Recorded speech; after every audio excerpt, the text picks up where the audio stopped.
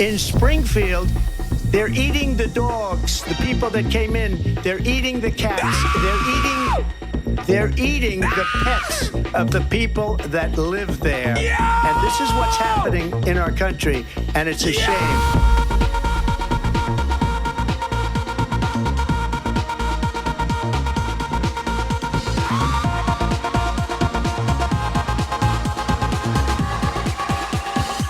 They're eating the dogs.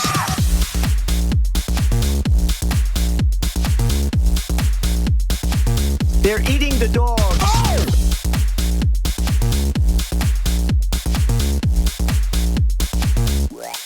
And this is what's happening. Dogs.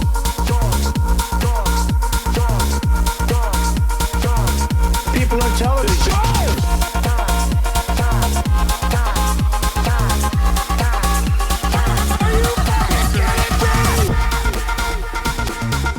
No credible reports of specific claims of pets being harmed, injured, or abused by individuals within the immigrant community. Well, I've seen people on television. Let me just say here, this is the people on television say my dog was taken and used for food. So maybe he said that, and maybe that's a good thing to say for a city manager. I'm not taking this from television. But the people on television say my dog was eaten by the people that went there. Again, the Springfield city manager says there's no evidence of that. They're eating the dogs.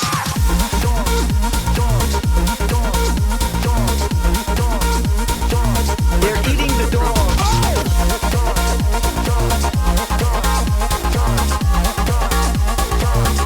And this is what's happening.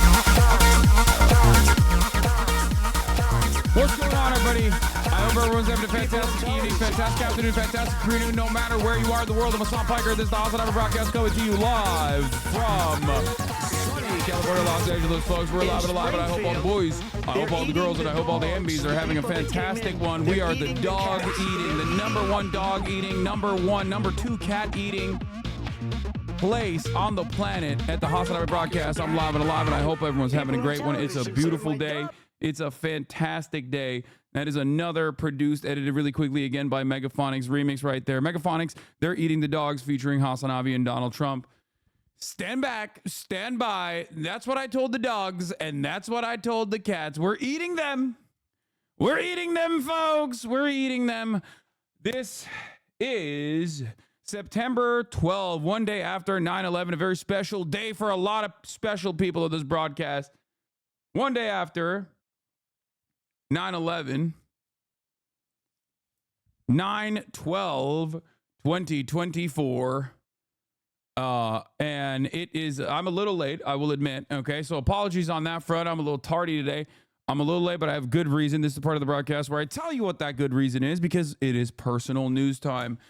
In between the time period where I press the stop streaming button and press the start streaming button, I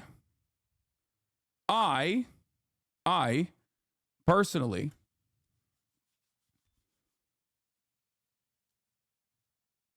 did a bunch of stuff. That's it. There's not really much going on though.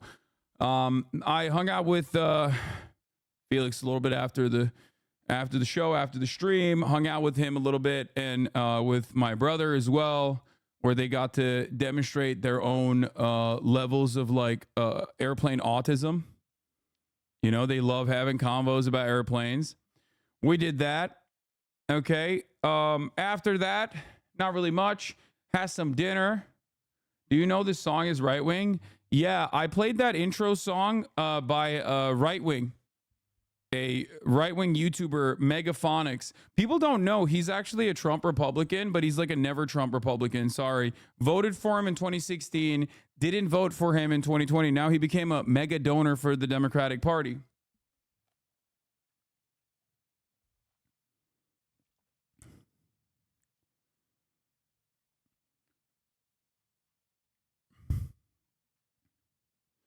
Another day, another woman thirsting after you on TikTok. That's crazy.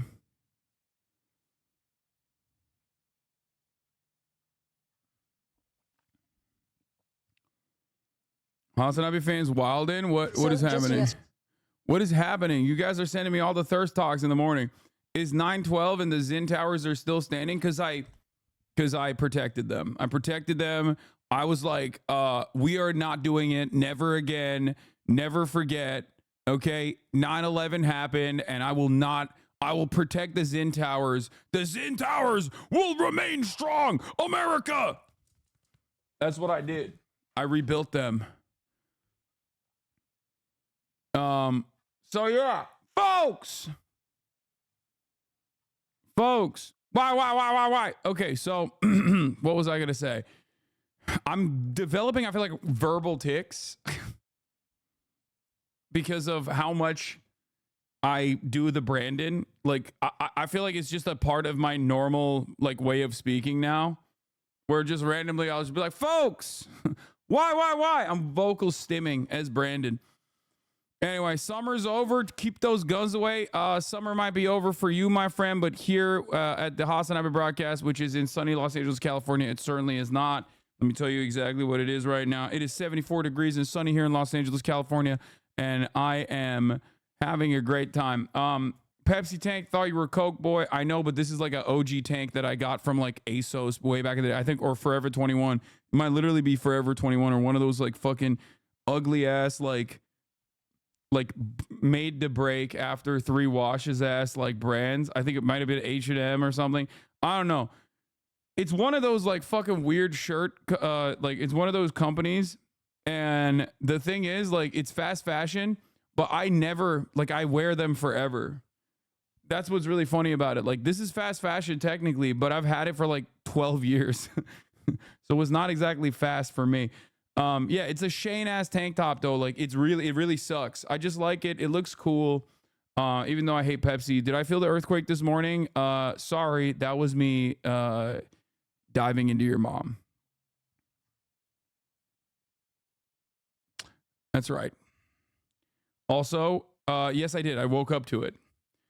But yeah, personal news wise, Asmongold reacted to that Tyler Oliveira vid and thought it was a good vid and told people to subscribe to him. Yeah, that's not surprising.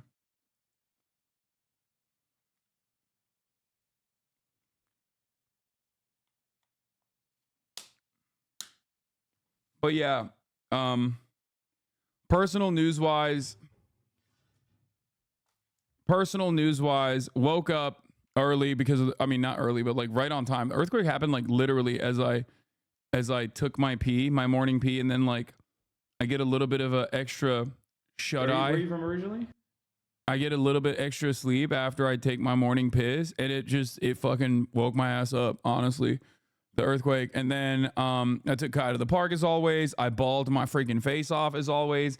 Lots of fucking, dude, I was shooting at like a 75% off contested threes. Like my 3-point percentage, my field goal percentage of the 3-pointer was like 75% today. I don't know what the fuck happened. There's this dude I 1v1 regularly, and he's like, he's my weight, but like shorter than me, like a lot shorter than me. But he's a really good shooter. And I just fucking cooked his ass today, and it was awesome. No pics, no proof. I mean, I usually film. If I film myself playing basketball, I usually never upload it. It's just for me.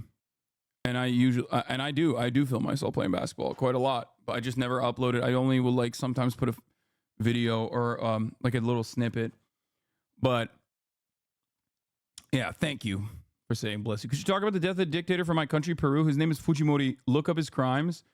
Yeah, rest in piss bozo. Okay, there you go. Very demure sneeze. Okay, thank you. Not much info yet, but someone set themselves on fire last night outside of the Israeli consulate in Boston. That's not surprising. Okay, we'll get to the news and stuff, but yeah, personal news-wise, that's what's going on in the world of Hasan Abi Piker. Okay. Does this count as winning over a hater or nah? I don't know. I don't know how to deal with this Benny Johnson shit, but it's pretty funny. Thoughts on Jason Tatum's chairman fit? Incredible. Jason Tatum is actually cool now. Okay? I'll say it. Jason Tatum, I forgive you for your crimes of being corny. I forgive you for the text messages. I forgive you for fucking posing. I forgive you for your celebrations, okay? I forgive you for everything, because that chairman mouth fit went so fucking hard. It made me actually reconsider Jason Tatum altogether. Maybe he is a good guy, because I think when you are invoking the spirit of Mao, right? On when you're prominently invoking the spirit of Mao, when you say let a thousand flowers bloom, like when you got the let a thousand flowers bloom fit prominently in display, I think you can't be a bad guy, you know? You can't. Yeah, my man was out there looking like Castro in fucking in Harlem, you know? Like he was just he had the Castro fit. I thought it was great.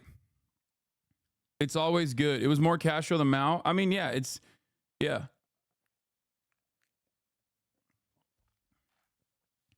Bro's a serial biter. Okay, but like if he's biting fucking Castro, then that's not a bad thing.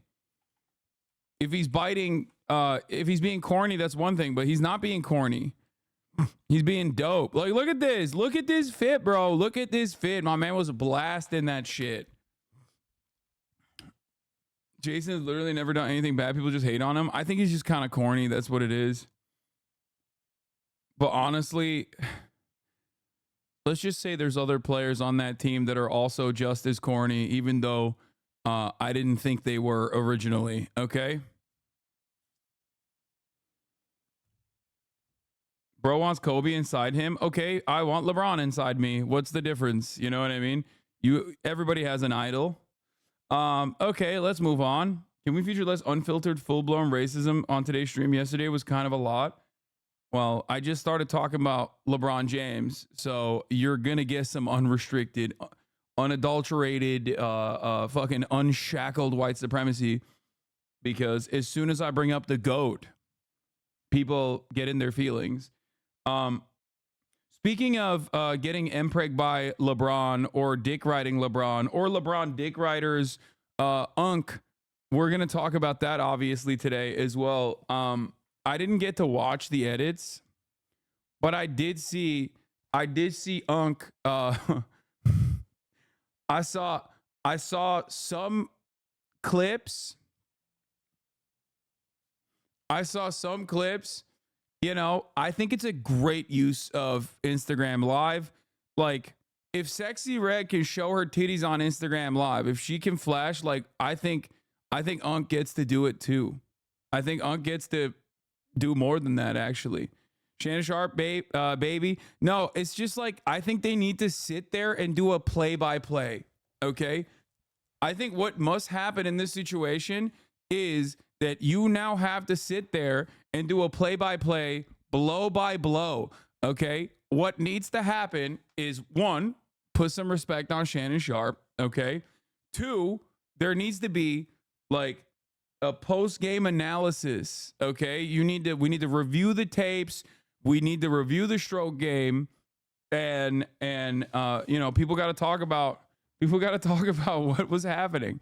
What was happening there? Okay, I hope I have that stamina when I'm 52. Have you seen him shirtless, bro? He is so sexy. I hope I look like that when I'm 52. Okay.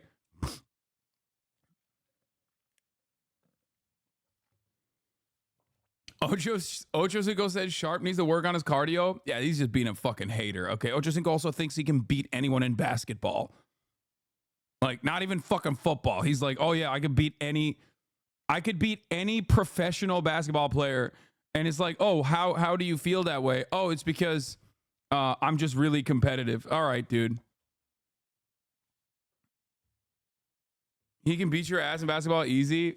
I mean, I'm not a professional. I've never played professionally. So yeah, he thinks he can beat fighters. He's just all ego, dude. Anyway.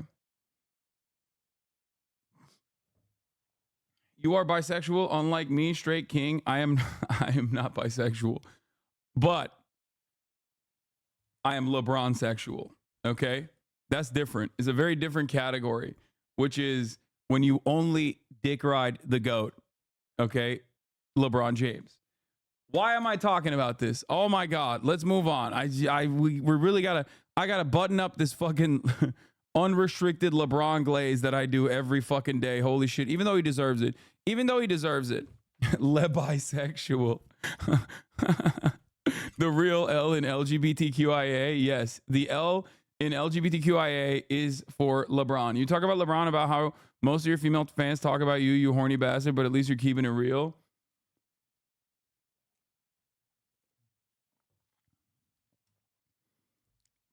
Okay. Yeah, all right. Well, let's just move on. Moving on. All right, here. This is the thirst talks y'all sent me. Come forward with some bosses, baby. She don't want no puppy. She want a big dog. Wash my clothes the other day. Found the Yeah, I'm shocked that there hasn't been an edit. There hasn't been a fucking edit of me with the she want a big dog. Cause I am the big dog. Like I am the big dog. I'm sorry for being unhinged yesterday. I just feel frustrated with the people I'm surrounded by. I live in one and two remotely purple countries that we're in cafe around town, get so many bad looks. Okay, communist Wyoming, you gotta stop. Okay, please. Like, there's a hella people that live in like super fucking red districts. They don't constantly yell about it in the chat. Okay, please. Oh my God, I made one fucking joke about Wyoming and you haven't let it go. Please, please. Okay, let's dial it back. I'm giving you the final verbal warning before I fucking clap you, okay? You got black girl TikTok in a chokehold? I doubt it. Do you have a plan to make Hasan Piker your boyfriend? You still do not have a plan. I have concepts of a plan. I'm not president right now. Jesus Christ. What the fuck is this? So just a yes or no, you still do. What is nephew doing? Speaking of nephew, look at this.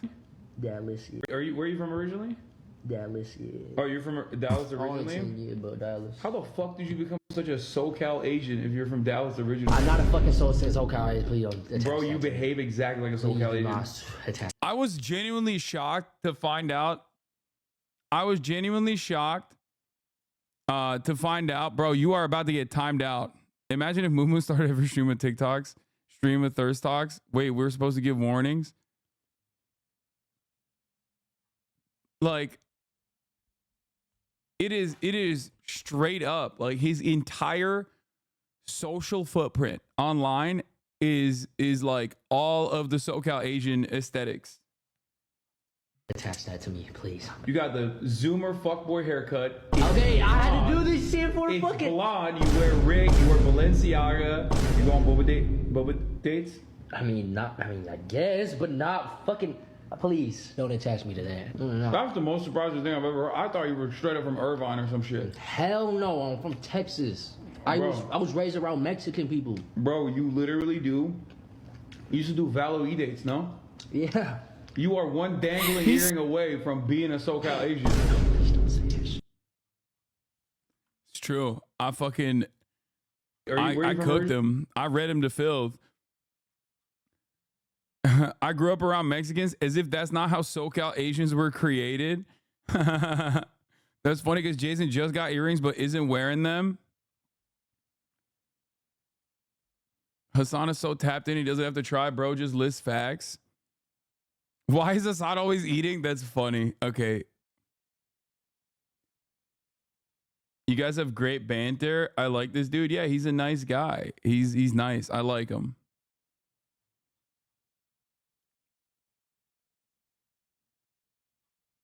Always eating.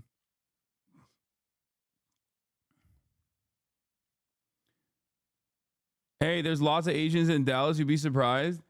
I've thought long and hard about this. I think it's because like if there's like an ethnic enclave in an area and it becomes like the majority minority, then all of the like third geners from that group become like white. Like they become they turn into like white kids. They become the prominent white group of wherever that is. So I think that's the major distinction between like Asians that live in like fucking Nebraska. You know what I mean? Because like you're literally the only Asian person in your class and people are constantly ripping into you. So you don't get to have the experiences of like being, I mean, it happens, I think. Like ultimately you could be, you know, depending on your clique or whatever, depending on what you do. But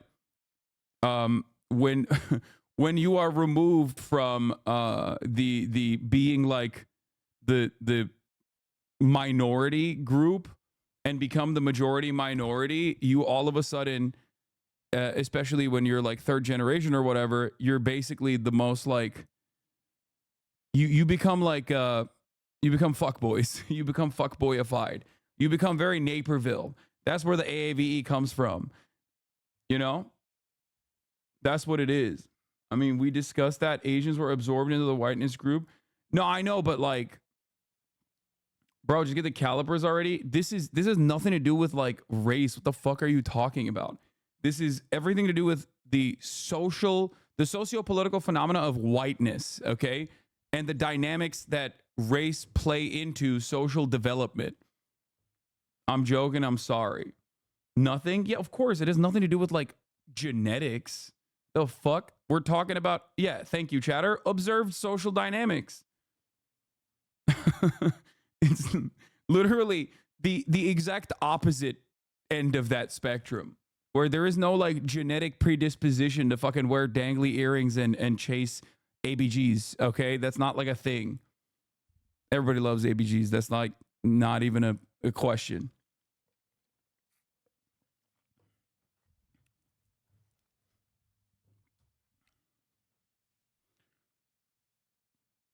You're saying that the enclave becomes an in-group in that small pocket, but it's not even a small pocket if you look at like Irvine and shit. Did you see that Bluebell ice cream is a product with the same name as a slur? Wait, really?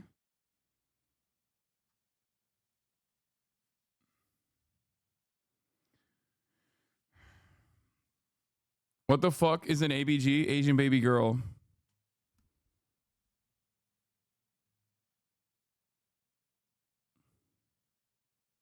I really hope ABG doesn't stand for Asian baby girl. It does. It does. Asian boba girl. Asian bad girl. Asian baby girl. Above 18, right? Yes. Asian basic girl. There's like a bunch of different. It's just West Coast shit. Anyway. All right. Let's move on. Asian baddie. That's what it means. Doing a meet and greet at TwitchCon? No, I am not. All-knowing boba goddess. Yeah, Kaya is the ultimate ABG, but she's not here right now. She's at the vet because she's fucking pseudo-pregnant again. Because anytime she is on her period, she just doesn't get off her goddamn period for an extended period of time, and then I have to take her to the goddamn vet. And yeah, pseudo pregnancy is a thing that happens where your body produces hormones as though you are pregnant. Did you hear they talk about the Cultural Revolution on the Talk to a podcast? Yeah, I thought that they were a little too critical, I think. Like, I get it. The Cultural Revolution obviously had some very glaringly obvious flaws. Specifically in terms of like I felt like they were too hyper focused on like perfecting decentralization. And I was shocked. I was genuinely shocked that she like the Talk to a Girl was like almost a too much of an anarchy in my opinion. And not even a dingus. No, a lot of people misunderstood. Her assessment on like post-Maoist reforms and the liberalization of the Chinese economy. Yeah, like people misunderstood what she was talking about. I don't think she is an ultra. She was mourning the Shining Path, the Shining Path guy dying, which was weird. She's got very different opinions on a lot of stuff. Okay. You would be shocked. That's why I knew I was a little worried that she was going to try to broach into my field, into my territory. But like, as an ultra, I think it's going to come across very off-putting to like political normies in general when she brings over, the Nelk boys and starts talking to them about how the Shining Path is actually the true anti-imperialist continuation of Marxist-Leninism in Peru. So, are you being for real? Yeah, dude. Yeah, the fucking Talk to a Girl is actually a fucking... What do you think? Shut up. I can't do anything in this fucking community, man. God damn. I'm too autistic to know this is a joke? What do you mean? How could that be real? Think. Yeah, Talk to Us said, JD Pond, permanent first world genocide, unlimited first world genocide. That's what she said. Fuck.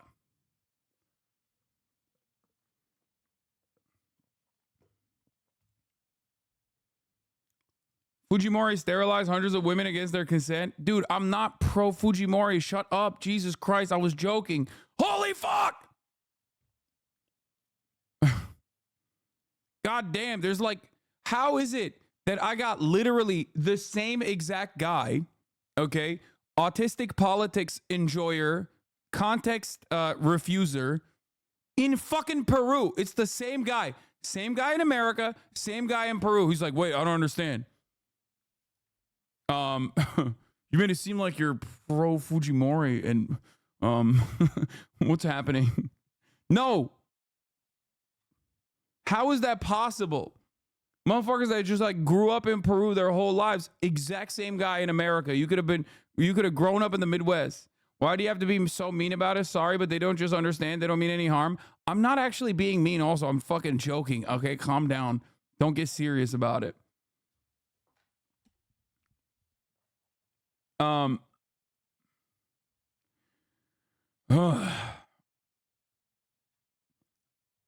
Is politics brain rot? Is universal and irreversible. All right, let's fucking blast off, goddammit. Okay. MAGA copium time.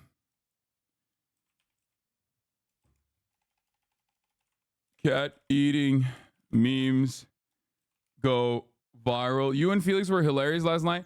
I think I realized that, like, just judging by the last 10 minutes, I think people probably don't understand anything. When Felix and I are just like bantering back and forth, people either don't understand a single fucking thing that we're saying, or they just take it super seriously, which is probably even scarier than not understanding a single thing that we're saying. Like, there's like probably fucking 10 people that are like, oh yeah, these guys are joking, and I get the references. I don't know.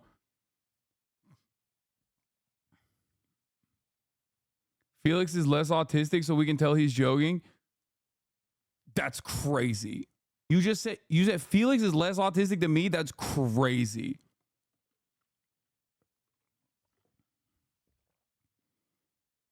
Macacopium time, eating memes go viral.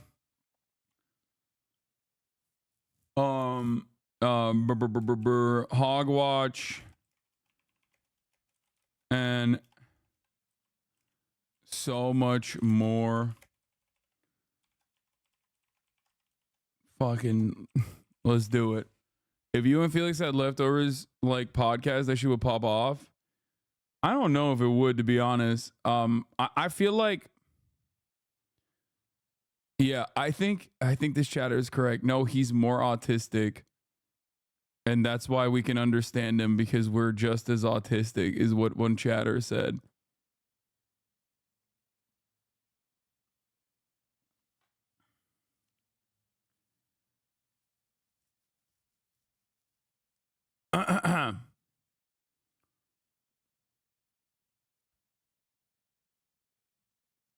Before you begin, have you seen the baby hippo? Yes.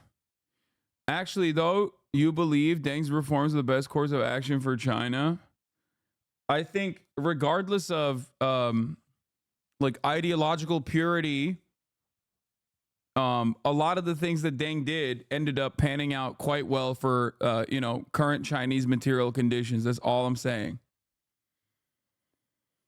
I don't know if I would consider myself to be a Dengist, but look at China now. Leftovers only worked the way it did because H3 already had the name recognition. I mean, yeah, I think like me and Felix having a podcast together would just, look at Chapo. Chapo was endlessly successful. I'm relatively successful myself. I think that's it. We've maxed out on the leftist memes.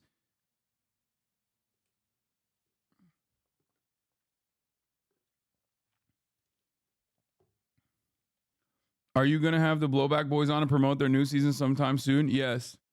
Why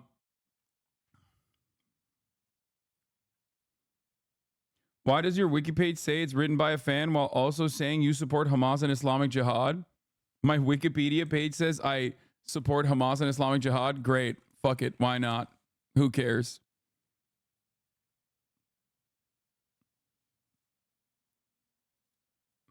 But yeah, Wikipedia, I think, ultimately gets a lot of...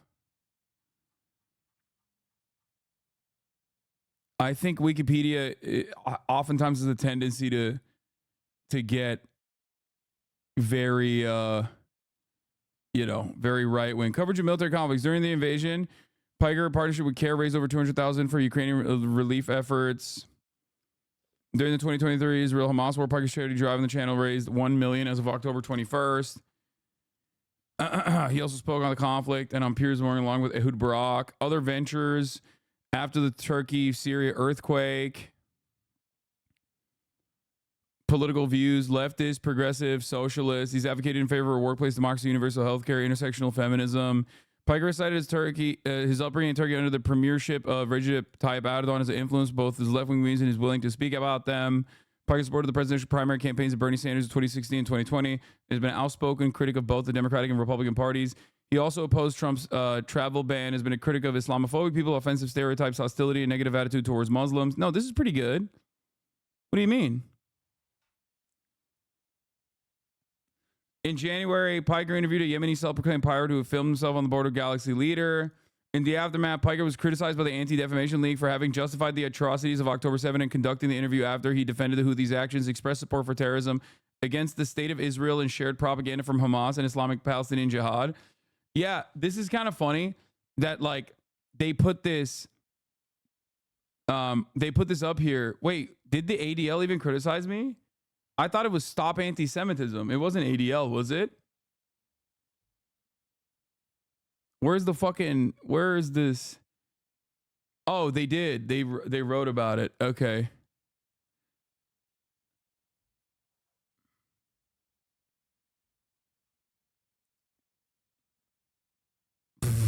In Piker, 2021 purchased a $2.7 million house in West Hollywood, California. That's crazy. God damn, I got hella awards. I didn't even fucking realize, bro. Look at this. God damn. How many fucking awards have I won at this point? God damn. 1, 2, 3, 4, 5. 5-time award-winning Hasan Abi broadcast. I didn't even know this shit was like that. Did you know this? I had no idea. I thought ADL was not a valid source to use on Wikipedia. Am I wrong? I thought Wikipedia was moving away from utilizing ADL as like a valid source. I like that every single thing here makes sense, and then they just like kind of added that. It's banned, Lamau. Yeah, why the fuck is that still on the page? From the industrially ravaged Gowanus Canal, the LA River, in the heartland of America, the 5-time award-winning Hasan Abi broadcast. Yeah, the Majority Report. Yeah, bro. Wikipedia defense editors deeming Anti-Defamation League unreliable on Gaza. Yeah, why the fuck is that still on there? Maybe they should take it off.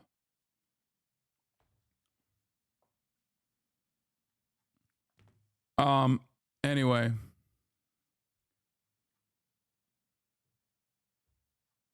Okay. But yeah, it just, I don't know where y'all came up with this shit, but do we have a blast off meme today or what?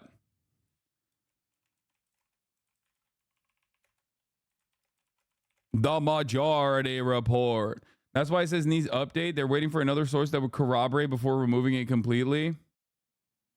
Yeah, I think people desperately try and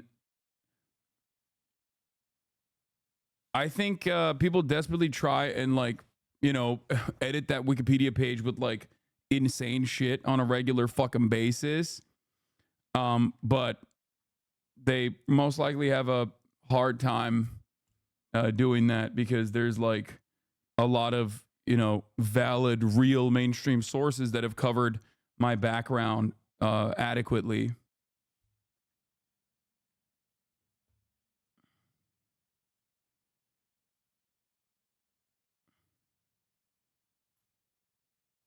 You know? Racist mad Caitlin Clark isn't also racist. That's so funny. I love that. 5 awards is not nothing. You're wrong. Okay, do we have a blast off meme or not, man? Do we have a blast off meme or not, chat? I feel like y'all are slacking, dude. I'll be honest. Okay. Hawk Tua. That's how I feel. Cute blast off GIF. I can't use GIFs. I can't download GIFs off of Twitter. Okay, we'll do, before we move on, I'm going to do the Hasan Abi guesser, the daily Hasan Abi guesser as well. Did the Zin Tower survive the earthquake? Clearly. Clearly, it did. As you can see. So wait, are you serious about the Hawk to a girl being a Shining Path supporter? Yes, bro. She literally did a fucking, she personally said that she was devastated by the death. Oh, shit. What am I doing? What the fuck?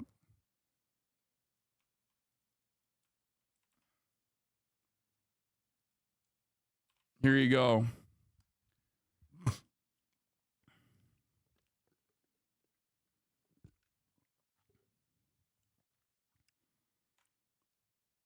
The start of the Hasan Abi Dailies arc. Let's go. Let's see what this is. People that are, listen to me.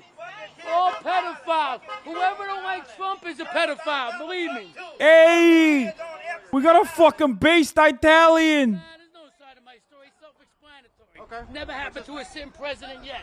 Okay. He fucking destroyed him in the marketplace of ideas over here. Hey! You want to live off of us? Free money, free housing, listen, free checks. Let us please, let the working man pay for you. Get the fuck out of here. Get the fuck out of here. Work for a fucking living and see what the fuck it is. Work for a living, having sex with monkey pop. Oh my God, what a king. What a king. He said, I'm walking here. Get the fuck out of here.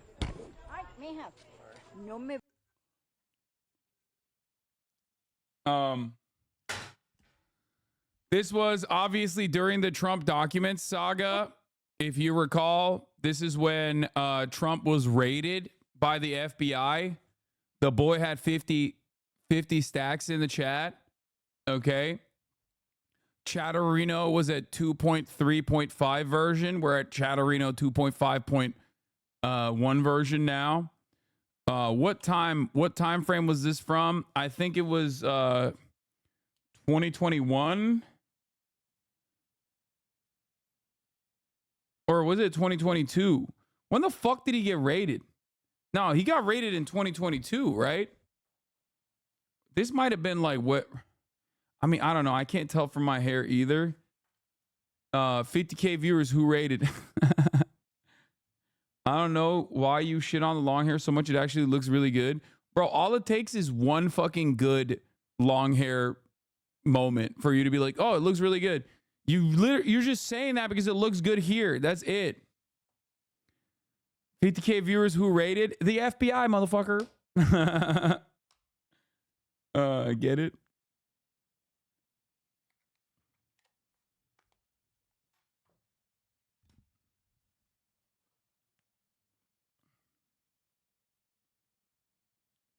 Long hair, good. Middle part, not good.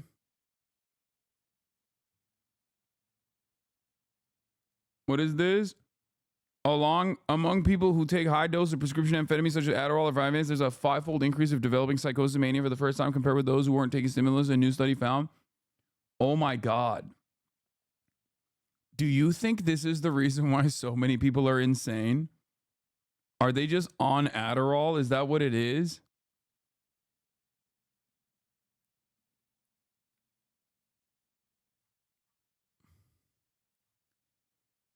Cutting your hair short and clean shave makes you look 10 years younger. Crazy how that works. I know. It works crazier than the fucking top of the hour ad break, which is not a great segue, but I have to run it because it's 12:04. Anyway, we're going to get to the news now, but before we do, all right, top of the hour ad break, and also I'm going to figure out the Hasan Abi daily here, my daily GeoGuessr. What time frame is this fucking clip from? I think it's from...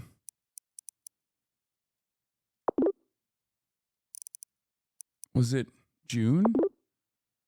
Wait. It says blue? Or, I mean, what blue? What the fuck?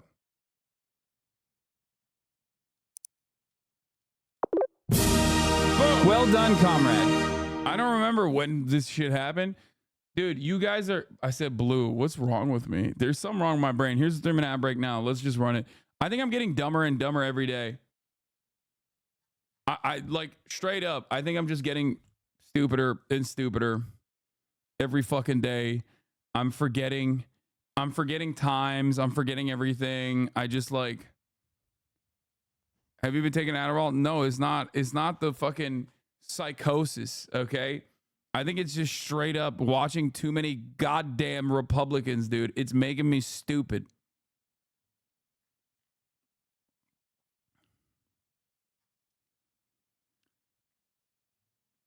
Did you see Marianne Williamson jumping on the Haitians are doing voodoo with Cash Train? It is the least surprising thing. Remember, I interviewed this woman who was running for president. That's all I'm going to say, okay? I should have collected all of the crazies in this election cycle, and I should have done an RFK Jr. one too, and I never ended up doing it.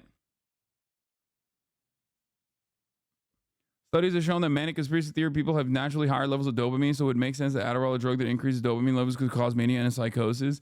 Yeah, I don't think any of those motherfuckers are on Adderall. I think they're on meth, dog. I'm going to be honest with you.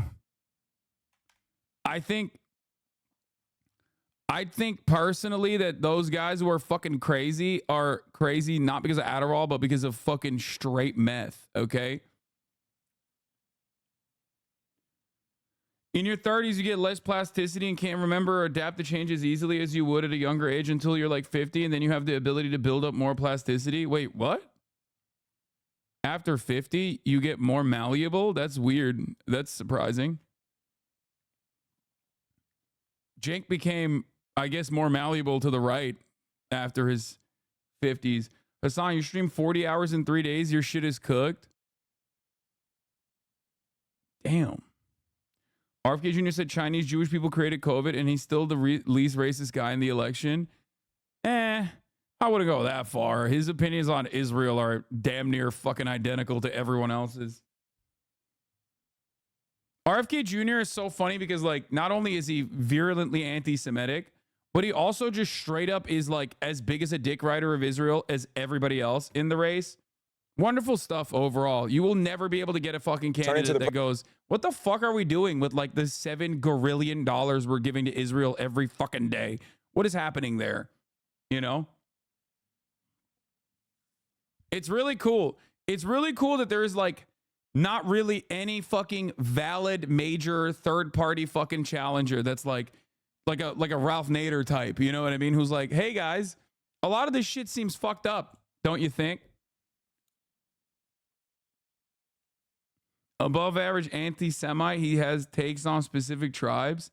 Yeah, that's how you know he's more anti-Semitic, because he singled out the Ashkenazi Jews, bro. That's like, it's like the fucking Groypers with their obsession with the Talmud. It's like, most American Jews don't even fucking know what you're talking about. And these motherfuckers are like, I read the Talmud. It's like, what are you? Are you a fucking rabbi? Why did you read the Talmud? What's wrong with you? You know what I mean? It's like the fucking Islamophobes who are like, oh, did you see this surah in the Quran? It says, like, you know, the Prophet Muhammad did the pedophilia and loved it or whatever. And it's like, dude, what are you talking about? Like, shut the fuck up. It's the dudes that do, like, advanced lore to be more transphobic, for example. They, like, learn everything about trans existence so they can, like, manipulate it to their transphobic advantages. It's like the weirdos who are super Islamophobic that then, like, learn all the wrong things about Islam just so they can make a better, more coherent fucking argument about how Muslims are somehow unique in terms of how they operate. Don't you do the same thing to right-wingers? Yes, I do. That is why I am so fucking tapped in. That's exactly what it is. Yes. I know my enemy, okay? My enemy are fascists. My enemy are right-wingers. So yes, you are absolutely correct. Yeah. I have no issue with that. Yes. Do you? Do you consider my enemies to not be valid targets? Do you not also consider them to be enemies of mankind? I do. I'm not like Tim Pool. I don't personally think like Ukraine is the enemy of America. I think right-wingers are the enemy of America and the world. Some of them are also liberals. The presidential election, the candidate stepped away from the campaign trail yesterday to honor the nearly 3,000 people who died in the 9/11 attacks. The nominees shook hands at the event with President Biden at Ground Zero in New York. This morning, the Democrats say they are starting an aggressive new push. Nancy Cortez is covering the Harris campaign in Charlotte. I'm assuming you mean the extreme right-leaning ones and not the ones leaning towards the middle. I mean, the ones leaning towards the middle are Democrats, and I hate them too. So I guess ones leaning towards the middle, I consider to be an enemy of progress. If you are an enemy of progress, you are an enemy of mine. If you're an enemy of standing in the face of improving the material conditions of people all around the world, uplifting workers, then you are my enemy. Okay, that's it. Nancy, good morning. Nate, good morning to you. And they're actually using that phrase, aggressive new phase, to describe what she's embarking on now. They say that now that the debate is behind her, the convention is behind her, she can really step up the pace of campaigning. And so she's going to be doing 2 rallies here in North Carolina today, one here in Charlotte. Is Democrat middle seems like they're the same party? I mean, they're pretty close. At least in the way they message, they are desperately trying to be like, no, we love the Republican Party. We are the Republican Party. And then in Greensboro, and then she's headed to Pennsylvania tomorrow. They say that they are going to work to capitalize on what they view as major momentum coming out of the debate on Tuesday night. In fact, the campaign says that it's going to be releasing a slew of new ads featuring clips from the debate, with the first one being released today. And now the question is, will they debate again? In a couple of interviews yesterday, former President Trump said he's not inclined potentially to debate again, since in his view, he won the first debate. But as you know, Harris has been... Yes, I am working class Yankee adjacent Canadian, but I can't see how it would be politically advantageous for Harris to cede the middle ground to Republicans by moving left. She may pick up some voters by changing her Palestine policy, but I believe that it is too risky to make a drastic change when the election is tight. Nor do I think Stein is capable of winning or governing. In a first past the post election, it doesn't seem wise.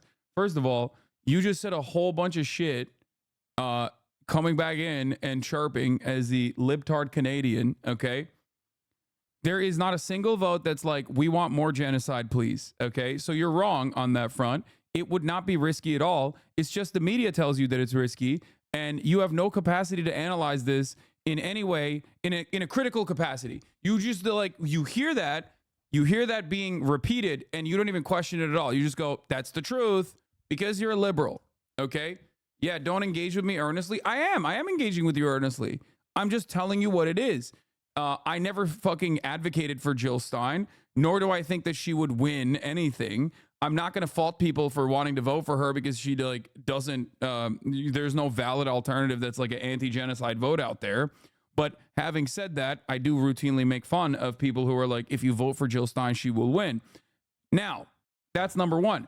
Number two, okay? Harris is not ceding middle ground to the Republicans by moving left. That's not a real thing, okay? Harris is currently simply working against her best interests. Kamala Harris has a lot of votes that she could pick up by addressing the real hurt and the real harm that a lot of people have experienced. Now, she's not necessarily charismatic enough to launch a bold campaign regardless, but at least like a couple solid policies here and there that poll very well would genuinely improve her, the way that people look at her. Okay, she's a blank slate. She could use this blank slate, especially at a time when people were tired of Joe Biden, not just because he was old, but also because like they were tired of establishment Democratic Party policies all the way back in 2016. And that problem still exists for a lot of people that are non-voters. She could pick up those people. She could pick up those people by being like, I see you, I hear you, this is what hurts for you, and I'm going to fucking fix that shit. All right? Instead, she forgot why she was popular to begin with. She forgot why people were excited for her to begin with, and is just trying to make sure that this is as close a race as possible. It's fine. That's what it is. The average middle class is already iffy. No, dude. And by the way, yes, you are a libtard because you say libtard ass shit. Like, the average middle class is already iffy, okay?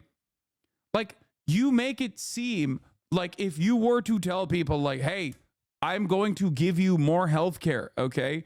Like if you make policies like we're going to expand Medicare, okay? We're going to expand Medicare. We're going to lower the eligibility age to like 55. It's the most popular welfare program in the fucking country. It's the most popular government program in the United States of America.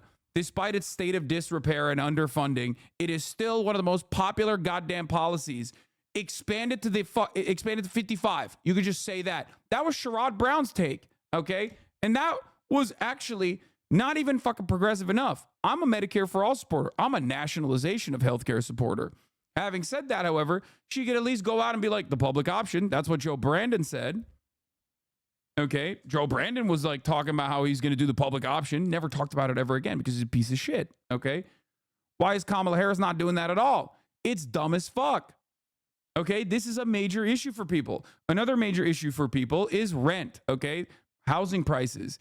You're not going to fucking solve housing. Yes, you voted for NDP when you lived in Edmonton. You're a libtard. Okay, NDP is also libtarded. Shut up. And I say this as someone who literally fucking promoted and played Among Us with Jugmeat, okay? Shut up.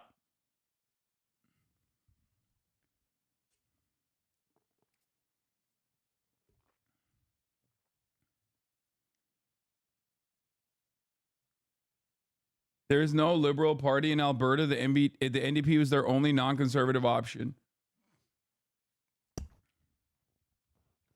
Do you think the NBC fact checker was extremely biased during the debates? You mean the ABC fact checkers? No, they weren't. The only biases that they had was that they were biased towards the fucking truth and doing their goddamn job. And I think because Americans have completely forgotten that, like, you know, normal adults don't say stuff like Trump on a regular fucking basis, especially when they're like running for a powerful position. that they were shocked that like the media for once did their goddamn fucking jobs, dude. Are you kidding me?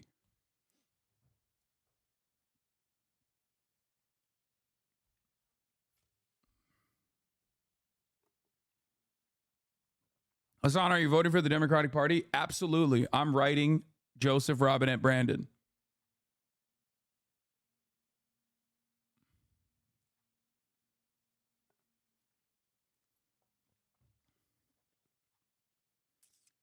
I mean, they were biased. Yes, they were biased towards U.S. imperialism. That's what they were biased towards. But that's, you know, that's expected.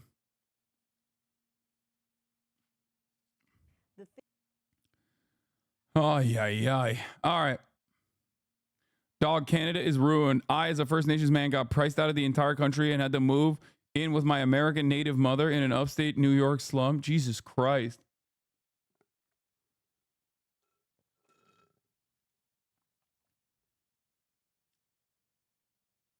Donald has completely lost it. Yeah, they're really going on this.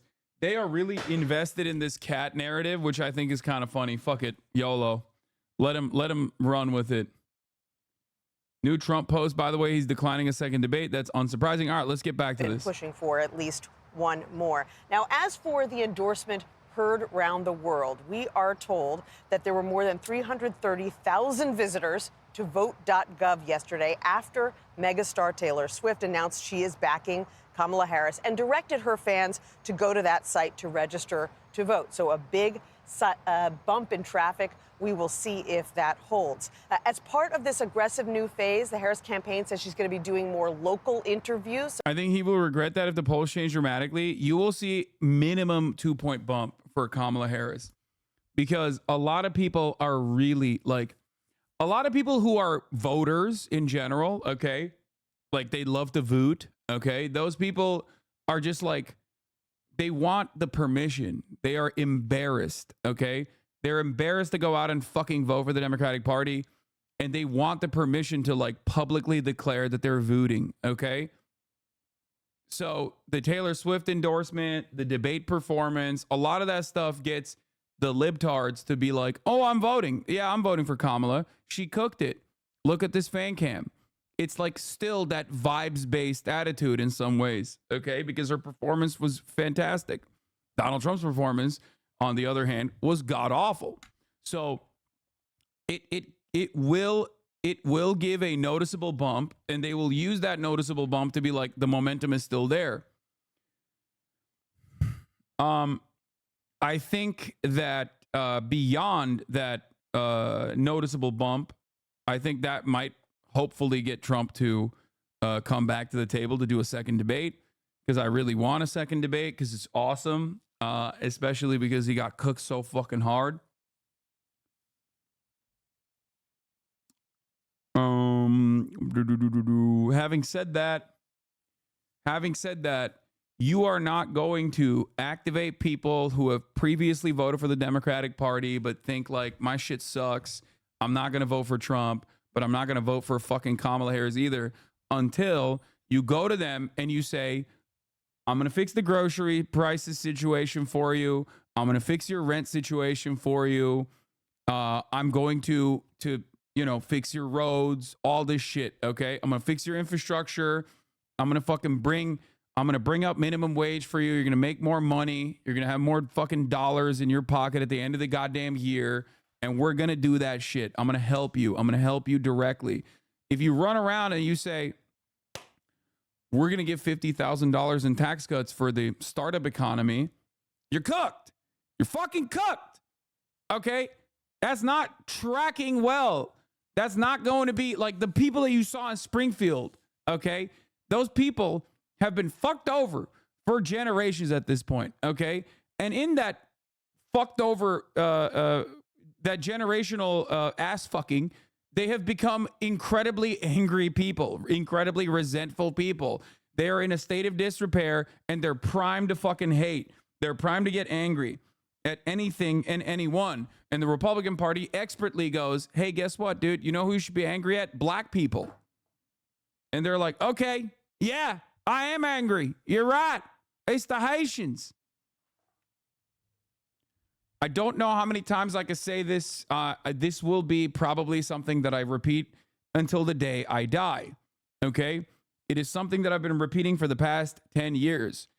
Economic instability, economic volatility creates an environment, especially caused by austerity and wealth inequality, creates an environment for people to become more and more reactionary, especially when one side is saying, you are angry and you're right to be angry, and it's actually the homosexuals and the Jews and the black people that are responsible for your shitty situation. Meanwhile, they just rob you fucking blind. They run your pockets like the little bitch that you are, okay?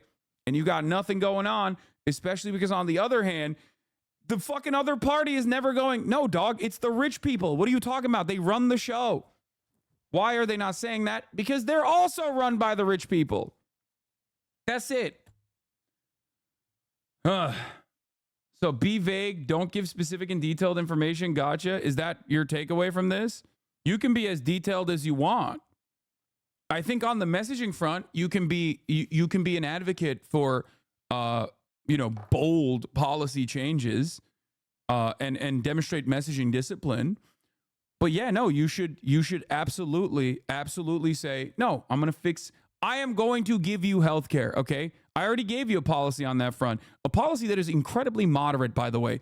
Expanding Medicare coverage to lowering Medicare eligibility to 55 is literally the most almost idiotically fucking bare minimum thing you can do. It's a gimme. It's a literal gimme. It polls at like 70% historically.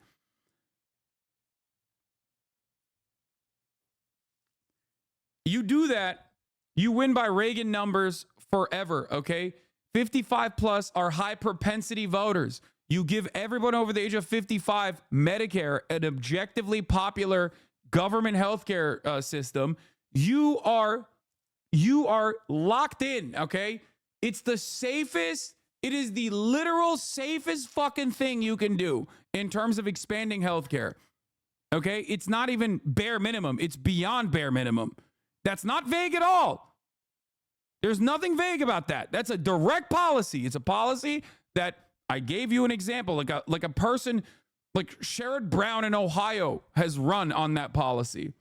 Okay?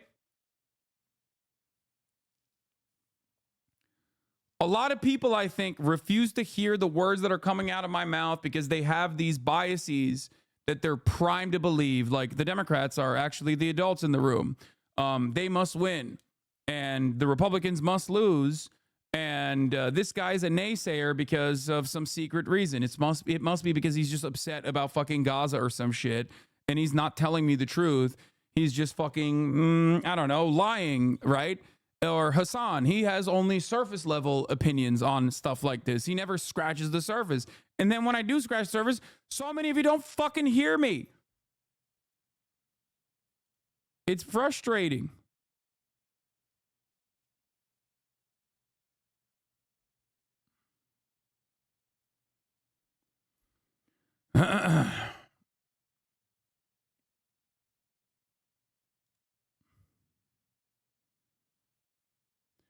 Trump makes people I care about afraid. Immigrants, Muslims, etc. Because of this, I find him reprehensible. God wants better of us. 2016.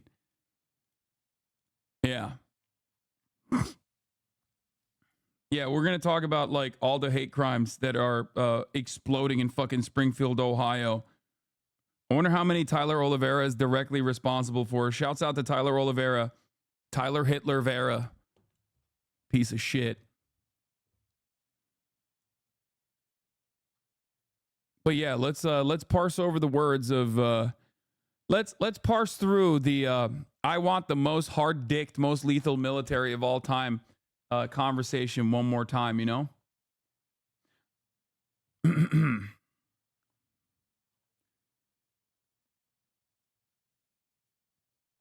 I understand posturing pressure, but the ballot box seems like a simple trolley problem. A conservative federal boot makes local and state progress even more difficult. I know. This is not...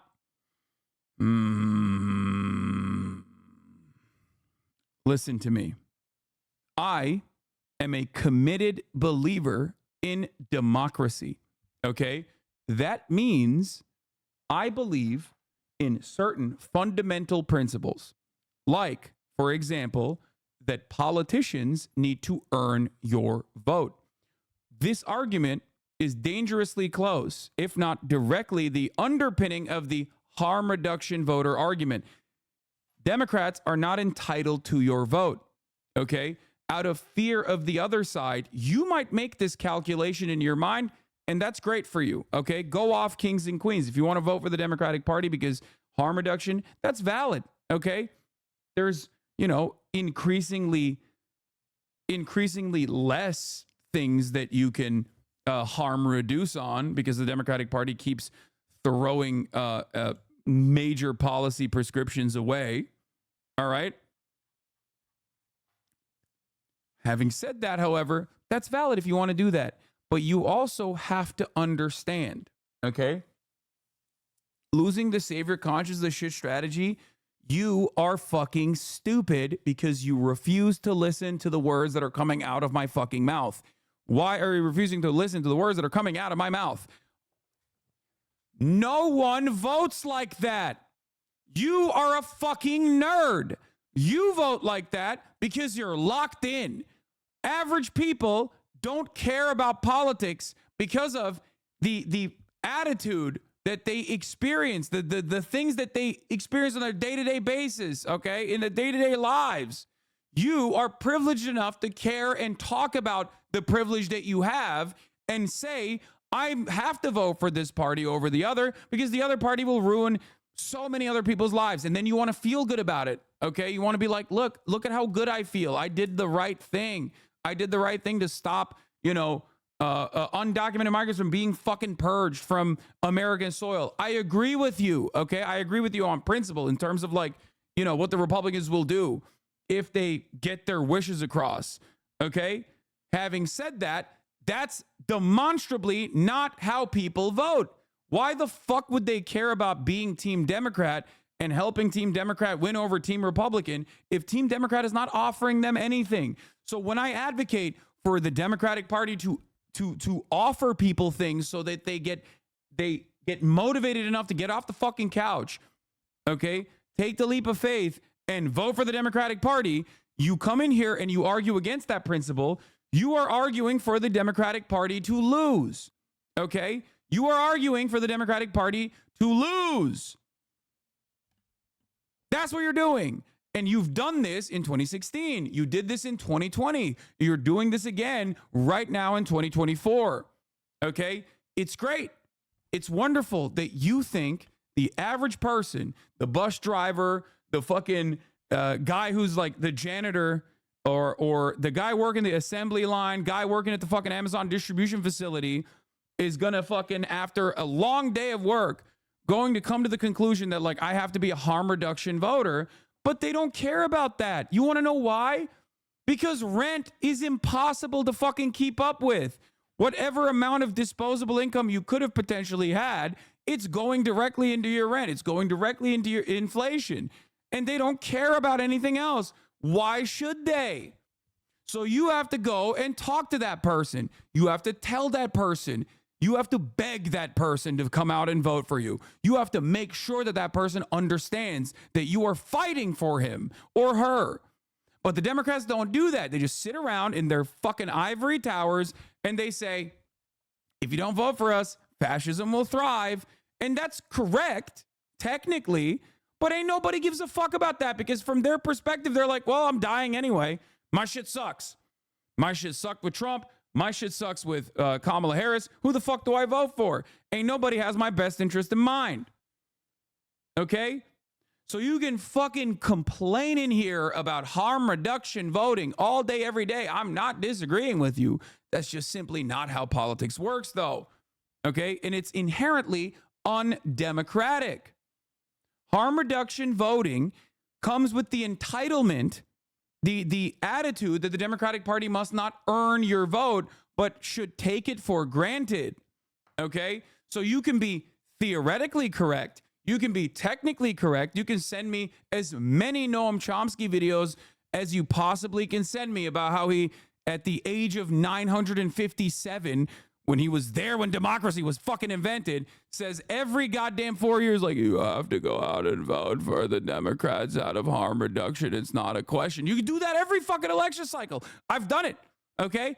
I've seen it. I've seen it every election cycle that I've covered professionally, okay, since 2016.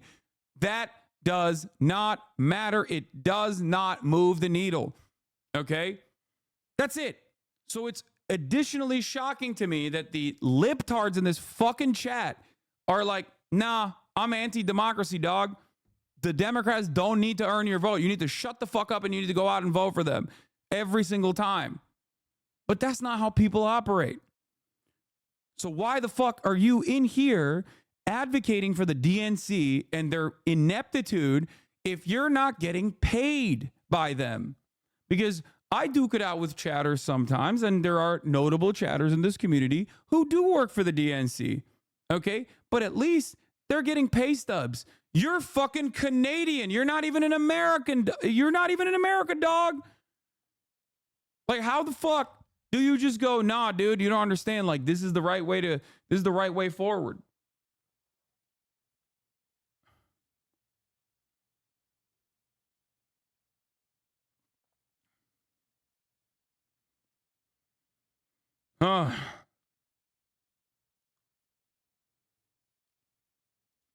I've been yelling for months about how the Democratic incompetence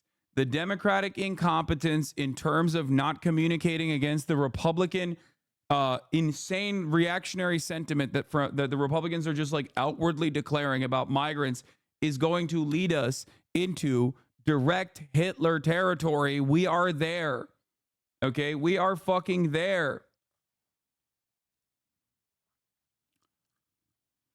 Times may change, but the tango is to keep requiring partisanship is revolting. What? And it'll be our downfall if not more. Realize and organize. Use the same scare tactics they use on us, on them. What does that mean? What is this? And then the Republicans come back into power and they do Hitlerian policy only to have the Democrats use said Hitlerian policies to their advantage to fucking fundraise and win another election and then not do anything about it. Okay? That's the problem. And that's precisely what the Democrats did with abortion. They waited and waited, and the Republicans kept fucking needling on the issue of abortion. They used the fucking Supreme Court of the United States to take away that right, and the Democrats fundraised off of it. What good is that? What good is that for the fucking red state teenager who is a victim of rape, who can't who can't go and get this medical procedure? What good is that for that person? She's just a talking point. It's disgusting.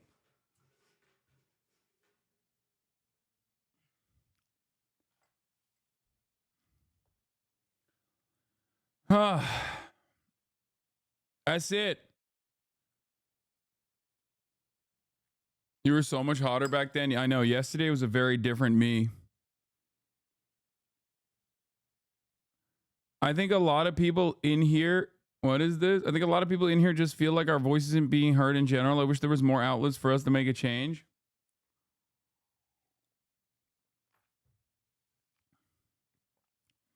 The right also think that voting for Trump to reduce the harm by not letting the left win. Dude, no the fuck they are not. Maybe you're talking about like straight up Nazis on the right, but abso-fucking-lutely not.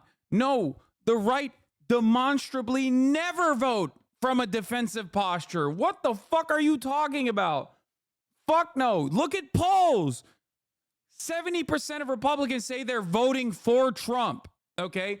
As opposed to around 60 to 70% of Democrats routinely saying they're voting against the Republican, okay? Against Trump. Look at the goddamn polls. They say it. People say it. You think it. That's the funniest part. Because this is a relatively independent, relatively progressive space in comparison to many other outlets online. So you obviously must feel that the party doesn't fully represent your best interests. And even then, you are advocating for the position of someone else, someone that you have read about on MSN or read about on New York Times or read or seen on MSNBC coverages, and you have like built up in your mind that there is this mythical guy out there. I don't like what the Democrats are doing. I don't like what the Democrats are doing, but there's some other guy out there that really does, and that guy's going to vote. That's literally what you fucking operate on. If you're in here, that means you probably don't like it. That means you probably want more from the Democratic Party. I don't think I have a single goddamn person in here that in their minds thinks like, oh no, the Democrats are doing everything that I want.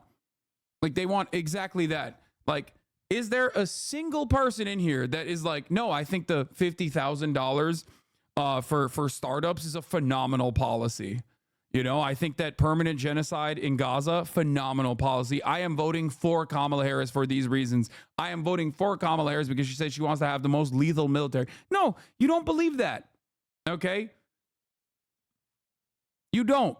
That's why you always do this wishy-washy shit where you're like, well, I don't really like it, but there's someone out there that must like it. Obviously, these guys are the adults. Like, I'm sure if they calculated this decision, there's got to be some mythical guy out there who really likes it. And then you don't even, you're also shackled by your own lack of imagination. What do I mean by this? Like, you don't even imagine a guy that fits that dynamic.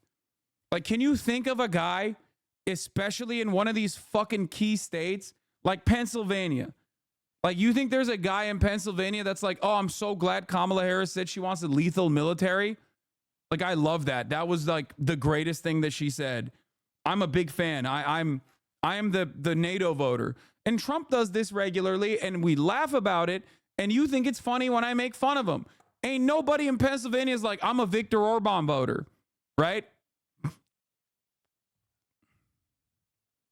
Nobody's that guy.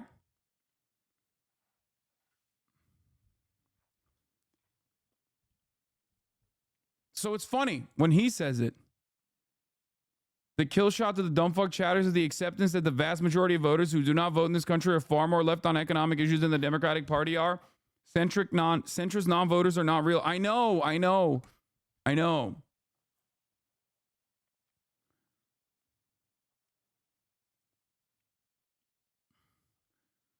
Wait, don't get mad, but why is $50,000 for startups bad? Because it's not a winning fucking strategy, okay? $50,000 in tax cuts for new startups is just fucking silly as shit. Like, it's a silly ass thing to try to win these supposedly much more conservative voters in these swing states. You know? It is a good policy if you want to fucking make childcare more affordable and you want to expand child tax credits. And that kind of still sucks because it's not like a direct cash infusion, right? I wish it was. Like, it just is unnecessarily complicated, but fuck it. Like, that's fine. I'm happy with that. Say that, okay? Run with that over and over again.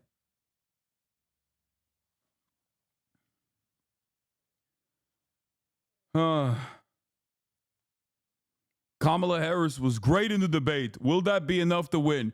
Bernie thinks that he can just like go on MSNBC and be like, I love Dick Cheney saying Kamala Harris is the best. And then he writes this article thinking that a single one of Kamala's like top advisors, most of them are just like, you know, Joseph Robinette Brandon workers, like Joseph Brandon people, are going to take him seriously. They are not. I think Bernard would have had more fucking play if he ran for president.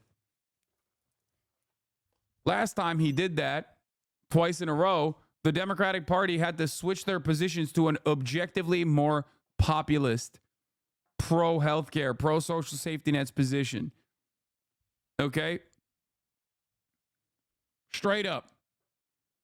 I think he would literally do better if he was just like more active and I don't know, if he was more of a threat, I guess.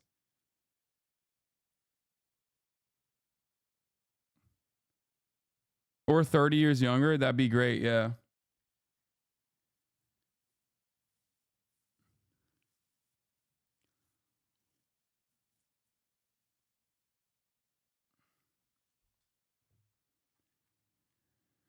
It's important that Kamala Harris continues to define and expose Trump, but it might not be enough to secure a victory. No, this argument is the same argument that I make all the fucking time, dude. That's it. The American people want change. That's what Harris must deliver. He needs to fucking, he's saying, stick to policies. Tell people what you're going to give them. That is like the most basic, that's politics 101, okay? In a theoretical Western democracy, that's politics 101.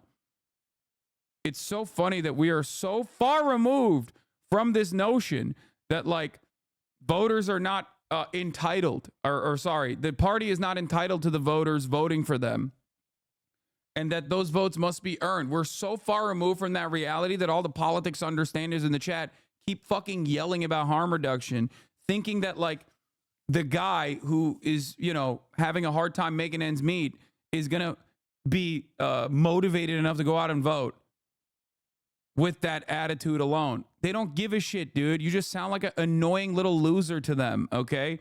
And I give a shit, and you sound like an annoying little loser to me. So you're not really doing anything. Do you get it? Please stop. Like, you're correct. It's great. I love how correct you are, okay? I love how correct you are.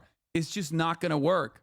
Because if that worked, Hillary Clinton would have been the fucking president in 2016. And I'm not, Kamala earned my vote by not being Trump law, sorry. I'm not, no. Do not misunderstand me. If you want to go out and vote for Kamala Harris, if you're on the Mamala train, that's great, okay? But that's not what we're talking about right now. Do you understand what I'm saying?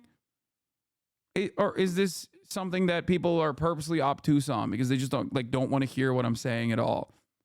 Because we're not talking about you. I'm not talking to you, okay? This isn't about you at all. If you've made up your mind, that's great. Fantastic, okay? Phenomenal. But if we're talking about strategy, how to get people who are not going to vote for Kamala Harris to go out and vote for Kamala Harris, they have to do certain things.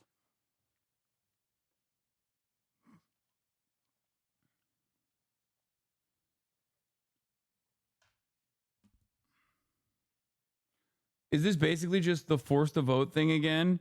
I feel like this was when, no, I was not for forced to vote. What the fuck are you talking about? This is just like basic fucking electoral politics. This is me putting on my staffer, my analyst hat on to just be like, these are the things that she needs to do. And I use vague terminology for people to understand.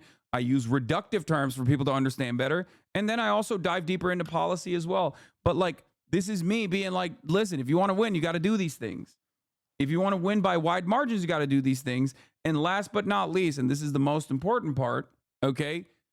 It's good for the country, okay? It's good for the country. True leadership requires you to demonstrate moral courage, okay? Instead of just sitting around and being like, team sports sweaty. That's why, and I'll say this over and over again. That is why a lot of the other content creators that might tell you the things you want to hear in terms of like the Democrats are the best and the Republicans are meanie bobinis, and that's true. Okay, well, the second part is like those people are so often wrong. Do you think that I'd like have the gift of prophecy or some shit? No. I think I'm not as radical as what my haters claim I am, especially when we're talking about the election, right?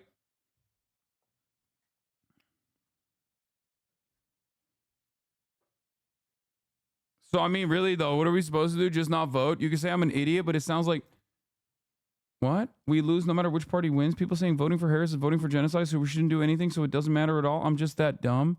I don't know if I'm just that dumb. See, this is the problem. Dude, I never said any of these things. Like, I don't understand where you're coming from. Like, you are upset about, I don't know, what you've seen on Twitter, and that's hurt your feelings. Okay? So now you come in here with those feelings, and you just say, you're fucking calling me dumb for wanting to vote for Kamala Harris for harm reduction. It's like I'm not saying anything. I'm like, go ahead, you know, have fun. Have fun. Vote for Kamala Harris. Vote for Kamala Harris illegally, okay? That's not what this conversation is about. Okay? And I will never tell you not to vote in general. I think that voting is good. Like, Noam Chomsky is right when he says it's the least significant, most consequential thing you can do. He's right.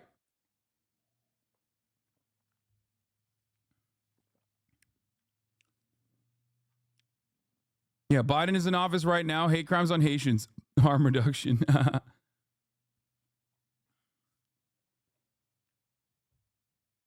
I feel like this annoyance comes from people's brains short-circuiting during election years where everything you say is heard as being declarative of what you should do. And they just don't listen to descriptive statements like if politicians say X, voters will do Y, which is interpreted as if politicians say X, voters should do Y. Yeah, there's a little bit of that for sure. Okay, there's definitely a little bit of that. I think people firmly commit themselves to a specific camp. And for a lot of people in this community who are progressively minded people, harm reduction makes logical sense because it does, right? They don't recognize that, especially if they've only like been interested in politics for like the last 2 cycles, let's say, they still haven't developed this this understanding that like it kind of seems like the things that the Democratic Party is harm reducing on are just getting smaller and smaller. And the window of harm reduction is getting shorter and shorter as well. Like, I'll admit, it was shocking to even me, a person who has been very interested in the nerdiest ways possible in American politics for quite some time, who's been doing this professionally for 10 years. I was shocked at how fast the Democratic Party went from, we're running against Donald Trump's immigration policies. If you don't vote for us, you want kids in cages, to, we want to actually do Donald Trump's immigration policies just 4 years prior. That was shocking. To summarize, your point isn't that harm reduction is wrong, but that it doesn't convince undecided voters at all. Exactly. But the problem is, because a lot of politics understanders in air quotes, are really, really invested in this political process. And that political process is basically just team sports. It devolves specifically into team sports. They are watching MSNBC and they're hearing harm reduction. And that's the only thing they can think about in terms of like motivating people. And that shit doesn't work. It's fucking annoying. You would never sell a product. If you've ever been in a sales position, or if you've ever been or a marketing position, if you've ever been approached by someone who does sales, right? If you haven't personally done it, this kind of like woke scolding is genuinely annoying. Like, can you imagine? Can you imagine someone trying to fucking sell you something by being like, if you don't fucking buy this product, the other product is going to be successful and it's going to kill people? You'd be like, what the fuck are you talking about?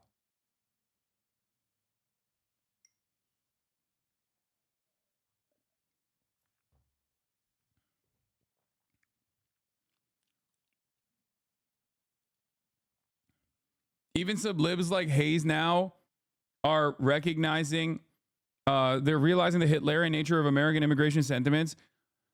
It's partly ludicrous and partly funny. By the blood libel being stoked against immigrants is genuinely dangerous and disgusting. They have no shame, but they should be ashamed. And if they're religious, they should repent and ask God for forgiveness. All the same disgusting bullshit was said about Jews before pogroms and immigrants before lynching and riots. They said it about it. Yeah, Chris Hayes is a Hasan Abi head, but he seemingly hasn't been watching a lot of my latest coverage because I've been fucking screaming about this for a while.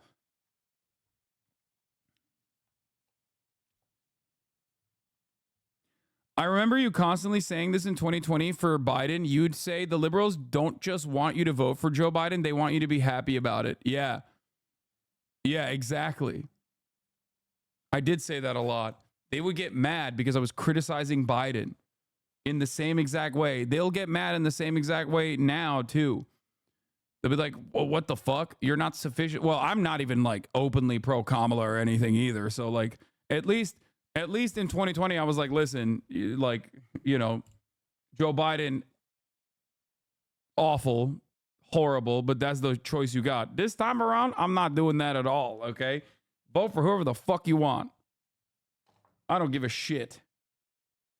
Sorry.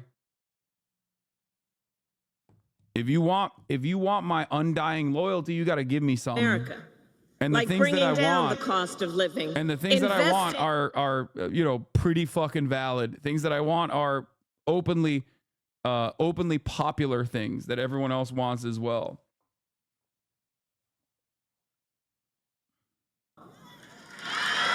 But that's not what we heard from Donald Trump. Instead, it was the same old show. That same tired playbook that we've heard for years, with no plans for how he would address the needs of the American people, because you know it's all about him, it's not about you. Well, folks, I said it then, I say it now. It's time to turn the page. Turn that page. Turn that page.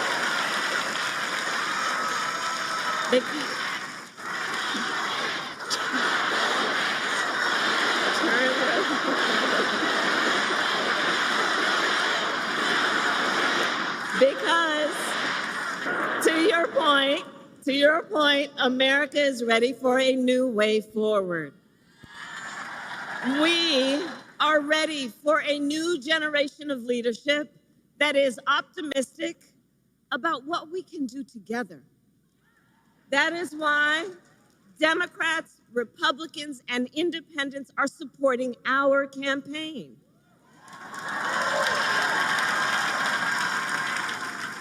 Over 200 people who worked for President George H.W. Bush, President George W. Bush, John McCain, and Mitt Romney have endorsed me for president.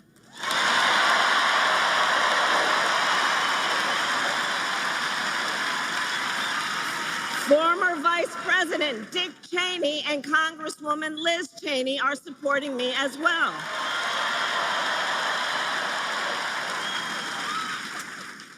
Because like, I get why she's saying this, because she's in fucking North Carolina. Okay? I get why she's saying this. She's in North Carolina. But that's like an ad, okay? That's an ad that you run in very specific suburbs. That's not what you come out of the gate swinging. Look at all the young black men behind you and young black women behind you. Look at all the young people behind you. They don't give a fuck about Dick Cheney. They're just clapping because you're saying that. Okay? I get why you would make this argument in North Carolina, make no mistake. But like, that's not what you come out with, you know? That's not your like immediate posture, okay? With affordable child care, paid leave, and affordable health care. A future where we build what I call an opportunity economy, so every American has an opportunity to own a home, to build wealth, to start a business.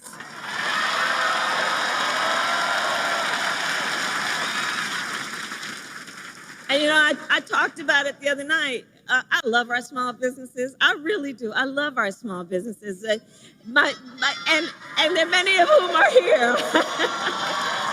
And the thing about our small businesses is they are, you know, so first of all, my mother. Chatters, what do you think is a larger number, okay? Regular workers or small business owners in this fucking country? Okay? Serious question. What number is larger? People who own small businesses or people who work in fucking retail? People who own small businesses or people who work at fast food restaurants? People who own small businesses or people who fucking are delivery drivers? Who do you think? What is the larger number? Okay? $1,000 tax deduction to start up small businesses.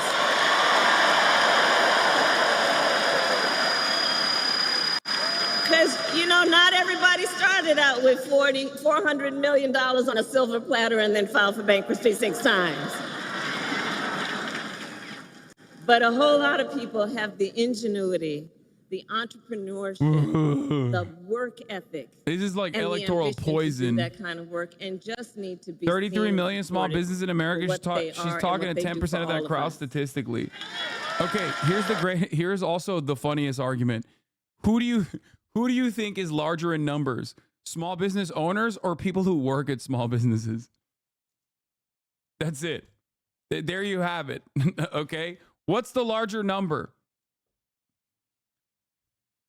Guy who owns a small business or guy who works at a small business?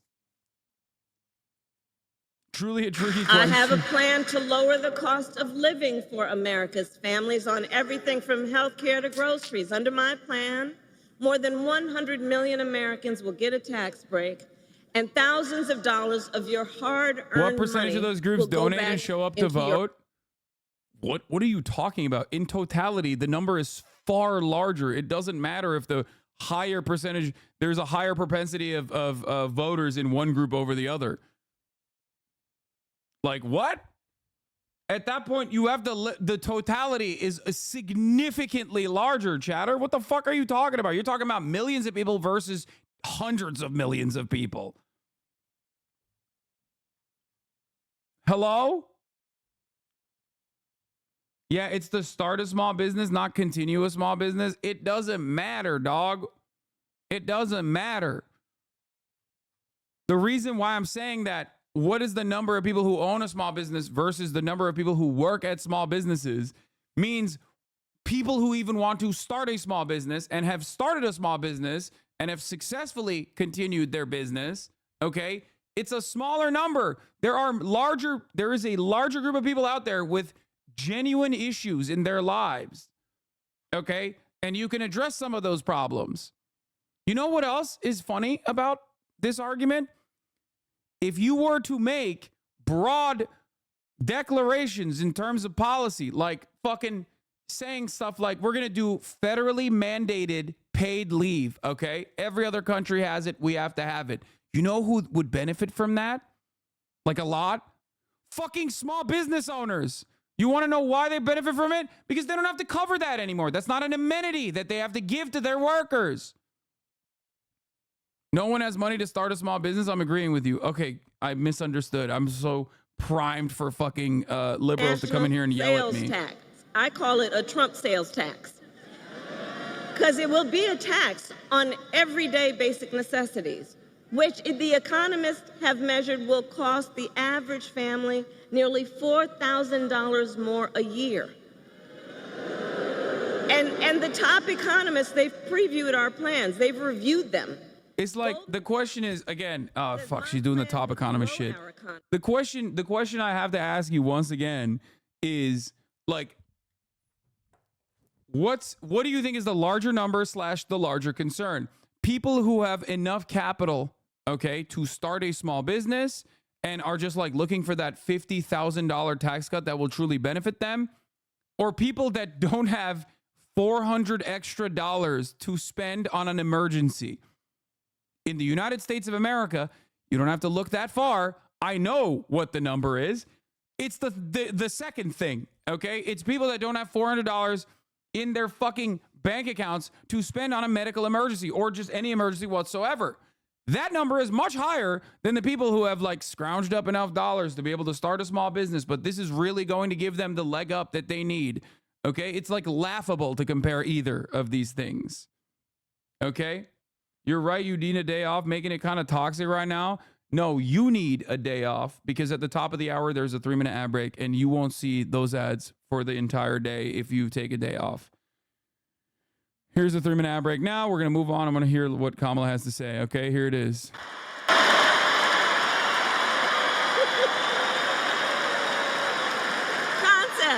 Concepts. No actual plan, concepts. Oh, she's cooking And him. understand what's at stake on that. 45 million Americans are insured through the Affordable Care Act. And he's going to end it based on a concept.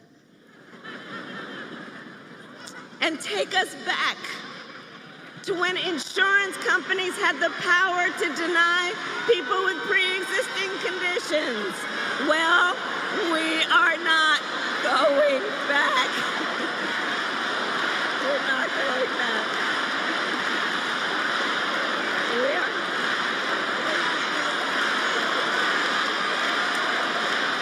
We're not going back. No. We will move forward. We will move forward because ours is a fight for the future and it is a fight for freedom.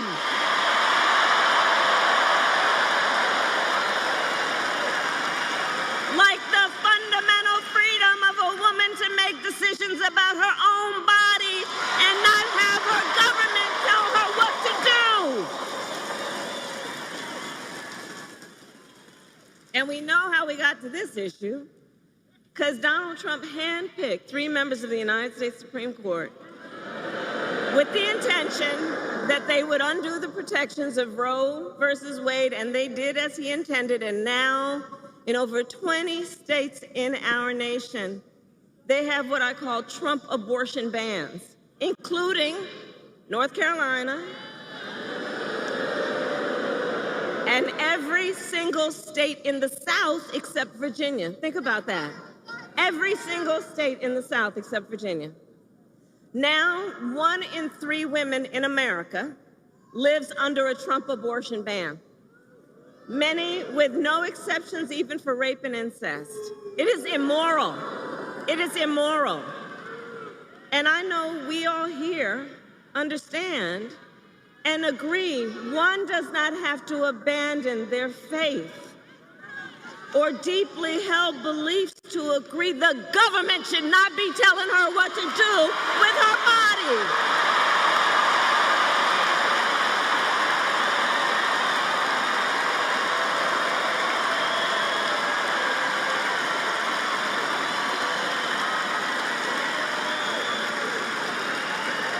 And what we know is that the impact of this is, you know, it's been over 2 years now since that decision came down.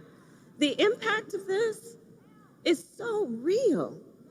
It's affecting people every day, just based on the stories we know, and there are so many stories we don't know. Think about it. Because of Trump's abortion bans, women are being refused care during miscarriages.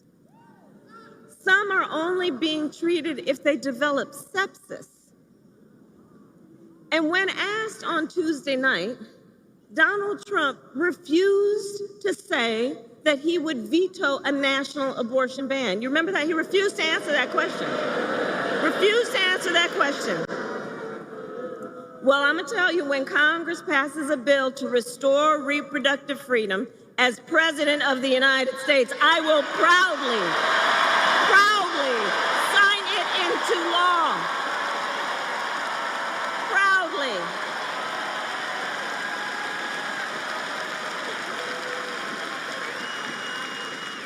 And across our nation, we are witnessing a full-on assault on other hard-fought, hard-won fundamental freedoms and rights, like the freedom to vote, the freedom to be safe from gun violence, the freedom to breathe clean air and drink clean water, and the freedom to love who you love openly and with pride.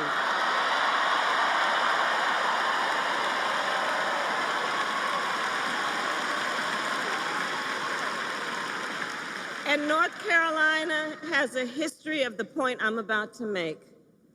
Generations of Americans before us led the fight for freedom. And now the baton is in our hands. It is in our hands. So we who believe in the sacred freedom to vote will finally pass the John Lewis Voting Rights Act and the Freedom to Vote Act.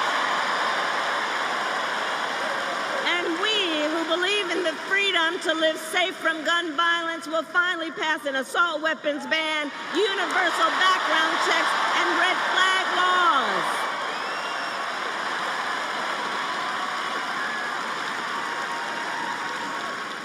So so much is at stake in this election. So much is at stake in this election. And understand, this is not 2016 or 2020. For a number of reasons, including why the stakes are higher, because 2 months ago, the United States Supreme Court basically told the former president that he will effectively be immune no matter what he does in the White House. Think about that. Think about that. Just imagine Donald Trump with no guardrails, right? He who has vowed that if reelected, he'll be a dictator on day one, that he will weaponize the Department of Justice against his political enemies, and has called for the, quote, termination of the Constitution of the United States of America. Think about that. And let us be very clear. Somebody who suggests we should terminate the Constitution of the United States should never again stand behind the seal of the President of the United States. Never again. Never again. Never again. And you know, one of the points that I mentioned on Tuesday, so the people who served under him at the White House, who saw him every day, right? His national security advisor, his defense secretary, his chief of staff, and his vice president, all have warned, all who worked with him every day in the White House, sat with him in the Oval Office, have warned America. Donald Trump is not fit to be president of the United States and should never again occupy our nation's highest office.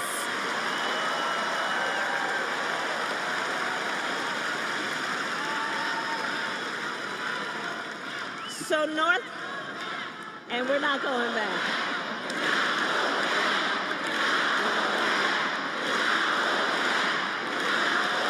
We're not going back. So it comes down to this. It comes down to this. We are here together because we love our country. We love our country. And we understand the awesome responsibility that comes with the greatest privilege on earth, the privilege and pride of being an American.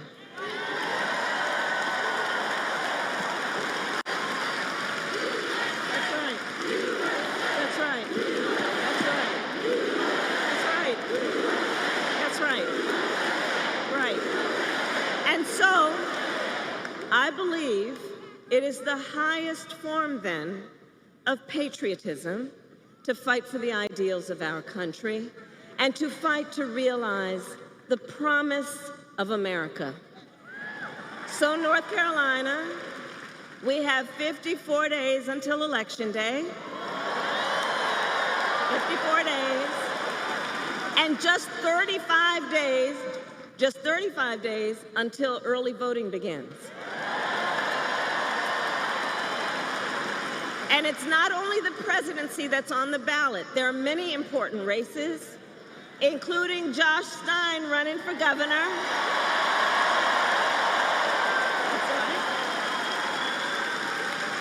Whose opponent was handpicked by Donald Trump and wants a total ban on abortion in this state. Right. So these are the stakes in this election. Up and down the ballot. Up and down the ballot. But we know the power is with the people. The power is with the people. And your voice is your vote, North Carolina. Your vote is your voice. And we know, here's the thing also, we are loving our campaign, aren't we? We are loving this campaign. We're having a good time. We're having a good time. I know that. But here's also the thing. Ours will be a very tight race until the end, okay? It's going to be a tight race until the end, and we are the underdog. Understand that. We are the underdog. There are powerful forces trying to convince people that their vote doesn't matter. There are powerful forces here, too. But I say all that to say we've got some hard work ahead of us. Bae, she's talking about AIPAC. I love about everybody here. We love hard work. Hard work is good work. She's about to start ripping into Israel. She's like, Donald Trump was right. Elect me and Israel will not exist in 2 years. We will win in November. We will win. We will. We will win. So North Carolina, today I then ask you, are you ready to make your voices heard? Do we believe in freedom? Do we believe in opportunity? Do we believe in the promise of America? And are we ready to fight for it? And when we fight, we win. God bless you and God bless the United States of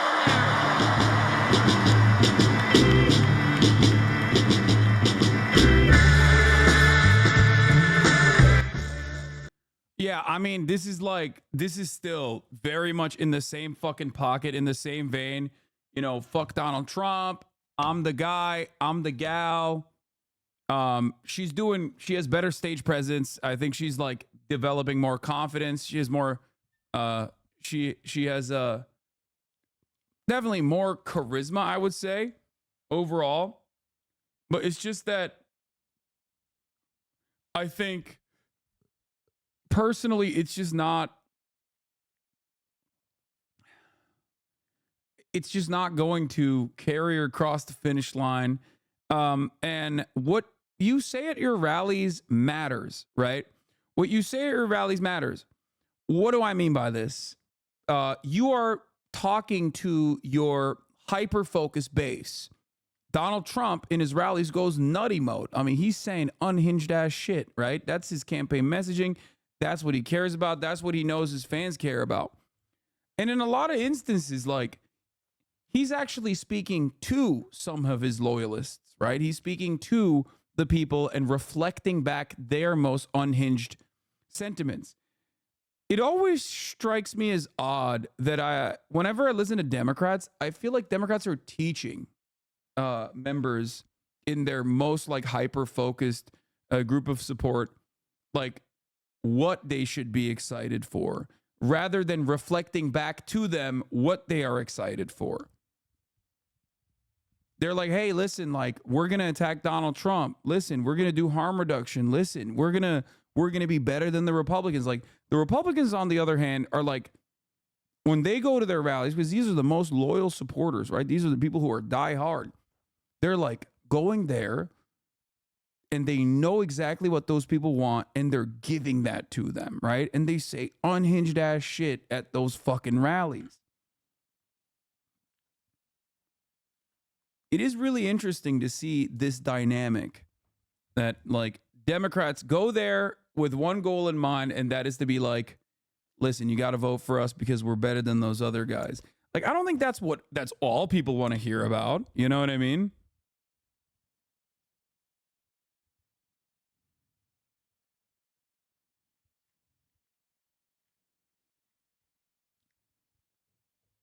They are just spoon-feeding libs talking points as to why they are the greatest because these idiots are tribalism incarnate. Another Bush Republican endorsement.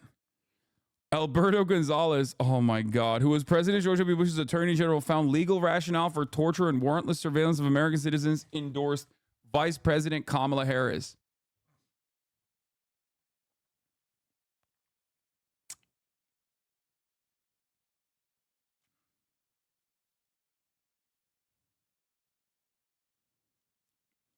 J.D. Vance went on a podcast called Viva Fry and said that we are currently in an internal battle that is a continuation of the Civil War, and he's on the side of the South. Couldn't be more of on the nose if a Hollywood lib spoofed it.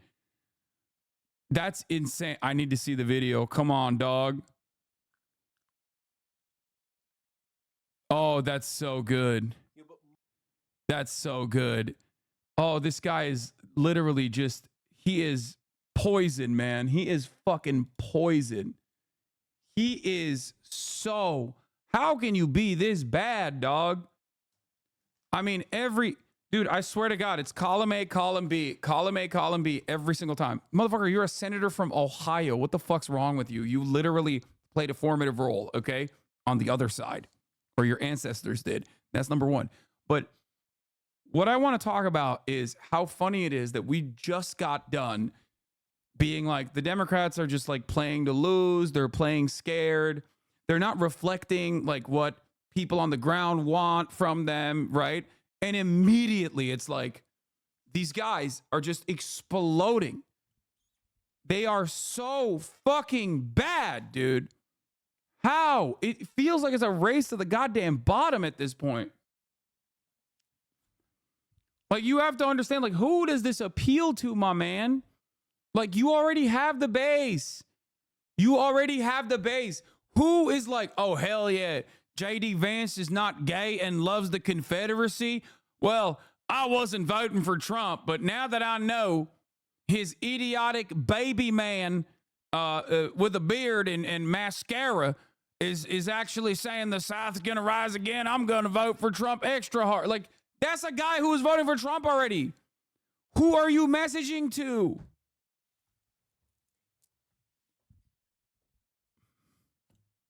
I love this fat baby man with a beard. It's going to bring out the Klan voters.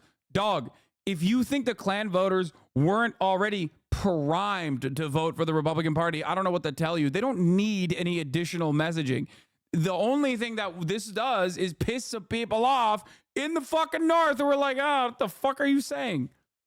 Mike once told me that American history is it's a constant war between Northern Yankees and Southern Bourbons, where whichever side the hillbillies are on wins, right? And that's kind of how I think about, you know, American politics today. Wait, what? But the Confederacy, what? Who were the? Is he saying the hillbillies were on the northern side? Is like the Northern Yankees are now the hyper woke sort of coastal elites. The Southern Bourbons are sort of the, you know, the same old school Southern folks that have been around and influential in this country for 200 years. And it's like the hillbillies have really started to migrate towards the Southern Bourbons instead of the Northern woke people. That's just like a fundamental thing that's happening in American politics. What the fuck are you talking about, bro? Are you saying that the old South was woke? Like, what the fuck? Like the Confederacy was woke? And that's why the hillbillies were on the side of the Yankees? But now the hillbillies are on the side of the fucking Southern extension and continuation of the fucking, of the continuation of the Confederacy? Like, what the fuck? Politics. Guy, you know, but Mike once told me that it's so dumb, dude. This guy's so fucking stupid. Please translate. I don't speak JD Vance. Yeah, the Confederacy wasn't racist enough for the hillbillies.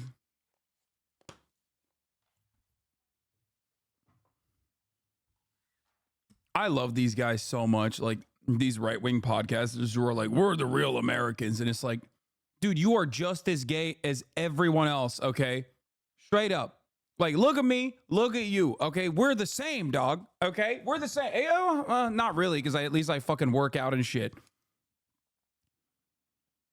Like, it's my favorite fucking thing when these, like, right-wingers are like, yeah, we're fucking macho alpha dog, you know?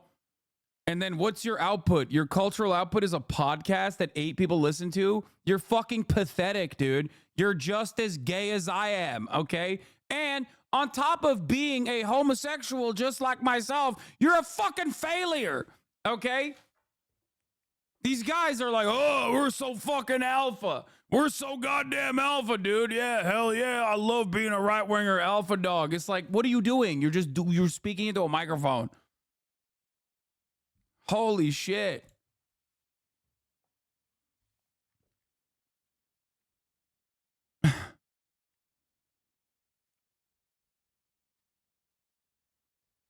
I agree, but working out is gay as fuck too. I know it is. I work at Boeing and I'm back from voting to strike. The result will be ready by 9 p.m. tonight. 33,000 workers about to strike. Let's go, baby. Congratulations to the Boeing workers. It's strike time. I think JD's so desperate he would come on your show even. Ugh. I think he's a repulsive little freak. I would have a hard time having a conversation with him. I also am like legitimately afraid of Peter Thiel. He's like one of the only people in this country that I'm actually scared of. Like, not even a joke.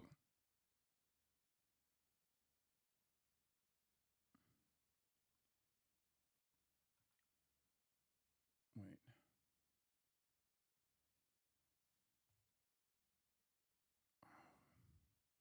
Why? Peter Thiel? Good reason to be afraid of Peter Thiel. All right, let's do the Harry Hinton analysis. On stage at the VMAs to call on voters to register, young voters especially, to register to vote.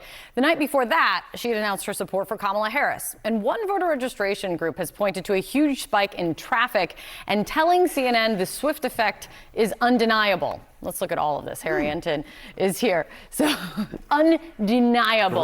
Great You word. get to be the judge on that. This all gets to young voters. Yeah. How much does she need help? How can? Yeah, I mean, why does Kamala Harris welcome Taylor Swift's support? Why does she need the help? Well, let's just point out something that I have been noting all along during this campaign, and that is the underperformance that both Joe Biden and now even Kamala Harris has among young voters. All right, so this is the Democrat versus Trump margin among voters age 18 to 29 or under the age of 30. You go back 4 years ago at this point. Look, Joe Biden had a 28-point advantage. A 28-point advantage over Donald Trump. Now, you look when Joe Biden dropped out of the race, he was up by just 7 points. Now, Kamala Harris has improved on Joe Biden's standing, but look at this. She's only up by 15 points. That is significantly less than Joe Biden was up at this point among the youngest voters in our electorate. It's only about half the margin that Joe Biden was pulling in. So Kamala Harris will absolutely welcome in the support of Taylor Swift if she can move young voters at all, because the bottom line is Kamala Harris is, in fact, not doing as well among young voters as you might expect a Democrat to necessarily be doing based upon history. And what we heard from Taylor Swift last night was a call to register to vote, get involved. Why? How much of voter registration and why is that key? How important is that? Yeah, I mean, look, let's go to the key battleground states of Pennsylvania and North Carolina, all right? And what we're going to do here is look at the Democratic advantage over Republicans in voter registration. This is party registration, registering as a Democrat, a Republican, or unaffiliated. Look, if you go back to September of 2020, look, among active voters in the great Commonwealth of Pennsylvania, you saw Democrats with, look at that, a 559,000 voter edge over Republicans. You jump now, look, Democrats still have an edge, but look how much that's dropped. It's now just 169,000. We're talking about the Republicans closing the gap by nearly 400,000 voters in just a 4-year time span. You go to North Carolina, it's the same exact trend, right? You go back to September of 2020, you see Democrats with a 415,000 voter edge, and now they still hold an edge, but it's just 128,000. And of course, both of these states were determined by less than 100,000 voters. Sorry, my mom went and picked up Kaya from the vet. Do you find it incredibly interesting that mainstream media never tries to dive into why Kamala and Biden aren't doing really well with young voters? No, because that would require them to think about like progressive policies and how they should lean into certain things like that. And obviously, corporate-backed mainstream media absolutely fucking hates having that conversation, because corporations hate having that conversation, because young voters are obviously very invested due to their current class status, especially. Young voters are very interested in policies that are very progressive, and progressive policies are harmful to the corporate profit motive. They are harmful to the bottom line of corporations. That is precisely the reason why they will never fucking talk about that sort of thing. Okay? That is also the reason why they have created this mythical narrative surrounding the undecided voter. It is a lie, okay? I don't know how else to describe it. It is a fucking lie. This mythical undecided moderate is always in the middle on these issues. They're the middle of the road guy who's just simply in between the Republican Party and the Democratic Party. The median voter in the United States of America has a some collective total of the most insane and oftentimes inherently contradictory positions. You have to look at what their priorities are in their top 5 things that they care about and try to tackle those issues. That's it. That's how you win. And when you look at the top priorities for people, year over year, it is always going to be people that want, healthcare to be affordable or free. People that want educational attainment to be affordable or free. People that want rent to be affordable. Okay? Free would be even better, but you know what I mean. Like, those are the main things, right? Those are the main things that people care about. Those are the main things that impact their lives. And it's especially so for younger people. Okay? Why are they voting right then? Because in that okay, so here's how this goes. And I will use the example of Latino voters in the state of Texas, because I think that's one of the best examples that you can use in this regard.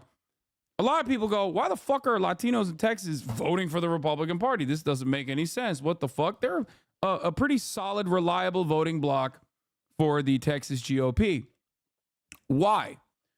Well, because, one, they've been, generationally Texans for a lot longer than most white people in this fucking country. That's one of the reasons.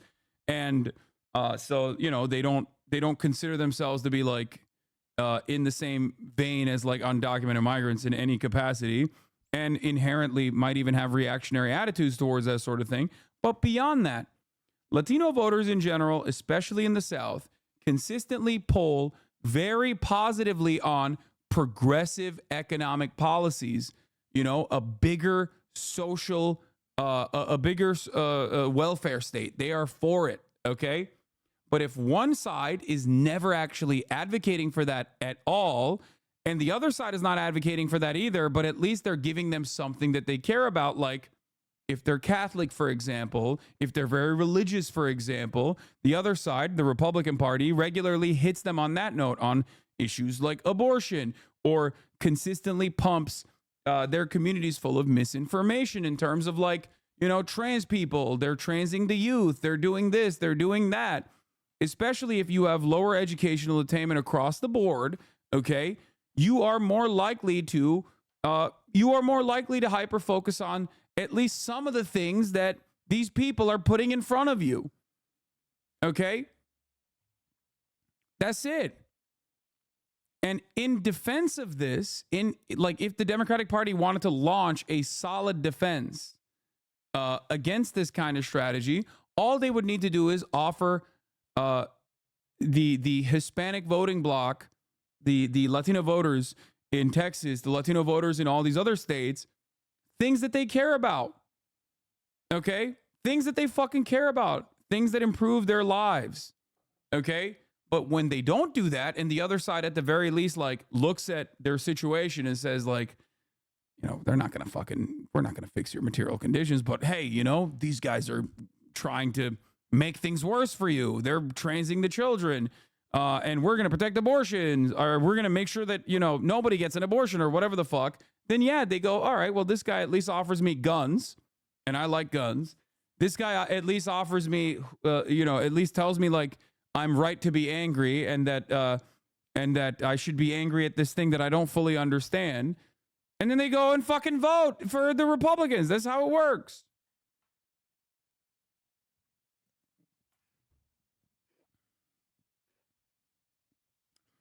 Half of my boyfriend's family's undocumented. They literally want to have family. They literally want to have family members who are citizens vote for Trump because Dems are transing the kids. And I don't know how to explain to them that they will get deported if Trump wins. Yeah.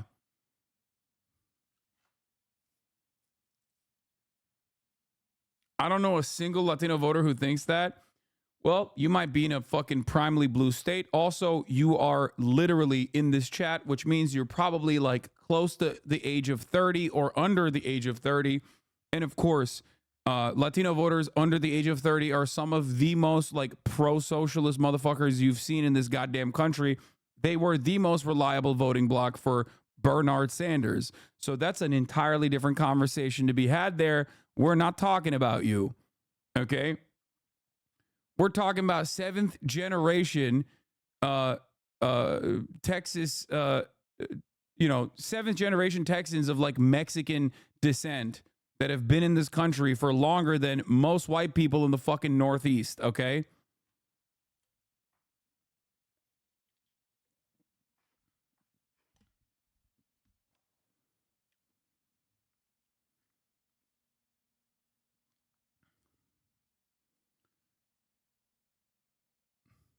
Do you think Kamala is 13 on young people than Biden was in 2020 because all the Sneeko, Aiden Ross, Andrew Tate viewers being under the age of 18 back then? Young men are 50-50 now, or is it more so because of the greater awareness of the Democrats' policy on Israel-Palestine? I think it's both. I think it's both.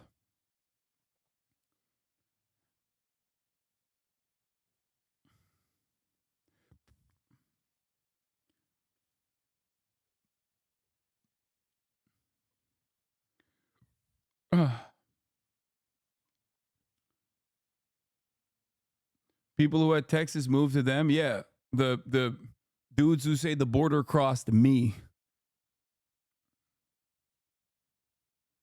Yeah, I'm from Texas and Latino. Half of my extended family is hardcore MAGA. My parents still talk to this day about how Reagan was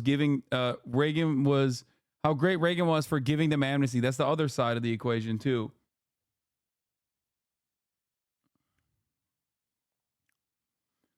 Leftist Latinos really need to start speaking up. Latinos are about to overtake the white people in the next decade as the majority of Republican voters. I mean, Latinos are the white people in this equation, at least in terms of like census data and the way that like a lot of Latinos view themselves. Whiteness is not about the color of your skin. Whiteness is a socio-political construct. Okay. And there's hella Latino voter blocks that have already been firmly committed to the white voter block, regardless, like Cubans, right? And what is actually currently happening is that with the reactionary slant that you're seeing, there's even like fucking Mexican dudes and Guatemalan dudes and shit that are also now joining that categorization.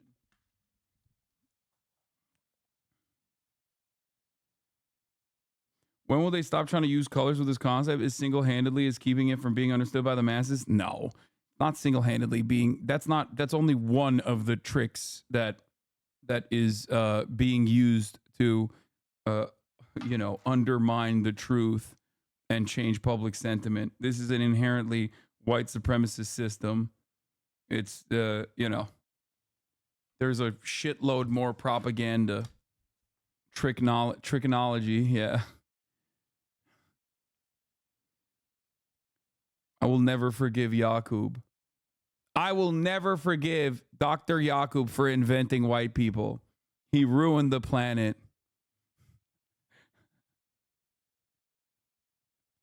Back in 2020. So the bottom line is Republicans have been doing a significantly better job of registering voters than Democrats have been doing over the last 4 years and getting folks to switch over from Democratic registration to Republican registration. So yeah, Kamala Harris would definitely welcome the idea if Taylor Swift could bring in some more younger voters, Democratic-leaning voters in the electorate, because the bottom line is Republicans have been doing a heck of a lot better job of registering voters than Democrats have over the last 4 years. I mean, this seems like a warning sign. Well, in the results of it, we have to wait and see, right? Yes. I mean, the Dem edge over GOP and voter registration is dropping in key states. I don't know what the current registered voter number is. I think this is just like new registered voters. But from what I understand, Michael from Pennsylvania was talking about how like the Democratic Party's like registered voter advantage over the Republican Party in the state of Pennsylvania in 2008 was 1 million. 1 million. 1 million. Okay. That's pretty fucking crazy. Here, let's talk about one other aspect of the youth vote. The thing, Christian, is that right now on the ground here in the U.S. with young voters, particularly young voters who are not white, the issue that they are talking about is not Ukraine. The issue that they're obsessed about, and I would say rightly so, is what's happening in Gaza. So that, I would say, I would have liked for the debate to have spent a little bit more time on international issues, on the question of Gaza. And I just have to say that in that moment when Kamala looks at Donald Trump and says this, right? Wait, what do you mean? This is on Christian Amanpour, chat. This is no one is watching this, okay? I'm sorry. This might as well be CNN International, okay? You're not going to see this. New York Times is not going to incorporate this to their analysis ever. And Jake Tapper's never going to utter those words, and neither is Dana Fash nor Anderson Cooper. When she looked at him and said it to his face, you are considered a disgrace. Also, she said rightfully so. So before you fucking yell about that. Obsessed about, and I would say rightly so, is what's happening in Gaza. So that I would say I would have liked for the debate to have spent a little bit more time on international issues, on the question of Gaza. And I just have to say that in that moment when Kamala looks at Donald Trump and says this, right? When she looked at him and said it to his face, you are considered a disgrace. On the international scale, this is where people are just like, wow, this is going to be the president? This is going to be our president again, when it's not just Ukraine, now it's Gaza. But sadly, she was not able to seal the deal on the question of her position on Gaza.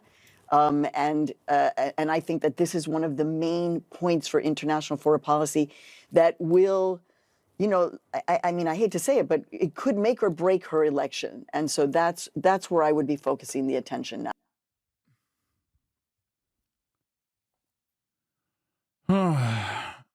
I know you hate my take on this because I have faith, hear rumors, law, but I think Kamala goes left on Israel-Palestine by going anti-Bibi with a Gaza reconstruction plan within a month. I'll put my flag down. If I'm wrong, I'll be mega sad. Yeah, let me tell you something, okay?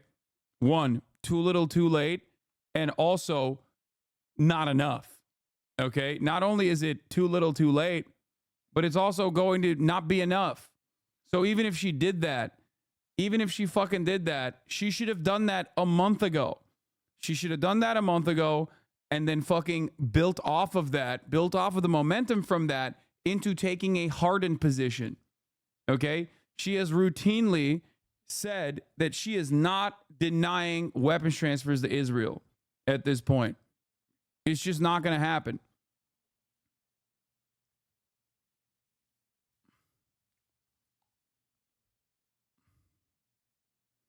ABC covered the story of some Hasan Abi heads who are, refusing to serve in the Israeli military, by the way. I thought that was interesting. I thought that was fun.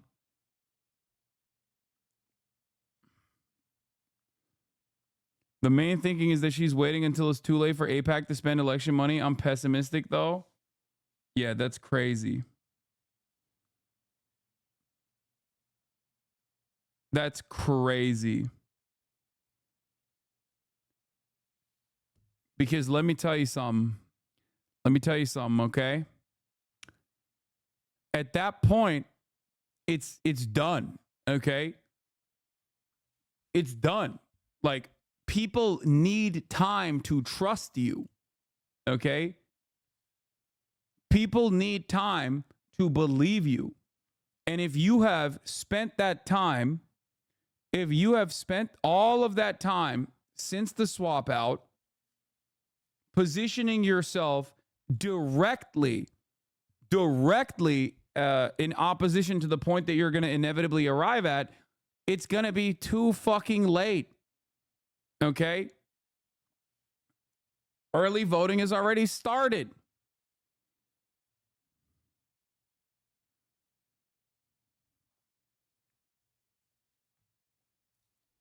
You can't go Holocaust Harris mode for like the past 2 months and then be like, oh, just kidding, actually. We're going to switch that off. And knowing how the Democrats operate and knowing how she's communicated on this issue with like some of the residual Obama stank associated with this kind of sentiment, like the NGO focused approach to the subject matter where she says like Palestinians need self-determination. Like, as every other day there's like fucking 70 Palestinian children that are being wiped out by American weapons that we're shipping them still. Okay? You don't share the opinion that people think she's trying to hint at a better position for Palestine but can't go full on without basically contradicting Joe Biden that she's still vice? Yeah, no, I don't. I think that's bullshit. And if that's the case, then it's not only is it cowardly, but it's also idiotic. And I gave you a historical reason as to why that's idiotic, okay, with LBJ. It was a failure. It was a failure of Humphrey to do this far too fucking late. And, you know, you said it first, and I found an article about LBJ's Vietnam issue. Yep. The specter of Hubert Humphrey haunts Kamala Harris.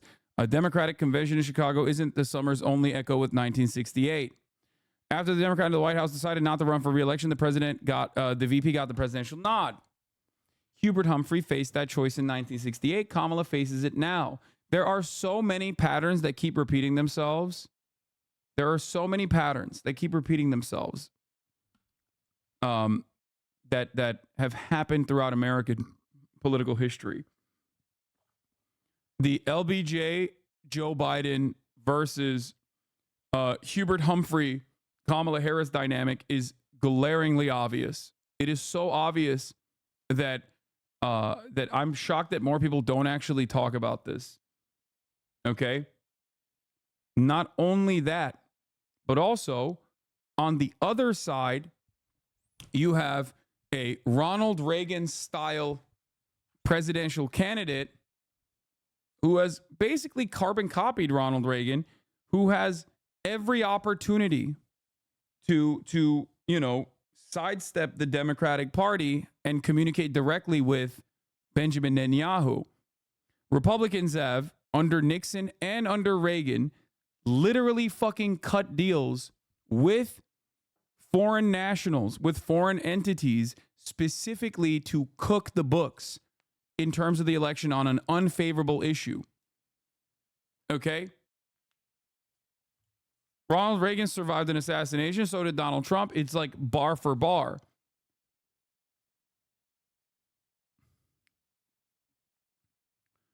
Chatter's thinking that Kamala is somehow more left-leaning than she is because of her takes in 2020 when she instantly went way to the right on everything is naive. Wish people wouldn't do this shit. I mean, that's why I was always very careful. I was to not instill to not create like a sense of confidence in Kamala Harris of her like being secretly this like progressive. The reason why I didn't want to do that is because I told you like a California senator in 2019 was always going to be more progressive than their actual ideological, their actual real opinions and how they would legislate, because they have no power. When Democrats have no power, they'll fucking act like they're Maoists.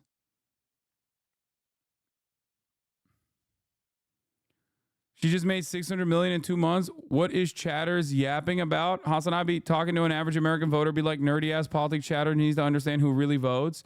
Yeah, this is the other side of the equation. She has fundraised $1 billion. Okay? She has fundraised $1 billion fucking dollars since she was announced.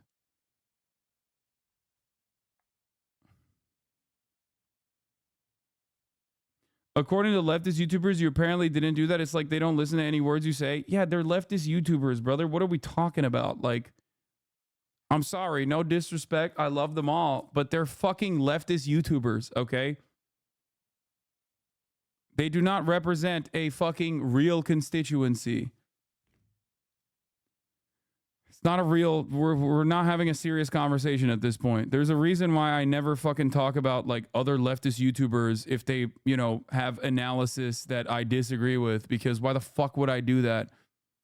Like, Republican YouTubers literally have the capacity to change political discourse in this goddamn country and even promote pogroms. Leftist YouTubers don't have that capacity at all. They don't have anything. Half of them aren't even fucking American, if you're talking about like bad empanada or whatever.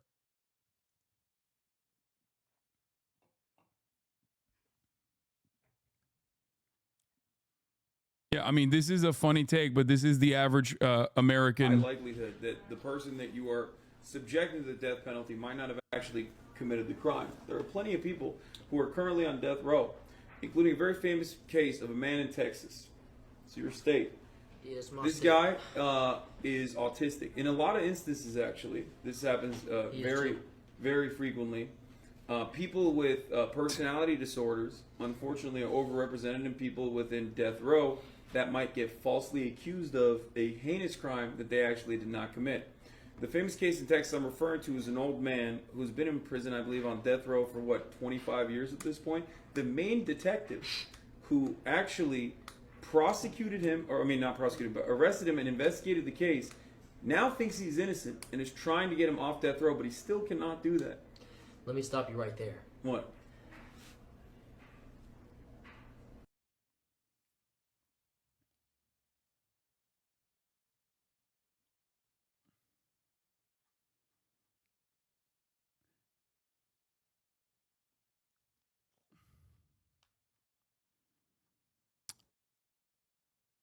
Yeah.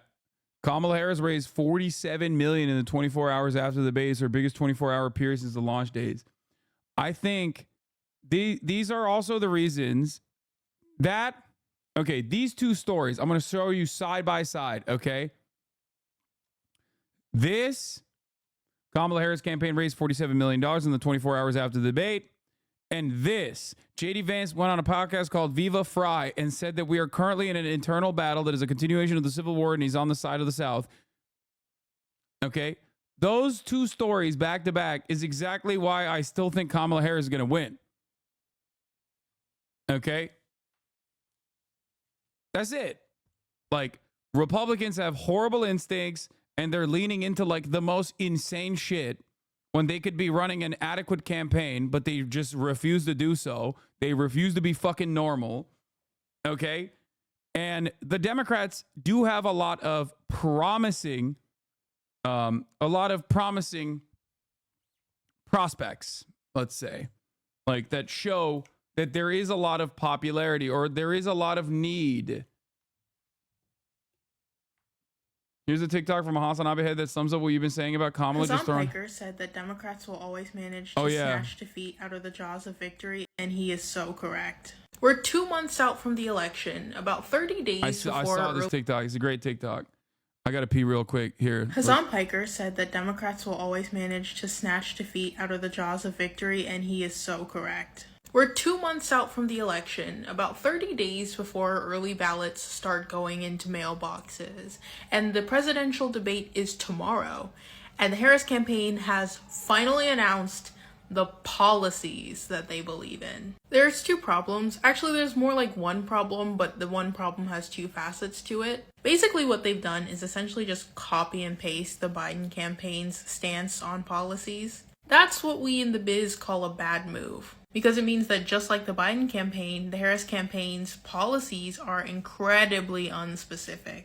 Like, they say they want to raise the minimum wage. Okay, to what? They say they want to restore Roe v. Wade. Okay, how? They say they want to, like, ban assault weapons. Through what means? And since these are all the exact same vague promises that Biden made, why should anyone trust you to actually deliver on it when the administration that you're working for isn't doing that? All of the exciting things that make people want to vote for Democrats are gone, and all of the things that basically just make Democrats Republicans from 2008 are present. The only things that are really specified in this policy page are tax credits. And Democrats, I'm gonna hold your fucking hands when I say this. No one cares about tax credits. Just give people free money. Finally, deciding to run as Joe Biden's Agenda Part 2 was stupid because people didn't just not like Joe Biden because he was old. He is a historically unpopular Democrat due to his politics. The old shit just pushed him over the line. This race should be nowhere near this close, but Democrats are addicted to losing. It's like they can't get enough of it.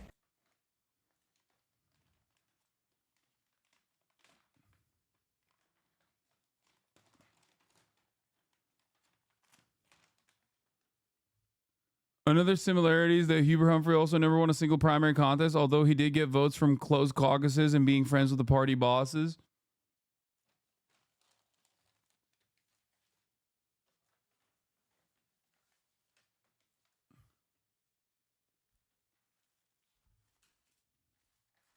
Why tie yourself to a dude with 30% approval? Yeah, it's really funny because that dude's approval rating went up because he dropped out. Okay? That's the funniest thing. Like, people were like, thank God he's no longer fucking the bag up. So his approval rating went up, and Kamala was like, that's the guy I want everyone to associate me with. The guy who I literally replaced because he was so patently unlikable.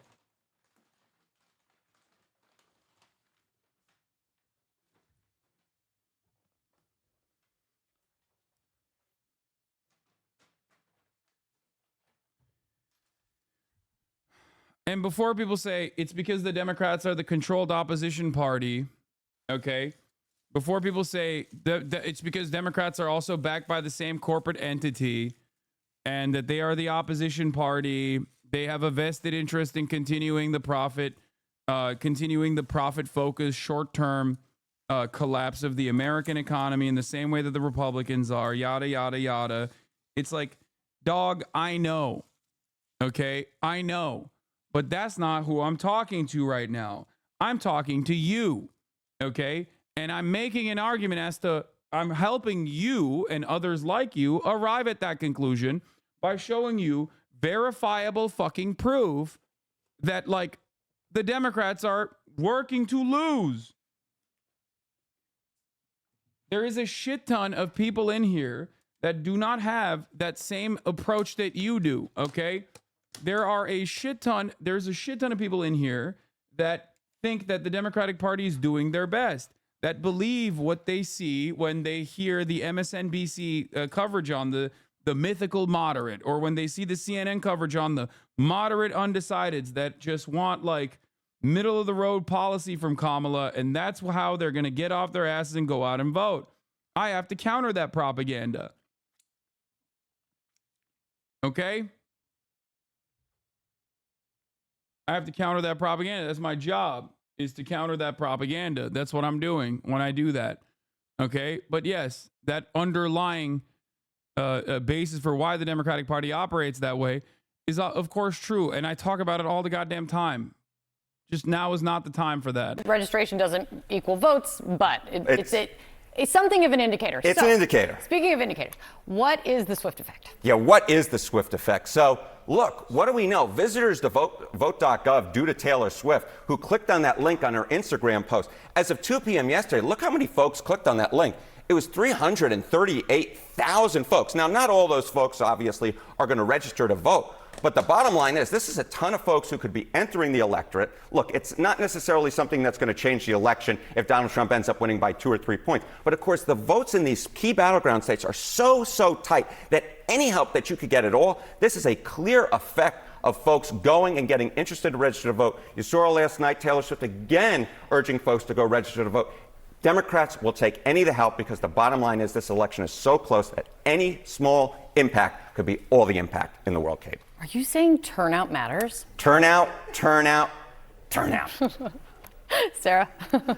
You two goofs. All right, so how much of an impact might Taylor Swift make with young voters? I'm joined now by CNN political commentator Van Jones. He's also a former Obama administration official, and Meredith McGraw, national politics correspondent for Politico.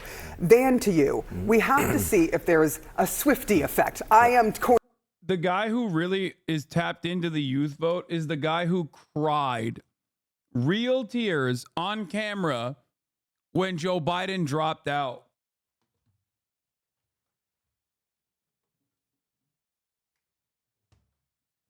Let's go to that guy who cried real tears when Joe Biden dropped out. Okay?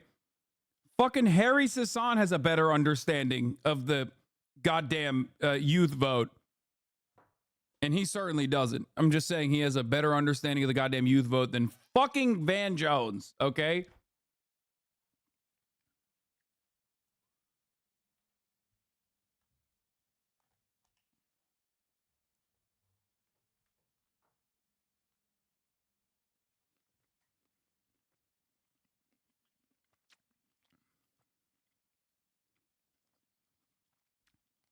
I compared you and Hasan Abi and your chat's reactions to the debate and Asman in his chat. Are there actually a large amount of Russian boss trolls, or are there genuinely so many people who believe Kamala is just a liar? If yes, how do you win them over to our cause? Wait, dog, yeah, there's a lot of Republicans in Asmongold's community.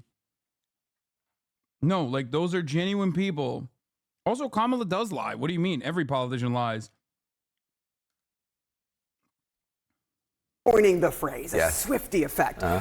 She certainly had an effect on people being interested in registering to vote. We don't know if they actually did. They did click on the link.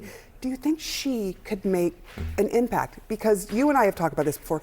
Usually celebrities don't really, they don't really change people's minds. Well, here's the thing. What she can do is to motivate people who might have been Kamala curious to actually look at Kamala Harris as an option. And you do have a whole different world. You and I, we watch television, we know the news, we hopefully everybody at home watches us every day.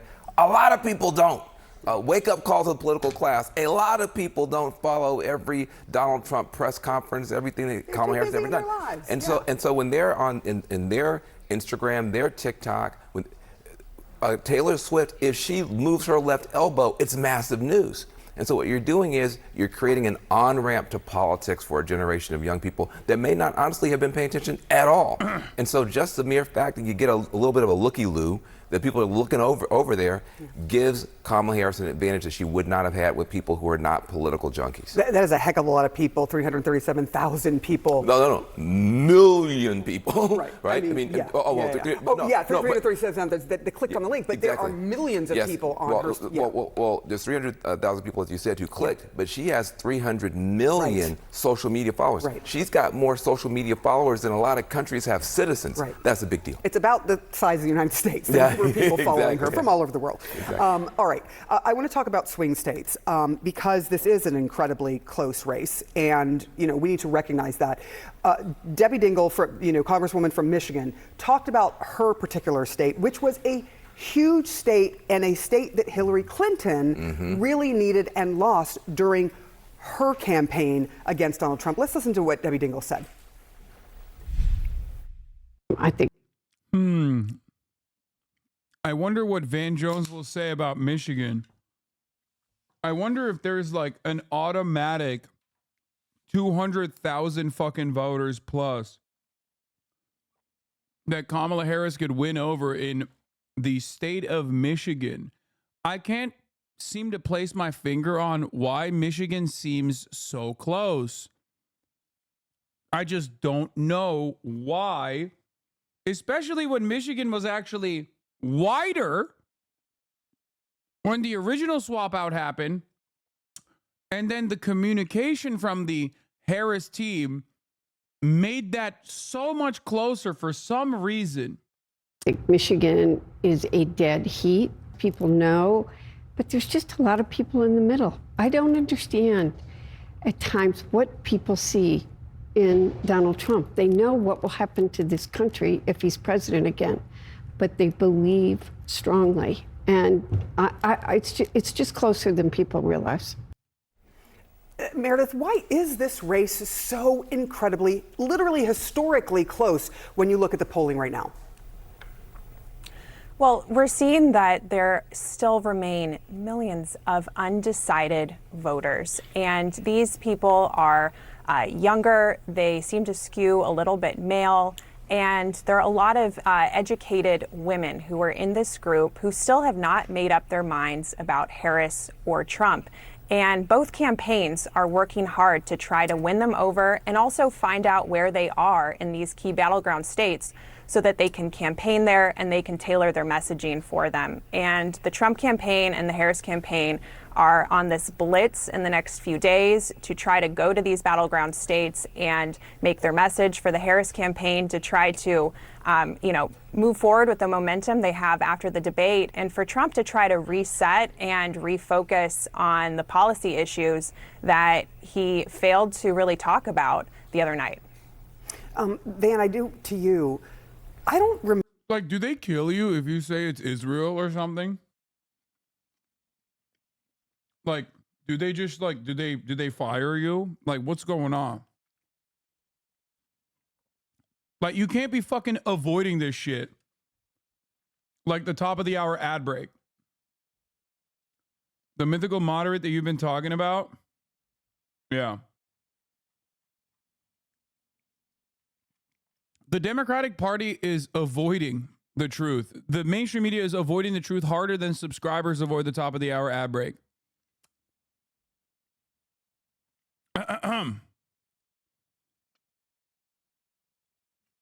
It's 3 minutes long and it's here. You might not have recognized it if you were already subscribed for $6 or for free.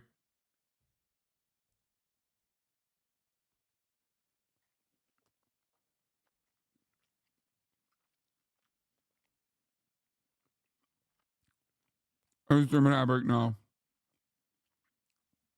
Remember, and maybe you do. You've been doing this. You've been in this game a lot longer than I have. But that's true. But I'm not sure I remember ever hearing someone say we really have to focus on the male vote, the men's vote. But the men are actually making a difference here, and they are going towards Donald Trump. Yeah. Well, look, we have a gender gap. There's been one for a while. That's not new. But what's new is, I think, the intensity of it. Okay. I think Donald Trump is running a very masculinist campaign. Kamala's not running a feminist campaign. I mean, she's not, underscoring the fact that she's a woman. Hillary Clinton did that, didn't work out as well. But there is this kind of masculinist approach where you're going to what's called the manosphere, which is a bunch of podcasts that are really aimed at men. He's trying to bring in a lot of the so-called bro culture, and it does have an effect. A lot of young men are saying that they don't feel the Democratic Party sees them in a good light. They think the Democratic Party sees all men as being quote unquote toxic, and that's starting to have an effect. And so I think Kamala Harris has an opportunity to make up some ground here, because I know her personally. Nobody more enthusiastic about young men being successful than a former prosecutor. She's been somebody rooting for young men in California to get jobs, to get out of trouble, to get on their way. That needs to be underscored more, given the dynamics of the race. I do want to talk to you about something that the campaign did, the Harris campaign did. They went on Twitter, as one does, and they trolled Donald Trump. I want you to see it. They said, this is our latest campaign ad. And what is it? It is simply the entire debate. There's that laugh again. There it is. I'm just saying, that's kind of mic drop on that. I love it. It's fun. It's funny because, she whooped him, and I think that Kamala Harris did something that no politician's been able to do in this whole past decade. Donald Trump has been eating up politicians like Pac-Man. He went through 16 Republican governors and senators, whooped them, and made it look easy. Kamala Harris went out there, and she just owned him on every question, and I just think that she's right. I think that's hilarious. I'm going to show you now our power rankings about to be revealed for the first time.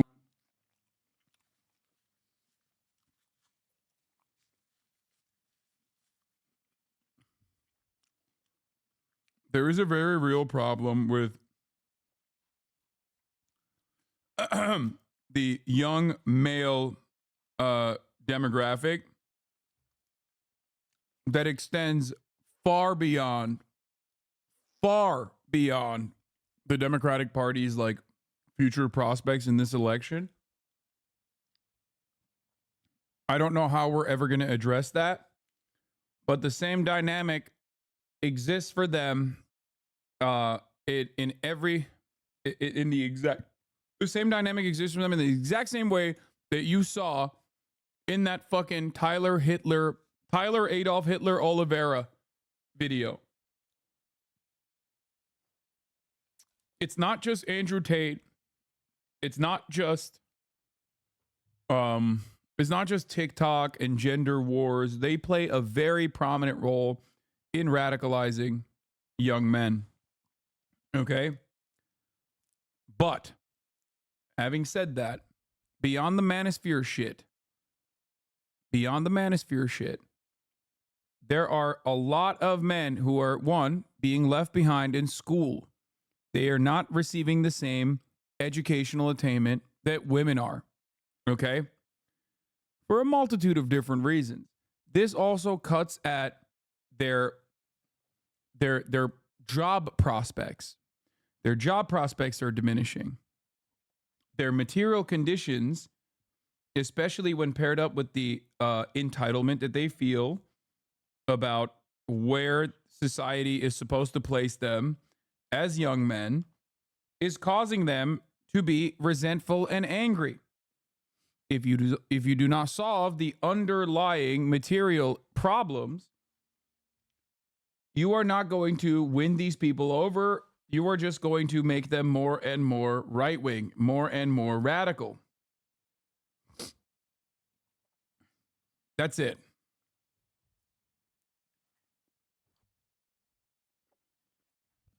Republicans love this environment.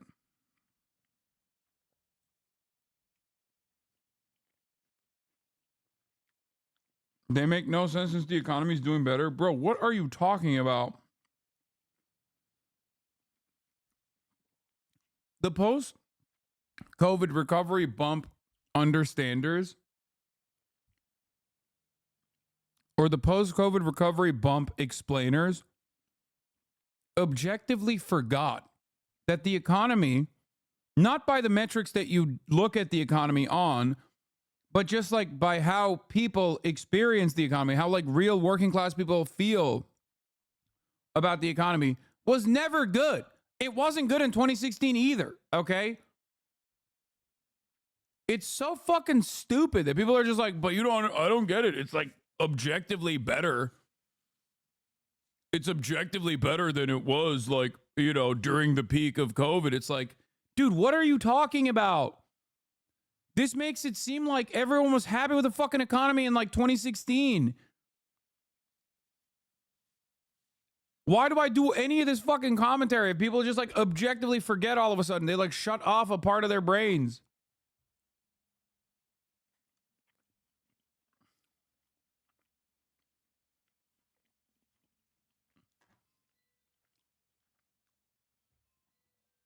Shit's not good.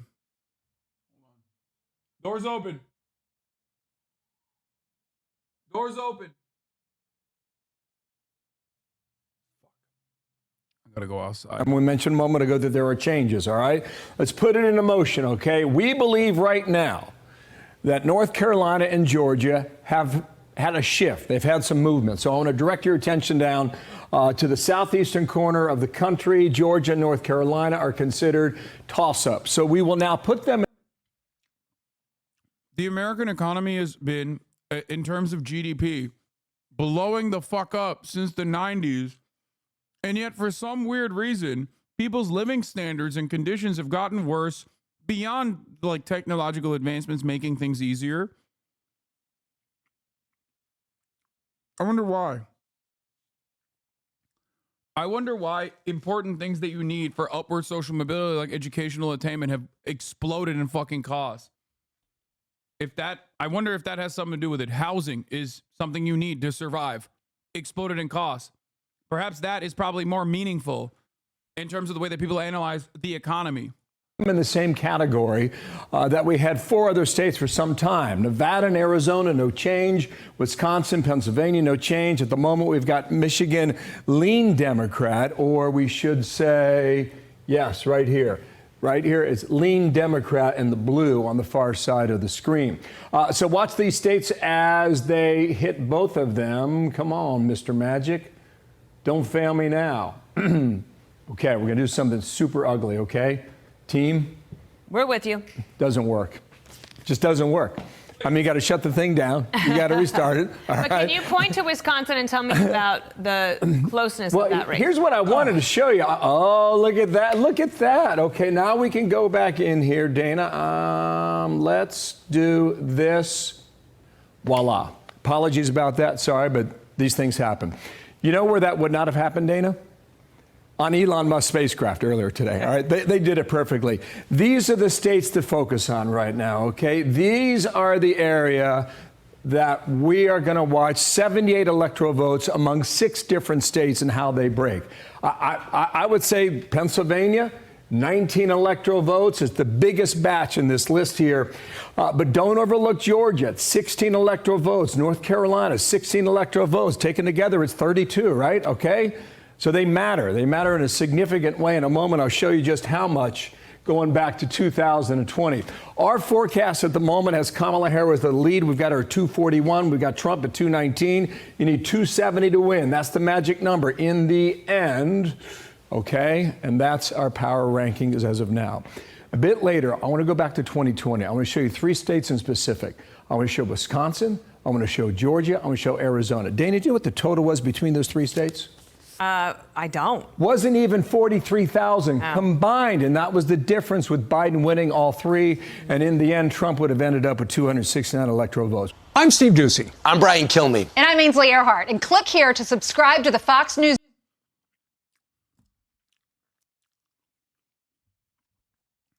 Remember that number. Remember that number.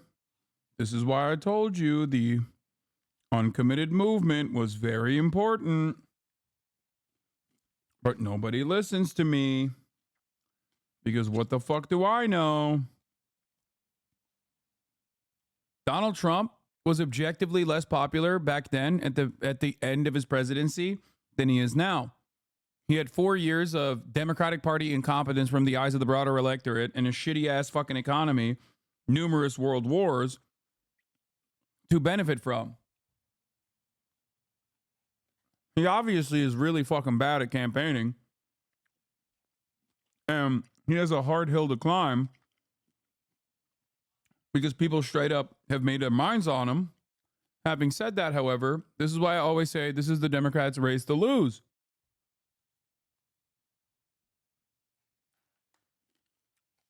This is why I say it's the Democratic Party's race to lose.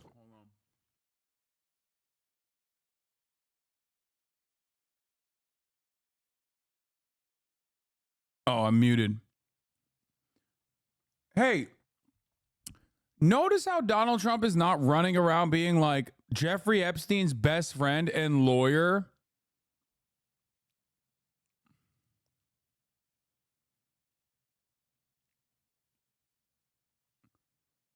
Endorsed me recently.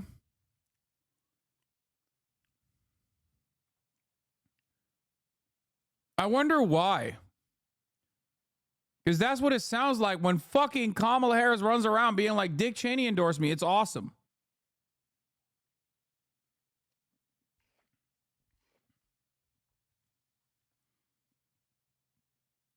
For me, this got to be a bad thing, but they said they gave you total phony stories. Kamala Harris said that no state allows abortion. Do we have a Donald Trump live stream with a subtitles? Right Side Broadcasting usually has subtitles. And even after birth, in some cases, she claimed, "I want to monitor women." I don't want to do that. I don't want to. It's a total lie. I don't want to do that. Women, I won't be following you around to the hospital monitoring. No, she made it up. She's a liar. She doesn't work at McDonald's. She said she worked at McDonald's, right? Right? She worked at McDonald's and she was working so hard. There's only one problem. She didn't work at McDonald's. She's a liar. Liar. She claimed that I want to deny people IVF treatment when in fact I want to require insurance companies to pay for it. And I came out totally in favor of IVF. That's fertilization for the men in the audience. Of which we got a lot of tough ones here. She claims she doesn't want to ban fracking when she said repeatedly over a 10-year period, I will not have fracking. Then about a little while ago, she goes, I'd love to have fracking.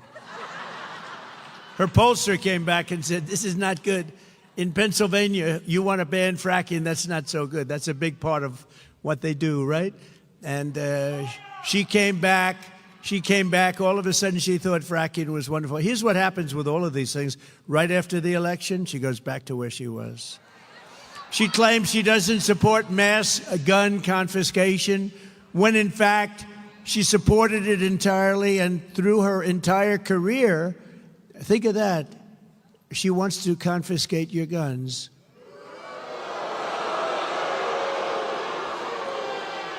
Does anybody in the audience have a gun? Raise your hand.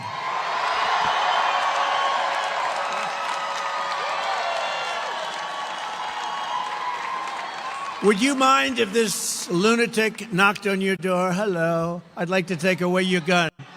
Is that all right? Especially the women won't allow it. They're not going to allow it. That's unbelievable. What is that, about 100% of the audience? Let's go. Does anybody in the audience not have a gun? Wait, there's somebody.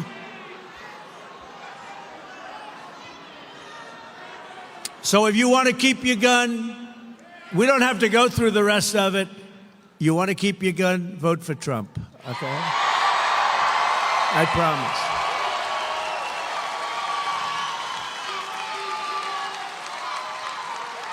But you know, she did something even worse than that. You know what it is? She was the leader of a thing called a movement, Defund the Police. How about that? She was the leader of the movement to defund the police. Now think of it. Anybody that wants to defund the police, that's called, she's down and dirty left, okay? That's down and dirty. If she's in there for a week at defund the police, we don't want her to be president. We don't want her for anything, frankly. But all of a sudden, she says, no, I never said it. You know, she actually goes around saying she never said it. But we've got like 10 years of tapes where she's saying it. With the guns, with the fracking, with everything we mentioned. She had many years of tapes. But the public was not fooled. They saw right through it. Kamala's lies and unprecedented partisan interference of two low-life anchors. They're low-lives. For them to do what they did, and they wouldn't correct her on like Project 25. I don't know what the hell it is. I purposely have not read it. I could, but I don't want to. Because they never had my authorization. He said, I could. I know how to read. I promise you. With me, everything I said, well, we don't think it's true, like the crime statistics. The FBI didn't report the most crime-ridden cities. They didn't do it. They left out large numbers of areas where they had a lot of crime. So the numbers came in, they weren't up too much.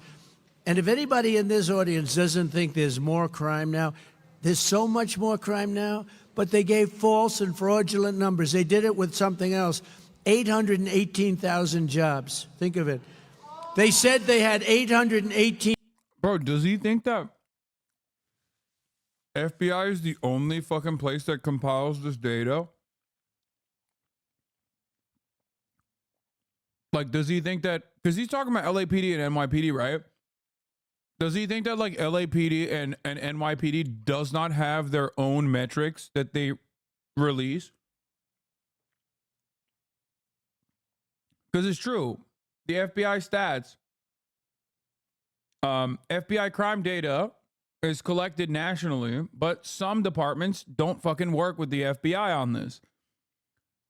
For example, California and like Los Angeles Police Department, NYPD don't work with the FBI on this data. Different kind of a word. Nice name. Very nice name.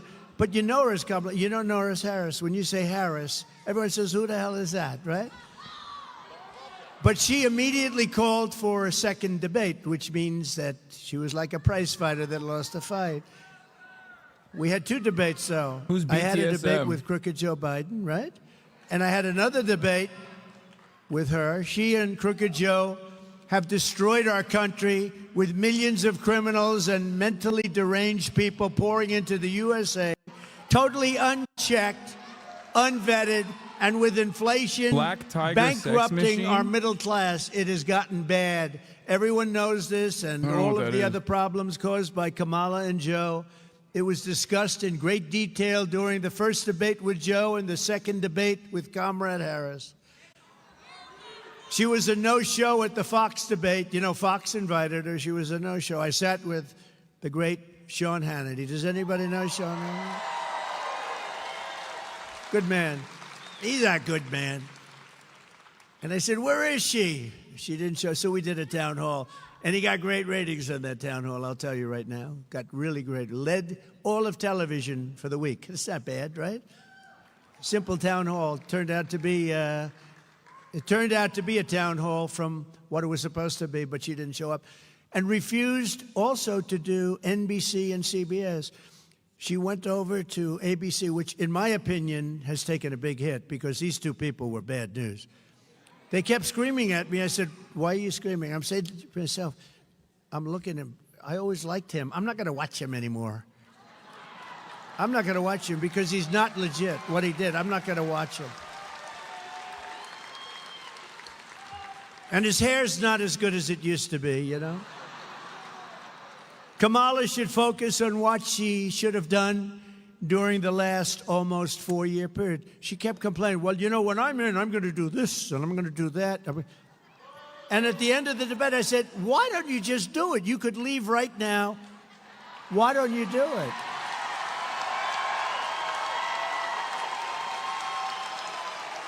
I'm going to do this, and then I'm going to do that, and then I'm going to do this and that and that. Remember at the convention when she went out and they nominated her, even though she got no votes, they nominated? No, she came in last place in the primaries, right? And then she said, Donald Trump is a threat to democracy. No, she's a threat to democracy. She is a threat to democracy. But do you remember when she went out and she said thank you? Do you remember that? It was the weirdest thing. Am I wrong? Because they were saying JD and I are weird. No, we're very solid people. She's weird. And that vice president of hers is really weird. He's really... That was a soundbite. You know, they said, oh, he's weird. That was, in other words, they gave it to their friends in the fake news. Weird. It's something I've never called. I've been called a lot of bad things, but not weird. But, you know, she went out and the people were applauding and stuff. And she goes, thank you, thank you, thank you. Thank you, thank you, thank you, thank you, thank you, thank you, thank you, thank you, thank you, thank you, thank you. I think she went nuts. There was something wrong with her. But I was very happy because I got the endorsement of the vice president's family. And I got the endorsement of the vice president's brother. And even sent me a contribution. And I was very happy because Barack Hussein Obama, his brother, as you know, endorsed me. So, no, his brother endorsed me.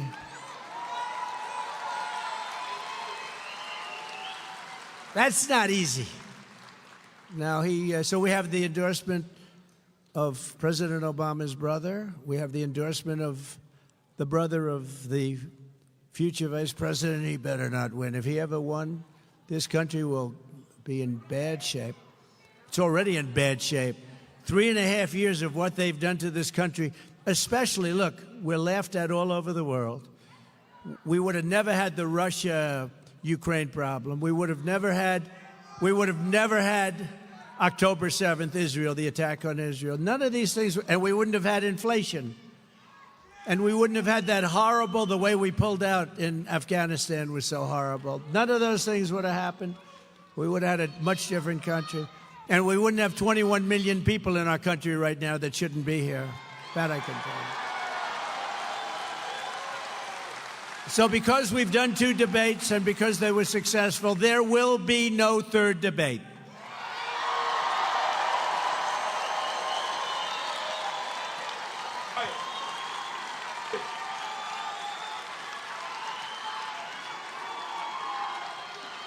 It's too late anyway. The voting's already begun. You got to go out and vote. We got to vote. Fucking loser, this is going to be That's the most shit. important vote in the history of our country. It'll be the most important. That's such People said loser that I shit, was dog. angry at the debate. Angry. I was angry. And yes, I am angry because he allowed 21 million illegal aliens invading our communities. Many of them are criminals. Many are criminals. I'm angry. I'm angry.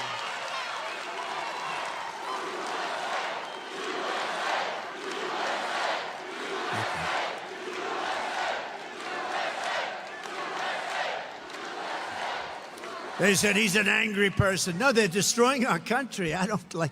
She's, you know, she's smiling. All practice, right? Did you see her? She's like, we're talking about a border invasion, the likes of which no country has ever suffered, and she's like this. But I am angry about Venezuelan gangs taking over Aurora, Colorado. And illegal Haitians, and he came in, illegal Haitian migrants taking over a beautiful place. It was so beautiful. Springfield, Ohio. I was there. I campaigned there a while ago. Springfield, it was so beautiful. Now it's just, what a place. Can you imagine you have this small little community, all of a sudden you have 20,000 illegals in your community. Nobody knows where they come from. I'm angry about young American girls being raped and sodomized and murdered by savage criminal aliens. I'm angry about rampant inflation destroying our middle class, and the American people are also very angry about that and every other thing that we've had to endure for 3.5 years. That's why 54 days from now, we are going to tell Harris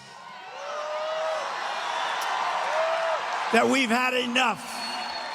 Our country. We're literally watching a Hitler rally, straight up, colorized, 2024, in broad daylight. And it's kind of fucking wild that the Democrats have not made a peep about this shit. You had no chance of getting this position. You shouldn't have had it. You got no votes, whether you like Biden or not. He got 14 million votes. He had none, not one. The Democrats' counter messaging on this front is no longer a matter of like winning the election, even though it does have positive electoral consequences. It's more so a matter of like saving America and not allowing it to turn completely into Adolf Hitler's vision, his grand vision. And I think that that is completely unavoidable at this point.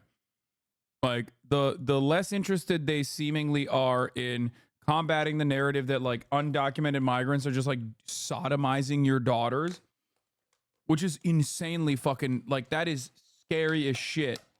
Okay, the more they capitulate to the right-wing framing, the more unhinged the right will get. This is at the basis of fucking I mean, this is the basis of the ratchet effect.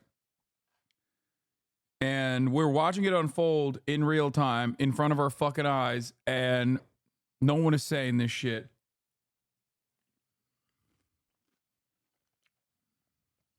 Strong military. They don't want a border invasion. They don't want people pouring across the border illegally from prisons and places. So they go in, they say, no, I'm not for Trump at all. I will never vote for him. Then they go in.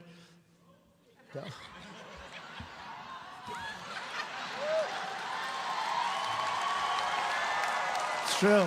And then they go out and they do exit polls. And, you know, in 2016 and 2020, where I got many more, millions more votes, by the way, I hate to say that.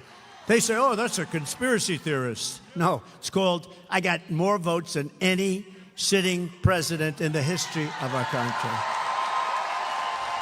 Yeah, except for Joe Biden, who beat you. They said we lost.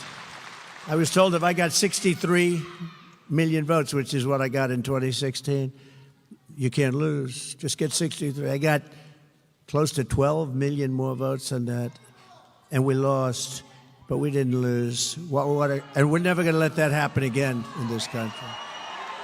We're never going to let that happen. We can't let that happen again. But when they had exit polls, 2016, and they said, oh, he's getting killed in the exit polls.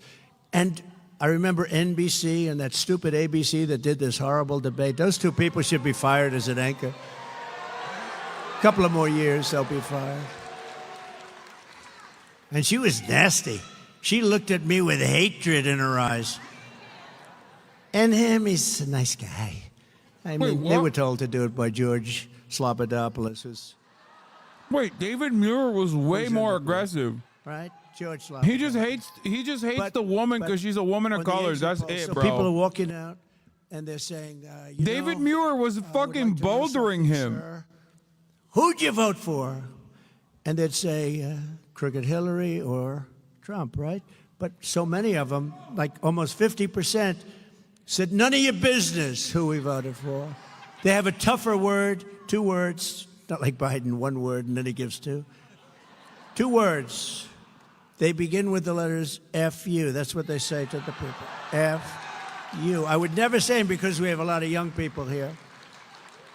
My audience they've gotten younger and younger. Do you notice that? Younger and younger.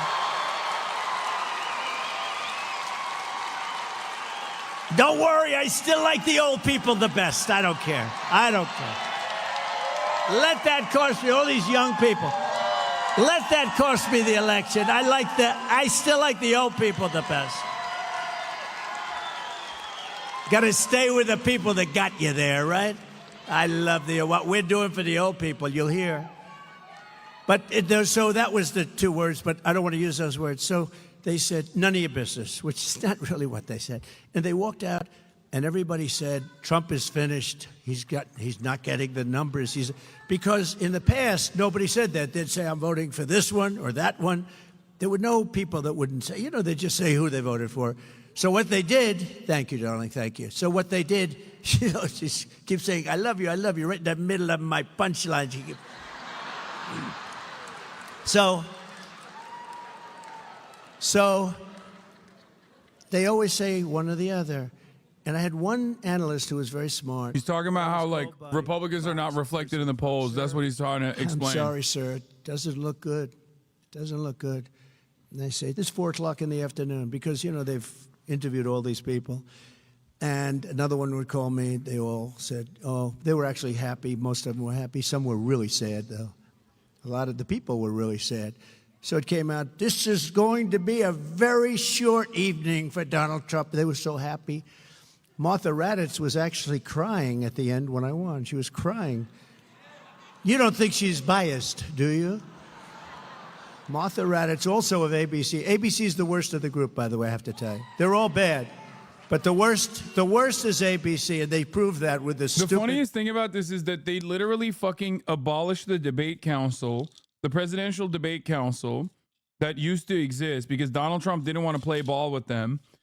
And then they ended up coordinating with the Democratic Party individually, okay? And they chose to do it on ABC. Like, Trump chose to do it on ABC. It was CNN and ABC that got it, okay? And he's still complaining about it. It's like, dog, you did this. Like, you chose it.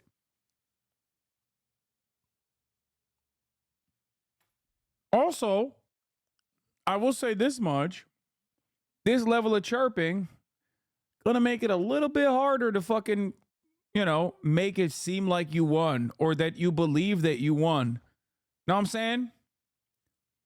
This is not the statements coming from a man who truly believes he won the debate, and that's why he won't do another one. I said, if you don't catch a pneumonia in this business, you're never going to catch a pneumonia, right? But I went to our great First Lady, and I said, darling, and I felt okay. It was amazing because, the athletes, they say, I left it on the field. I left it all on the field. Well, I did. Because Wait, what? He said he received more... he chose it because he knew that if he lost, he could blame the bias on the moderators? No, dude. He just didn't think that ABC would fucking actually fact check him. That's it. That's the only reason. And he also didn't think, in my opinion, that Kamala Harris would fucking clobber him, which is really funny. It's really funny to think about because, like, I didn't think he'd be this bad.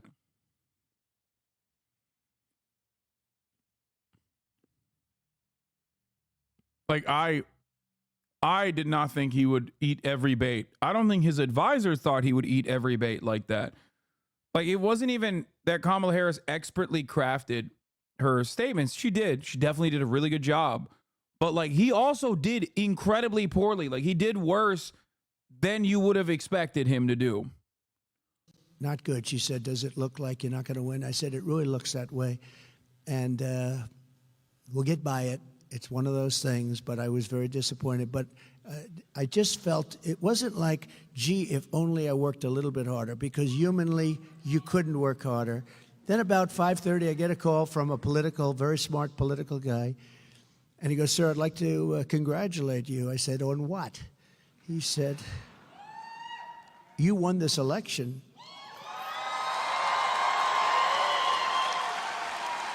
And I said, what do you mean I won the election? I was told by every pundit that I lost the election. He said, no, you won the election.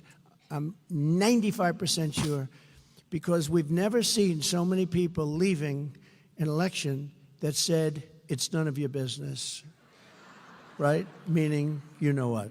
It's none of your business. We've never seen that before. A massive number, like almost 50%. Who'd you vote for? None of your business. He said, every single one of those people belong to you. They're up here. I love this idea that, like, the actual election, which you can consider a census or a poll, right? But not like a regular poll, but, you know, probably the most decisive poll, is completely unimportant in this process. What is important is the exit poll. And even in that exit poll, what did the people say? They didn't say they were voting for Trump. They just said none of your business.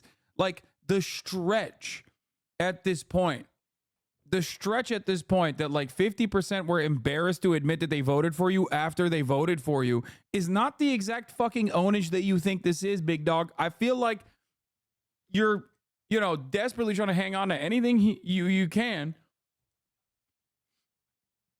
Oh, he's talking about 2016. Oh my God, that's even more pathetic. Oh my God, that's even more pathetic. Oh my Lord, he's talking about 2016.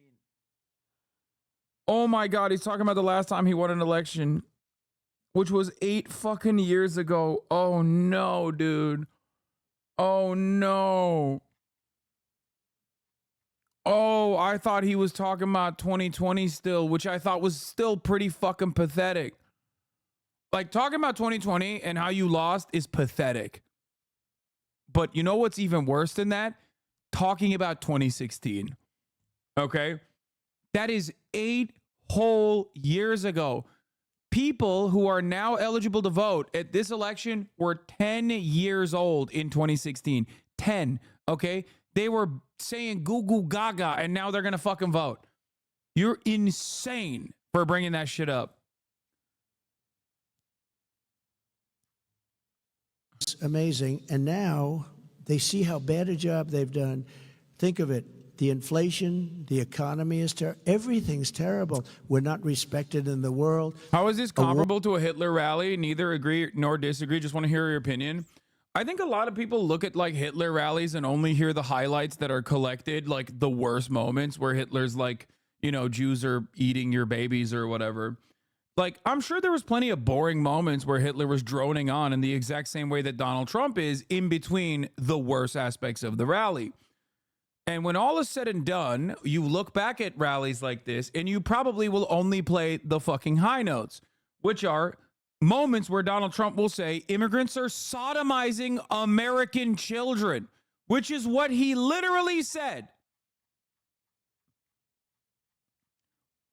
Now, I've heard that there's like this big new meta on TikTok where people are like translating, AI translating like Adolf Hitler speeches and posting them. And some people are like, wow, he's so based.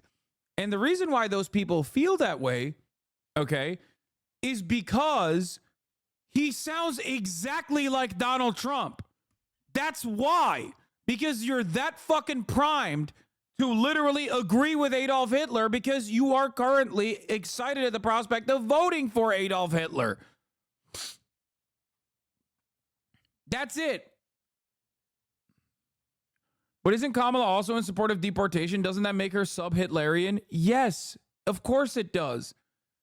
It's straight up like 75% of the way versus 100% of the way. That's it. That's the distinction here.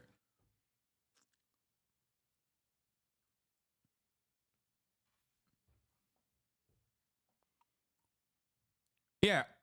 If you hear Adolf Hitler speeches that are translated and go, wow, we were told so many lies about how bad Hitler was, instead of going, oh my God, this sounds exactly like Donald Trump, and that's terrifying, we're fucked.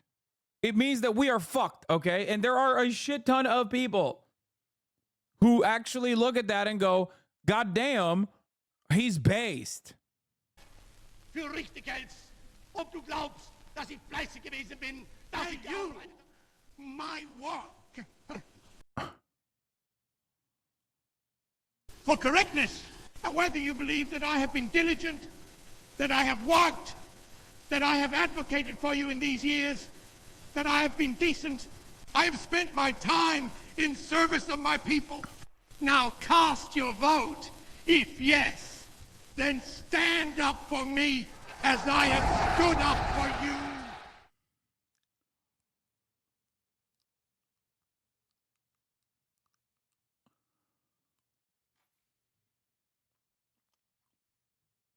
He said Volk in the beginning, which is like, you know, the in group, okay, white people, whatever the fuck Trump would consider, like, you know, Tucker Carlson calls them legacy Americans. Like,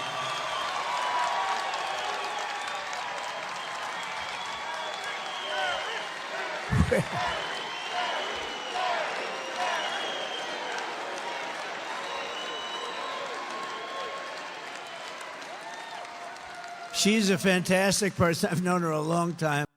This Loki sounds more like Netanyahu. The sound isn't available. That's so funny. He said, just listen. And that's the one thing we can't do.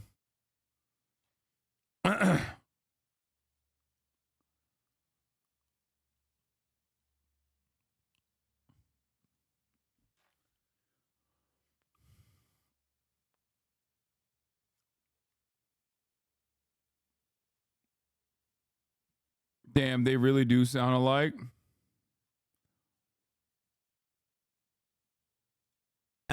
It's horrible and dangerous, and we're ruining our country. We're destroying. So Carrie told me that she's going to be focusing on the border, right? And she is, you're going to get it fixed, right? As a German, I gotta say, comparing Hitler to Donald Trump is dangerous. Man, Germans, shut your bitch asses up, okay? First of all, Donald Trump absolutely is comparable to Adolf Hitler, and so was fucking George W. Bush and Dick Cheney, and so is Benjamin Netanyahu, okay? Suck my fucking dick, you stupid little bitches. You're literally like, you should be more embarrassed to fucking try to like put on this like weird facade, okay? Oh, we're so sad about what our grandparents did that it's like it's uniquely bad and attributed to just us, and also the Arabs that are doing it to like Israel right now, because actually it's worse even what the Arabs are doing to Israel. Okay, I hate this fucking gatekeeping bullshit, dude. What reason is there to learn about historic wrongs if you cannot fucking apply them to the current wrongs that are happening that are damn near identical to the historic wrongs that happened? God damn, dude. Germans are playing the exact opposite side of the never again means just never the Holocaust and nothing else. Okay?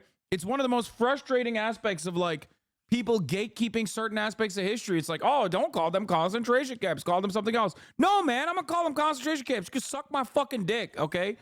Go take it up with your granddad, dumbass. Fuck.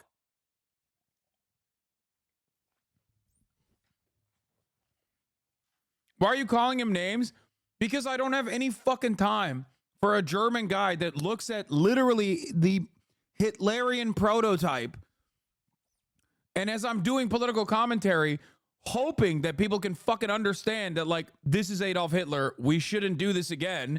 Okay. And some German guy who's got his fucking grandpappy's like best interest in mind comes in here and he's like, no, you don't understand. It's very dangerous to call Donald Trump Adolf Hitler. It's like, bro, go worry about the AfD, okay? Go do some more anti-fascism by fucking dumping pork lard on Muslim bakeries, okay, that are anti-genocide in Gaza, okay? Fuck, dude. I just, like, spiritually, so many goddamn Germans are fucking broken, okay?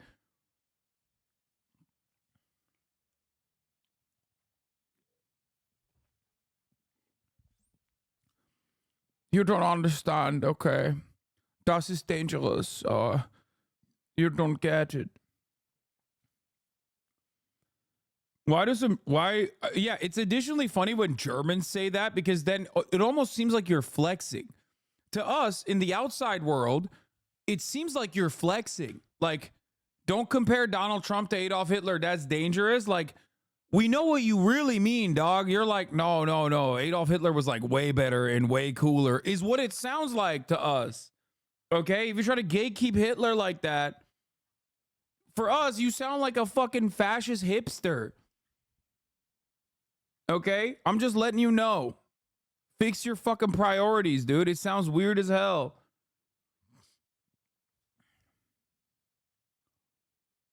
I know that there's, for the record, I know that there's hella fucking actual leftist Germans in this chat. Okay? Make no mistake. You know better than anyone else how fucking annoying liberal Germans are. Okay? You know what I'm talking about. That person is exactly who the fuck I'm talking about. And it's dangerous work. And you know, they want to really do the job. They're stopped from doing their job. They want to do their job. They want to work. It's more dangerous. It's harder. But they want to save our country. These people are incredible, I'll tell you. As the people of Arizona understand better than anyone else, under Kamala Harris, our country is under a thing called invasion. Did you ever hear the word invasion? What did you say? What? Oh, yeah, here. Listen like to a Adolf military Hitler. invasion. We're being conquered and we are being occupied by a foreign element. And, you know, if you think about it, Adolf Hitler, China ladies and gentlemen. has a 5 Welcome back. million Welcome back, Adolf man Hitler. army, mostly man in that case, I can tell you. But they have a 5 million person army, and we have 21 million people coming this year. This period of time, 21 million people over the period of the last few years. Think of it, they have a 5 million, that's a big army. And we have 21 million people here, so cut out half. That means you have 10 million people, and they have guns. You just see that. If you look at Colorado, take a look at Aurora. They have guns that are the most sophisticated guns anywhere in the world, high-powered stuff. And, you know, you say to yourself, so if you cut the number in half, 10 million people, and cut that number in half, 5 million, that's the size of China and what they have as an army. It's pretty dangerous stuff. We got to get them the hell out of here. What is he talking about? Oh, just every person that is undocumented living on U.S. soil is actually a part of a fucking army that is there to destroy the United States of America. Mind you, they are literally coming from every fucking country on the planet. He's saying that, like, the army that we have bred in our ranks is actually like the Guatemalan abuela who is fucking living here and like maybe cleans your mother's house or some shit. Or the Caribbean auntie that is taking care of your fucking grandparents, okay, who are more racist than Adolf Hitler in some ways, okay? All of those people are actually a part of a fucking body, a hive mind, an organization that is trying to destroy the United States of America, okay? Your moms, some of you have undocumented parents, some of you are undocumented, right? He's saying all of these people are together and they're actually here to kill Americans. They are an enemy. They are foreigners that are living in every corner, and they're enemies, and they're here to kill you. Fly them in. Think of that. They fly them in by jets. They're flying in all the time. And Art, they don't count those numbers, do they? They don't talk about them. When they fly in, and then they have a special app, right? They have an app where the card. Here. Advise that this video includes historical causes. Du, meine Arbeit für Richtiges, tormented Jewish people, is shameful. In connection with the Jewish question, I have this to say.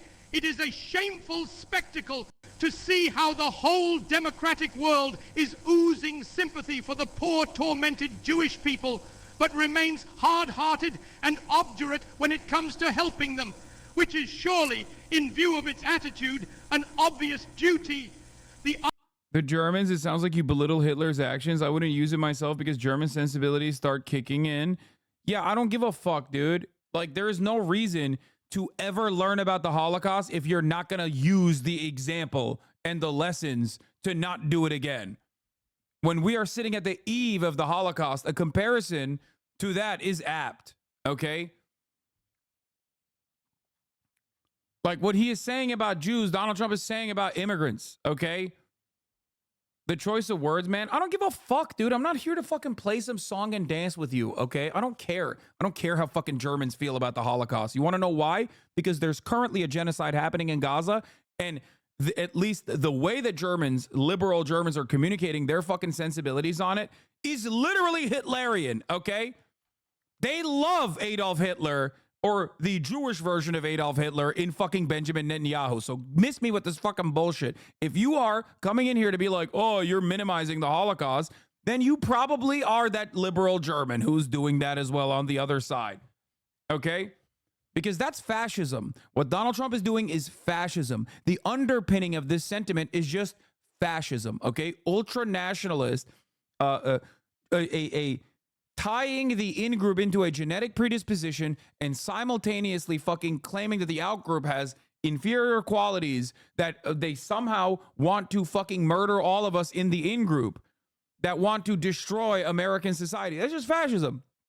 That's exactly what Hitler was, and that's exactly what Benjamin Netanyahu is, and that's exactly what Zionism is as well. So if you're coming here and you cry about the comparisons, then I'm sorry, you are exactly the kind of fucking liberal that your grandfather probably was, that allowed this fucking fascist monster to rise to power, because you were too predisposed with the KPD being the real problem, the trade unionists being the real problem, the socialist Germans being the real problem. Oh, God forbid we have a red revolution in Germany. That would be terrifying. That's exactly what your dumbass liberal grandpappy thought too. And then that dumbass liberal grandpappy of yours picked up arms and went to slaughter Jews. Okay? That is how fascism works. And it's happening right now. It's happening in Israel, and it's happening in America. And if you come in here and do some aesthetic bullshit on that issue, you can suck my fucking Turkish cock. Jesus Christ, dude. Jesus fucking Christ.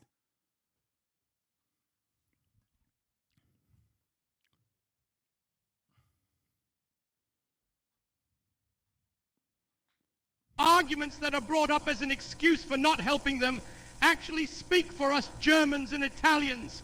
For this is what they say. One, we, that is the democracies, are not in a position to take in the Jews.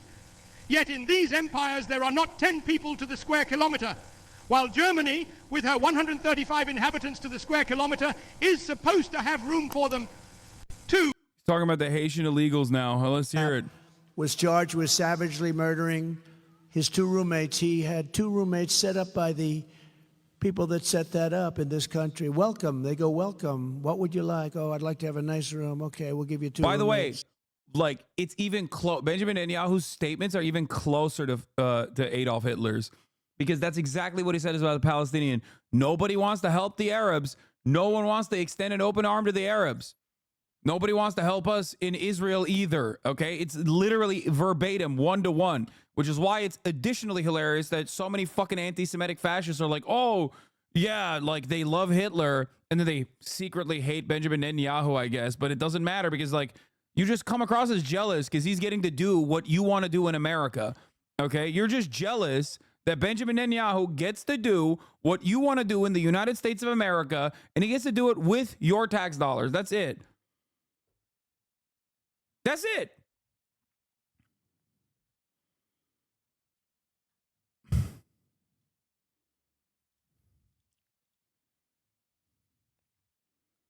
Get it ready. We'll bring back our country in many ways. That's one way. But to me, that's like one of the most important ways. Well, we'll also stop World War III. That's an important way.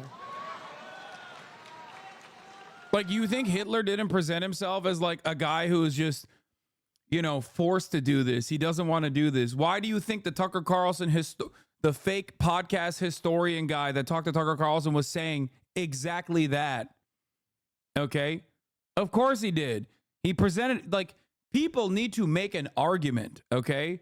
They can't just, like, magically wake up one day and be like, we're going to kill all the Jews, and then all the Germans are like, all right, let's do it. That's not how this shit works, okay?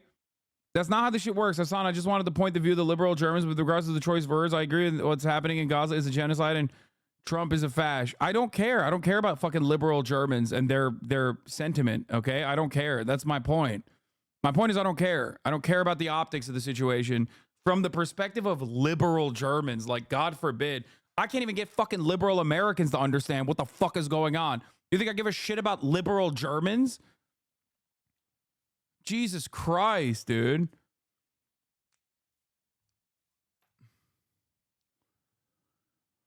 Holy fuck.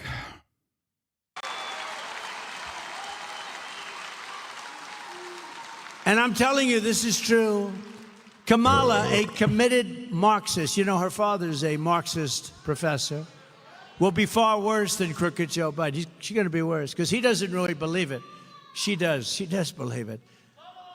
And she'll go back to no fracking and all the other things we talked about. She'll go back to them on day one. But on day one of my administration, I will stop this invasion. I will seal the border. I will end the Harris migrant flights. And I will begin the largest deportation operation in the history of our country. Right? We have no choice.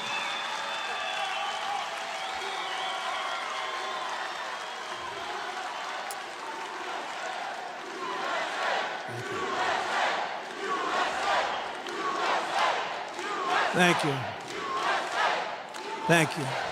We will not allow our country to be destroyed. They're destroying our country. We will get the criminals out, and we will not. Hey, dumbass lib Germans who were worried about the optics of comparing it to fucking Adolf Hitler. Google the Madagascar plan, okay? So that you can better understand your own grandfather's history, okay? Like, it didn't start off with, like, we're just going to fucking execute every Jew, okay? It didn't start off like that.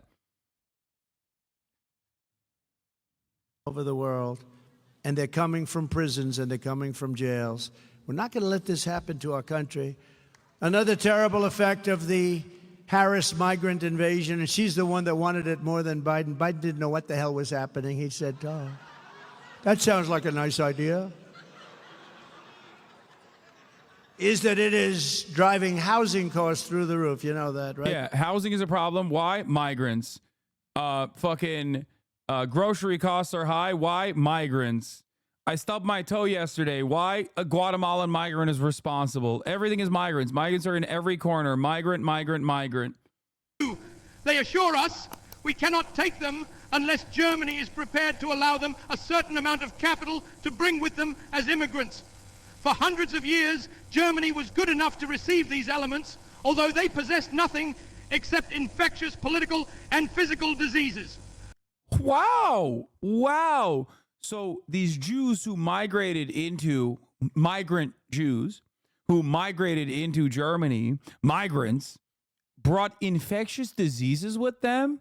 Who else says that, like, right now? That's right. It's the buttoned up version of Donald Trump, J.D. Vance. He says that.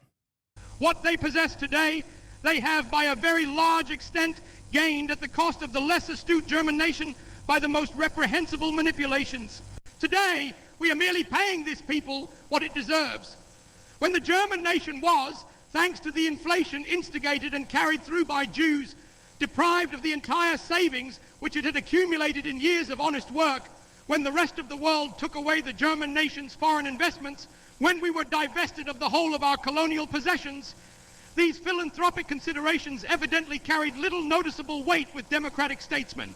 Today, I can only assure these gentlemen that thanks to the... It's like, oh, we lost our colonies, oh, and then the democratic statesmen didn't even care about us losing our colonies, dude. brutal education with which the democracies favored us for 15 years, we are completely hardened to all... By the way, woke mind virus is the I mean, it's directly one-to-one. It's not almost one-to-one. It's directly one-to-one.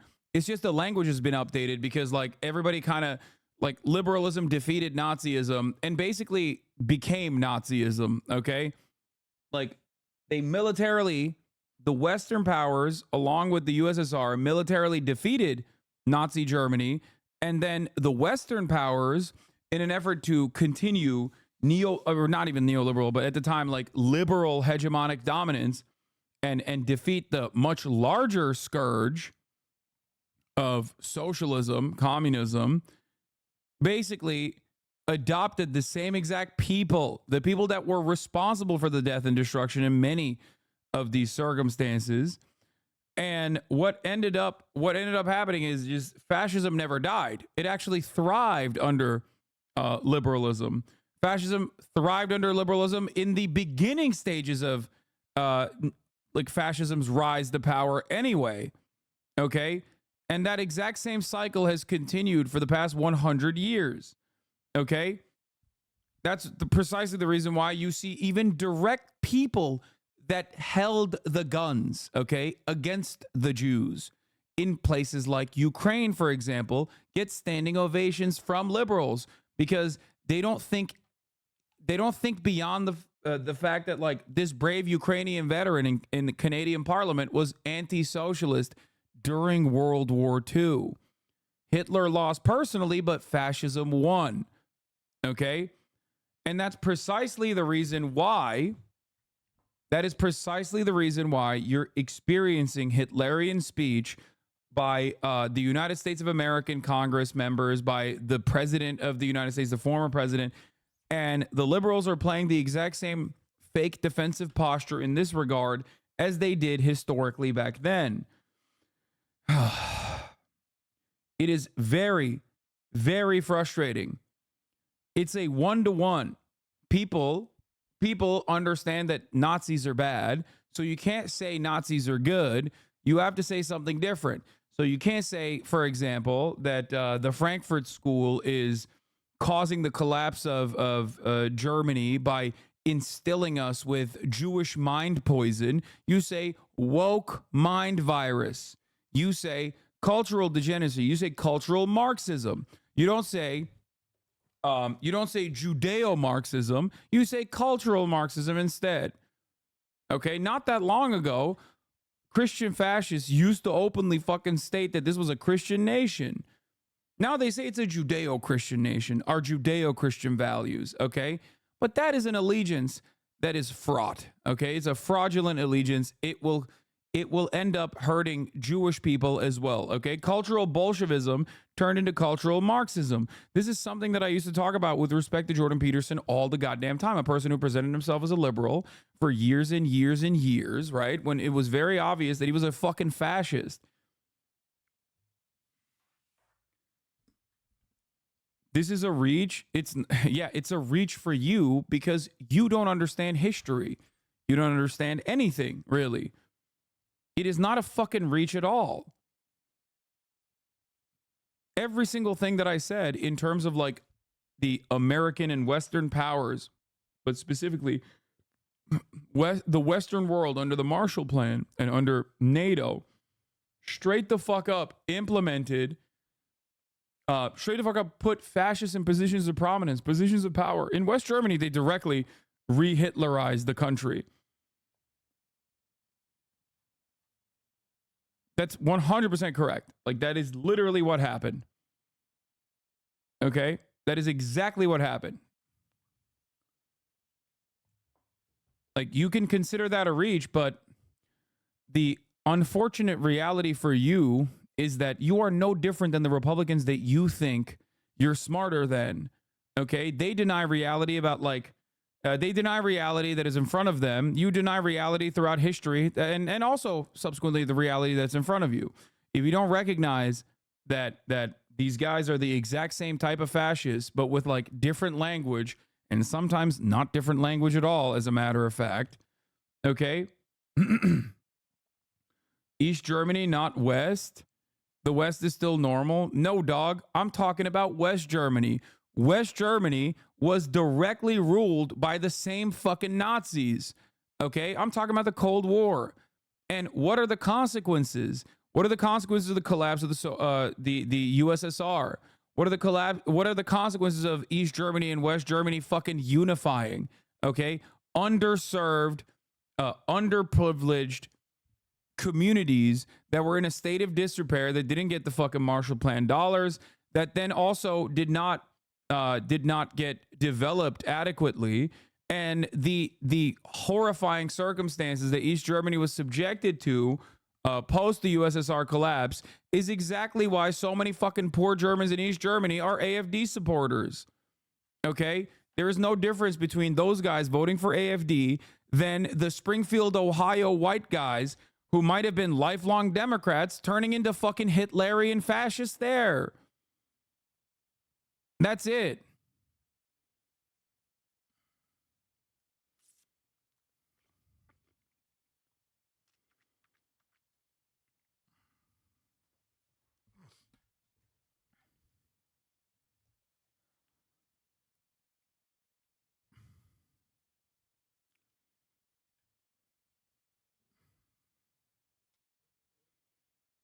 What? Time-stamped Hitler's speech? What? One be ill-advised by those isolated bourgeois weaklings who vegetate in every country and who cannot understand that in the life of nations it is not necessarily cowardice but also courage and honor that may prompt wisdom.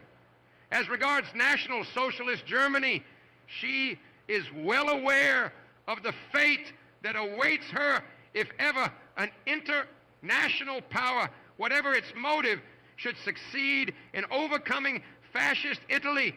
We realize the consequences which would follow upon such an event and face them unflinchingly. The fate of Prussia in 1805 and 1806 will not be repeated a second time. In German history, weaklings like the advisors of the King of Prussia in 1805. Yo, he's just like Trump, dude. Straight up. No, he's just like droning on and on and on. Just like boring ass son of a bitch, dude. Talking about how like people have wronged Germany. People act like Hitler is ancient history. This shit was 80 years ago, not that long ago, folks. Yeah, I mean. Attacks of sentiment.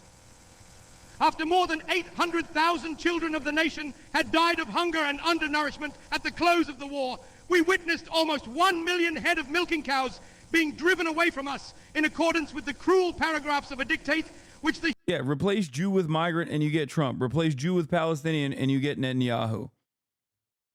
humane democratic apostles of the world forced upon us as a peace treaty. We witnessed over 1 million German prisoners of war being retained in confinement for no reason at all for a whole year after the war was ended. We witnessed over 1.5 million Germans being torn away from all that they possessed in the territories lying on our frontiers and being whipped out with practically only what they wore on their backs. We had to endure having millions of our fellow countrymen torn from us without their consent and without their being afforded the slightest possibility of existence. I could supplement these examples with dozens of the most cruel kind. For this reason, we ask to be spared all sentimental talk. The German nation does not wish its interests to be determined and controlled by any foreign nation, France to the French, England to the English, America to the Americans, and Germany to the Germans. We are resolved to prevent the settlement in our country of a strange people which was capable of snatching for itself... That's interesting. That's just... I mean, half of this shit is like things you hear now on a regular basis. Okay?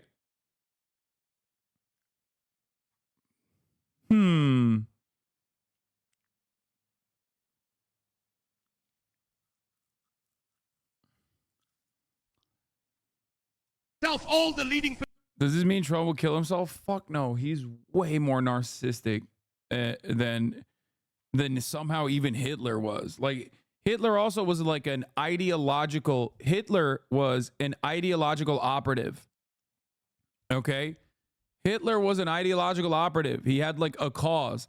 Donald Trump does not. He's just using Hitlerian terminology and just like Hitlerian politics to advance the only thing he cares about, which is himself.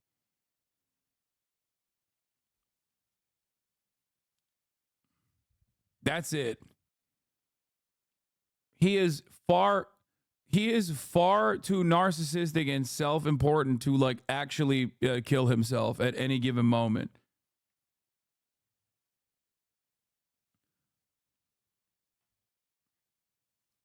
But we know Hitler believed that Jews wanted to kill Aryans all behind closed doors. Does Trump even believe this bullshit? It doesn't matter what Trump believes, dog. It doesn't matter. He doesn't have to be a fucking loyal servant to fascism ideologically, okay? He is presenting himself as that, and people are listening, and they're saying, that's my shit. I agree with you. At that point, it doesn't matter if he's truly invested in, in creating the Fourth Reich in the United States of America, because he's doing it regardless of whether he personally believes it or not. The reason why Hitler's ideas aren't taught and therefore refuted is because the United States needs fascism to continue to fight socialism in the world today. That's why they turned Nazism into a boogeyman of evil rather than an actually existing idea. Yeah. It's also because it's an actually existing idea that they kind of agree with. That's the other thing. Like, immediately, they absolutely openly agree with it in terms of collaborating with fascists, in terms of, like, the number one thing that fascists did, which was kill socialists. They love that shit. So why would they openly explain what fascism truly is? Capitalism has inherent contradictions, okay? And the weight of such contradictions become glaringly apparent at a certain point, and the system collapses under its own weight, okay? That is where barbarism comes in. That is where fascism comes in. Fascism is to reassert the same dominant forces by extra military force. Okay? That's what fascism is. That's precisely the reason why Adolf Hitler and Mussolini as well, both of which used a lot of populist and even, dare I say, somewhat leftist sentiment when they were rising to fucking power. Leftist only for the whites, though, for the in-group, for the Volk in Germany, for the real Italians in Italy.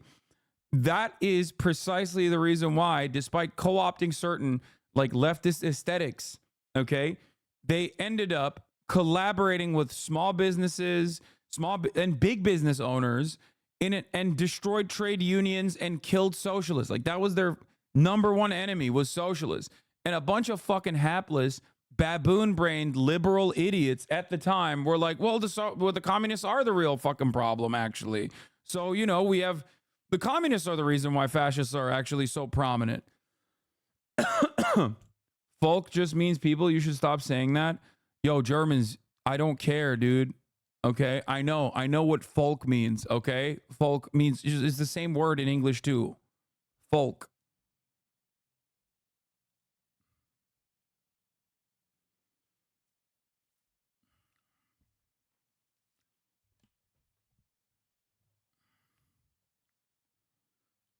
Positions in the land and to oust it, for it is our will to educate our own nation for these leading positions.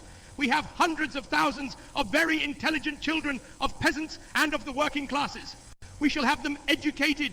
In fact, we have already begun, and we wish that one day they, and not the representatives of an alien race, may hold the leading positions in the state together with our educated classes.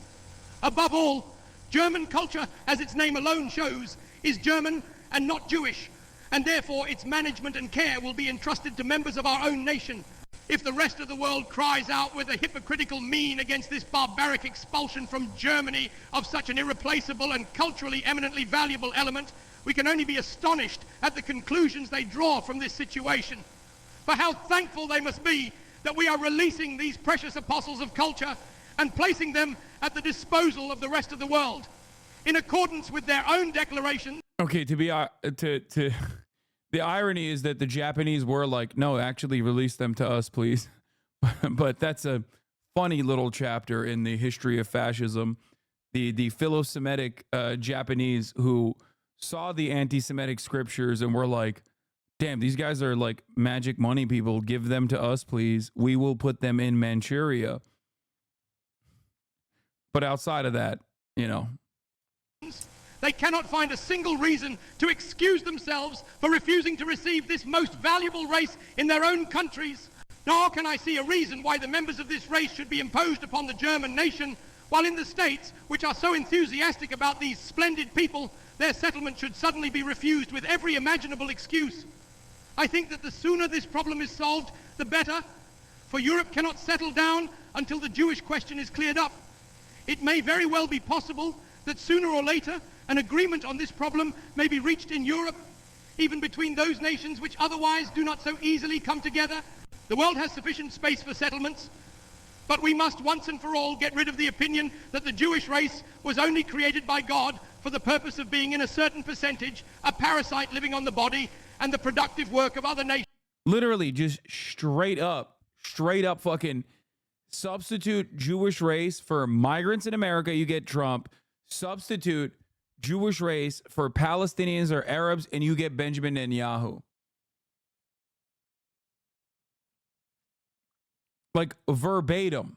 If you're like, damn, man, this sounds real fucking familiar to me, it's because you've heard it as many times as you've heard the top of the hour ad break that comes at the top of the hour, and sometimes 20 minutes into the top of the hour when I forget to run it at directly the top of the hour. There is a 3-minute ad break coming for you, by the way.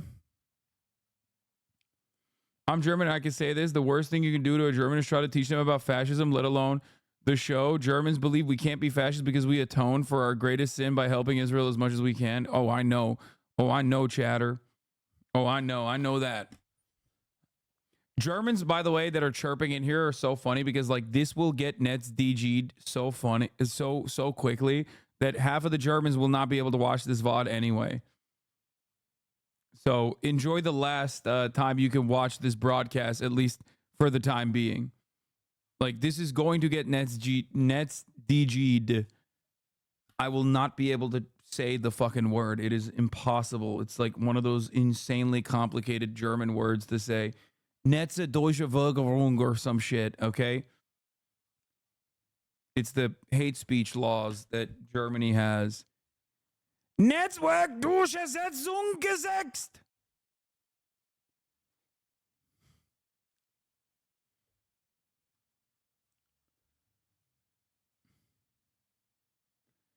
Netzwerkdurchsetzungsgesetz.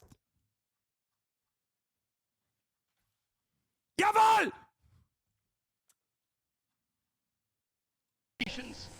The Jewish race will have to adapt itself to sound constructive activity as other nations do, or sooner or later it will succumb to a crisis of an inconceivable magnitude. One thing I should like to say on this day, which may be memorable for others as well as for us Germans, in the course of my life, I have very often been a prophet and have usually been ridiculed for it. During the time of my struggle for power, it was in the first instance the Jewish race which only received my prophecies with laughter when I said that I would one day take over the leadership of the state, and with it that of the whole nation, and that I would then, among many other things, settle the Jewish problem. Their laughter was uproarious, but I think that for some time now they have been laughing on the other side of their face. Today I will once more be a prophet. If the international Jewish financiers in and outside Europe should succeed in plunging the nations once more into a world war, then the result will not be the Bolshevization of the earth. He's going to stop World War III.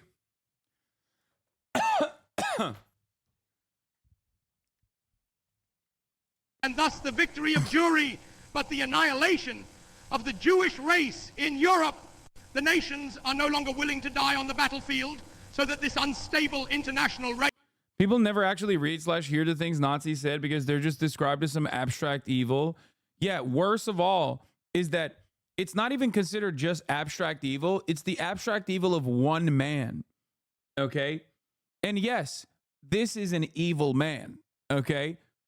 But if you consider what the Nazis did to be like this horrifying atrocity that was caused by like the personal convictions of a singular person, a singular evil person, yeah, of course you're never going to understand how we are arriving at that exact same circumstance right now.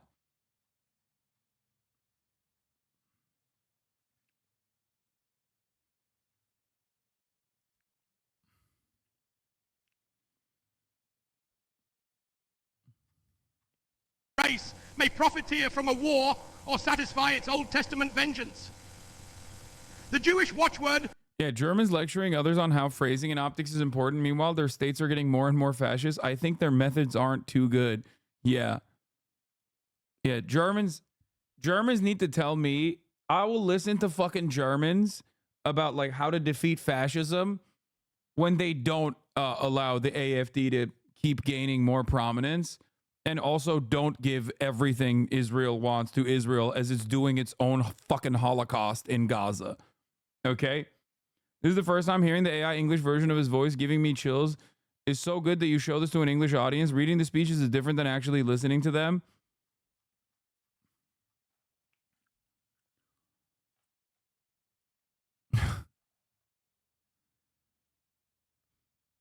I am German and I'm also black. I believe in, and many do so, that Hitler was a tipping point and that the Holocaust was basically the culmination of all the genocide that countries Germany colonized in Africa. By the way, none of these is taught in schools and 99% of Germans don't know about it. I mean, he's literally saying it. He's like, we gave away our colonies, which he didn't volunteer them, okay? And nobody even said thank you for that.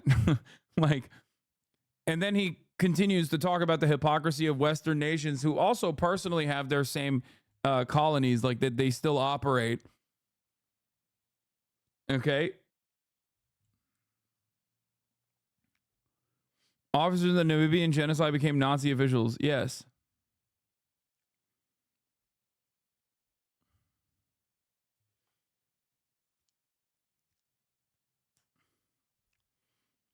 Like France in particular. I know. France is again, dude, it is everything old is new again. Okay. Everything old is new again. Everything old is new again. Look at Vichy France. Okay. Everyone is going through their own 1920s to 1930s evolution towards fascism right now, with one very important distinction. We do not have an FDR, and there is no anti-fascist counterforce on the planet, okay? There is no socialist, ideologically minded, socialist, revolutionary country that will become the other global superpower. Before you say Xi Jinping, as much as I glaze China for high-speed rail and, like, you know, killing billionaires that poison children or whatever, if you think China is an ideological counterweight to growing capitalism and growing fascism on the planet, you are delusional, okay? They are not. They only care about China. Okay, China only cares about China. And sometimes China only cares about China to a degree where, like, you can literally have Maoist or socialist groups that China doesn't even help. Okay, the USSR, for all of its faults and failures, even though they were obviously personally invested in, whatever their project was, they still absolutely were either A, forced into this dynamic, or B, genuinely helped their ideological allies in their own personal anti-colonial endeavors. China does not do that. If they did do that, it would be literally beneficial for them to do so in the Philippines. Okay? There are active Maoist rebel groups in the Philippines. Okay? It's just waiting. It's right there.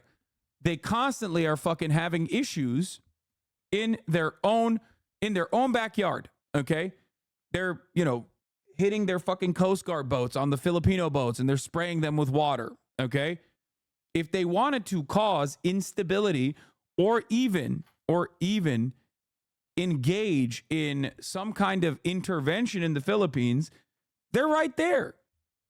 You could just do that. America does it all the time. You could literally do that. You could just use the Maoist groups there and fund them and cause them to overtake the Filipino government. Obviously, it wouldn't be that easy because America has too much vested interest in the Philippines. It's yet another unsinkable aircraft carrier for them. But, like, you could at least cause some level of instability and leverage the ideological allies that you have in the Philippines. China doesn't even do that. They don't do that at all. Because China just wants to sell product, okay? At the end of the day, they don't want to fuck up the bag. They don't want to rock the boat. They just want to do their own thing, and they want to keep pumping fucking. They want to keep pumping out product, and they are looking for new markets to sell product to. And they've realized that the Western world is tapped out, so they have to develop Africa so they can find a new market that they can pump their product to. That's it. They stay grinding. That's it. They just want to get their money up and not their funny up. They don't have like a committed, they do not have a committed ideological project in like, you know, letting socialism thrive or anything like that. That's it.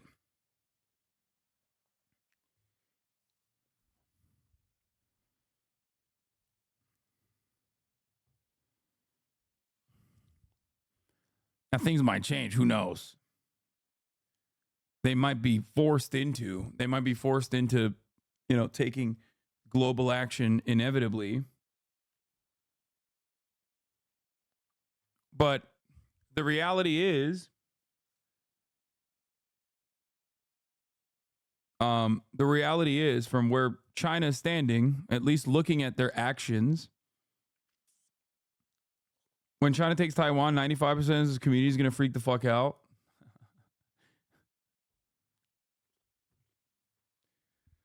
Oh, brother. Who knows? Forced to take over Vietnam and Taiwan. Oops. As far as I understand, okay, in terms of Vietnam, like, there are more trade relationships between Vietnam and China than ever before, and that the way that like the Vietnamese-Chinese relationship works is no longer as hostile as it once was for obvious fucking reasons. Okay?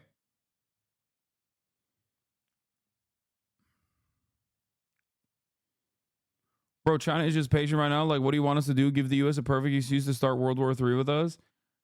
No, I just don't think that China is even remotely interested in fucking up the bag. That's all I'm saying. Vietnam and America are close. Oh, so is China. China is very close with a lot of countries. A lot of countries that have been fucked over by the West, and even some countries that have been funded and pumped by the West. The China is colonialist take is dumb. Wait, I never said that. What are you talking about? I'm simply stating that the USSR offered two ideological allies. The USSR offered financial support, okay? Or they also offered like logistical support. Okay?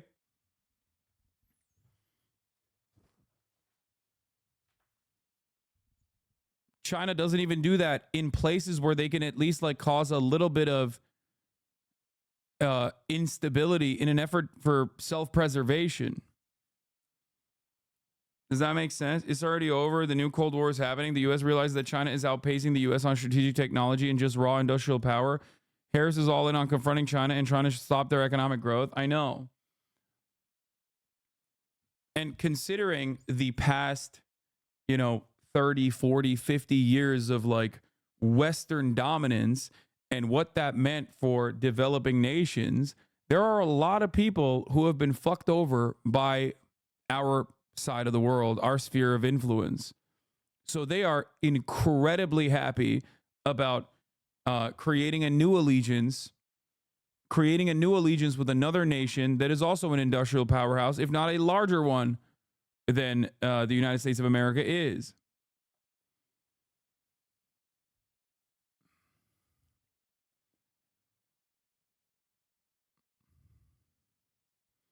China is the biggest imperialist nation in the 21st century. Wait, what? China is the biggest imperialist nation in the 21st century? You're an American and you just said that? What the fuck are you talking about? Dude, the example... This isn't even a defense of China. This is just a defense of the truth. Like, I don't know what the fuck you're saying. Dude. First of all, nobody comes near the United States of America. Okay? Nobody. You are the most delusional person on the planet if you think that that is even a comparison. This does not make other countries' imperial ambitions appropriate. Okay? But you are out of your fucking mind if you think that that is the case. An example I regularly use is, for example, everybody constantly being like, the Chinese Coast Guard is actually harming the Filipino boats. Okay, they're spraying them with water. They're ramming into them, and it's really disruptive. Okay, America is doing a genocide in fucking Palestine right now, like right now. Okay, or if you want to think of like an adversary of America, because your brain only works in this direction. Okay, in one direction, look at what Russia's doing in Ukraine. Do you think these are even remotely comparable? We got 800 fucking military bases that we know of all around the planet, and you're like, man, the most imperialist nation of the 21st century is fucking China. That's crazy. Yeah, they got back Hong Kong from the UK. Jesus Christ.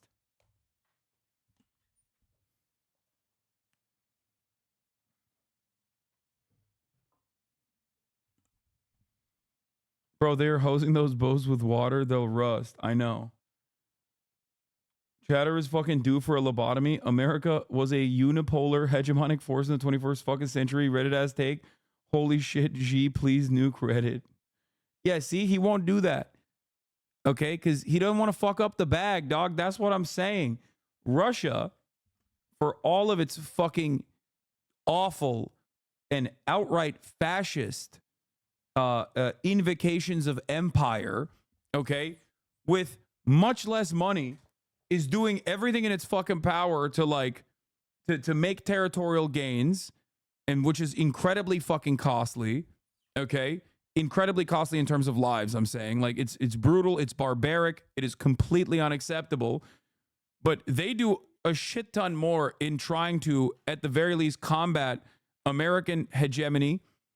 And they're for their own personal gain, mind you. Okay? Is Russia more imperialist than America? Oh my God, bro. Oh my God. America is doing a Ukraine, or has done a Ukraine for the past 20 years. The only difference is you don't have the capacity to analyze it in the same fucking vein. That's it. This is why whenever I criticize Russia for being like America, so many Americans would be like, what the fuck? Why are you defending Russia? It's like, no, I'm saying they're the big bad. Okay? America's the big bad, and what Russia is doing is akin to America, which is the worst thing you can be considered from where I'm standing.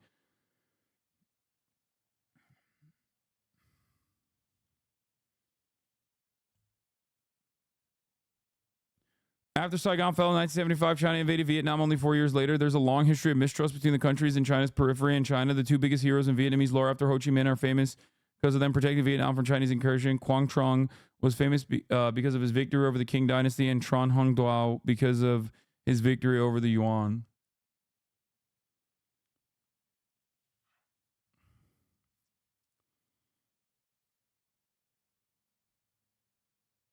How likely is the U.S. to do a genocide domestically? Well, that comes back to the conversation that we were just having about Donald Trump being Hitlerian.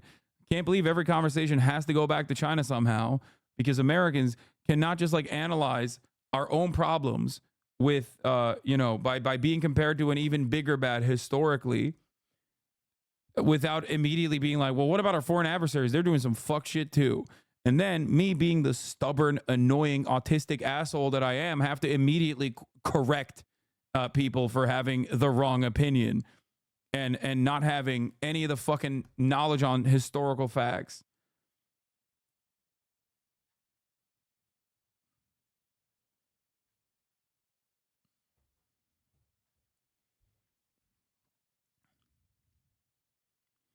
Yeah, the U.S. already finished their genocide once. I'm saying that they're going to do another domestic one seemingly soon. And I don't know if it's going to be the Democratic Party that conducts it or the Republican one. You know what I mean?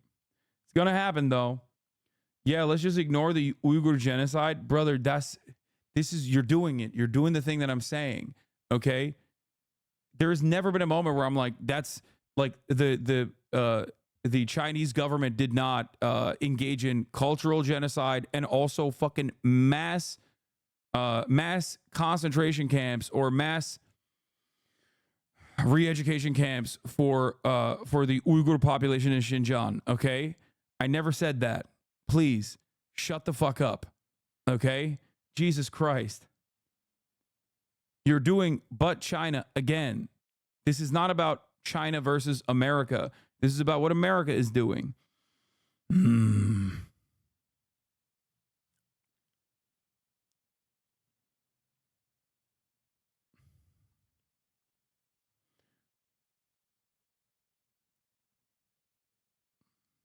only reason why you do that, is because you feel bad.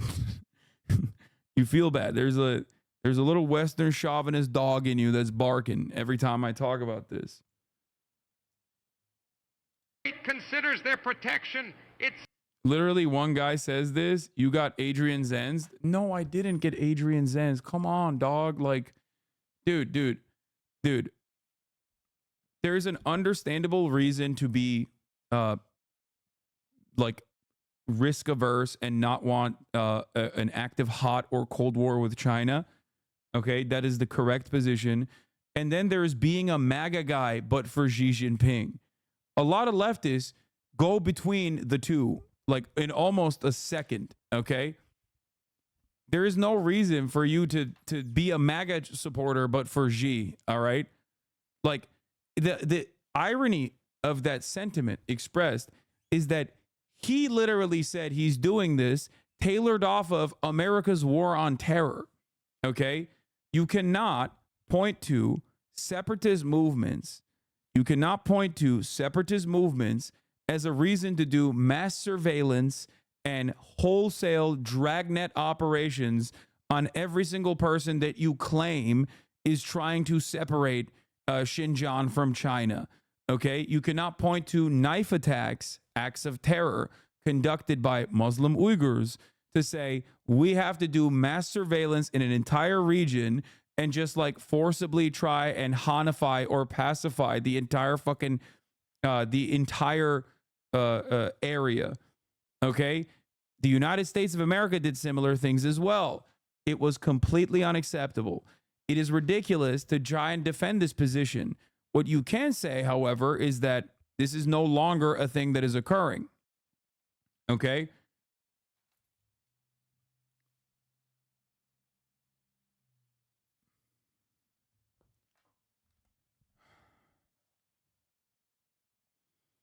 How do you explain the fact that every single country has Chinese shops in every single corner? I don't know, because the food is good. Like what?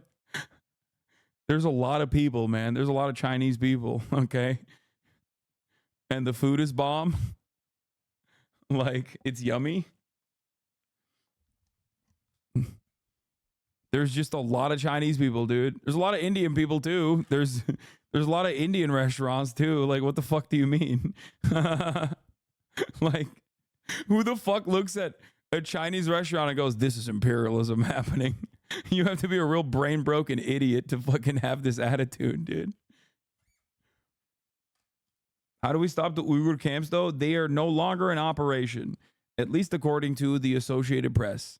So unless the Associated Press is in the pocket of big China, which I doubt they are, considering our own personal vested interest in like undermining China at every step at the behest of the U.S. State Department, it doesn't exist any longer. That's probably the reason why there's so many fucking TikTokers that suspiciously go to Xinjiang and you know, TikTok in Xinjiang about how sick it is over there.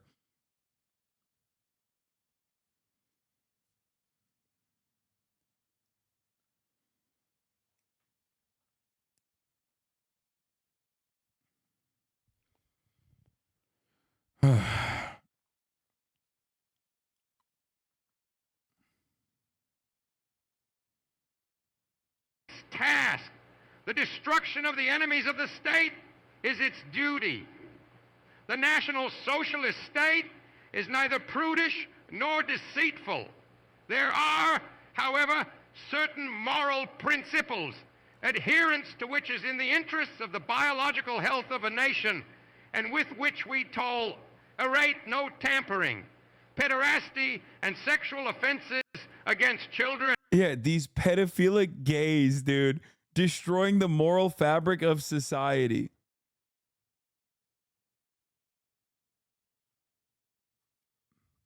Huh. Bro, conservatives only conserve one thing, and that is talking points, okay? They only recycle one thing, and that is talking points. Bar for bar. Verbatim, okay? Are punishable by law in this state, no matter who commits such crimes. When some 5 years ago, certain heads of the National Socialist Party were found guilty of these crimes, they were shot. When other persons in public or private life, even priests, are guilty of such offenses, they are, according to law, sentenced to terms of imprisonment or hard labor. It is no concern of ours if priests break their other vows, such as chastity. Okay, enough. Let's get back to pederasty defense. Alan Dershowitz. With policies in his better test to protect us, especially since he says that all these world leaders would not be doing the things they're doing if he was in office. How do you argue someone out of this opinion and persuade them to believe that it's not the greatest thing to say?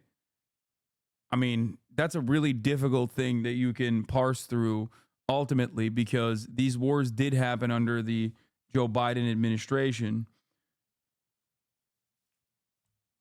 I guess the only thing you can point to is that given the bipartisanship that comes with American foreign policy,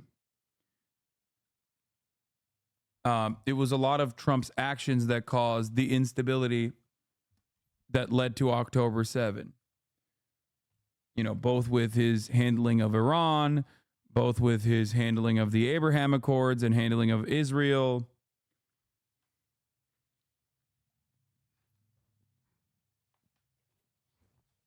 Just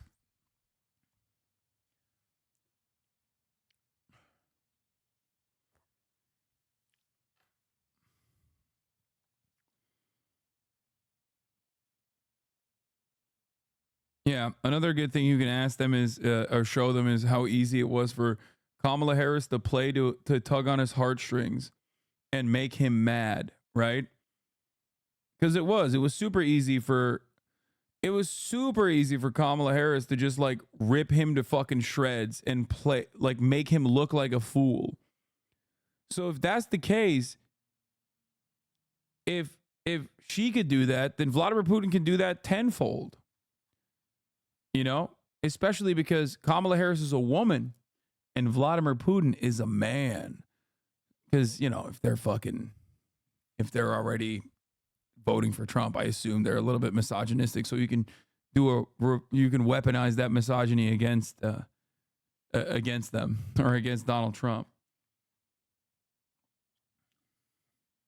Do you think this would have gone? No, that was the first time and the last time the economy was addressed in that debate. Yeah, dude, $50,000 for podcasters is not exactly a fucking great solution to how much people are struggling still. Oh my God. Child tax credit is good. Trump still won the economy poll, the economy CNN post debate poll. Yeah, of course he did. He doesn't have to say anything. In a lot of these circumstances, like all he has to do is look around and just point to things, okay? I'm going to give such a fucking nice credit when she passes that. 50K back for Wealthy Streamers chat. Yeah. If you despise me and you're a fucking liberal because I constantly shit on Kamala Harris, know that she is doing this for me. And she's doing this for Michael from Pennsylvania, who is a fucking swing state voter in Pennsylvania. It's in his name, and he's not going to vote for Kamala Harris. Okay? I don't even live in a swing state, and that's still a problem. Okay? But that's an even larger problem because Michael from Pennsylvania is not going to vote for her. And if she ends up winning, he's still going to take advantage of that. And so am I. Okay. Just remember that. Remember that, liberals. I'm not voting for Kamala as a Philly voter also. It's not looking too good. Hey, listen, there are 33,000 Philadelphia voters in here right now. Pennsylvania voters. Every single person in here is from Pennsylvania, and every single person is saying, Kamala Harris, we're not voting for you unless you change trajectory and stop the genocide in Gaza. Seems to me like maybe she should listen. Seems to me like maybe she should listen. Here's another reason why you know this is like not an anti-Semitic position. Because if it was, it would mean it would be a right-wing position, and therefore the Democrats would be desperately trying to grab these voters. Okay? Because they only care about right-wing voters. Whether hypothetical, whether imaginary, there's always a right-wing guy out there that the Democrats need to win the votes of. Never to the left, mind you. God forbid you shut the fuck up. If you're a leftist, we hate you. We despise you. The party doesn't want you. But also, if you don't vote for us, you're a scumbag.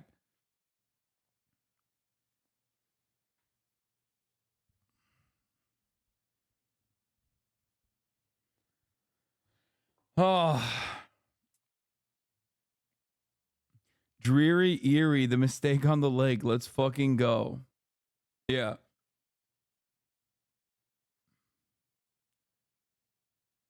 But Trump isn't going to stop the war on Gaza either.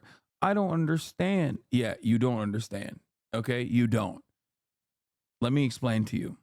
Trump is currently not the president. Okay, and Trump is not a president that you can change the mind on unless you have like a couple trillion fucking dollars, right? Mary Madelson certainly has 100 million that he gave to Donald Trump, and she got her assurances that Trump will even annex Gaza, right? Or not Gaza, the West Bank. Now, having said that, why do you vote for the Democratic Party? You probably aren't voting for the $50,000 in tax credits. You think she will be better, Kamala Harris will be better than Donald Trump. Why would Kamala Harris be better than Donald Trump? Well, because she can listen. She responds. She listens to your demands. Okay, well, you make demands when you have the highest fucking type of leverage right before a goddamn election that is ass cheeks close to one another. Okay? And it doesn't seem like she's listening right now. So, I don't know. Maybe she should. What about abortion rights and the fact that women are dying because of a lack of health care? Yeah, that's a great question. Great question. Here's the answer. Last time this happened, you could say, what about abortion rights and the fact that, you know, immigrants are being evaporated at the fucking border under Trump's objectively cruel and unusual policies? Notice how you're only saying abortion now and not the other thing? It's because Kamala is now on board with the other thing. Maybe next election cycle, you'll be saying, well, you know, she has to go to the center on abortion. Actually, you won't say that. She's going to win, by the way, for the liberals who are upset and scared. She's going to win, most likely. That's my assessment still. It's, you know, that's what I think. And then she's not going to do shit about abortion because she can't, because she's not going to win. She's not going to win both the House of Representatives and the Senate. And then you're going to spend the entire time being like, well, what can she do? She doesn't have the fucking, she doesn't have the Senate. Okay? She doesn't have the Senate. What can she fucking do? Okay? What can she do? And it's like, okay, but then why'd you vote for her? And then we go back to the same problem. Then you're going to be like, okay, well, it's because you didn't vote for her hard enough.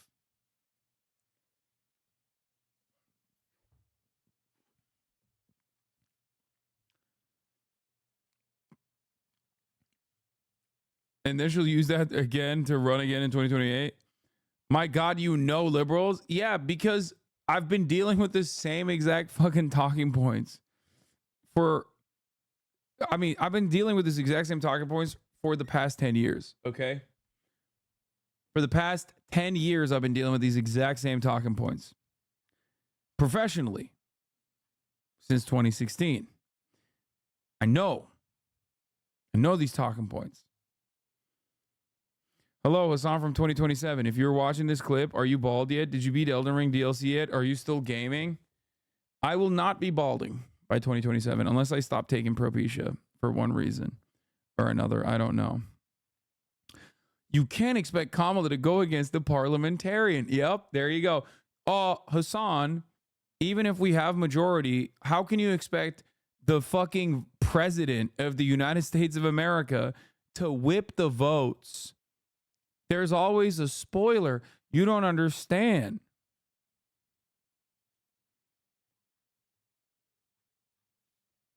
Okay? You don't get it. Bro, that's your strongest fucking... Like, that is the strongest issue that you have beyond immigration.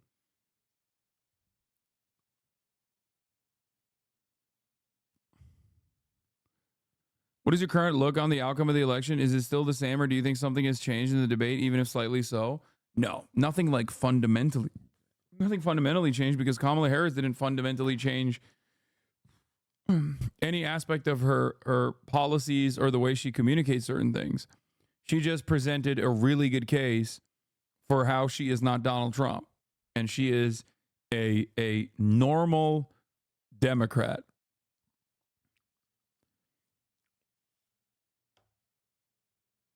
Your ass is going to get deported under Donald Trump.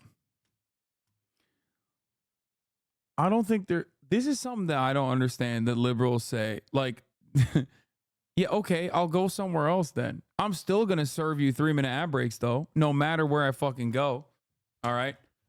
I might be in New Zealand. I might be in China. Okay? Probably not Turkey. But I'll still be serving 3-minute ad breaks at the top of the motherfucking hour. You still be like, oh, man, this guy rich socialist, by the way. Okay? It's in Agenda 47. Yeah, I know, dude. What are you talking about? I know. No mention of minimum wage, Gaza, or Medicare for all means we're going to get major pump in our number. We're not going to get a major pump in our numbers. So far, they're trying to skate by as close as they can, relying on abortion only, and even if they're not making much in the way of promises for it. Yeah, I mean, there's not really too much you can say. She's going to say, she's going to codify Roe v. Wade. Why not Turkey? Come on, dog. I think you know why not Turkey. You won't be broadcasting on Twitch from China, bro. You're absolutely wrong, dude. I would be the white monkey of the Chinese Communist Party. They would let me do so much propaganda. They probably give me enough money so I can fucking finally do the RT version for China. Okay? Me and Ben Norton, dude. Me and motherfucking Ben Norton, baby. Out there doing the damn thing, okay?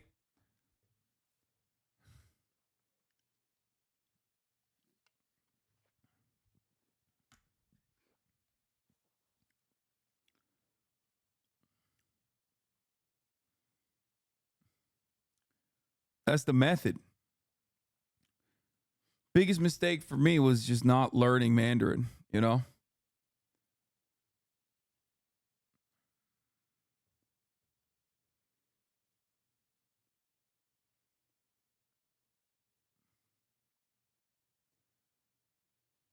Oh.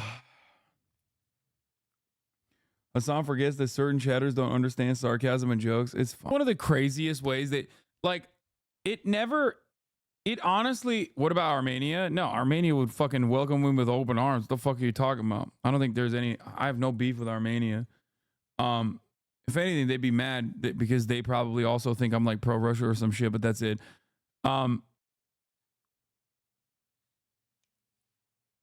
So the thing I want to say is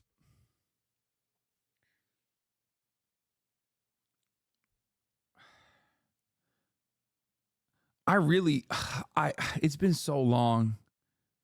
It's been so fucking long that like Donald Trump hasn't been this prominent in front of our eyes. that I just straight up forgot how much he fucking lies, dude. Like I remember him lying all the time, but never to this degree. You know what I mean? And I'm reminded of it. Like, no, he was like this. He was always like this. But some of the shit that he lies about are so fucking stupid. Like this argument, like who is this for, dog? 75% of the country obviously considered Roe v. Wade to remain the law of the land. That's why the Supreme Court appointees that you put into the Supreme Court literally lied as well and said it's a super precedent and we will not overturn it. Like every single person straight up lied about this shit. Liberals did the same dumb bullshit back then too, by the way. Oh my God, do you remember liberals writing articles about like how Brett Kavanaugh is a great high school basketball coach for the girls? And they wrote about how Amy Coney Barrett was actually a fucking phenomenon, a feminist icon. Oh my fucking Lord, dude. God damn, I fucking hate liberals so much. Well, I guess they fucking hated Brett Kavanaugh more than Amy Kobe Bryant, but ay.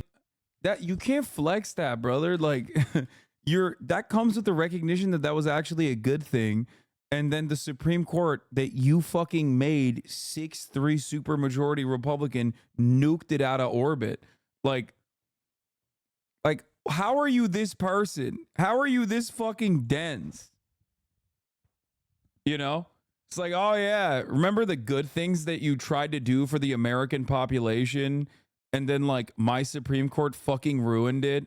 And by the way, anytime he says 6 brilliant brave Supreme Court justices, bravely overturned Roe v. Wade, I am reminded that Trump has lost his fucking step. He's lost his fucking game. He no longer balls, okay? He's got no juice because he should know better than anyone else that the United States Supreme Court is universally despised right now. It has its lowest approval rating historically. So for you to tie yourself to that while running away from JD Vance, like what the fuck are you doing? The Supreme Court is basically perceived as JD Vance, okay, from the eyes of the Americans, partially because of the things that they implemented that you now have to defend. It's very odd that you are taking ownership over. Like, well, everyone's having fun with the eating the dogs, eating the cat shit, but like, dude, I think it's funny, but like, I think there's something very scary underneath this. Okay. And it is the fact that a story so unimaginably racist could gain prominence and legitimacy and be seen as the God's honest truth in such a short period of time by tens of millions of Americans. I think people don't get it. They don't understand. There are real, foreseeable, very negative consequences. Yeah. I said, very cool to every time the right on this website choose to make shit up about marginalized people, you're guaranteed to receive bomb threats. This happened with children's hospitals.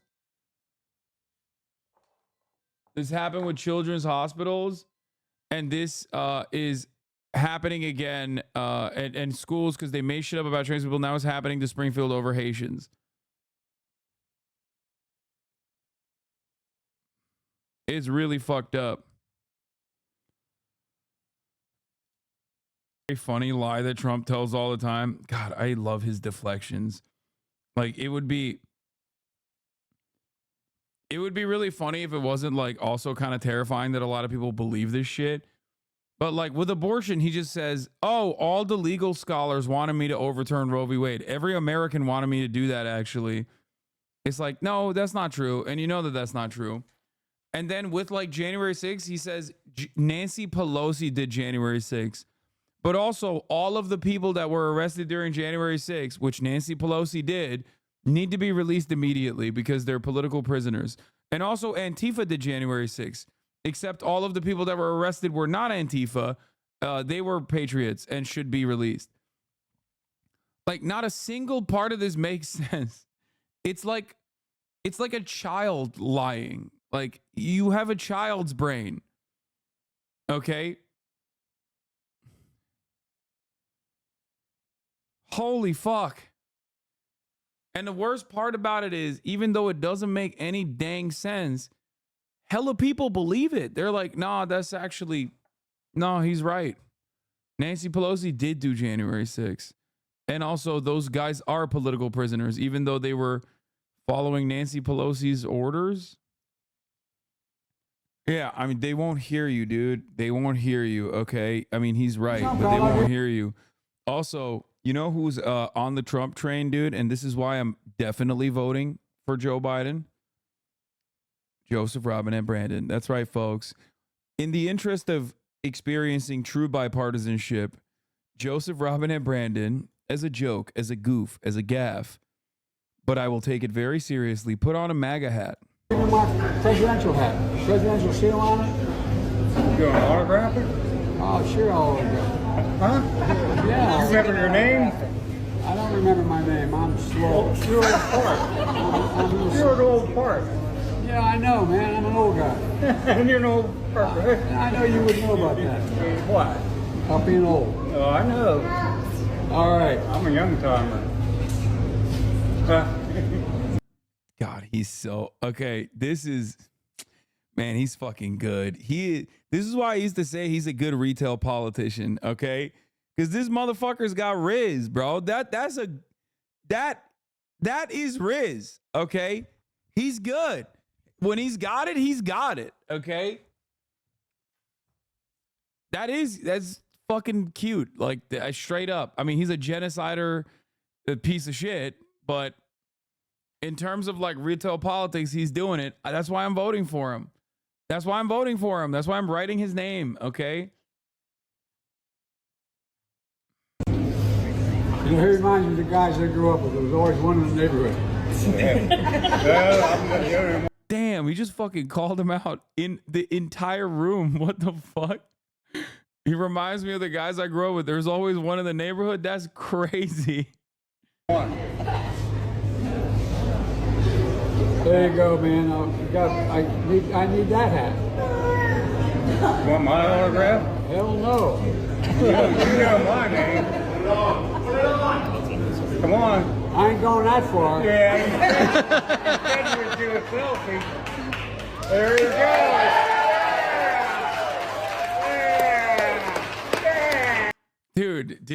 Dude, this is fucking. This is why I'm voting for him, because I believe that the only way that you can be bipartisan as a Democrat is if you are literally a Republican, okay? And that's why I'm voting for Joseph Robinette Brandon. I heard your messages, all the liberals in the chat, they keep telling me about fucking harm reduction, lesser evil voting. Like, in order for the Democrats to win, they have to become Republicans. The closer you are to being a Republican, which is literally just saying like, I'm riding with Trump, okay, it's the most Republican you can get.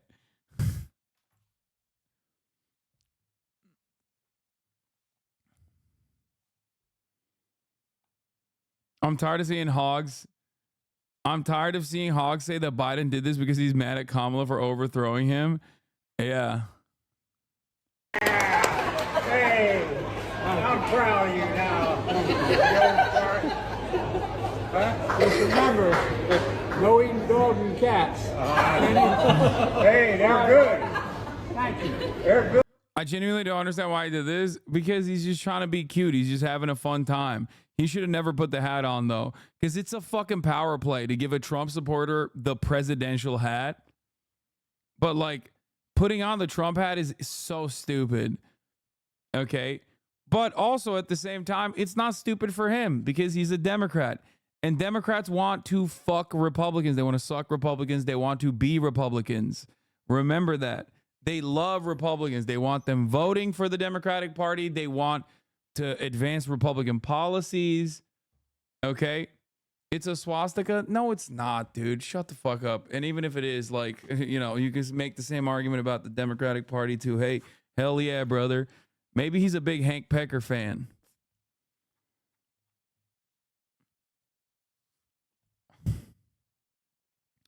Yeah, brother.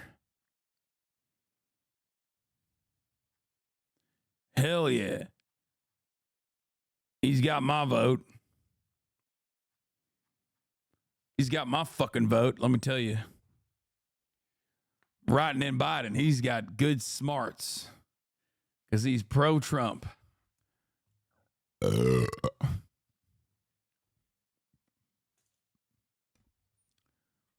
Kentucky Fried Chicken. I hope you like it. How'd you get another hat there, though? What do you mean?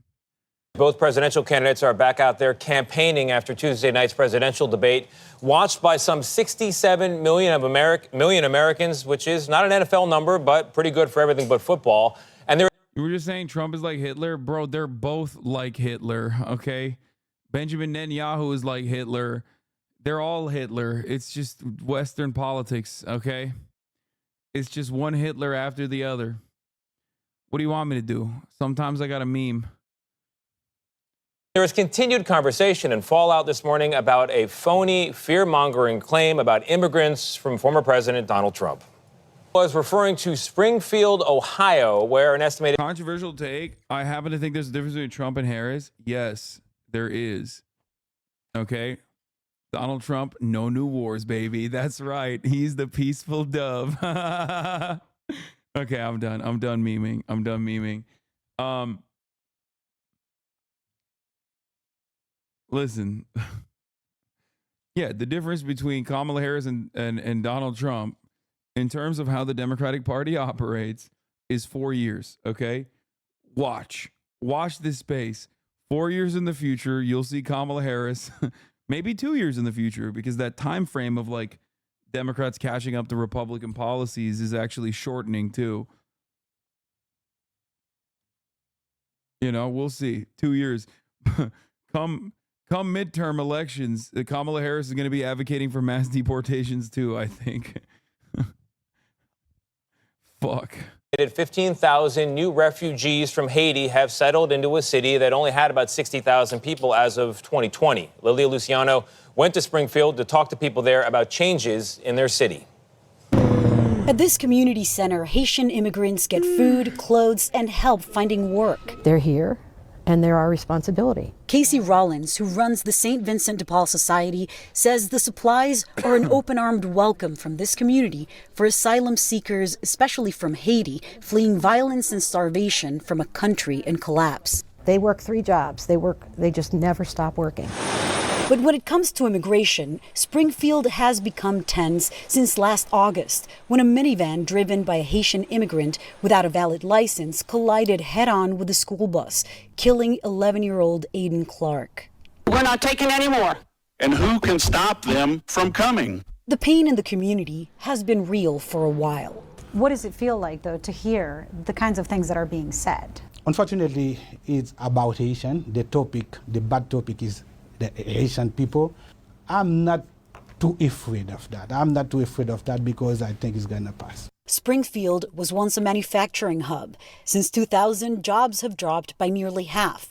And while Haitian immigrants, most of whom have temporary protected status and work permits, have been blamed for stealing jobs, there are more than enough jobs. Business owners like job recruiter Alex Muller see their presence as vital. They are accepting and helping certain supply chains where we.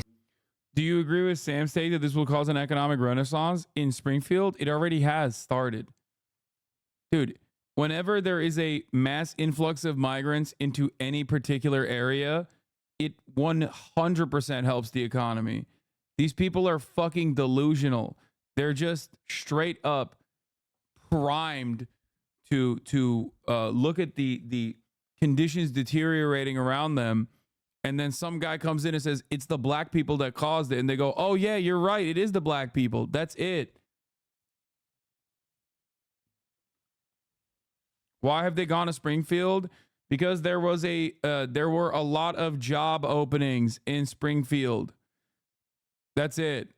There was a lot of job openings in Springfield and not enough people to fill those roles. So a couple Haitian migrants went there. And then, I mean, that's how every enclave starts. There were job openings. So they were like, oh shit, they need people. Like, they need people to work these jobs. So they went there. And then other Haitians came afterwards as well, word of mouth. We saw a vacancy in people that rejected those jobs prior. It's a complicated issue that can't be divided along political lines. What needs to happen or what needs to come in for that coexistence? As apolitical as I would like to remain, I think a lot of politicians are sort of caught up in the need to criminalize and criminalize this whole situation instead of humanizing it. For Nathan Clark, his message to politicians surrounding immigration is deeply personal. Using Aiden as a political tool is, to say the least, reprehensible. It was his son who was killed a year ago in the bus crash. My son, Aiden Clark, was not murdered. He was accidentally killed by an immigrant from Haiti. This tragedy is felt all over this community. I don't understand how this story started. It's because 20,000 Haitians went and started living in Springfield since like 2020. Okay? That's it. The story starts even before then, though. The story starts with the economy tanking in the Rust Belt when factories started closing and opening up new shops in either Mexico or even in certain instances China. Then the jobs went away. Once the jobs went away and the shops went away, all of a sudden, 20,000 is a lot, though. Seriously, 20,000, you think it's okay? Dude, of course I think it's okay. Why would I have an issue? Dude, what the fuck are you talking about? People love that, like, everyone is leaving California to go to Florida. The same, I bet you, as a right-winger, you probably love, okay, that there's so much migration happening into Florida, interstate migration. They're just people, dumbass. The fuck are you talking about? You just don't analyze them in the same vein as, like, you know, the regular, normal, good Americans. That's it. I'm willing to bet if it was 20,000 white people, if it was 20, think about it this way. If it was 20,000 white people that moved from fucking Idaho to Ohio, okay, to work those jobs, you would be talking about this as a phenomenal achievement for Springfield, okay? You'd be like, damn, how incredible that Springfield's economy revitalized so unimaginably. What the fuck is going on? But when it's Haitians, you're like, whoa, whoa, whoa, whoa, whoa, the fuck? Anyway, at least you recognize that you're getting bad propaganda. I'm glad that you, that's a very healthy first step.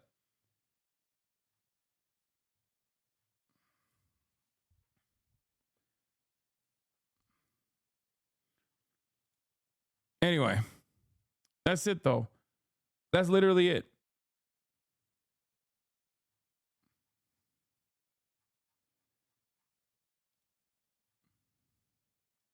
The state, and even the nation. But don't spin this towards hate. We learned that during the pandemic, some people here left the workforce and didn't come back. So those Haitian immigrants are 20,000 is a lot, by the way, for Springfield. Springfield's population size now is 154,000. Okay? It's a lot of people, but it's not a bad thing. It's a good thing. That's the difference. In Vegas, we don't like Californians. That's why I'm looking for a different feed, lol. Wait, what? What the fuck does that have to do with anything?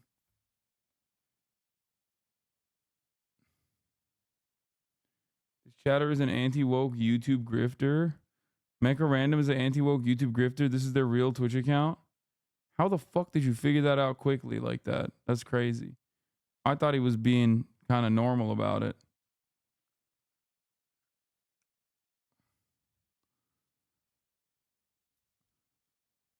Oh, you said if it was 20,000 white people or something. If 20,000 Californians moved into Vegas, which I'm sure there has been an even larger number of Californians that have moved to Vegas in recent years, especially during COVID, you would fucking cherish that. You could say, You could say like, oh, I hate that, but like the benefits to your economy is positive. Like it's a good thing. It absolutely is a good thing. That's so silly. It's true. Nevadans hate Californians for no reason. Like most of us here aren't born in Nevada, but we still hate them. Shaking my head.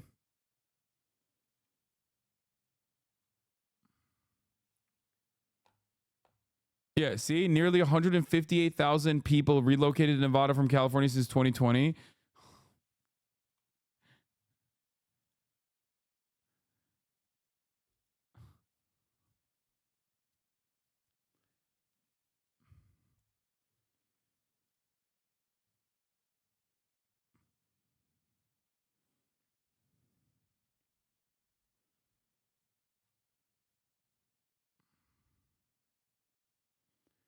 I didn't hear no dang Californians eating fucking rats or cats or other pets.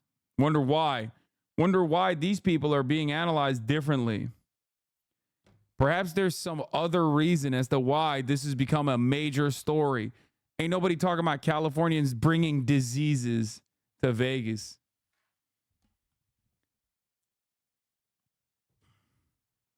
Think, chatter. Think.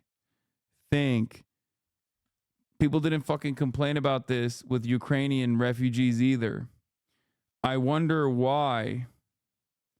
People don't fucking complain about this with Canadians either. I wonder why.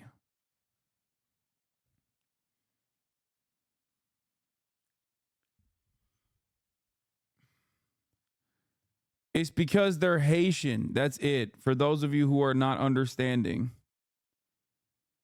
In 2 years since Russia's invasion, the U.S. program has resettled 187,000 Ukrainians with little controversy. Objectively a good thing, by the way. Like, I've always been in support of this.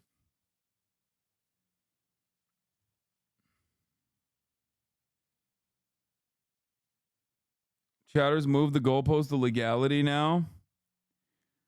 Yeah, no, I know that they moved the goalpost, but like the difference between Ukrainian refugees coming into the United States of America and Haitian refugees coming into the United States of America is nothing, actually. It's literally nothing. They also have the proper paperwork. They're a temporary protected status. So they're actually just refugees. There is one difference, though. Can you figure out what the difference is? Because they both have TPS. Can you figure out what the difference is with Venezuelan refugees and Haitian refugees as opposed to Ukrainian refugees?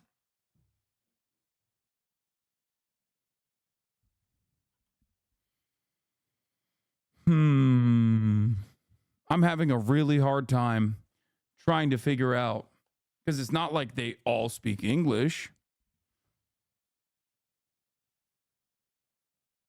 I wonder what it is, bro. I wonder what it is. Oh, it's because they're black and brown. Got it. That's what it is. Never mind. Ain't nobody's out here talking about Ukrainian refugees eating fucking household pets or Ukrainian gangs taking over fucking apartment complexes.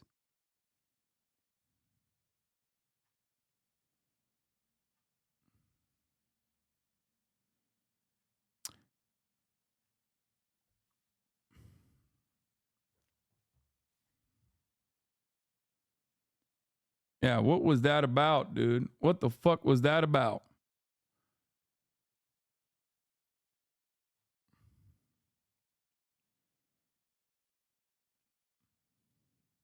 Keeping some industries alive, but that this small city needs more resources from the government to continue to adapt for the growth. Nate. Lilia, thank you. New reaction tonight in the wake of a debate talking point last night about Springfield, Ohio, which we should say right off the bat is not supported by any evidence that we or really anyone has been able to find.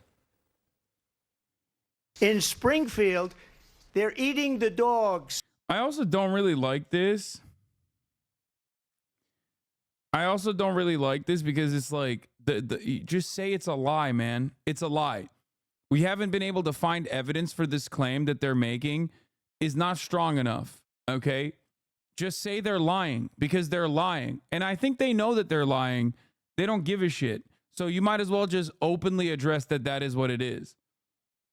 Yeah, they're giving it attention, which is super 2016. Just, if you're going to cover it, don't say unsubstantiated claim about pets. Just say, this is a lie. We went there.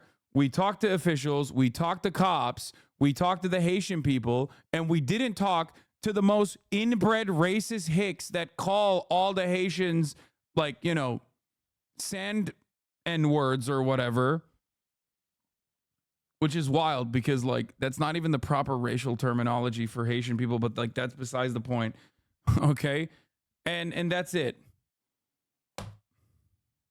The people that came in, they're eating the cats. They're eating the pets of the people that live there.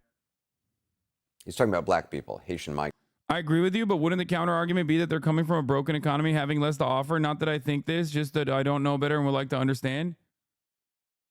You think the Ukrainian economy, even before the invasion of Russia, was not damn near identical to like any number of different broken fucking economies? Ukraine was a third world country. The fuck are you talking about? Oh, you're talking about Californians moving to Nevada. Oh.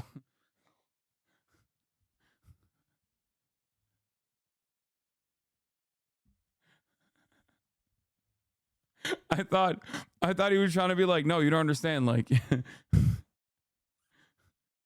I was talking about Ukrainians coming to America, which they should. There is no problem with this, okay? I have no issue with this. This community fundraised so that Ukrainian refugees could relocate, okay, and escape Ukraine.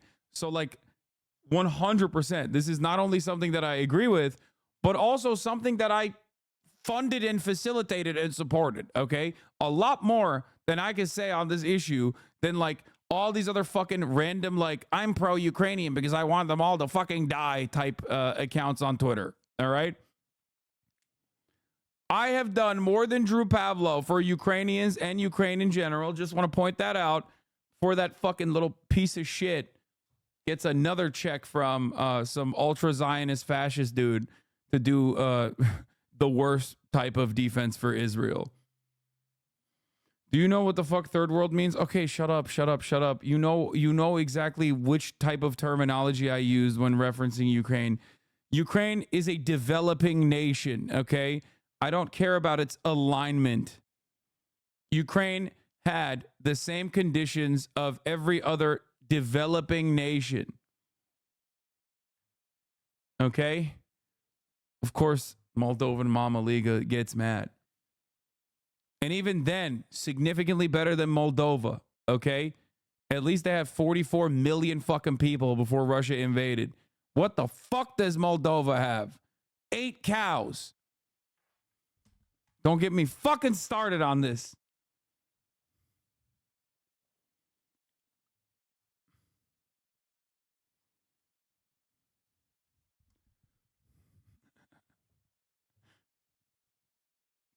Moldova got 10 cows now. My mistake.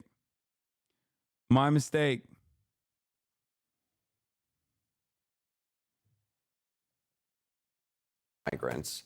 And yes, that actually happened last night in a presidential debate. The former president amplifying a claim going around in right-wing media. He's also been citing the death of an 11-year-old Springfield boy last year when a Haitian driver, now in prison, hit the school bus he was riding in. Here's what the father, Nathan, said last night at a public meeting. You think you won't suffer consequences for your Moldova slander? I think it'd be really funny if there was like a Moldova nationals who ends up killing me out of all of the fucking people that I've pissed off. It's like the one Moldovan guy. And he's like, we have 10 cow, you fucking piece of shit. We have 10 cow. You said we have 8 cow. We have 10. You fucking piece of shit.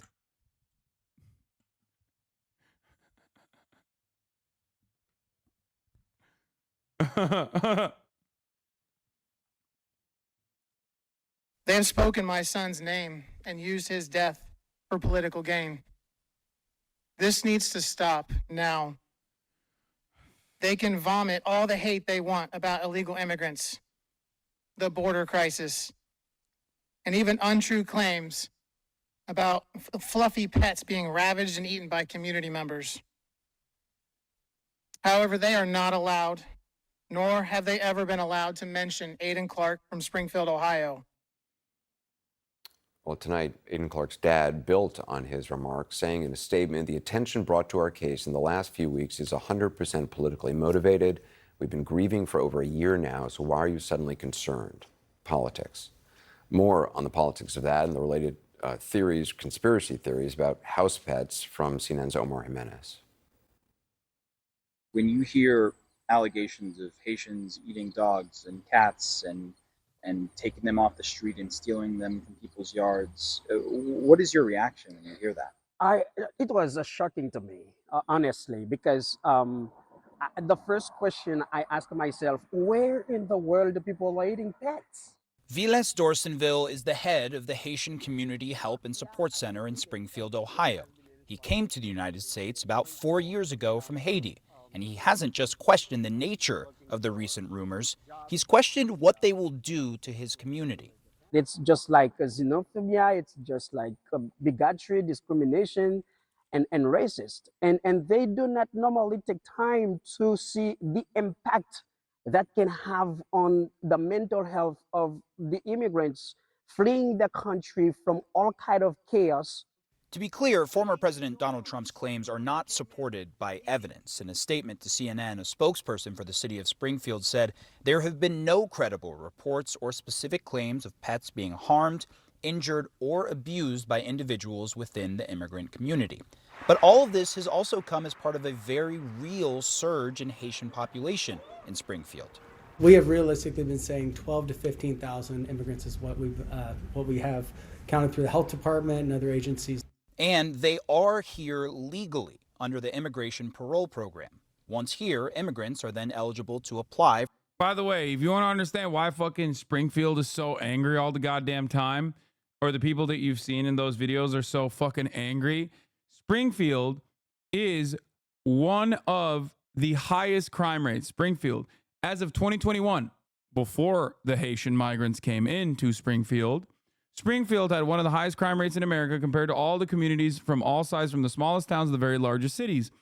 One's chance of becoming a victim of either violent or property crime here is 1 in 17. Within Ohio, more than 99% of the communities have a lower crime rate than Springfield.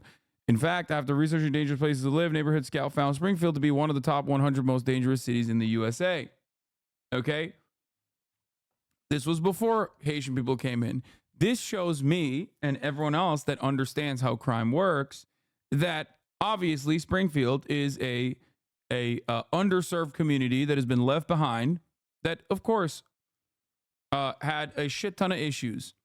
This is also probably part of the reason why there is a massive this is probably part of the reason why there's a massive influx of migrants coming in to Springfield, because that's usually where a lot of immigrants are like, there's some opportunity here. Okay, there is opportunity here. It's not going to be, they're not like, immigrants are not going to be able to go to places where there's like already super expensive housing and very little unemployment overall.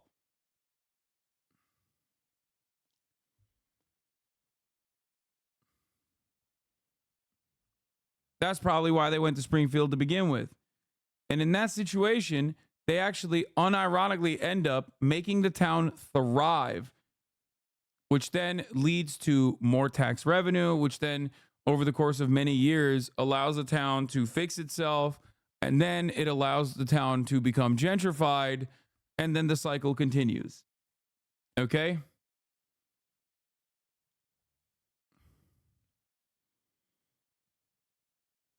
What is this? Ilhan Omar talked about Haitian immigrants on CNN.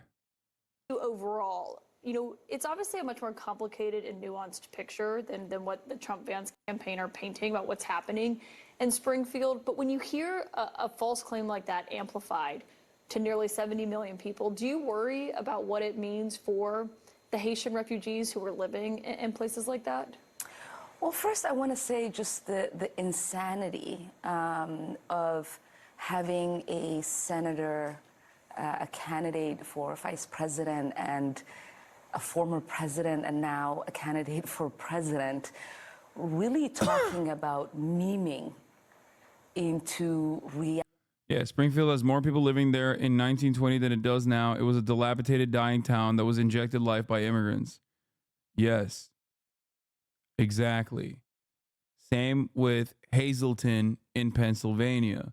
And the same fucking anti-immigrant racist ass sentiment was launched towards Hazleton, Pennsylvania, even though, ironically enough, Hazleton, Pennsylvania also saw a period of revitalization as a consequence of an influx of migrants. Reality, a racist conspiracy, dangerous story like this. What it means is that there are so many people now who are looking for stories to make this true. And it gins up this dangerous reaction by folks who are unstable, in which then they go and try to protect these animals that they think that are being attacked by Haitian immigrants and cause harm to people who are already vulnerable, who came to this country seeking stability and safety and coming from situations that were already volatile. And I think, you know, when we think about the bigger picture, is thinking about what kind of country do we want to be, right? Is this the kind of rhetoric and messaging that we want the world to see about who our leaders are and those, you know, that could potentially be elected into the highest leadership in our office and in our country? And I think what Harris did so well last night was remind the American people that this manic, dangerous liar cannot be reelected as president of the United States, and how crucial it is for us not to go back to the dark and dangerous days of the Trump presidency. That's the other part of this story in terms of like making a coherent narrative for the election. People do not remember the dark days of the Trump administration. It's been 4 years since the last day of the Trump administration. And one of the key aspects of the Trump administration, beyond the fact that he was just like telling a million lies a minute, was how fucking racist people got. Okay? If the Democrats want to win, and this is a win-win situation, if the Democrats want to remind people how fucking unimaginably racist the Trump presidency looked like, they should just talk about this. They should be like, hey, it's happening again. And this motherfucker ain't even president yet. And it's already happening. But that would require them to have a backbone on the issue of immigration. It is kind of shocking. At the very least, Democrats used to fucking put out like a statement, right? They'd be like, oh, it's unacceptable to do this kind of anti-immigrant sentiment. Immigrants are the backbone of this nation type shit. They don't even do that anymore. It's nuts.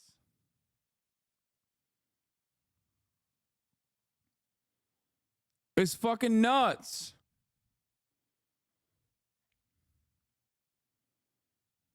For temporary protected status. Haitian temporary protected status was recently extended and redesignated for Haiti, mainly due to violent anarchy in the country. But the total population of Springfield is around 58. But you said that it was good that Democrats weren't running on social issues this time. This is the problem. This isn't like fucking identity politics, which is a hollowed out version of like actual tangible policy. What the fuck are you talking about? That's the real fear that Democrats have, by the way. If they fucking talk about this shit and be like, remember how shitty it was when Trump was president? People are gonna be like, oh, doing identity politics, I guess. No, dumbass. I'm trying to fucking stop a goddamn pogrom from happening. They don't know how to do it with nuance, though. All they know is shame, and that doesn't help. Honestly, this is warranted. You should be ashamed if you believe this shit. Straight up. You should be ashamed. If you believe any of this stuff, you should be very ashamed. Maybe that shame will cause you to fucking, I don't know, behave normally next time around, like at the top of the hour, and subscribe for $6, 30% off right now, or for free with a Twitch Prime, so that you can avoid seeing the ad break at the top of the fucking hour. You know what I mean?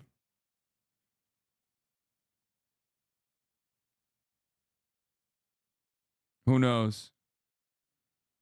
We need more shame. Bring back shame, I say.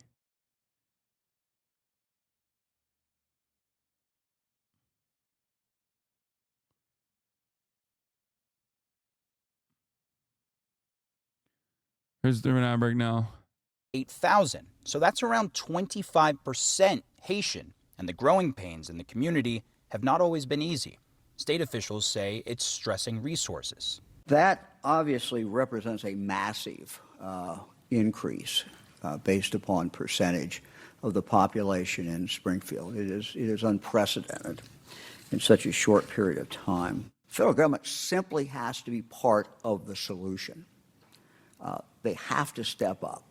It is their policies that have created these surges. The influx of Haitians has also manifested itself in other ways, including a tragedy. Specifically, in 2023, when like, this is what I mean. This is disgusting. This is CNN not actually like covering the story with honesty. This is CNN giving veracity to the fucking claims being made by like Haitian migrants coming into the town. Dog, I tried to look this up. That's how I got to the Springfield, Ohio, like rate of crime. I was trying to figure out like what the vehicular manslaughter number is in Springfield, Ohio. And one of the things I found out was that there was another fucking car crash that happened 6 days ago. It's just like, it happens all the time. Of course, car crashes and car accidents happen with regular frequency. Okay? Why are people talking about this a year after the fact, though? It's because the dude who was responsible for it is a Haitian guy. That's it. That's why it was like, I mean, I was joking about this yesterday when I was watching the fucking Adolf Hitler reincarnated fucking YouTube video, but it's like, do you know anything about the Midwest? Like, Ohio is car crash city, dude.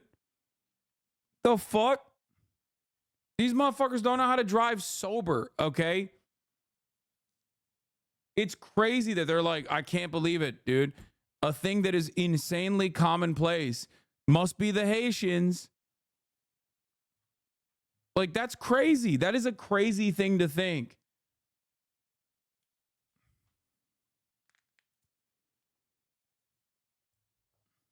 "11-year-old Aiden Clark was killed in a Springfield bus crash, one that involved a Haitian immigrant who had a driver's license that was not valid in Ohio, as reported by the New York Times.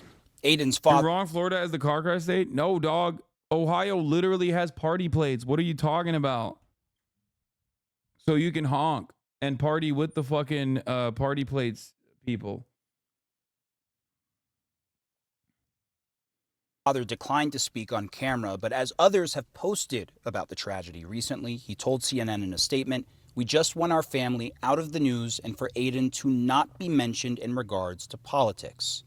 Putting aside any unverified theories about cats and dogs, Vilbrin Dorsonville, also Haitian, says he understands the criticisms about the strain on resources caused by the influx of immigrants. I agree with these people. But he also painted a harsh reality. If it was not for a matter of death, Look at this. or Look at life this. in Look my at this. country, Look at this. it Look would at be this. better to get back. Look at this shit, bro. Look at this shit. Worst states for drunk driving. Number 1, Montana. North Dakota, South Dakota, Wyoming. Ohio's ranked number 24. Florida's ranked number 34. I talk about Florida drunk drivers all the time, but like,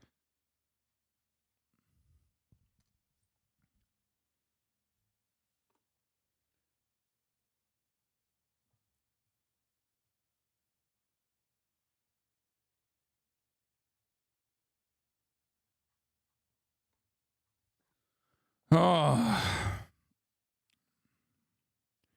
California ranked 30. Holy fuck, we're worse than Florida. That's nasty business.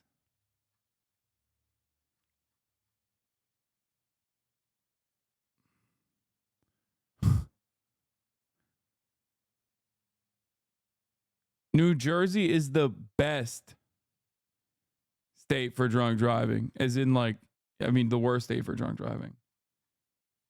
As in, there's just not a lot of that happening. And that's also something we heard from another Haitian immigrant who spoke at that city council meeting, saying that she estimates most Haitians would want to go back if it were not for the crisis there right now. Now, since we've been here in Springfield, no one we've spoken to, we haven't gotten any confirmation of pets being eaten or pets being taken to be served as food. But we did. They are literally giving this story air and legitimacy, okay? They're giving this story air and legitimacy. What the fuck? You are verifying basically what is going on. Here's a funny aspect of the Haitian story, though. An unforeseeable consequence. Who could have thought that Sneeko, who is part Haitian, would be getting fucking yelled at by all of his fans that he's cultivated over the course of the last couple of years? Wow. Shocking. Sneeko, soon people will know the truth about the beautiful country of Haiti. All that right-wing grifting, and now they're making fun of your father's country. Is not so funny, huh? His whole fan base turned on him, Lamau. The Haitian cat story is fake, just like little British girl stabbed by Muslim refugee who was actually born in Cardiff. It has already been verified that the cat lady was just a black American, but one boomer makes it go viral on Facebook, and now it's a presidential talking point. It's easy to pick on third world countries like Haiti for being poor, but we should not demonize innocent people. Haiti's been completely destabilized ever since the Clinton Foundation stole billions of dollars in charity money. This is America's fault. Are we responsible to house thousands of Haitian refugees? Obviously not. This motherfucker, he still is like, oh, well, you know, we can't have too many Haitians. But the least we can do is blame our own people when they're eating cats. Yeah, all the right-wingers, all the right-wing grifters have talked to the same fucking 4 insane people in Springfield, Ohio, dude. What the fuck is going on? It's like all these like fucking lonely-ass cat ladies with like repulsive personalities and an anxiety disorder making this, you know, talking about how like Haitians are definitely, without a doubt, groping them and eating their cats. I'm sorry, dude. Maybe we shouldn't listen to like these random fucking schizos, dude. What the fuck? It's so crazy. And of course, the foreseeable consequence of this is now some Haitian families are keeping their children home for their safety. And one woman says she had her car vandalized in the wake of GOP's repeated racist anti-Haitian rhetoric. This is according to HaitianTimes.com. Aside from anxiety caused by Tuesday night's debate, the woman also said her cars have been vandalized twice in the middle of the night. Okay? They are invoking a pogrom. They are trying to do racial animosity. The irony, of course, is that like that black mayor, that dude who's like running for mayor, the black dude who also hyped up this narrative, is probably going to be, just like fucking Sneeko, another obvious victim of anti-black race crimes. Because white people who are racist as fuck, who you know, just don't like black people and are leaning into this like Haitian story, make no distinction between you and a Haitian migrant. Okay? You fucking idiot.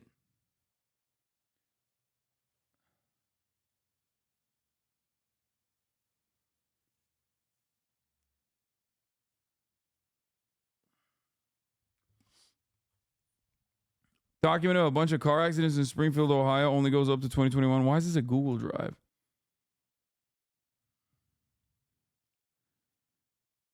Here. Yeah, I mean, this is like the master list of traffic accidents.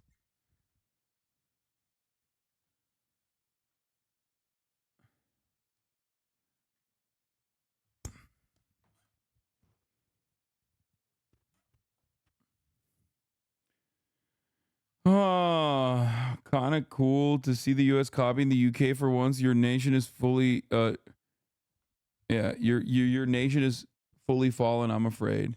That's the other thing that's really funny about, like, again, same principle holds for like Latinos who are anti-immigrant that like talk about how they talk about like fucking pulling the ladder up, you know what I mean? Kicking the ladder down. It's like, bro, the people that want this to happen in this country hate you too, dumbass. They want you to not be here either, you fucking idiot. So stupid. Anyway, let's talk about the actual coverage on the story here, which is right here. And I forgot, but like everyone is eating Megaphonics' ass alive for the record. From Megaphonics, I'm literally a socialist. Yeah. Megaphonics, how did you not fucking change your name to Benny Johnson Goes on Gay Cruises? Gay cruise merchant Benny Johnson. Like, how did you change your name to Megaphonics? I'm literally a socialist. Wow, that's the only time I've ever found Vosh remotely entertaining. This motherfucker thinks I look like Vosh. Yet another instance. It is now. Benny Johnson can eat shit. No. You should have changed your name immediately to Benny Johnson Gay Cruise Merchant.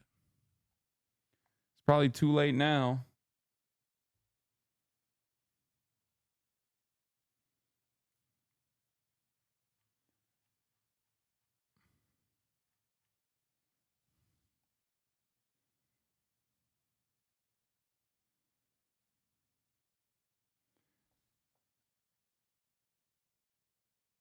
He got timed out, but wanted to send you this.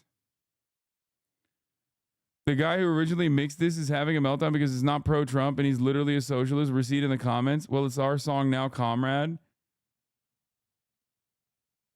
Oh my God, they're all making fun of they're all cooking Megaphonics, dude. That's so funny. Oh my God, that's so funny. I feel kind of bad. This is like he is receiving a fraction of what I experience on a daily basis. And as someone who is, who has like a normal job and shit, like no one deserves that. So chatters need to not make fun of Megaphonics in this moment, no matter how hard you want to, because I promise you, you would not fucking want this happening to you. Okay.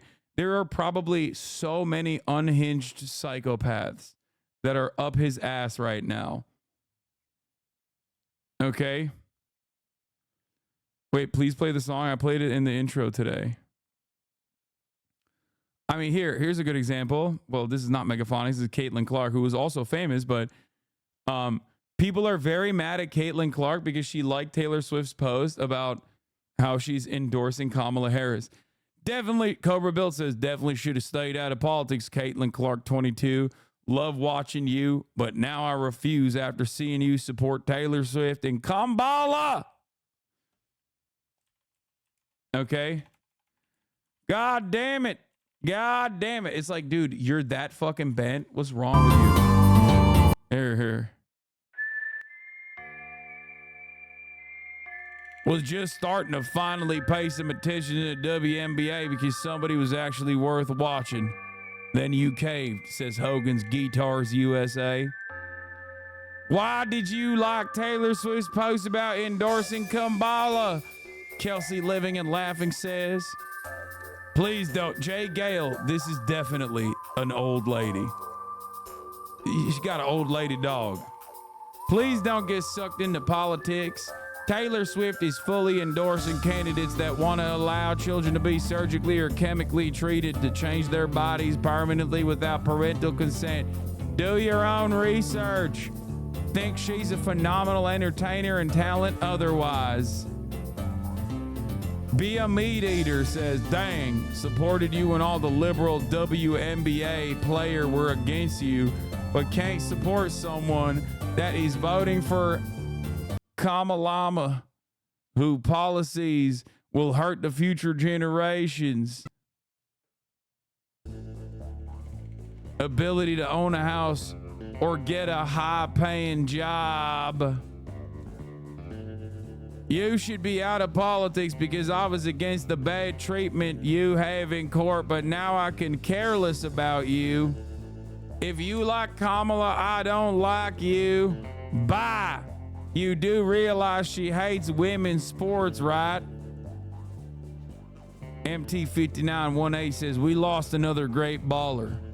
One of the best I've seen as a woman. I only started watching because of her outstanding skills, but now she's involved in politics of the Democrats. I'm moving on to something else.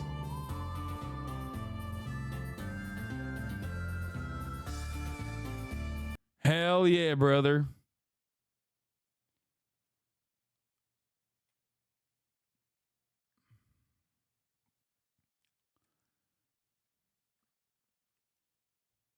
Yeah, Kamala Harris will do very little to change the current status quo, but the one thing she actually has outlined she will do is make it easier to buy a house.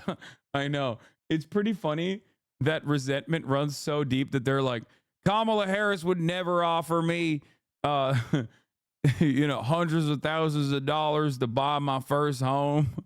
Or what is it, 25 grand? I forget how much. I already forgot her fucking stupid ass policy. God damn it. Kamala Harris would never say she wants to build 3 million new housing units. If there's one thing I know about Kamala Harris, I, as a podcaster, know that she would never give me $50,000 in tax breaks for starting a new podcast. Okay? I've been paying close attention to politics for quite a while. And if there's one thing I know is a certainty, she would never give me $50,000 in tax breaks to start a new business, a startup.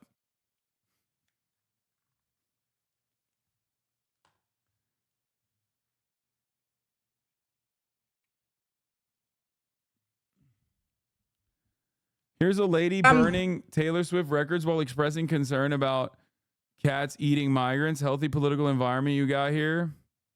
Taylor Swift just endorsed Kamala Harris, and I'm done. I don't want to be a childless cat lady like her. If you really love the cats, you wouldn't let the migrants eat them as pets. That's why I'm replacing all my stuff with end the wokeness stuff. Bro, this is so crazy. We are so mentally ill.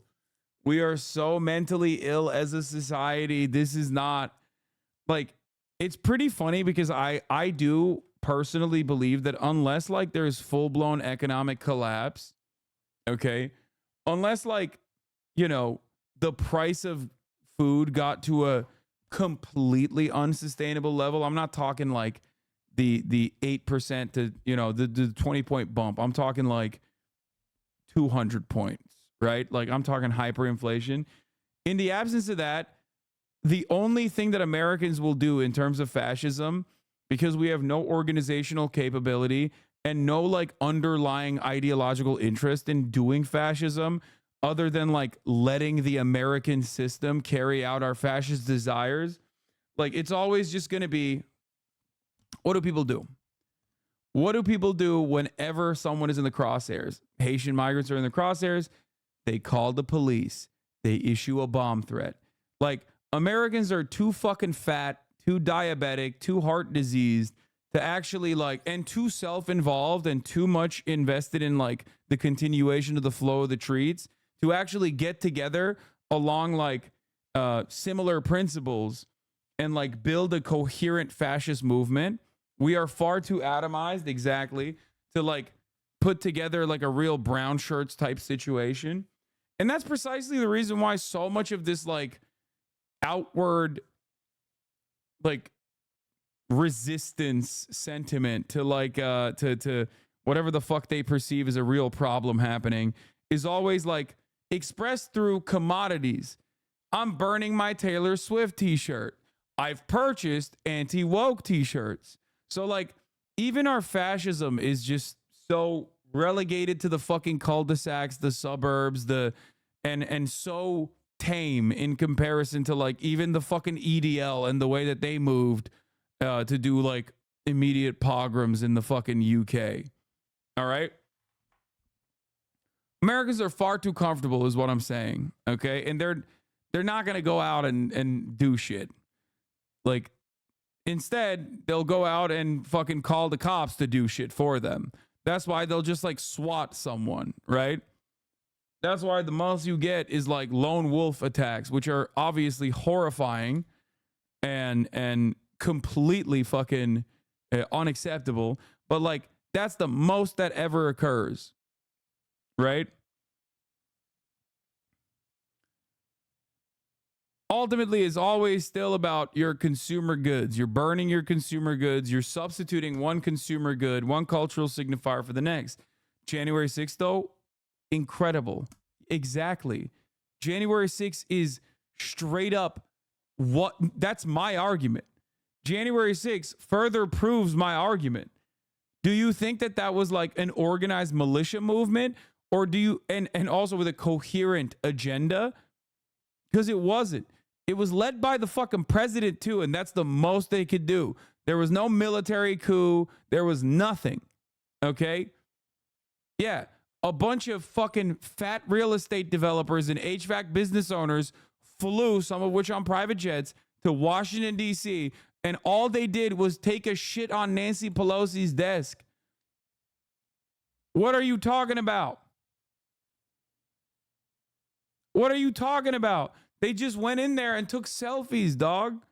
That's exactly what I mean. That's exactly what I mean. This is like this is the culmination of like resentment and animosity towards the bi-coastal elitists, the liberal establishment that fucked over Donald Trump, the glorious president. Okay. And what happened? What was the goal? Okay. The goal was I'll fucking clout farm myself inside of the goddamn Capitol building. Okay. We'll break a couple doors in, and then what will we do? Oh, we'll take a shit on Nancy Pelosi's desk. Okay. That's it. That's it. There's no real organizational capacity. There are people who are definitely fucking insanely racist. You got the Klan. You got, some of the other elements that are most likely co-opted by our intelligence communities anyway. Like, they're completely infiltrated. Okay. Completely infiltrated by the intelligence sector. You got like the Proud Boys, shit like that. But beyond that, you got nothing. You got no movement. You got no motion. We are completely servile to neoliberal capital interests. That's it. Everyone's a liberal. At the end of the day, everyone is a fucking liberal. You might fancy yourself to be a leftist, but like, for example, I'll give you something that's personal, right? What do a lot of leftists on Twitter do? Aside from infighting, which is the most leftist thing you can do. But in the process of infighting, what do? They say, Hasan, you're rich. You're rich. You're fucking rich. You can't be a real leftist because you're successful. That's liberalism. You're not supposed to believe that, idiot. You're not supposed to be like, being a leftist is about being poor. That's not. You're stupid. You're a stupid person. You are a liberal, okay?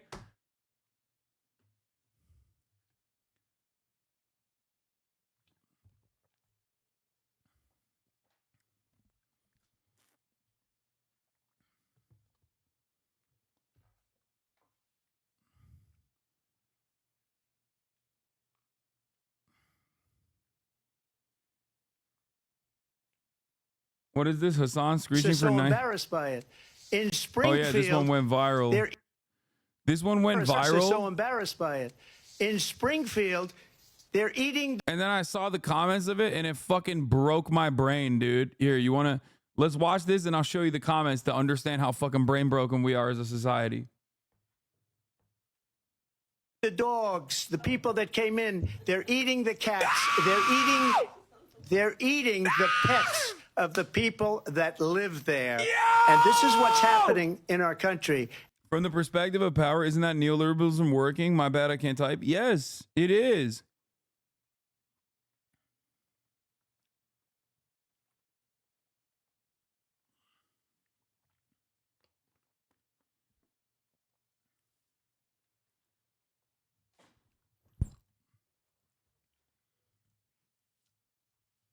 It is.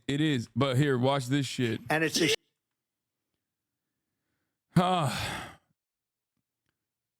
the way I screamed, he actually said the thing. The way I yelled, oh my God, he fell for it. Oh, wait. Never mind. These comments are actually much better.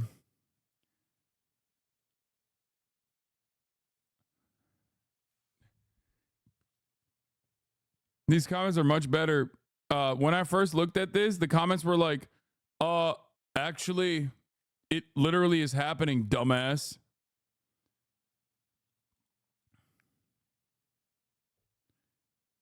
Dayton resident 10,000% believe it to be true.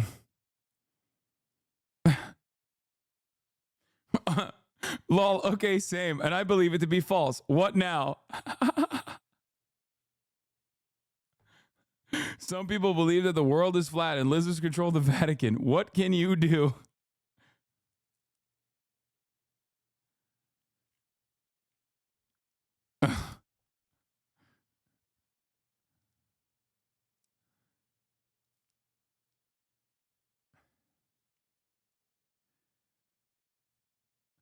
Holy shit.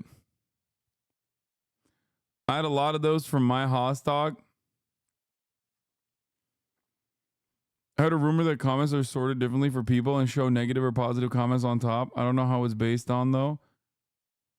Every fresh politics talk gets inundated with right-wing bots right after posting? Probably. Mind you, the question was about fracking. Fracking. Oh, here, this is the one. Bro, I live in Springfield. It's actually happening. You act like he's lying. Do some research. You got a TikTok? Show us. I mean, it's true. Yeah, there's TikTok videos of it. So, yeah.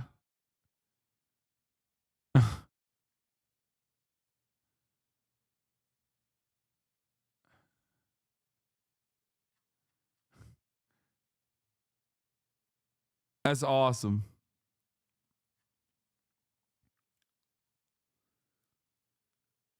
I've seen comments with like 100K likes saying it's true. I know. It is pretty wild because it is TikTok. We are also unbelievably To the cooked. Sigmas of Australia, I say that this goofy air government have been capping, not just now, but for a long time. A few of you may remember when they said, No. No. No. No. I just aged. No. I feel like the last crumb of youth that I had in my body, it just evaporated. Oh no. I hope is it AI? Please tell me it's fucking AI. Stop.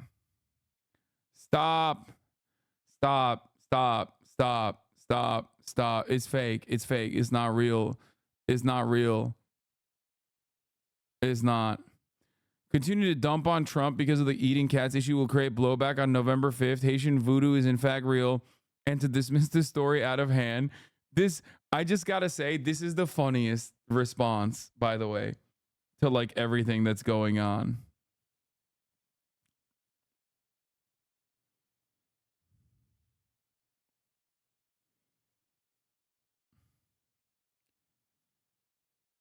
I think this is friend of the show, Marianne Williamson. Continue to dump on Trump because the eating cats issue will create blowback on November 5th. Haitian voodoo is in fact real.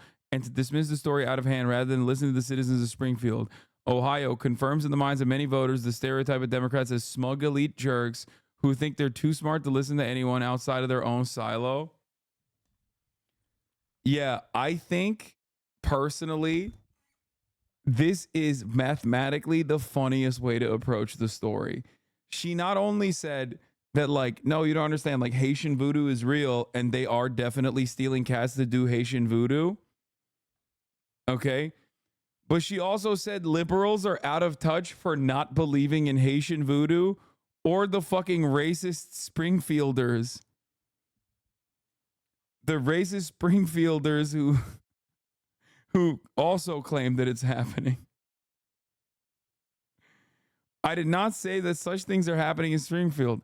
I simply said that the practice itself is ancient and verifiable, as reported as such in reputable sources such as National Geographic magazine. See below. My point was that dismissing the stories at hand is not good politics. My comment had nothing to do with race, Haitian culture in general, or immigrants. Such projections onto my comments are just that.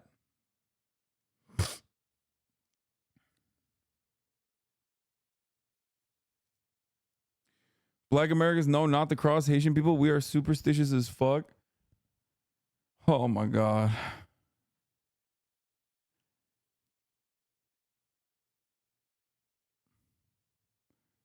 The real horseshoe theory is that there are weirdos who believe in and are afraid of demons. It's not about eating the cats. It's the voodoo. I've been saying this. Voodoo is real. Occult practices are real and cursed and don't please God. However, voodoo priests, etc., don't actually seem to be the demo of Haitians in Ohio. But I understand why the rural poors have their frustrations.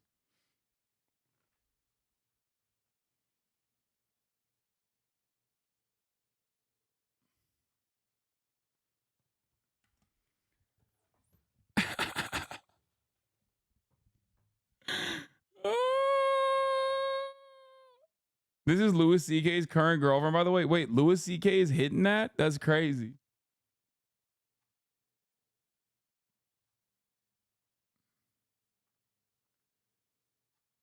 Does this count towards Hasan Abi vindication year? I mean, like...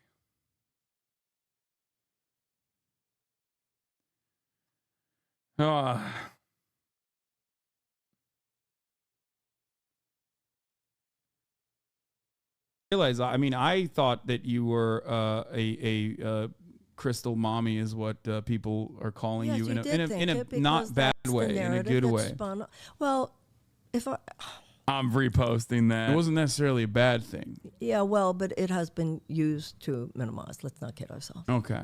All right. Well, I didn't realize that you were you had no interest in crystals whatsoever. Well, I think they're pretty. I mean, okay. I certainly think they're pretty.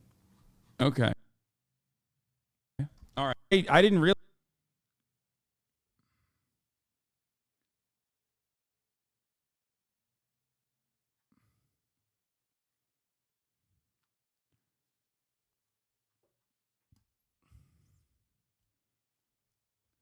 The huge gap between you guys. Yeah.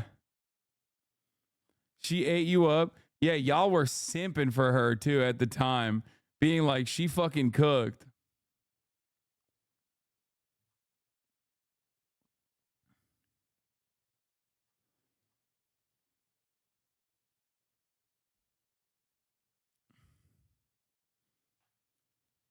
Anyway, who's that MILF in the blue shirt on the left? That's me.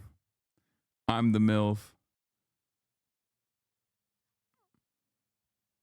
Okay.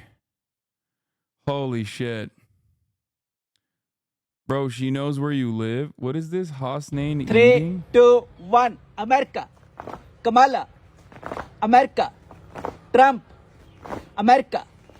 Trump. Dilaver out. Trump. America. Kamala. America. Trump. America. Trump. America. Kamala. Kamala. JD out. I'm glad that they slow motion that. Like, we couldn't have told. What the fuck am I looking at? What is Kamala. this? America. Trump. America. Kamala. Kamala. Damn, bro, Kaku you jumped. out. Kamala. MJ out.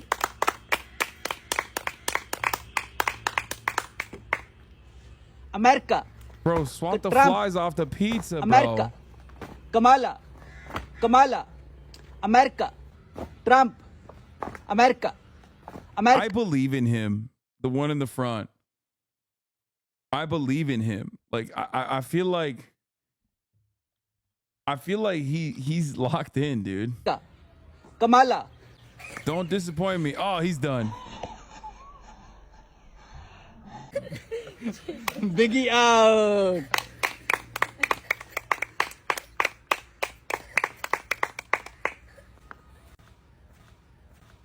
Kamala. Asnan out. Muzammel winner. No, yo, you better share that pizza with the yellow shirt kid. Okay, you fucking better. These guys have correctly predicted the presidential race for the past 16 elections. Yeah, Alan Lichtman could never. Okay, this is the real 13 keys.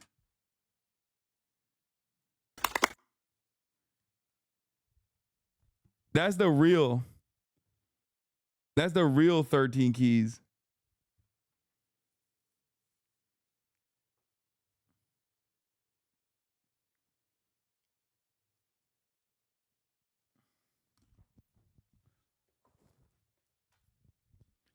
$13 slices in that pizza. Yeah. People don't actually know this, but that's the Electoral College. Oh, the thing I wanted to talk about was wait, what is this? What's your most? Oh, as far as the Ohio story goes, I feel like this right here is the last thing I'm going to cover on that front. And then after that, we're going to move on.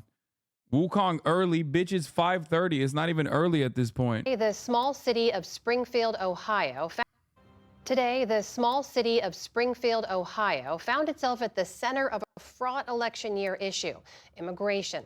Republican vice presidential candidate J.D. Vance claims that Haitian migrants in Springfield are, quote, draining social services and causing chaos. He's also repeated a baseless rumor, already debunked by city officials, about pets being abducted and eaten, a story amplified by right-wing media and Elon Musk online. Over the last 4 years, Springfield has seen its small population grow by over 20%, driven almost entirely by immigrants. William Brangham recently went to Springfield to understand how the city is coping. The sounds of Haitian Creole carrying across soccer fields, in grocery stores, in restaurants, dishing up the popular Haitian street food. I'm confused by this entire branch of this as what policy are they claiming is going to fix the problem? Dog, there's not even a problem. There's literally not even a problem. There is a solution, okay? They are the solution to a problem, and that's it. That's the real story. The problem was there were not enough fucking workers in the town, and then these guys moved in, and we're like, oh, we'll do it, okay? So then they were the solution to a problem with a town that was in a state of disrepair.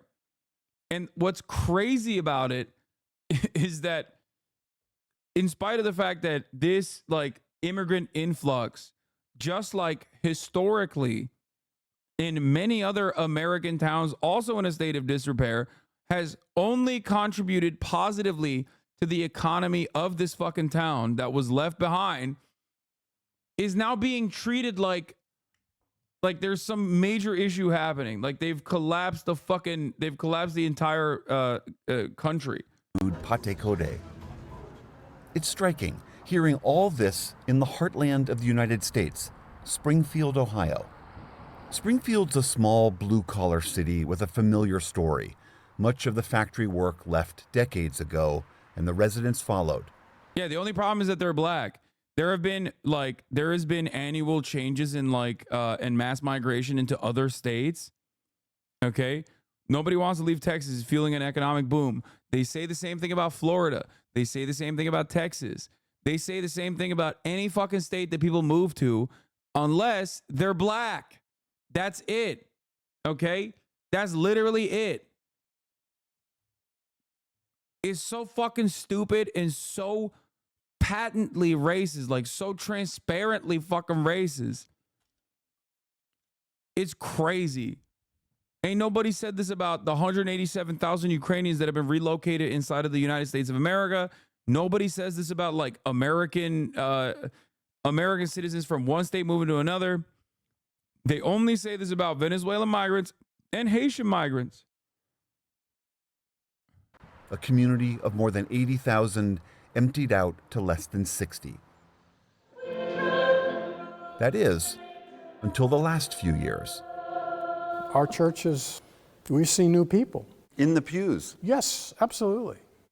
Wes Babian was the pastor at First Baptist Church for almost 20 years. For years, we've lost people, but you hope somebody else will come and take their place. That hasn't happened here. Until now. Because there are folks from Haiti who are coming to church. We saw only Lucas pieces of it, it's not the full who, story. among his many other jobs, mans the soundboard for Sunday services, is one of those new Haitian members. Why Springfield? Of all places. Merzus, with his wife and daughter, were among the first Haitian families to arrive here in 2018. I got a decent job when I was in Haiti, and then to make a difficult decision to leave, it wasn't easy.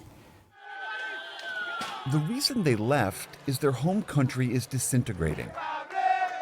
Protests and increasing violence in the Caribbean nation culminated in the assassination of President Jovenel Moïse in 2021.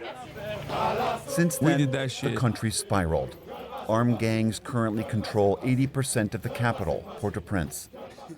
Merzus is one of the estimated 731,000 Haitian immigrants now living in the United States. I got my brothers and sisters. My mother is still living there. I'm always thinking about my family in Haiti. Because of that violence, the U.S. granted what's called temporary protected status to Haitians in the U.S., giving them limited time permission to live and work here. TPS was then expanded by the Biden administration. Merzus says he came to Springfield for the same reason most Haitians did. These guys have TPS like the Venezuelans and just like the Ukrainians. So just understand that. Like, they have paperwork, okay? They are not like illegals in the way that these fucking people are talking about. They are like, they're legally allowed to be there. They're legally allowed to work. Same with the fucking Venezuelans, okay? Just understand that. He heard that housing was cheap and jobs were plentiful. What started slowly, we had an application pool that was a little bit different. People coming to work here. People looking for jobs. What he's welding here again are welded axle components. Jamie McGregor is the CEO of McGregor Metal, which makes welded parts for the auto and farm industries. Right now, about 10% of his workforce is Haitian, over 30 employees. I wish I had 30 more. Our Haitian associates come to work every day. They don't have a drug problem. They'll stay at their machine. They'll achieve their numbers. They are here to work. And so in general, that's a stark difference from what we're used to in our community. McGregor acknowledges the sudden arrival of so many new immigrants is a challenge on multiple fronts, but he believes this is partly how the industrial Midwest can regrow. We want more jobs in our community. And in order to fill those jobs, some jobs need to be people who are not originally from here. There's things in the last 5 years that have really changed and has been a forward improvement for Springfield, but this is taxing the resources of the city. Well, afterwards. Springfield's mayor, Rob Rue, says he was cautiously optimistic when the first Haitians settled in town, but then their numbers quickly rose. The city estimates 12 to 15,000 Haitians are here. That woke libtard got fired today. Hell yeah, brother. Now. The infrastructure of the city, our safety forces, our hospitals, our schools. Springfield is a close community and has a big heart, but at the same point, we've had this influx that has taxed all these services. What? Don't come at me saying I have no vested interest in the election because I'm Canadian. I live closer to DC than you do. I live inside the empire. I'm less than 100 kilometers to the border. You live in Rome. I'm a vassal. I hope you have a great weekend. You should probably take it off. I am. This guy is still chirping. He came back with this fucking Sephiroth-ass speech. Okay? Yeah. What is a kilometer, you fucking loser? Shut up, you Canadian cuck. Talk to me in freedom units, okay?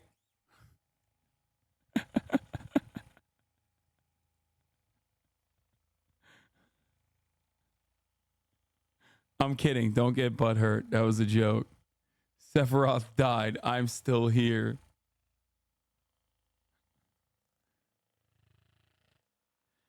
Keep this chatter. He's amazing. Yeah, he just annoys me because his name is Chairman Wow, but he's such a fucking smarmy little lib at times, okay? You are no chairman. You are not worthy of sharing the name.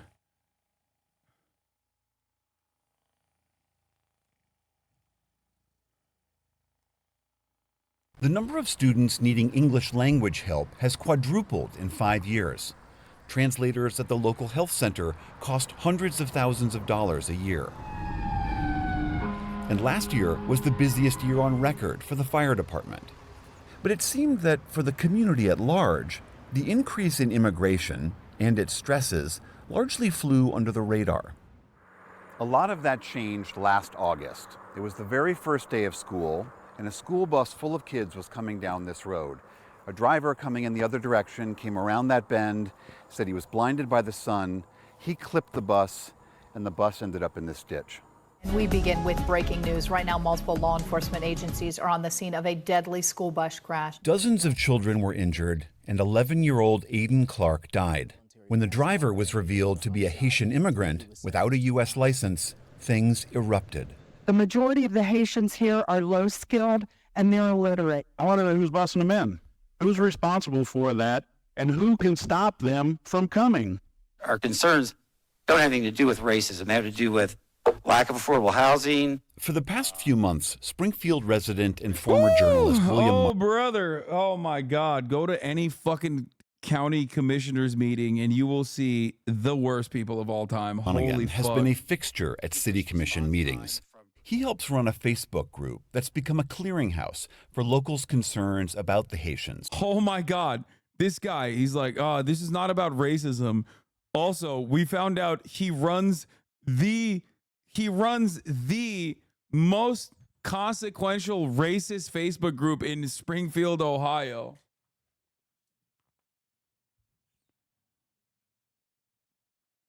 Dude, what is up with Americans, brother? Oh my God. Like, how does this happen? How do you get this way, bro? How do you get this way? You literally have to be the most psychotic little fucking freak. Like, it's like that Street People of Los Angeles account. Like, they lose their fucking minds, okay? This group was created with the intention of keeping the community better informed with accurate descriptions and those responsible for crimes. Only members can see who's in the group. Anyone can find this group. Group created on March 24th, 2024. What do you want me to see? Group that's become a clearinghouse for locals' concerns about the Haitians, where people complain about everything from reckless driving to higher rents. Do you shop in Springfield? No. Do you drive the streets of Springfield? No. Do you consider that Springfield is your home? No. Are your kids safe in school? No. They're talking about, I got kicked out of my house because the rent. Oh my God. Oh my God. Oh my God. Dude, they're doing a Klan meeting. I need these people to be forcibly re-educated yesterday. Stop it. Oh my God. Oh my God. I hate this shit. I hate this shit so much. I'm sorry, dude. If you have this level of resentment for fucking people that are just simply interested in the same things you are, okay? Roof over their heads, food on the fucking table. If you get this fucking aggro towards these people, you need rehabilitation pronto. You need re-education pronto. Send these motherfuckers, ship these motherfuckers off to the goddamn countryside. Make them toil the land and pick fruits, okay? No way. No way, dude. No way. We cannot fix this society.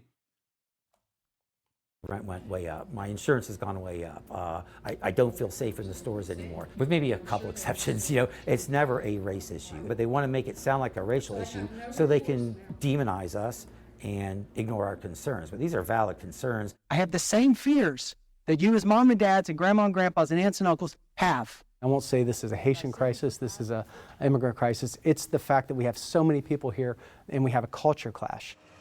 Mayor Roux says reckless driving is an issue, but there's been no uptick in crime related to. I personally think this many people should not feel this comfortable just being like, a bunch of black people moved here and I fucking hate it. Like, straight up, I'm sorry. I feel like we have genuinely fucked up somewhere, like, big time. Okay? That's crazy, brother. These are people who are just like in office. You know what I mean? These are people with positions of local power. But that's literally not what they're saying.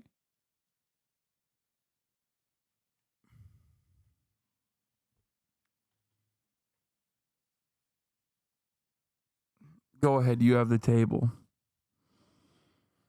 Go ahead.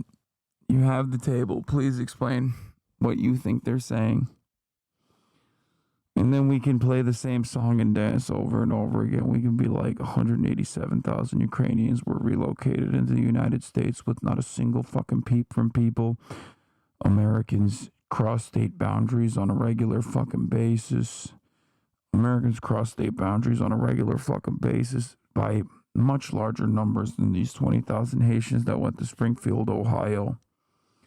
The community leaders, people who own businesses are happy. There's actually fucking people that are working the businesses. There's more people attending church.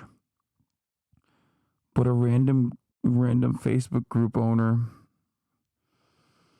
a random guy who made a Facebook group that is just like pure unfiltered Hitlerian nonsense, documenting with vigilantism the accounts attributed to random Haitian people, have decided that there's actually real social instability happening because of what? Just these guys. Just these fucking guys. These guys are just the problem. We're not saying it's a race issue, it's a culture issue. It's just a cultural difference, you know? It's not race. It's not race. If Springfield, Ohio got 20,000 white motherfuckers from Idaho to move in, not a single peep would be said about the issue. If Springfield, Ohio got 20,000 Ukrainians to come into the town, this would be considered a success story about a town that was revitalized. There are a million different success stories about this, specifically ones that right-wing Republicans regularly fucking promote. Like, look at Texas. People love migrating to Texas from California. Look at Florida. People love migrating to Florida from California. It's so good. They're fucking beefing up the economy. Meanwhile, you're over here trying to justify some of the most Hitlerian suburbians in Springfield, Ohio's unimaginably racist fantasies. Oh my God. These people are fucking brainworms. And so do you, if you think that there's any veracity to the claims that they're making. And no, they're not simply talking about the underfunded social programs. They're saying they need more social services. Every one of them said it wasn't a race issue. Oh, shit. I didn't realize they said it wasn't a race issue. Oh my God. Oh my God. Oh shit, dude. I had no idea. Because racist people always say they're fucking racist. Like all the time. They always say that. So if someone doesn't say that they're outwardly being racist in that moment, then who are we to judge them? They said that it wasn't a race issue. Never mind. I'm being sarcastic for those of you who can't pick up on it. Of course they're fucking racist. The fuck are you talking about? Are you... Oh my God, I'm going to stop.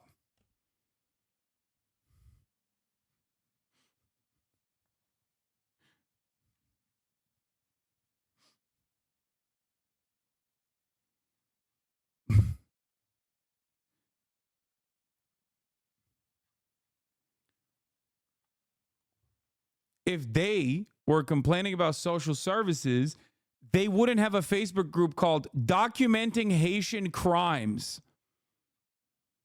It would be called Documenting local municipality crimes in terms of like mismanagement of funds, you know, something like that.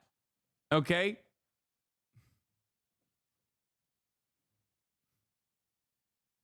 The South says slavery wasn't a race issue. States' rights can't be racist. True.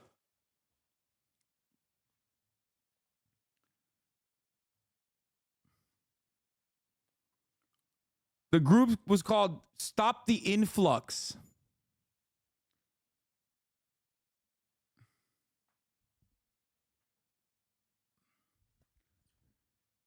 What the fuck, man?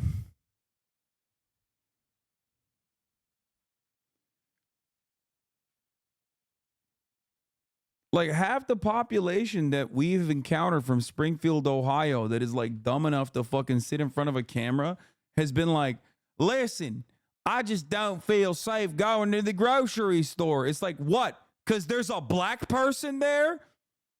Like, you should be embarrassed to fucking admit that. You fucking freak. You goddamn creature. What the fuck are you saying?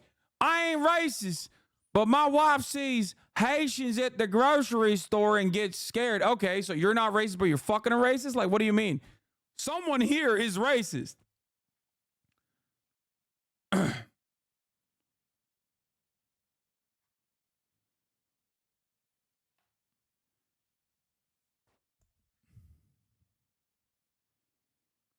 To the immigrant population.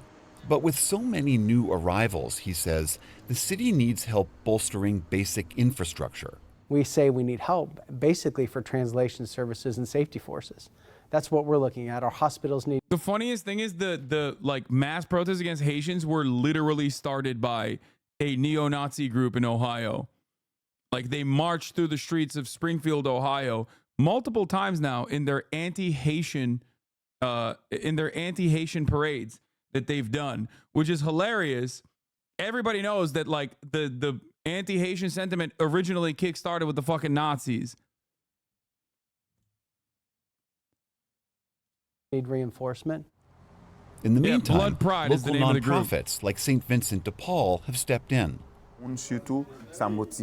Here, people learn how to apply for jobs and how to navigate the city's computer system. It's really important that when you file applications with immigration, that A translator and a local lawyer help this woman with her visa application. In a building across town, Vilas Dorsonville runs a support center that helps Haitians integrate into American life. He understands why so many new arrivals into an established community can create conflict. They have the right to express themselves because we are living in a free speech world, whether it is from the Haitian side who are trying to fight jobs and opportunities, whether it is from the locals who are complaining because too many people are coming here. It's human being. We are expressing ourselves the way we feel, but at the end of the day, we have to fight our way out to live together. This mayor is complaining about not getting the resources he needs from the feds or state government. This is a resource allocation issue. How much you want to bet he wants to put all of that money in the policing? I will give you, dude, any amount of money, dude. That guy is going to literally get federal allocation and immediately dump it into fucking cops. Okay? Help bolstering basic infrastructure. We say we need help, basically for translation services and safety forces.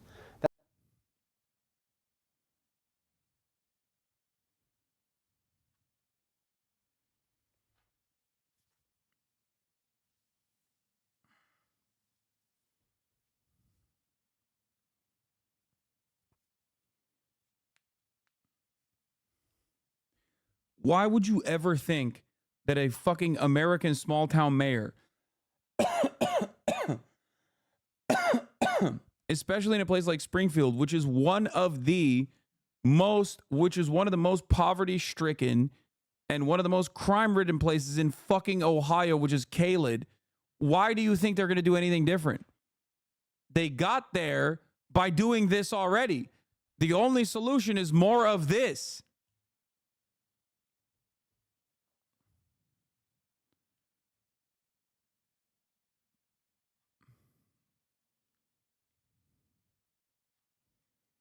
Yeah, and by the way, now they're getting bomb threats.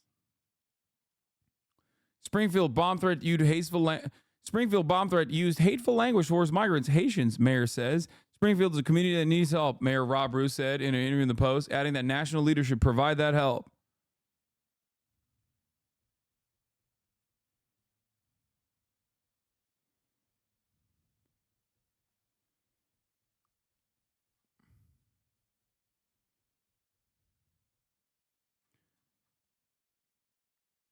It's crazy. What Springfield needs is gifted subs so that they no longer have to be fucking wrecked by the top of the hour ad break. Who are trying to find jobs and opportunities, whether it is from the locals who are complaining because too many people are coming here. It's human being. We are expressing ourselves the way we feel, but at the end of the day, we have to find a way out to live together. But he says many Haitians would also return home if the violence subsided. Do you hope one... For the record, that's the other part of this story, which is that not that like they would go back to Haiti if they could, but also that, oh, here, I'm running the 3-minute ad break now, but also that never going to happen. Oh, you mean the violence is never going to end in Haiti? Not that they're never going to leave. What? Run an ad, you fat fuck. Okay, dude, calm down. Okay, you said every right-wing Republican conspiracy theory you could just to serve me the fucking top of the hour ad break. Calm down now. Okay, we already ran it. And you called me fat in the process, which is crazy because I have fucking, prove it wrong, idiot. Wait, I can't tell if this person is actually trying to serve an ad break or if he like also legitimately believes this. Springfield is not 60,000, it's 156,000 with a 20,000 influx added into the number. So it was 140,000, let's say, or 130,000, and now it's 150,000. That's number one. Number two, it was in a state of disrepair. Okay, show it on screen. Wait, what? Google it. I can't tell. What is this guy doing? I can't tell if he's like actually. What is he talking about? Are you unwell? But he also wants me to serve an ad break? Like what? Why can't you Google it? What the fuck? Oh, Springfield is 60,000 with a 20,000 population. Regardless, doesn't matter. It is 60,000 as of 2022. It's probably a little bit larger than that. The number is wrong. It's not 158,000. It's 58,000. Regardless, Springfield, Ohio is still one of the poorest parts of Ohio. It's 140K in the metro. Total population in 2024 of Springfield, Ohio was listed as 57,000%-ish. With 72.76% white, 17% black. Larger metropolitan area is like upwards of like the Springfield Township, I think, is larger. No, it's not. Poor Lamau. Prove it. You literally made stuff. Wait, because I want to prove how wrong you are to chat.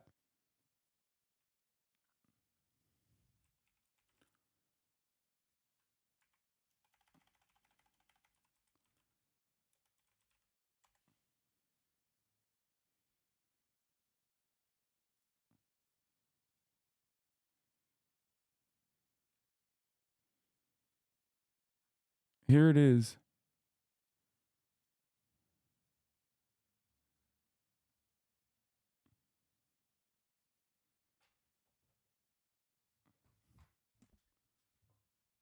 He won't look it up because you know she's wrong. He's sorry.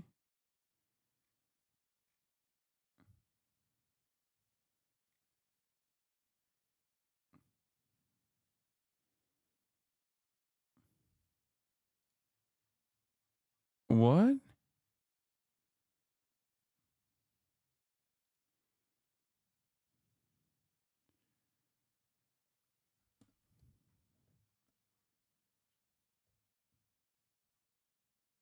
What are you talking about? Are you okay, chatter? Springfield, Ohio has a relatively high poverty rate. As the most recent data, about 22.7% of its population lives below the poverty line. This is significantly, it speaks for itself.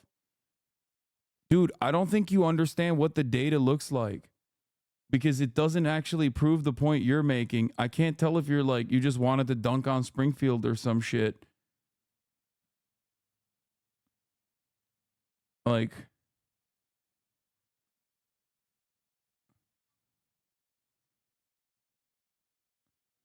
Springfield poverty rate is 22.7%. Ohio poverty rate is 13.4%. National poverty rate is 11.1%.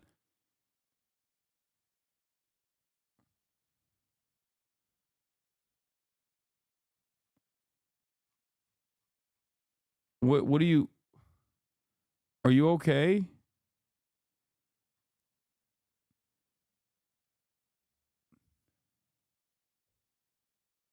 Also, okay, my bad, but it's still not one of the poorest or highest crime rates.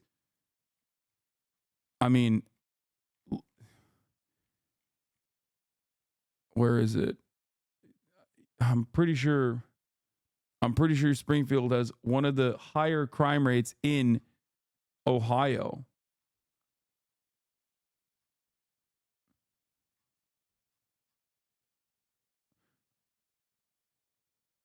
And it's understandable considering that it has double the national poverty rate.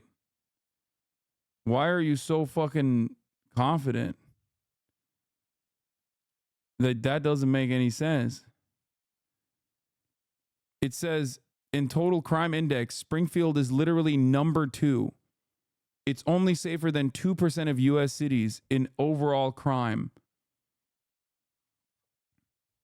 Thanks for looking it up. I hope we all learned something. We did. We learned that I was right. And we also learned that you're a fucking idiot. Like, look at this. Prove it wrong, idiot. Show on screen. Google it. You literally just made stuff up. No, I didn't. We learned that I was actually right. Like, completely. Are you going to apologize? In what way? Dog, I said Springfield has one of the worst crime rates in the state of Ohio. I did say my bad. No, not my bad, you pussy. Be a fucking man and own up to your statements. You came in hot as fuck, said prove it wrong, idiot. Came on, said Google it, said that I made it up, and then saw the data that I was pointing to, and now you're like, oh, my bad. No, you have to say, I'm sorry that I was a fucking idiot, okay? And you call me a fat fuck, which is why I thought you were memeing. Like, I literally thought you objectively were joking. I don't think you learned anything. Like, I think you learned nothing from this. No, the chatter can't be 15. He created an account in 2010, dude. What are you talking about? Think he created an account when he was fucking first born? I'm sorry I was wrong about some of the information, but I was still right about the other stuff. What are you talking? No, you're not. You're not right about anything. I got the total population of the greater Springfield metropolitan area wrong. But that still doesn't change the equation. Because my argument was that Springfield was in a state of disrepair before the Haitian migrants actually moved in. That's part of the reason why the Haitian migrants moved there. That was the argument. The total number of people living there before immigrants or after immigrants doesn't change that at all. You were wrong about nothing. You were right about nothing. You were wrong about everything. I'm bigger than you, incel looking dude vibes. Are you saying I'm an incel looking dude because I said I'm bigger than you? No, he just said I'm fat. And I'm saying like that doesn't match up with the objective reality that you can see on screen. Sure, buddy. Oh God. Why is every internet debate lord like this, brother? Why? Sure, buddy. Okay, dude, you're like I don't know what to tell you. Like you're just objectively wrong. an entire stadium full of people think you're an absolute fucking dumbass, and you think you like own someone, and you'd rather be continuously wrong and a fucking asshole on top of that. Pick a struggle. You know what I mean? Pick a struggle. Either be right or correct yourself and not look like a fucking asshole. You can't be both wrong and a fucking asshole at the same time. I'm not a debate lord. I just heard you misrepresenting the argument and wanted to clarify. You were wrong. You admitted that you were wrong and I was right. What do you mean I was misrepresenting?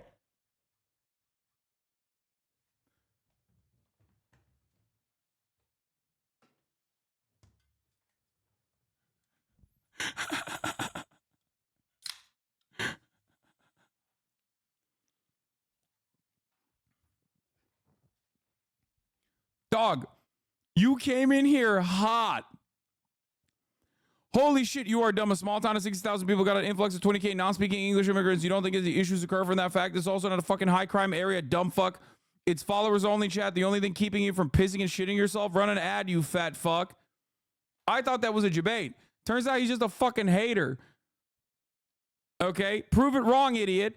Okay, show it on screen. Google it. You literally just made up stuff because I want to prove how wrong you are to chat. No, it's not poor Lamau. He won't look it up because he knows he's wrong. It speaks for itself.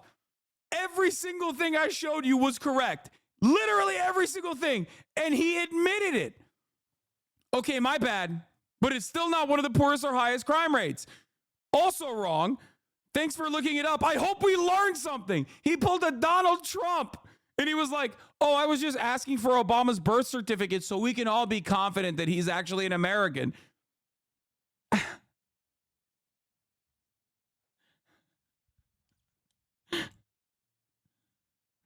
In what way? I did say my bad. I'm sorry that I was wrong about some of the information, but I was still right about the other stuff. No, you weren't. You weren't right about anything. I'm not a debate lord. I just heard you misrepresenting the argument and I wanted to clarify. I'm not going to ban this guy. He's fucking hilarious.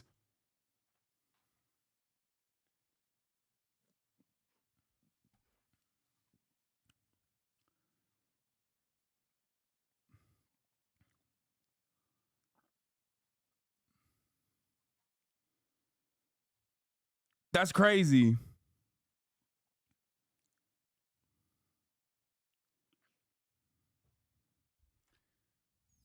This is how American conservatives operate, okay?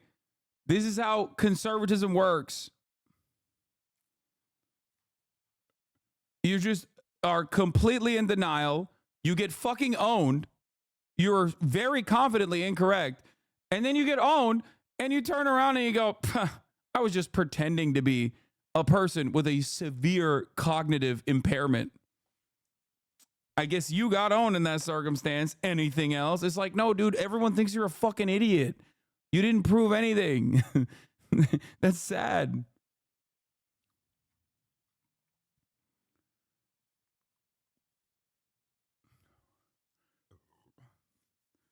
It's additionally sad because you have a 2010 account, which means you're probably like fucking 38 years old. You should know better by now. And one of the aspects of knowing better is like recognizing when you're in the wrong and then not trying to double down and like save face because you're saving face to absolutely zero people. Man, I disproved 3 things you said. You didn't disprove anything I said. The only thing that I got wrong was the 60,000 number. Okay? And that wasn't even wrong.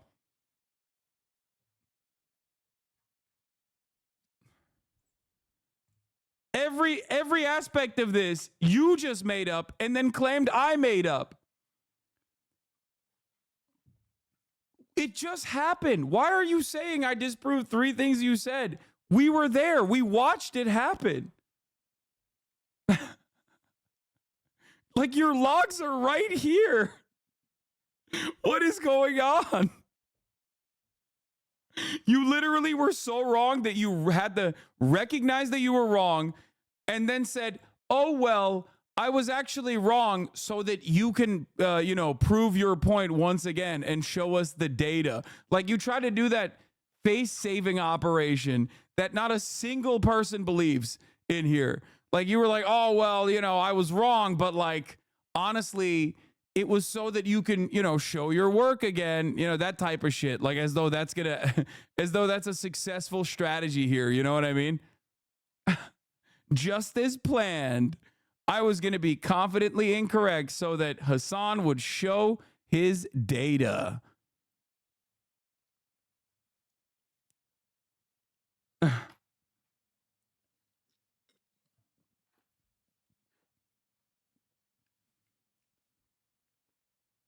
Hasan, you're so dumb. It's not one of the worst areas crime-wise. It's only in the bottom 2% of the entire country.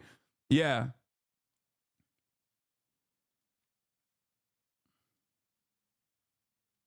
Where, I just want to know where he got, I want to know where he got the idea from. Like, like, why was he so confident in being wrong? It's also funny because we saw what Springfield, Ohio looks like. Unfortunately, it looks like many other places in this damn nation. You know what I mean? Like, like, ain't no point in time where you look at that situation and you go, that shit looks like, you know, that shit looks good. Okay.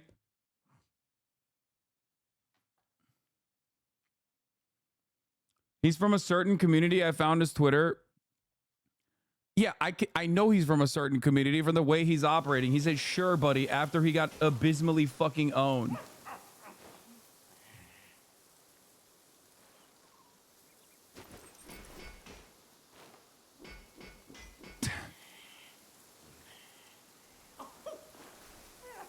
Oh my God, you're fucking gross. You're also a pedophile. Oh God, chatter. You're, oh God. Come on, you've never wanted to bend someone over the hood of a little tykes? Oh, gross. Okay, we are banning him. Never mind. Oh, God, Destiny's fucking fans are so gross. Holy shit.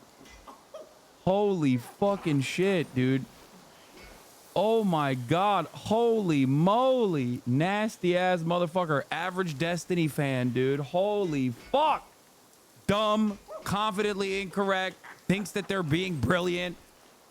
Gets immediately destroyed in the marketplace of ideas where they think they thrive. And then as soon as you do like surface level research on like their background, you find them defending pedophilia. God damn.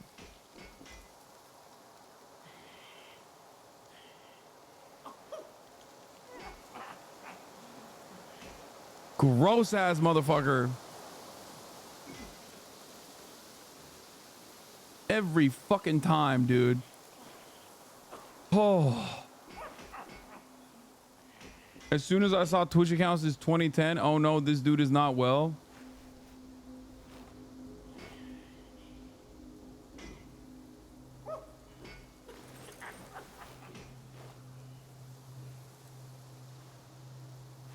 Why are you in the village? Have you been playing offline, cheater? Yes. Why are your haters always like this? Why are my haters always like this?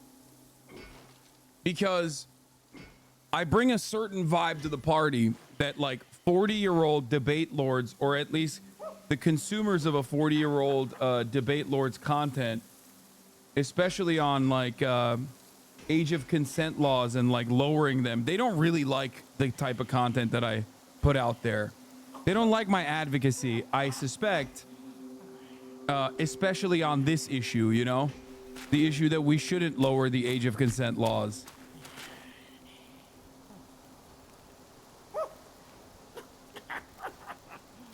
He subbed to you? Yeah, probably back in 2019 when he thought that I was good because his intellectual daddy, who he cannot fucking breathe without, was presenting me as like a favorable person in his community. Or he might have been gifted. Did you finish the ball of death? I did, by the way. I did that off stream, but I did do that. Not you saying objectively again. Do not even get me fucking started on this shit, okay? I gotta pee real quick too. That's so funny. That was a fun little exercise of yet another one of Destiny's fucking top fans who comes in here and outs themselves as a pedophile. Great stuff. Great work, guys. Wonderful community you got there. In 10 minutes, his argument fell apart and he was proven as a weirdo pedophile sympathizer. Yep. Super smart. Never fails.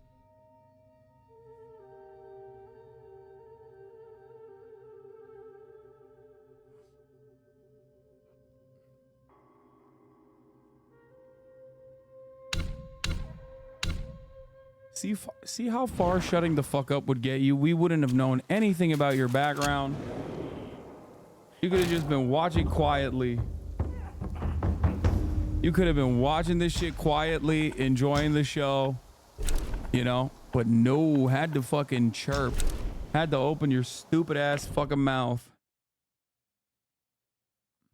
Have you played since last time? No, I passed the ball area. That was the last thing I did. I passed the ball area.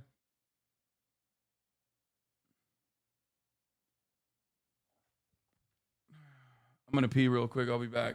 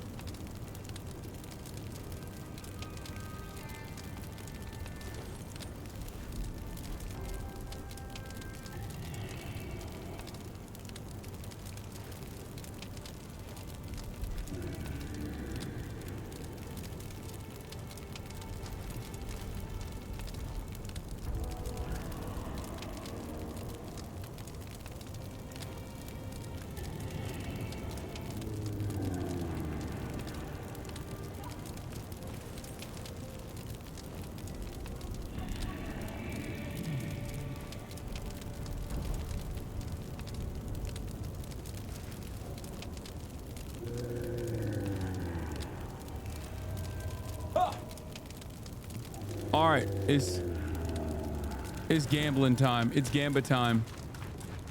Gamba heads rise up.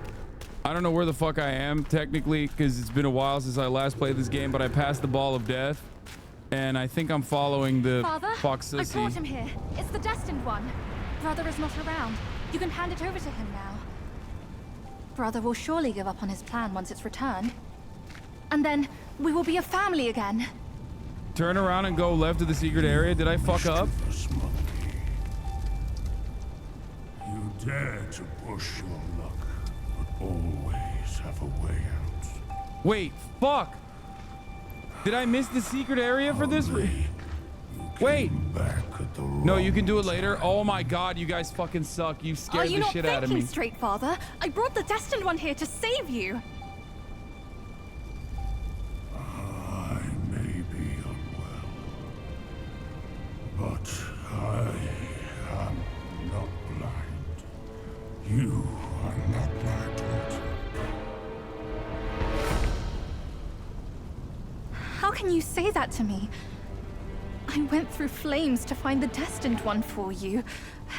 But you, Father, don't you see?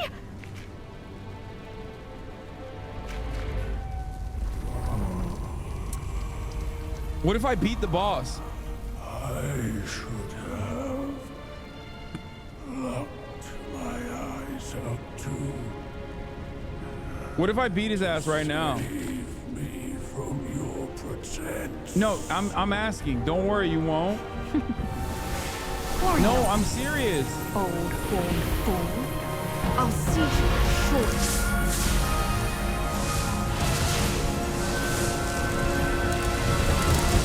It's 2 phases. Second phase is wild, not gonna lie. Wait, what the fuck just happened? You could have enjoyed a good show, but you simply lack the taste. I should have just killed you all. My guise was perfect. No one could see a single flaw in it.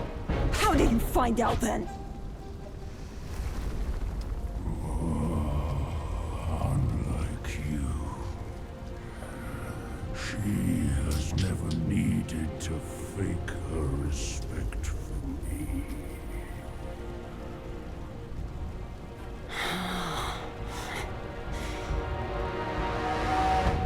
Interesting. That little fox. I will find out if it's true after I hunt her down. But first, I should burn you two together and mix your ashes to honor your friendship. Entertainment.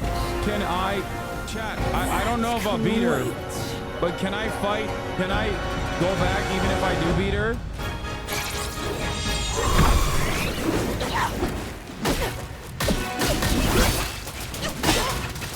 My fire point is after blood.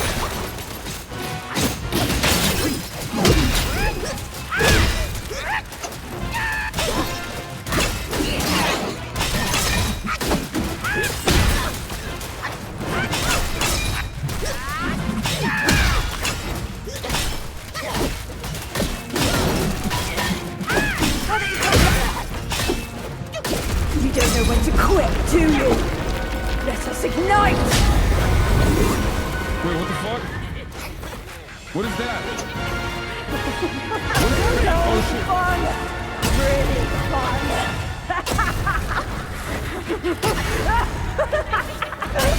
Oh shit. You thought you could defeat me, didn't you? Wait, what? They can still see me?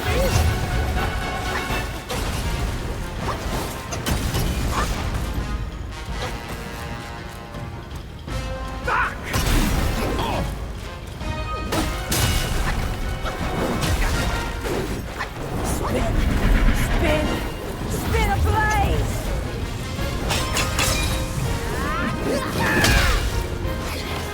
Wait, that didn't do much damage. Oh, what the fuck? What is going on?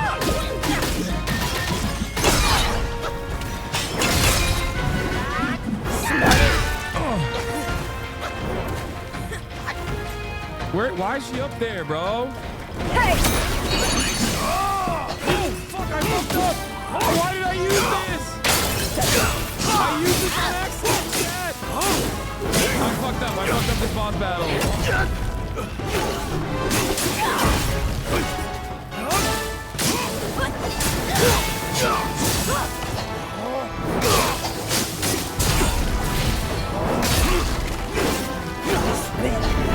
Spin! Spin a blaze! God damn.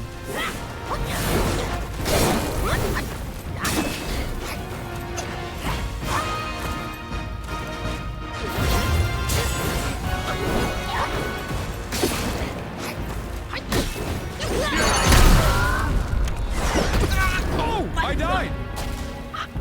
We can barely hear you. Wait, is that loud? Okay, I died. It's not a problem. I fucked up in the boss battle anyway. I'm happy to have died. It was just phase 1 anyway. It was phase 1 anyway. There's 2 phases, I think. I want to do the no, you're quiet. Wait, why am I quiet? Okay, I lowered the audio a little bit on the game. Maybe the game audio went up again. No, you're not. There's a checkpoint like yellow brow. Okay. Chatters, this is important. Okay, please explain this to me. Can I fight the boss? Can I fight the fucking boss and still be able to? Can I fight the boss and still be able to go to the secret area? No, yes, I did that. Yes, find out in RP, no politics stream. Oh my shit, resets in phase 2? And yes, you can go back to the secret area. Oh no, I fucking threw, dude. I straight up threw. I threw because I thought that like I was gonna die anyway. So I just like, fuck it, why not? Yes, you can. I did it and everyone I know did it well. Everyone I know also did it and they did it well.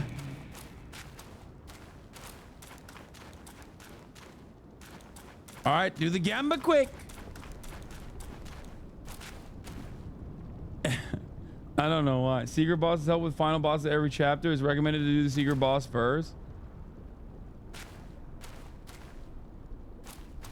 Okay, I'll go to the fucking secret area, chat. God damn it. All right. Restart the fucking Gamba for the other boss if you want. I have 12 points now because you threw. Okay, well, it is what it is.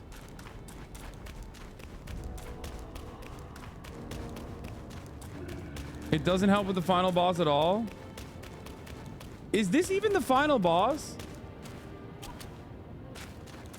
Bro takes no blame.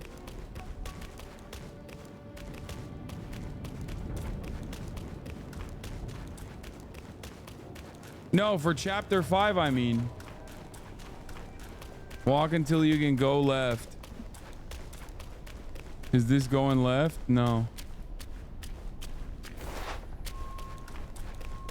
It's the last boss of chapter 5. I didn't realize that was the last boss of chapter 5. I want to do the secret area before I do that. Fuck, I should have just done the secret area.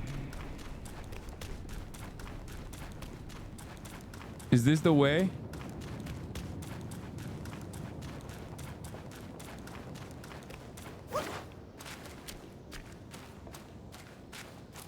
Is this the way?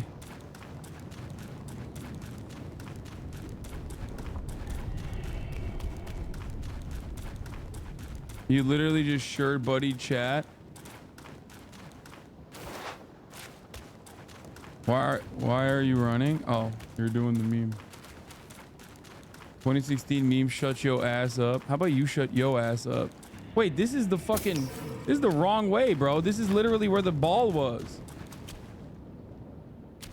Why am I going to the... Isn't this the fucking way that the ball was?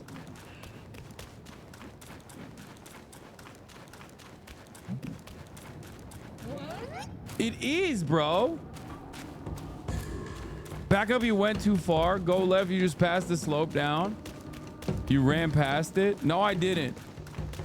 Okay, maybe I did. Oh, this is the slope. Don't say Zoro, okay? I mean, I love Zoro, but like, yeah, I fucking suck. That's a boss, I bet, right?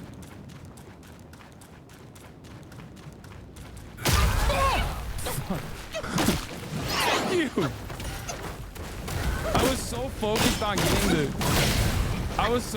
on getting the fucking stupid ass tree. I didn't pay attention to the fucking... Oh god, that scared me. Grown man, by the way, shut up. Grown men are afraid too. I am in touch with my emotions. I am unafraid of showcasing my emotions like that. This is definitely a boss, right? Yeah, Flint Vanguard. There it is, dude. Whoa, what the heck? What the heck in pepperoni, dude?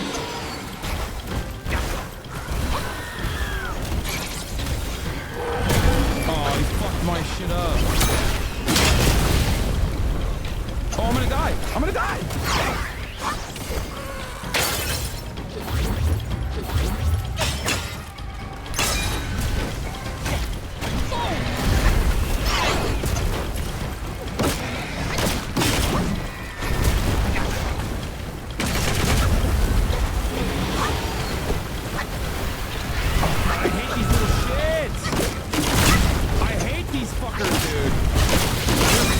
Annoying with the way that they fucking work too.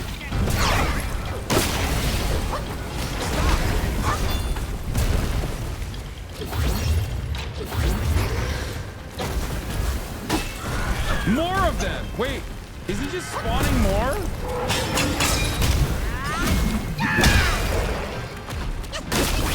Oh, it's the wrong one. Fuck. I hate this. This is my least favorite type of boss battle, bro.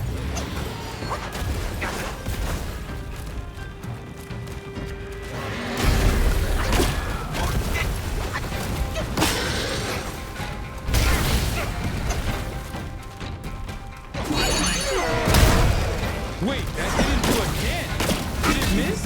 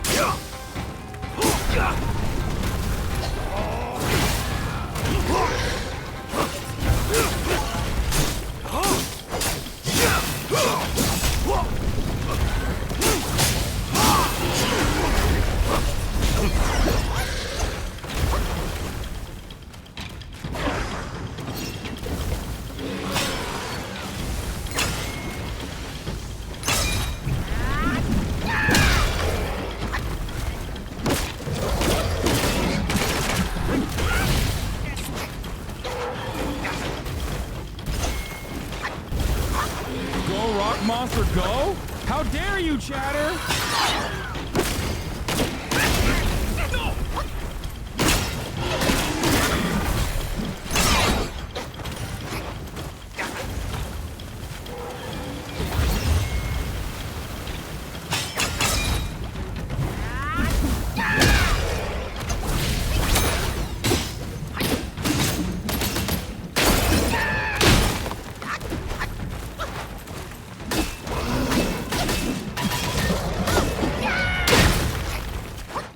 What is he doing?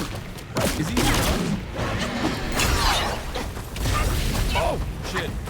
I'm almost done. I'm almost out. Holy shit, I'm almost out.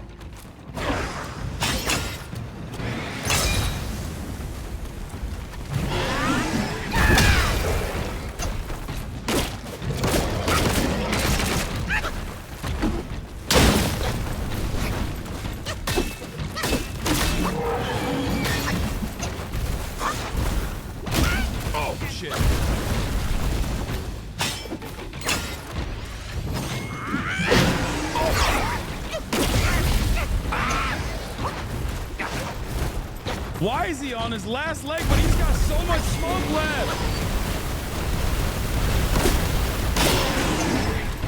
Fuck you, dude. Holy shit.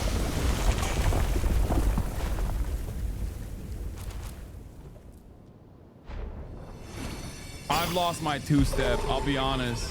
My 1-2 punch is no longer what it used to be.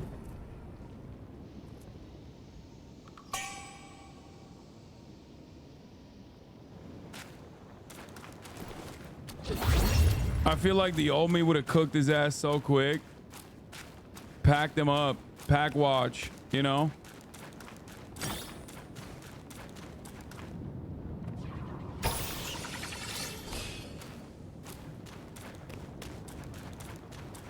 Fuck you, man.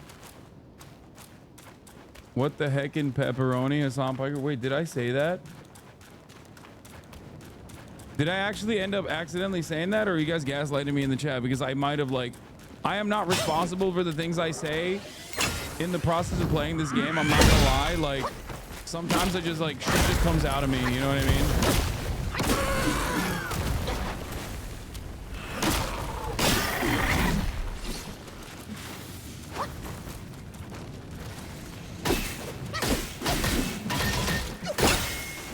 Like, I'm not liable for the things I say during the course of gaming.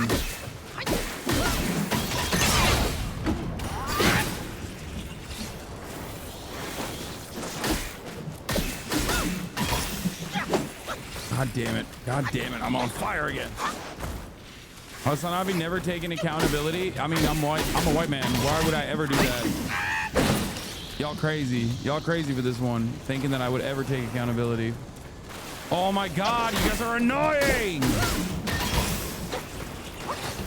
So many of these little shits, dude.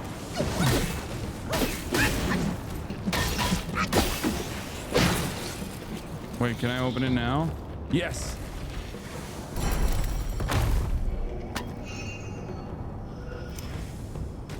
You should bring back Blammo. Blammo was never a thing that I said. I think PewDiePie said something. You think PewDiePie said something similar once? Okay, dude. Yeah, what the heck in pepperoni is not, I think, in the same zip code, territory, field as saying the N-word with a hard R, okay?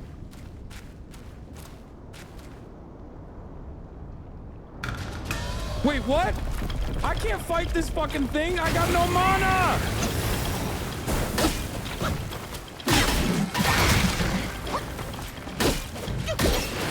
I didn't realize. I thought it was gonna take me to the fucking boss area. I got no mana. Oh, this doesn't count, dude. That's whack as fuck.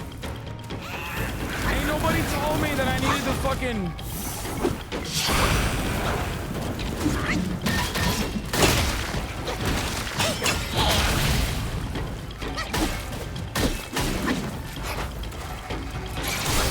Oh shit, did it work?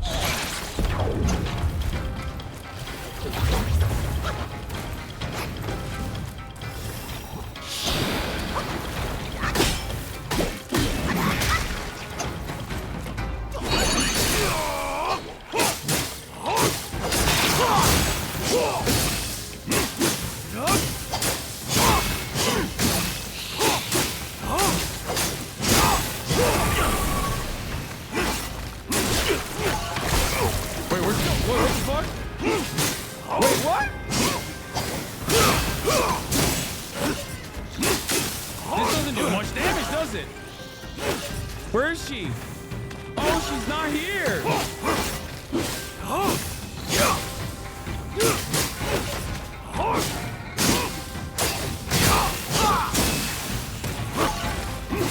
Wait, what the fuck?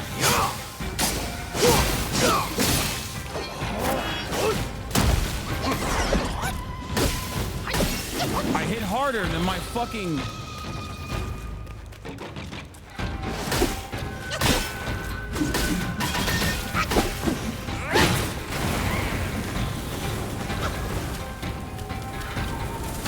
Oh, wait, oh, she hit me. Oh. I can't believe I ate that! No! What is happening? Just fucking mana! Spot it!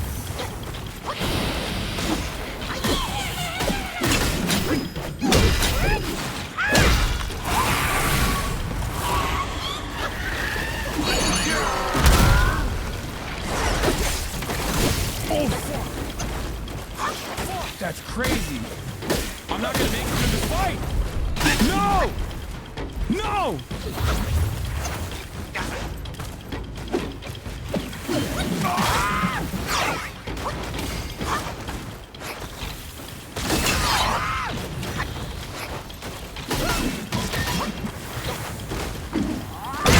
What the fuck? Fuck!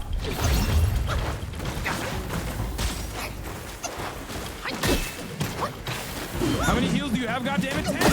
What the fuck? Do you have a problem with my heals? All of a sudden you got an issue with the heals? You fucking doubters! Shut the fuck up! This is a long ass boss battle for no reason. Holy shit, it's annoying.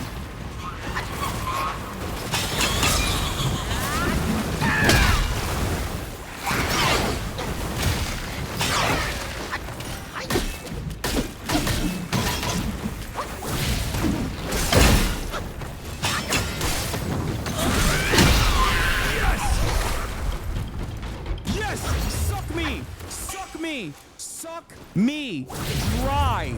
Suck me dry, doubters. 17 million. Do you want it to count? Wait, why? You said it doesn't count? I think it counts. You motherfuckers came in. Yeah, it counts. It fucking counts. What the fuck? If I lost, it wouldn't have counted. But now that I won, it does count. You could cry all about it, doubters. You could cry about it all day, every day. No more bosses this way, is there? Do not ruin the integrity of the process. What do you mean? You knew that there was a boss there. You didn't fucking give me forewarning. This is why I don't watch gaming streams. Okay, shut up. Wait, oh shit, upgrade? Oh my god, the Staff of Bazinga?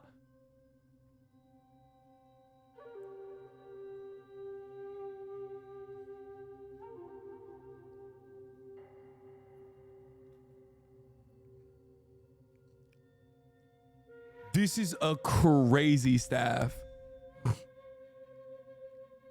But it dramatically alters the trajectory of the crit poison character that I have been kind of cooking with so far. The last crystal is near the second two-man fight. Wait, it has useless stats. You still need to fight the fifth cart, right? Yeah, so question, what the fuck is this area? Like, is there still...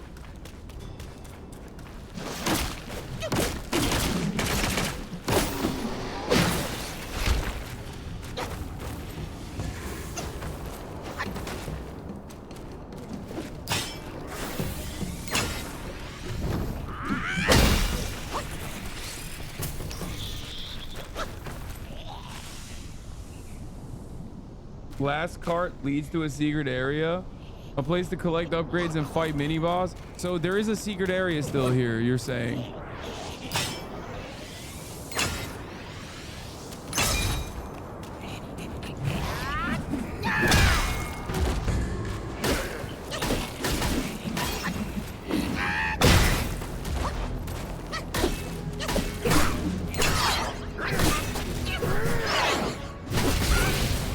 what the fuck?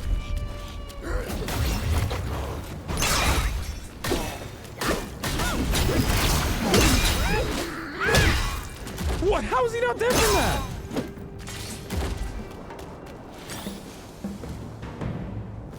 It's like Mushlame challenges or whatever it's called. At the lava area, you fought the heads. There was a card you needed to talk to at Harsh Guy in it. I did that already, Fluff.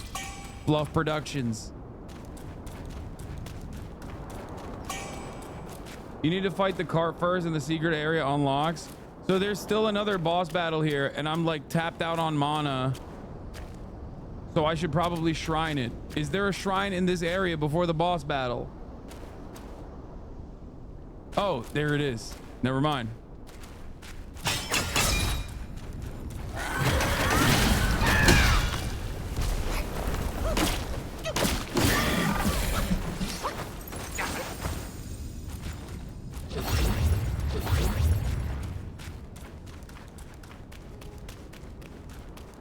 Oh my god.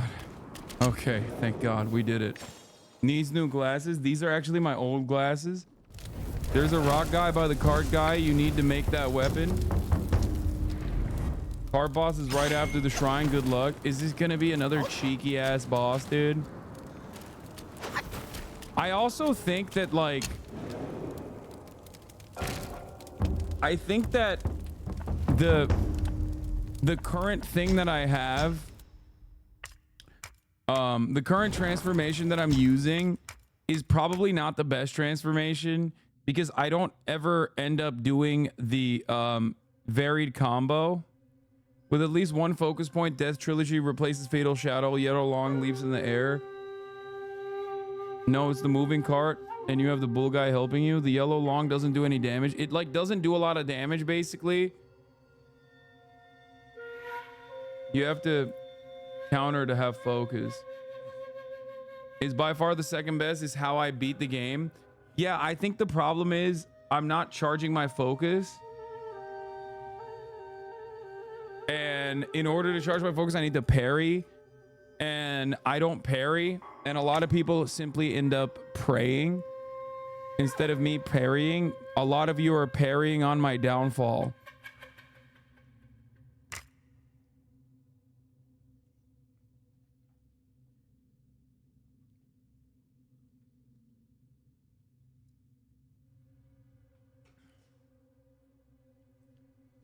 Yin Tiger is probably the next best. I have never used the Yin Tiger one.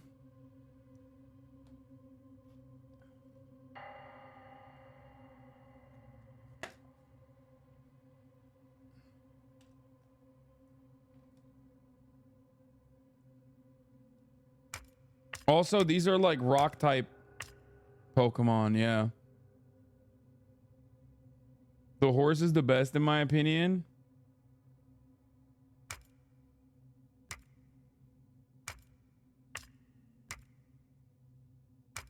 Someone said Yin Tiger is like kind of slow.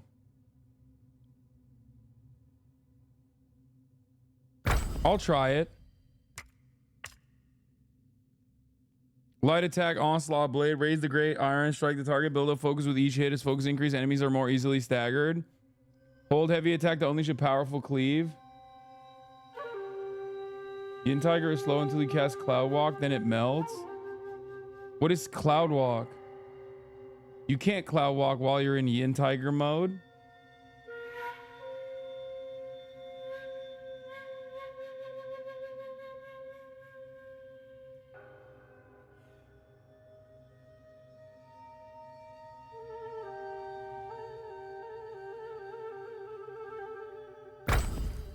Okay.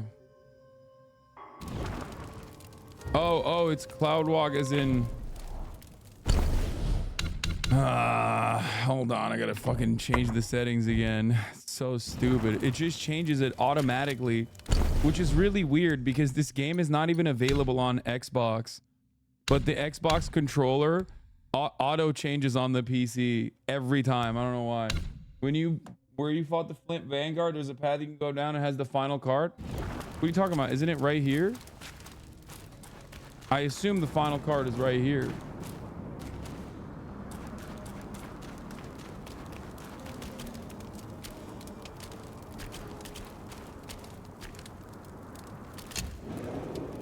Xbox controller on this game is smooth as fuck. This game is smooth as fuck. I love this game, man. I'm having so much fun playing this game, and I think Chad is having fun too.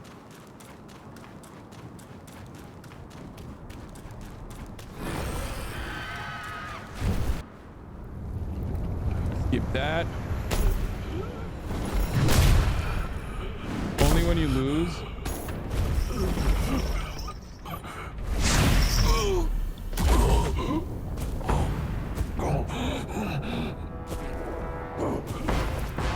Damn, his tail's on fire.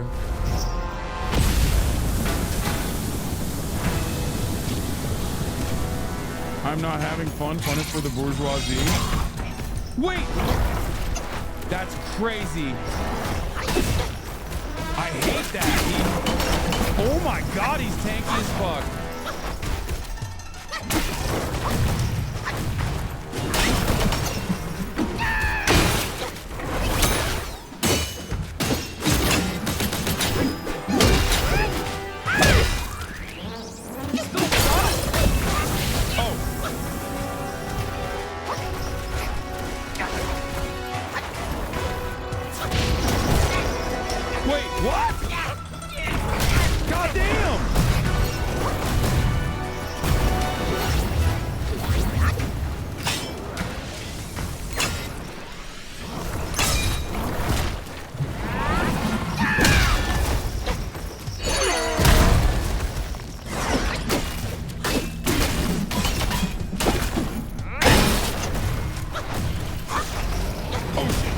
Bleeding too.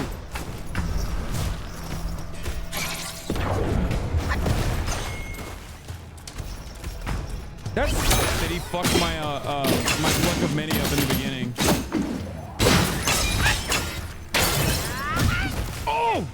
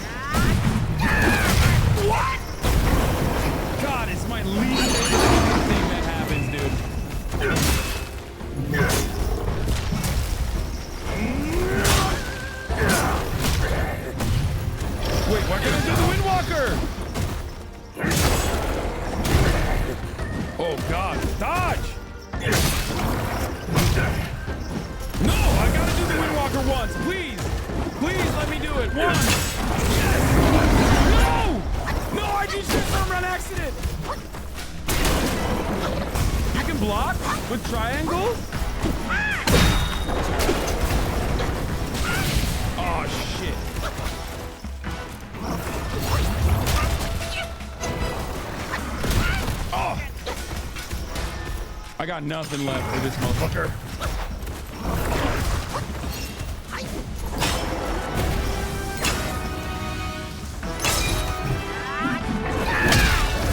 Oh shit. Back that ass up. Back that thing for me. Back that ass up. Shake that ass for me. Hands on your knee. Oh god. Why am I singing Drake? No! I'm singing Drake! No! No, no, no, no, no, no, no, no, no, no, no! No! No! No! I'm stuck! I'm stuck! No!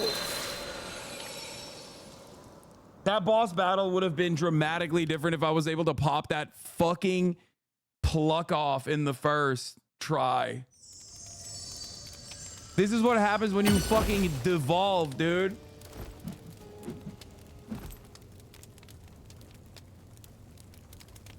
Boss battle so hard. Boss battle so hard got me singing Drake.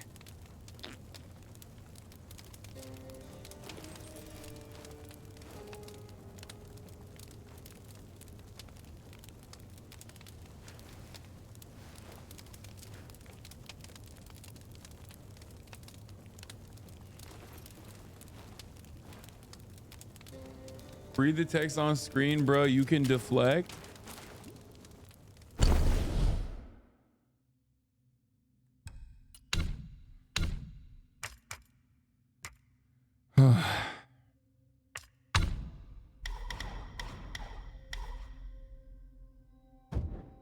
Wall transformed.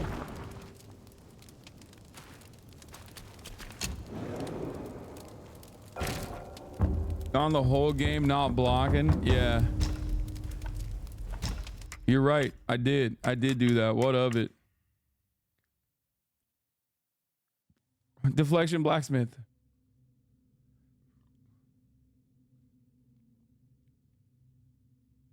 Upon full focus during transformation, light attack, storm surge. Upon entering Windwalker state, press light attack, transform into a gust of wind, swiftly close in on your target and deliver a devastating blow, inflicting massive damage. Yeah, I think I like this. I like this spell.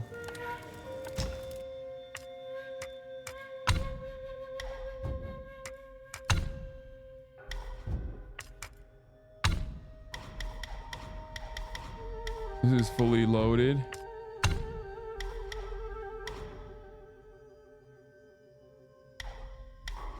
Three focus bars, by the way. Block attacks as Tiger to fill focus. I thought you knew you could block but just didn't want to. That's actually impressive you've gotten this far without it. No, I'm a dodge demon, dude. Are you kidding me? I don't need blocking.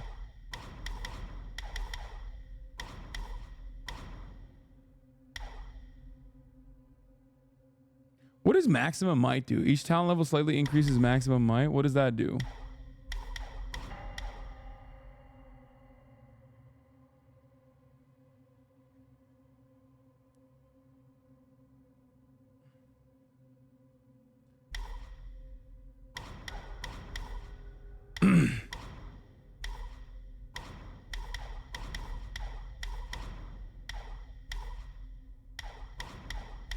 Snow Veil, Rage Burst.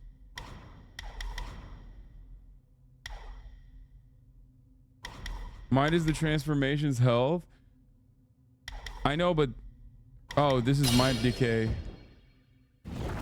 Okay. What difficulty are you playing on? Easy difficulty. Of course. I'm a coward. Oh no, are these little shits gonna follow me into the battle now? At least I can do this though.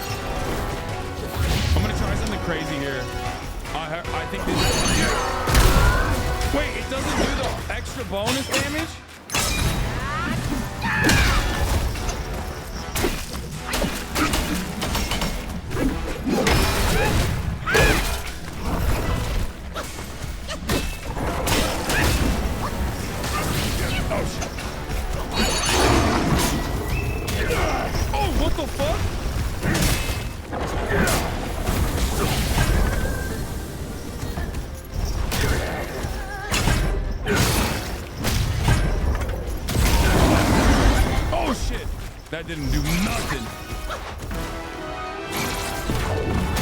Ah!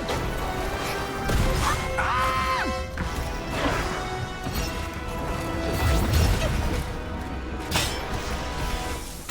Wait, why did it?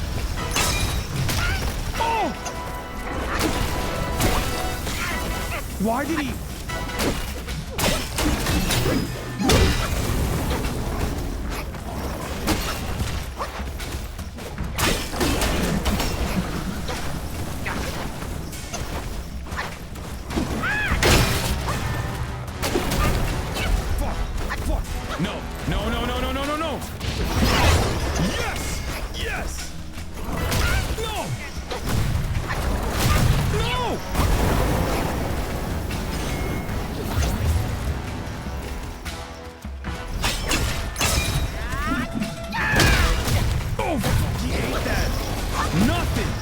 like it's nothing. Oh shit, I ate that like it's nothing. Oh fuck.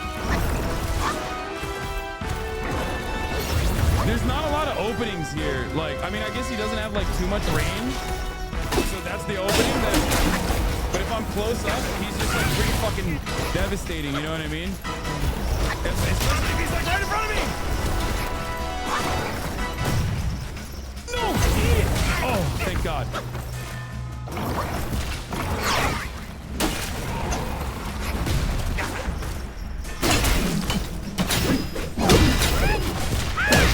Why doesn't he fucking stagger? Oh, no, no. Oh, thank God.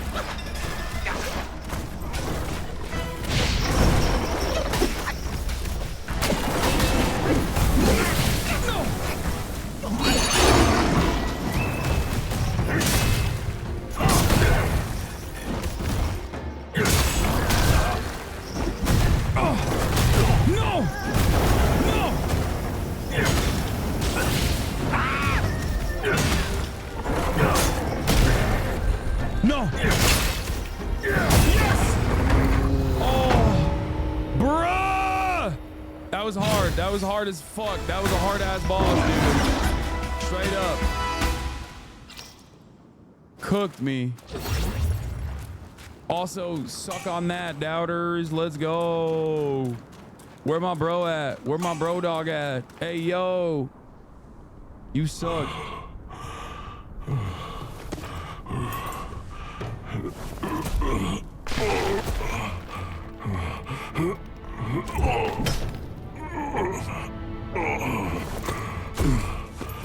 My king, he treated me well. Yeah, he gave me gifted subs so I can avoid the top of the hour ad break. I would not regret it.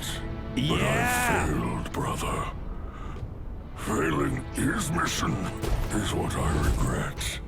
My king must have done something reckless for that dumb boy. The truth, I wager, lies beyond that door. That cursed cart was no match for me. I went easy on it. That's all. Dog, that cart cooked you, bro. Quite a good lad you are. But remember, don't be swayed. Stay true. When you smoke that gas station weed, that K2, bro. It is what it is, you know. Many have been lost. Should I go back and fucking reset and then go in? Should I go back and reset and go in? Yes. Is there a boss in there?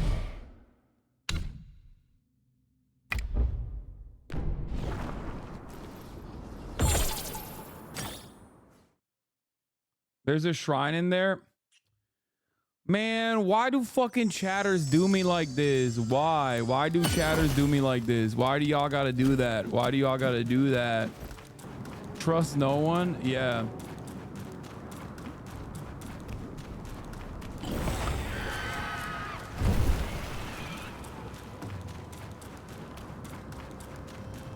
The only man... You missed an important item? Really?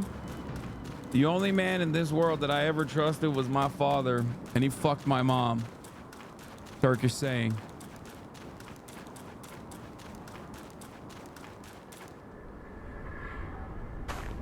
There you go.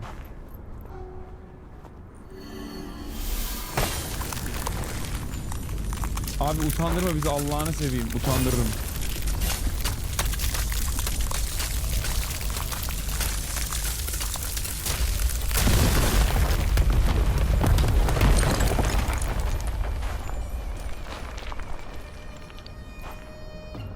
Bro, there's chatters in here that are believers and they're still being like, go back, you have a boss that you missed. It's like, bro, you want a gamba or not?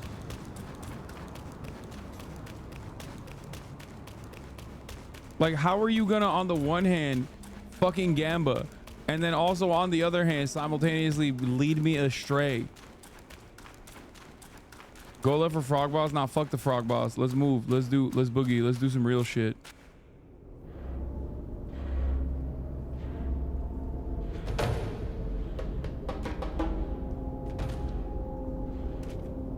For this boss, you can lead it behind a wall for a secret phase. I don't want to do that.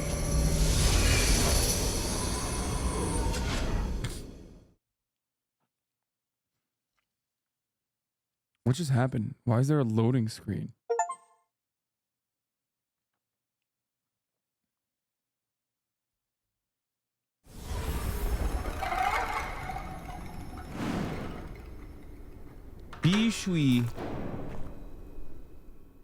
Bishui Cave.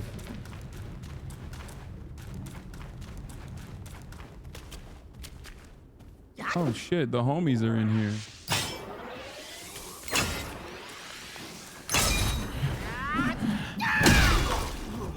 Damn, they eat the hits, bro. They're tanky. What a tank.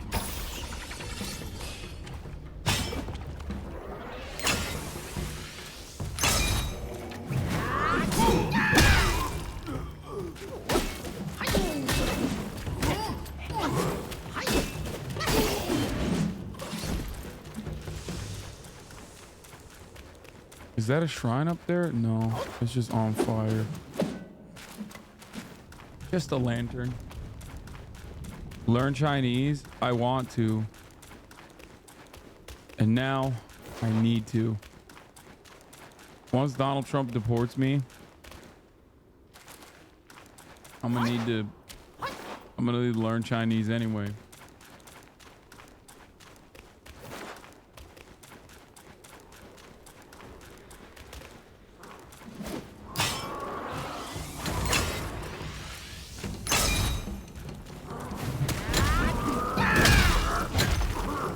I hate these guys.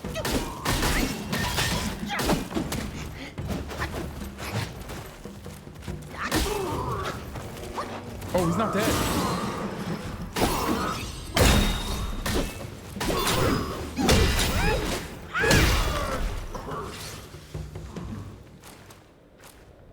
We're getting deported to China. Exiled. How are you gonna exile me to a better place though? You know what I mean?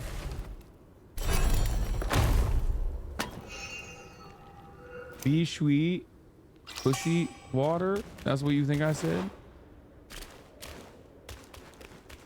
Maybe that's what Bishwur. Bishwur? How do you say it? How do you say Bishwi in the name of the cave? Bishwai? Bishwai.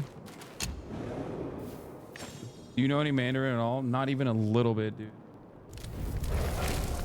Not even a little bit. Ooh, celestial ribbon time. Yeah, I'll buy that shit, dude. Fuck it, YOLO. Why not?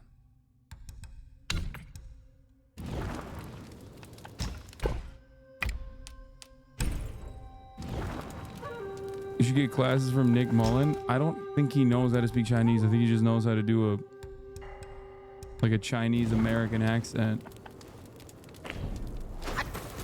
How's he rich in the game too? The rich keep getting richer, dog. Don't you know this? Wait, why am I not rich? What's wrong with me?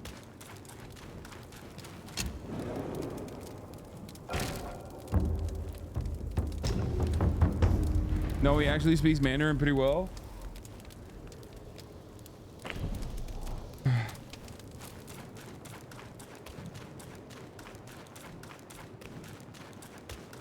Where's this goddamn boss, bro? Come on. How many bosses? Other way for meditation? How many bosses in this area?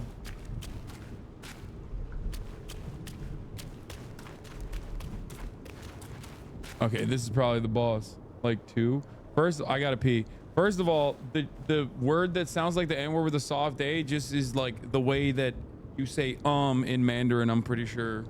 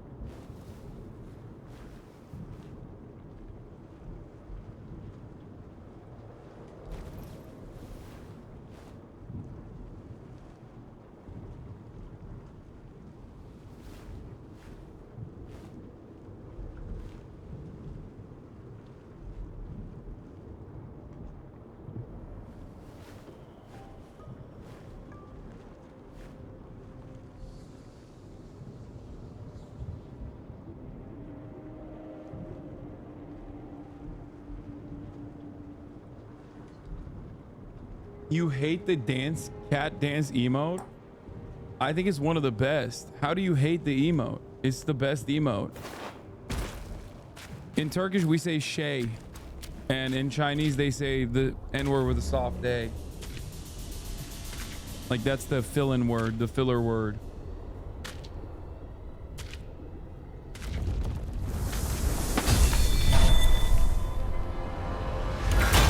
No! No way. I can't fight this fucker again. He's the first face with his last. He's even uglier than me. Are you still in the hazel what, you wicked lad? Our Lady asked us to guard this place, not to check another face. Kill whoever breaks in was the order. Oh, it means that. Bottom takes top, top takes bottom. That's a hilarious name. Wait, it worked, right? Oh, it did, thank God.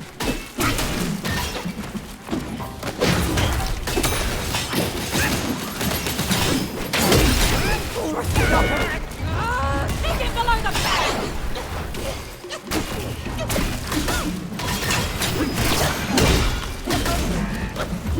Then I'll have it! Where's the other one?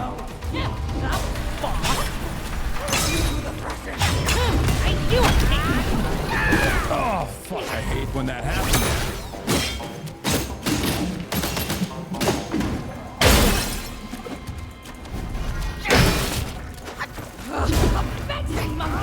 Leave him to me! Can you hit them while they're not fighting? Right! Death!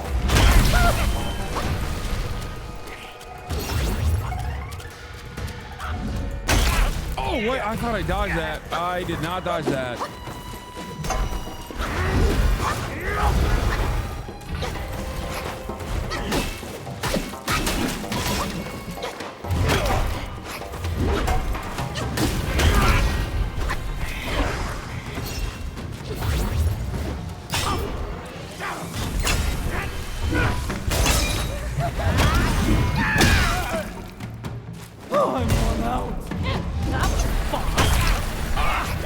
Okay, if I keep dodging like this, I'm gonna lose this battle.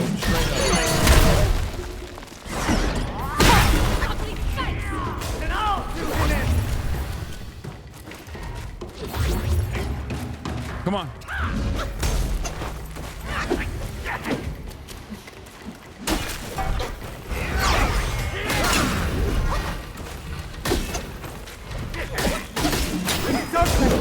No! Then I'll have it! Ah! Stop swapping! Let's have some fun! For your world! Oh, whoa, whoa, whoa, whoa! Wait, what the fuck?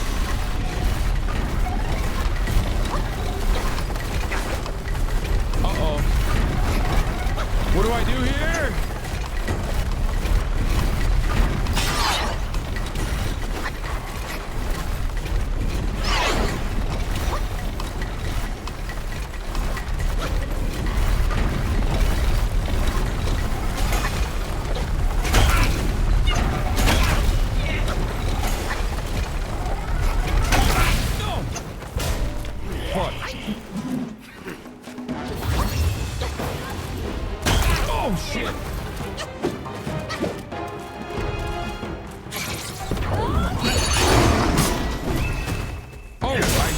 Thing.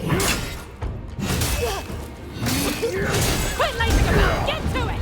Don't you come on!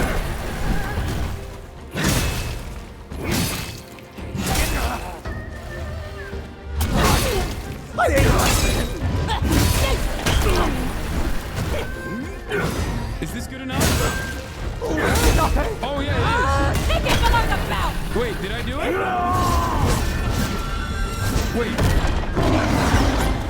Wait, what happened? What happened? Wait, what happened? Oh, I missed it. It's supposed to be up close.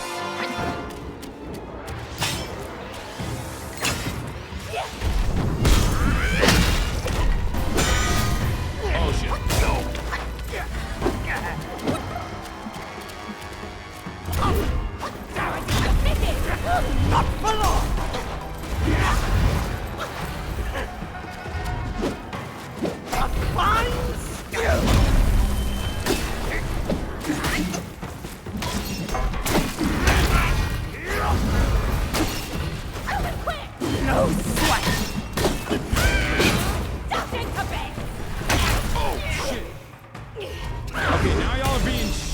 Oh, you're being sneaky. I don't like that.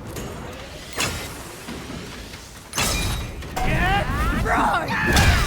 Oh. No sweat!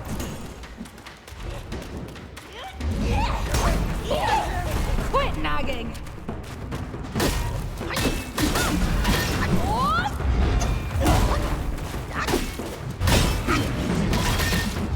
I will run you over! Oh shit! What are you doing? What are you doing? Whoa! Chill. Watch out, sir! But you're slacking off! Oh shit! One more. Oh god, I'm almost out of fucking not mana, fucking.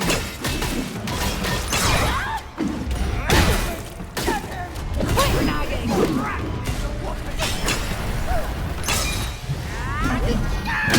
Cruel one! Yes! Be right! Death! Okay, one's down.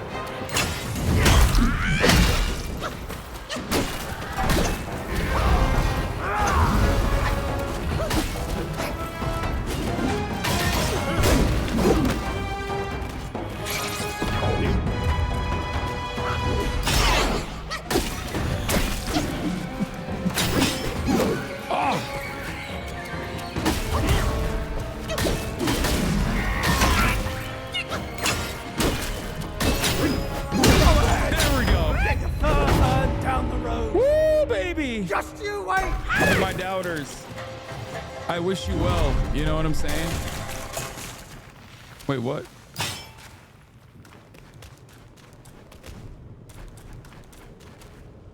What did that look like? What did that gamble look like? Let's see. Fucking wow. 50-50 even split. That's lickety split down the middle. 25 to 25 with the doubters still 25.8.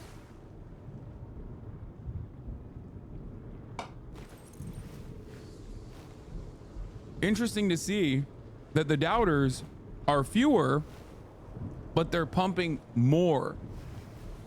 They're pumping more funds into doubting, making it seem like there's an outsized community of doubt. The doubters are actually pumping the numbers up. They're big spenders, which implies, considering that I've been winning a lot, that my longest term community subs with the most points are usually the ones that are doubting, because they must have more points to lose. Interesting, something to consider. All right, where do we go from here?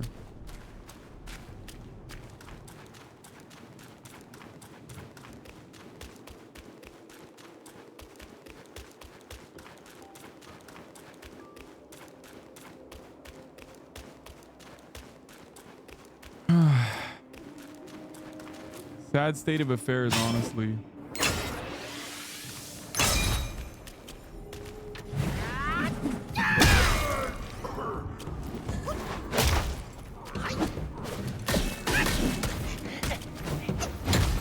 What is this area to fight in? What a silly area to fight in.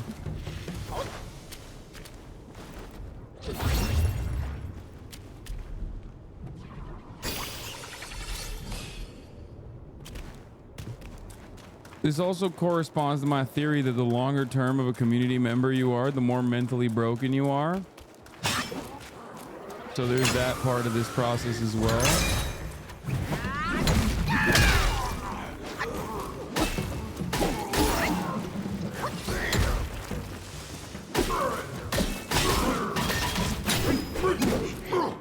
Shit.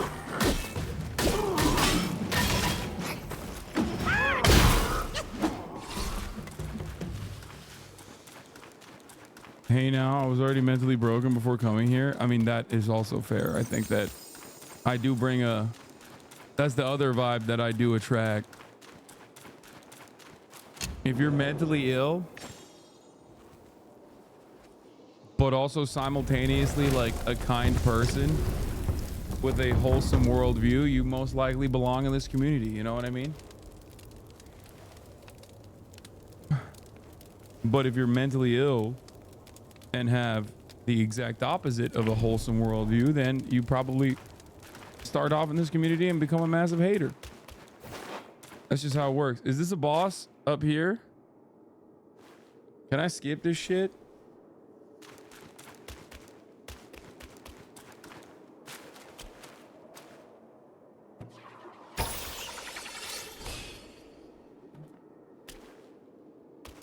Because I don't want to fucking fight all these guys, man. I'm sorry. Oh, fuck. Well, I guess I have to now, but...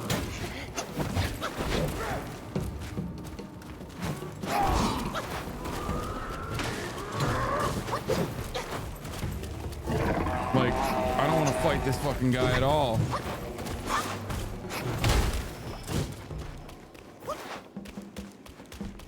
There's a chest there, though, and I kind of think I need to get that chest.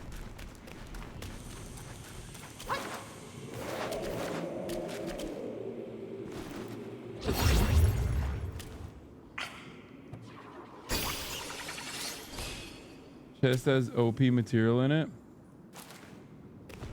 Ugh. Oh, this fucker's following me. Okay, this might actually pan out well for me. I can kite this fucker.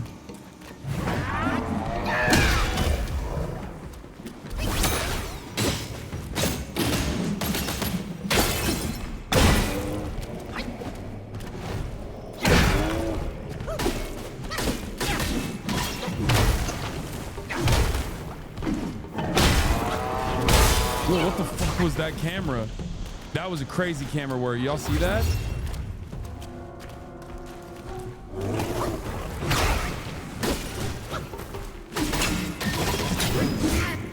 Oh shit.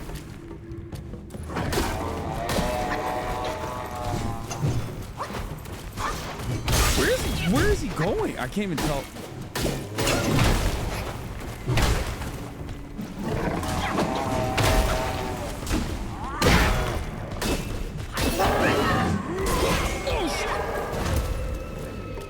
Dude, damn, he's like, I got the smoke for you one by one, baby.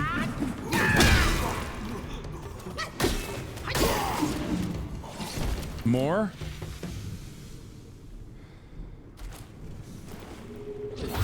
If that chest doesn't have some fucking super sweet shit in it, I'm gonna be pissed, chat.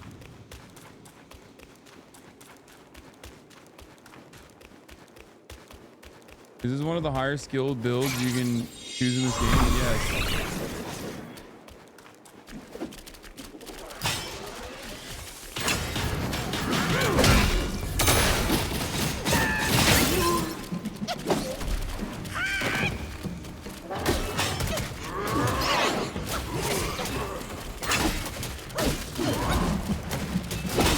All right, you guys fucking get that guy.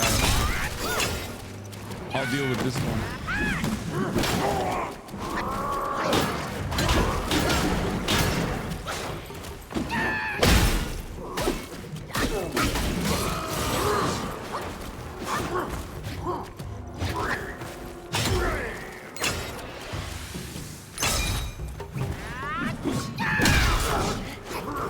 How does that not have AoE there? You know what I mean? Like, how does that not have AoE?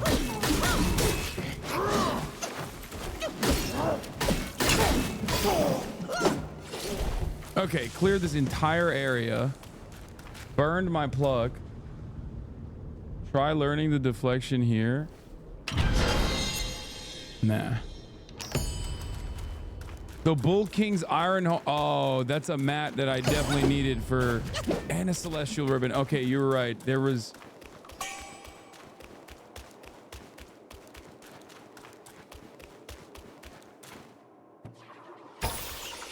That was valid.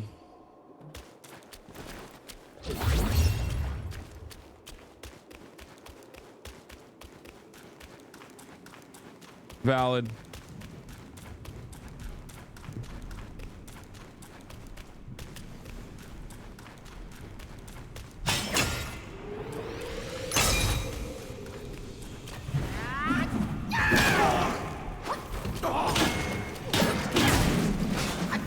Oh!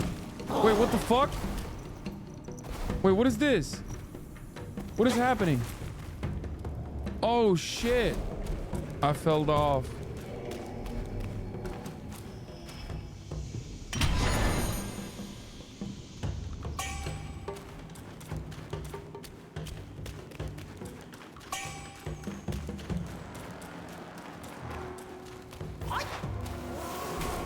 Can't go back up there.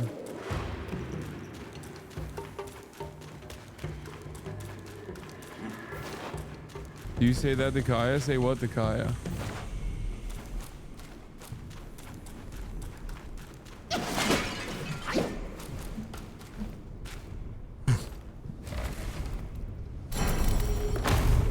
Dude, where is the fucking boss? The prediction has made me feel like the boss is already here. And now but considering how far I am from any discernible boss, it seems like, and also, like, it made me fight a bunch of like random creeps and shit for no reason.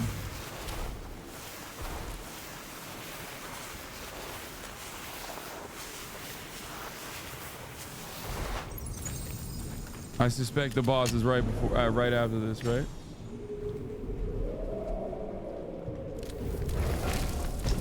Are you gonna get the DLC? Bro, I haven't even finished the game yet, but considering that I've like burned this game crazy, like played all the fucking side shit, am currently doing another side quest. Is there ice while you break open a secret little thing? Considering that I'm currently playing the side stuff, I will definitely play the DLC.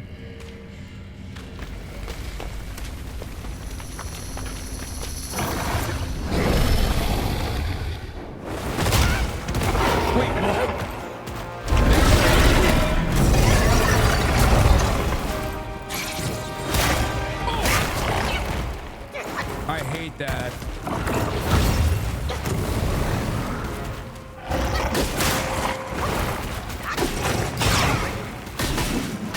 God damn, these balls are tanky as shit, bro.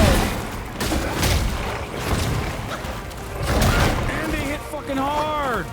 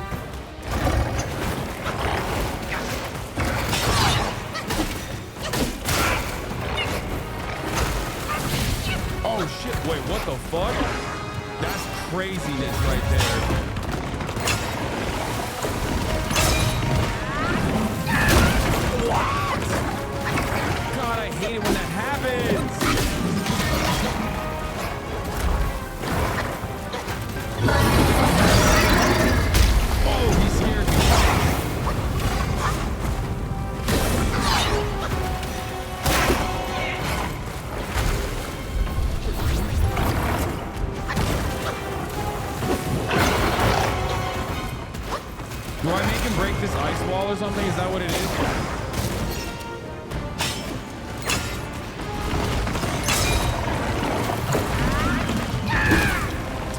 That's good.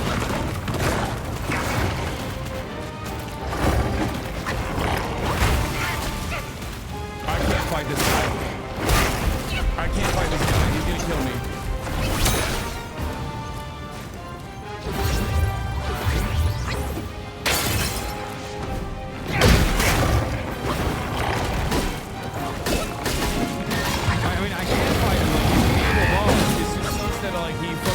my cloud right off the jump, you know what I mean?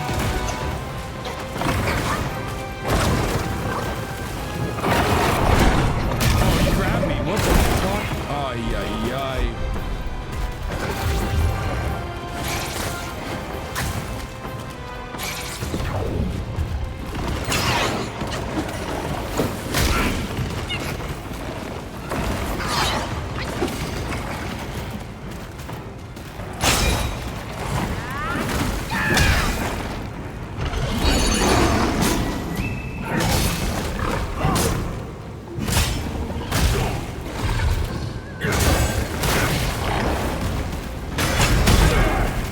Wait, did that work?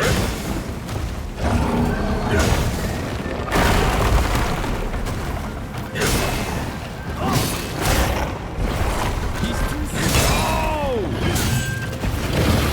No!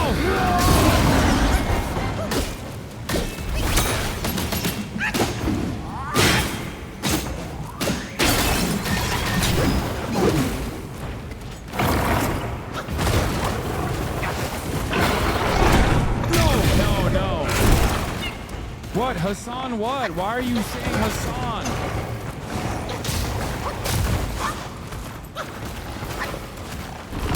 Oh, shit. I'm dead. I fucking suck. I suck. And my eyes hurt. Why did I do this secret area? I could have just finished this stupid fucking chapter.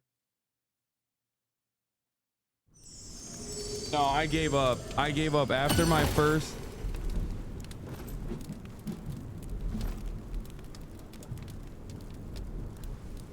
After it fucked up my, after it disrupted me doing the plug, I just gave up straight up. I'll admit it. Like that was some loser shit right there, but I straight up did some loser shit.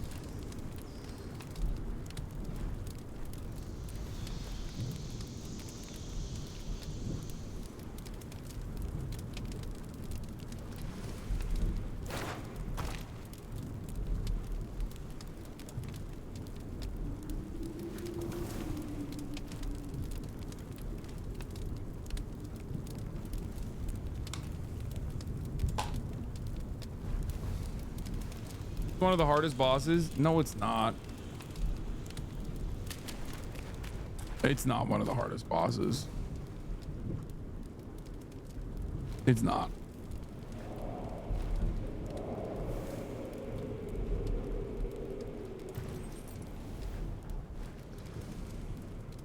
Swap Tiger because you suck with it? I mean, I really do.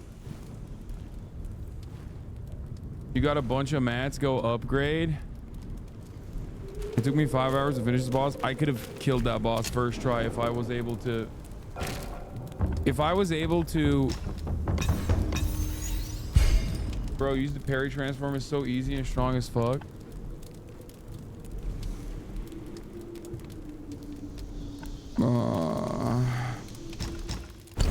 I can't upgrade shit yet. I guess I could upgrade to this spike shaft staff, which sucks.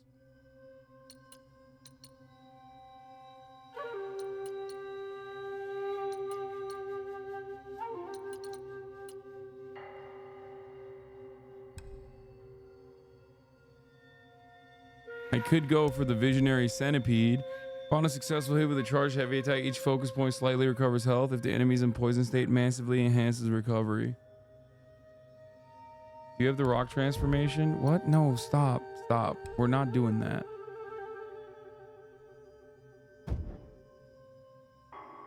Did you ever try the spear? No. I never did.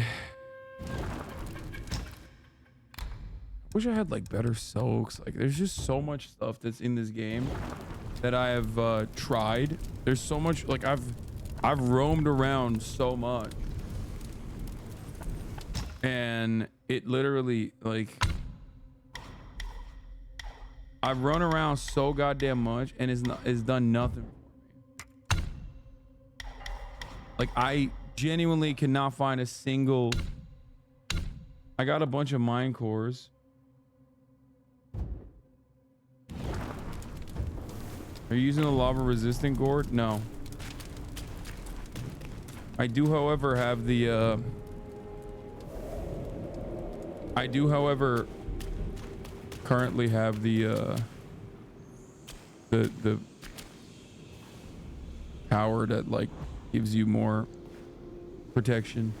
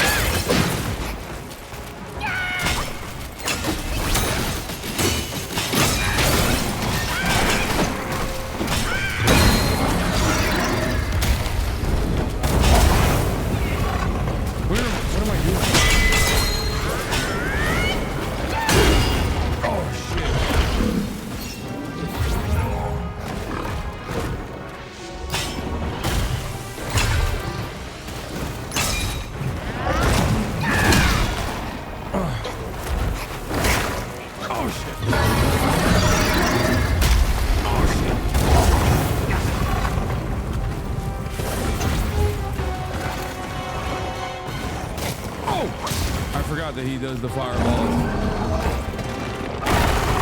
you see why I get mad when I miss that cloud, like the plug? That's like a quarter of his health that is gone because he stopped my transformation.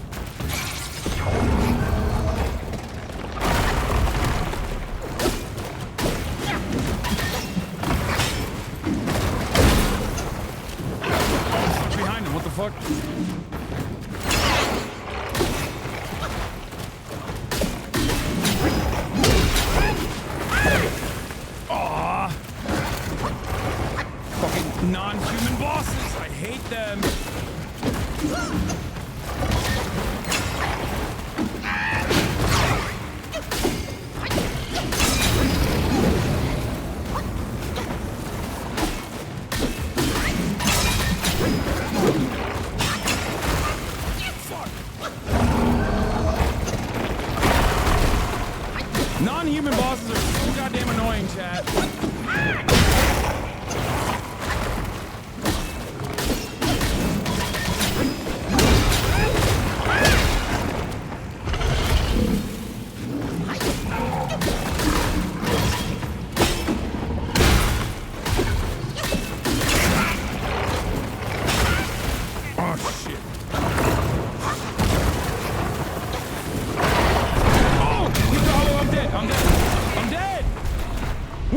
No!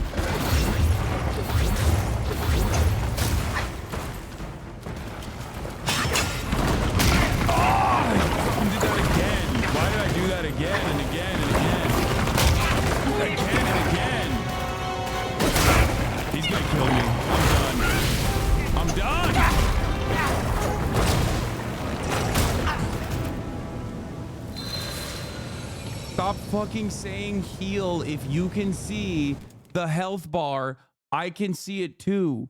What the fuck is wrong with you chatters, bro? I don't understand. I was so goddamn close on that one. Oh my god. I almost second tried the boss. I almost first tried the boss. The difference between me go through that ice wall. I don't know how to go through that ice wall. I don't know why. Like, do I try to force him into the ice wall?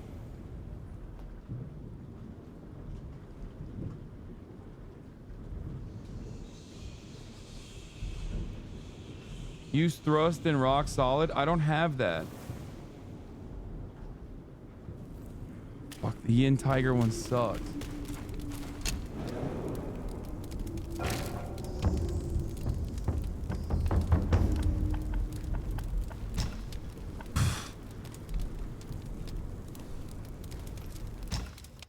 Chatters are like, bro, you fucking suck. You're not doing the things right. But it's like, I actually honestly don't know what I need to be doing better there. Like, I think the macaque was probably better.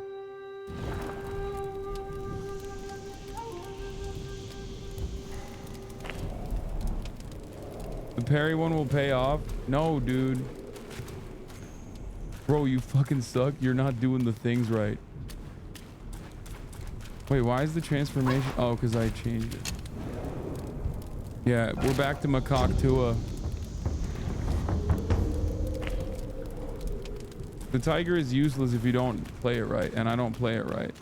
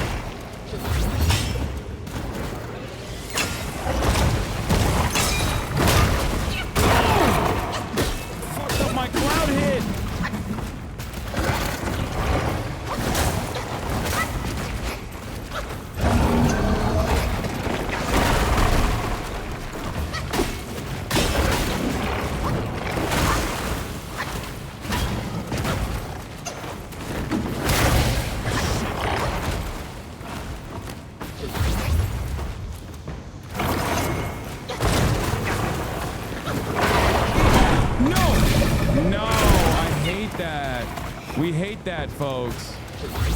We hate that. Now I'm on fire.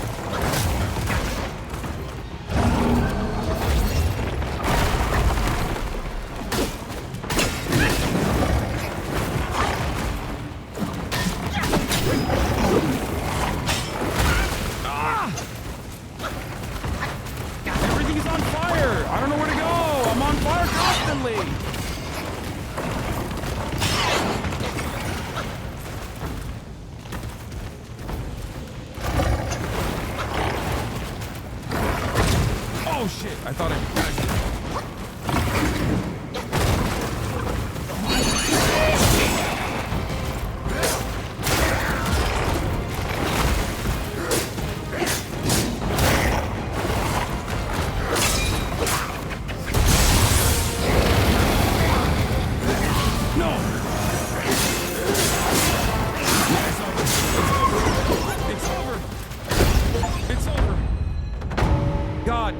That was tough. That was tough as hell. Holy moly, that was tough as hell.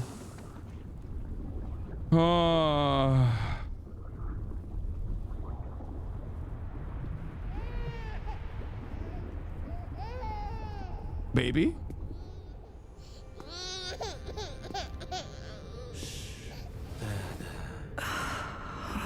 Wait, are those doubters I'm hearing? Be born, but he never knew my struggles.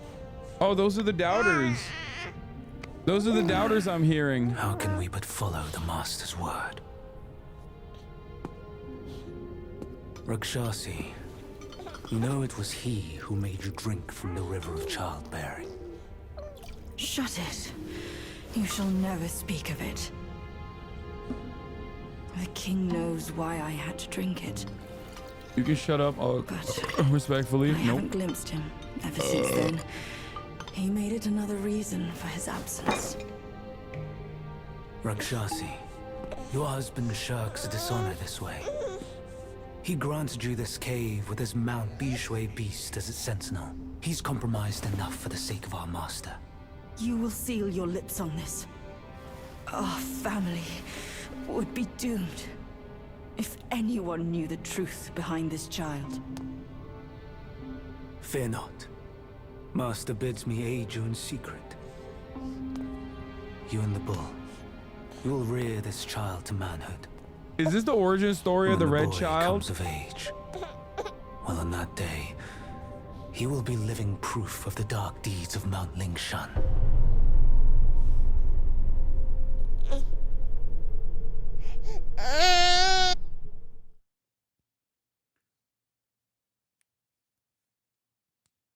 Baby too red, his bitch too bad. Honestly, That's a healthy ass baby. He just has he had too many red Takis.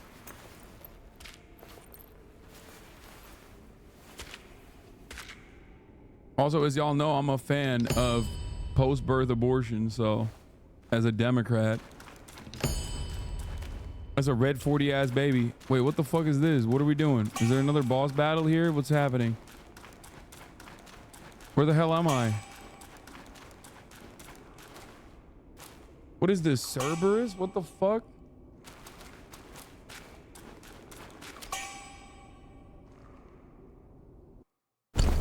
There is an abortion river, yes. There's a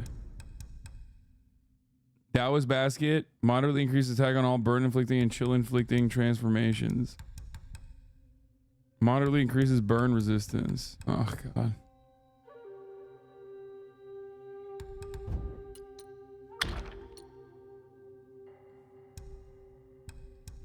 Bishui Beast Staff, 105 attack, 10%. So, oh my god, 105 attack. Shit, my crit chances go down, but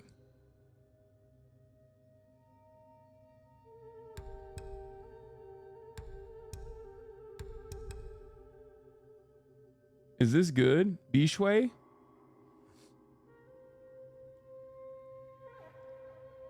Bishui!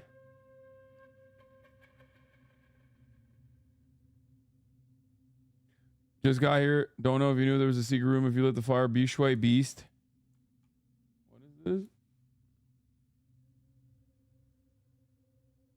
There was a secret room if you let the fire Bishui Beast destroy the wall. I heard, but I never got to it.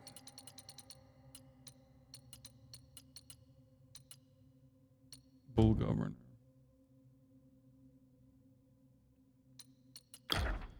I have to swap my armor though. And this is the best armor. They talking about you on CNN, bro? Wait, really? Someone clip it.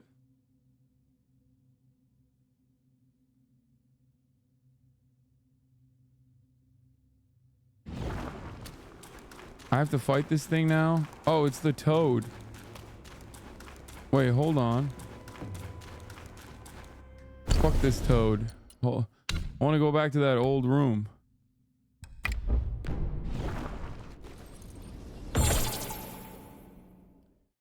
You just got a shout out on CNN, lol.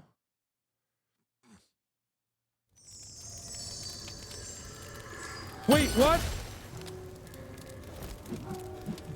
It's not letting me go there? No. Oh, it is. Thank God. You can't go back. Why are chatters so fucking so self-assured in their wrong behavior? What is this? You and Jason talking about money? Most of the comments are positive. Hell yeah. Love that. Just keep going through the ice wall, walk all the way. There's a shrine and an awakening worm next to it.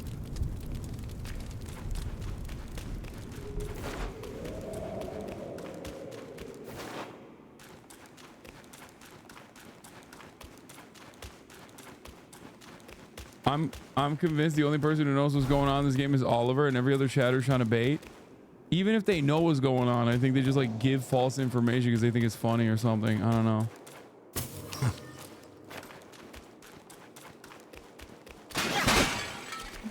Got the awakened wine worm.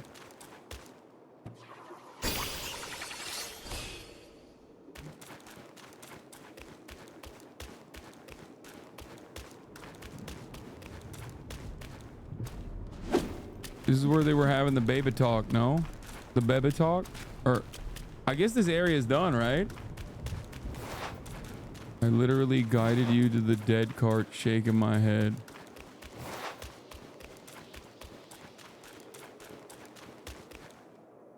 Wait, what the fuck? Is this more? There's more of this area? I don't remember this.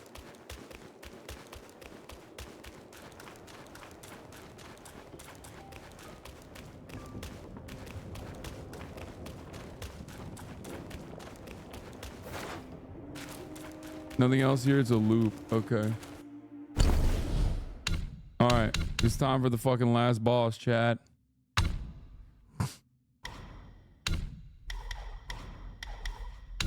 There was something with like a 2. There was something I wanted to advance. It was in the back of my mind, but it's a double one, so I didn't do it before. And I can't remember what it was. What was it? Go to the Pagoda to try secret ending? What?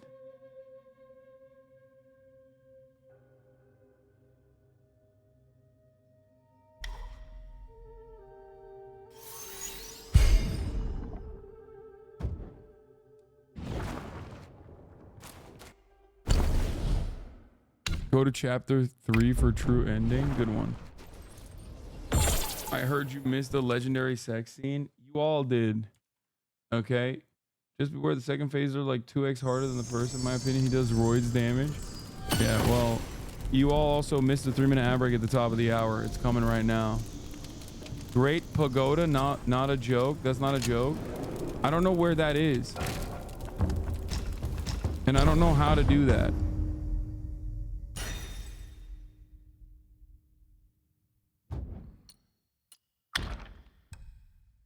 Is this worth it? I can't tell. Ooh, new armor. What the fuck? Okay.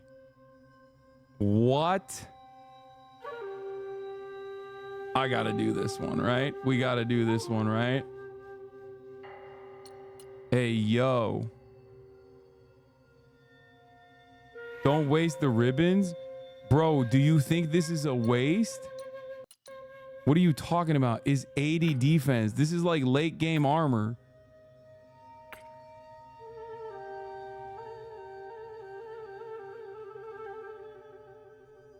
You can't make the whole set till New Game Plus? Wait, really?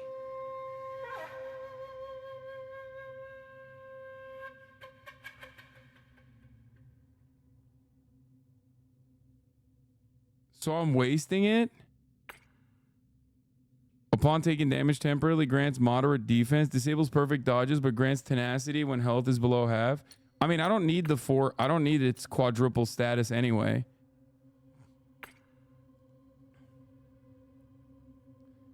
This one has a unique effect.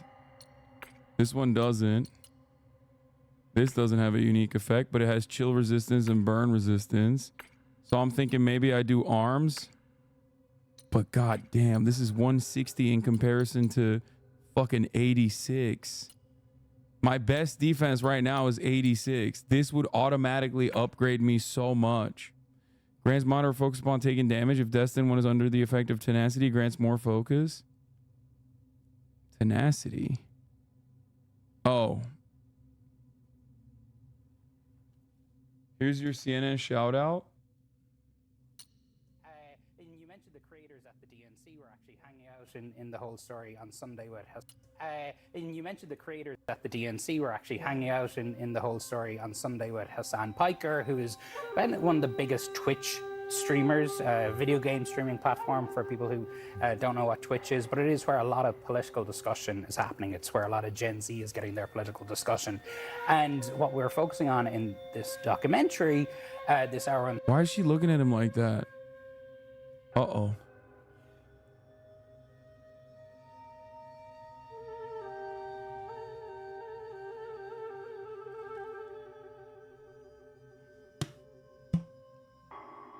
On Sunday is we're really looking at disillusioned, young, white American men who spend most of their waking hours online and who believe that America's left them behind. And uh-oh. And you mentioned the creators at the DNC were actually hanging out in the whole story on Sunday with Hasan Piker, who is one of the biggest Twitch streamers. No. Oh, no. I'm a little worried, dude. I'm a little worried. I'm actually kind of scared because, like, I'm worried that, I mean, I love Donnie. I'm just worried about, like, I'm legitimately scared that like there are a lot of anchors at CNN who just hate my ass.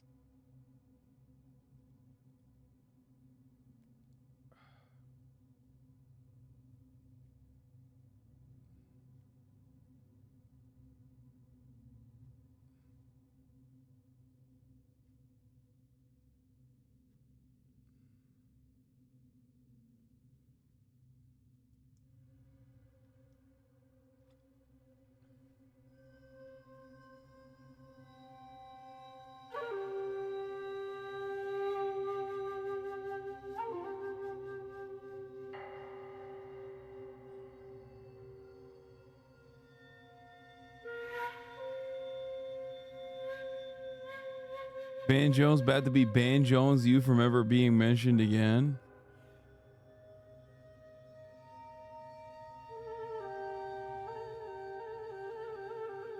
It's kind of funny because I've never actually said a mean thing about her ever. Like out of the panelists there, like I've never actually said anything mean about her.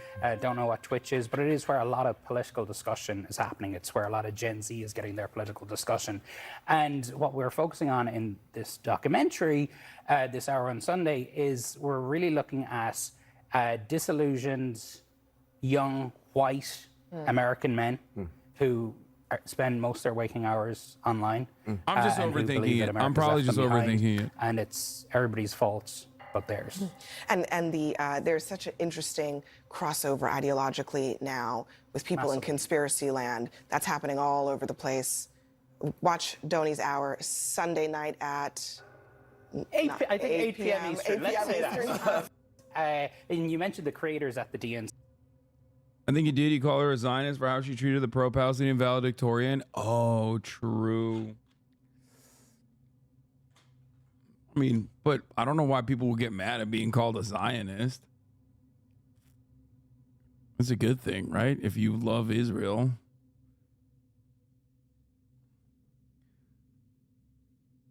She called you a conspiracy theorist? No, Donnie, like, you guys were there. You guys were there when the sausage was being made, okay? You saw it. I literally talked to... First of all, I love Donnie. I trust Donnie. In the video, they basically... In the video, they go and talk to a lot of, like... In the video, they go and talk to a lot of...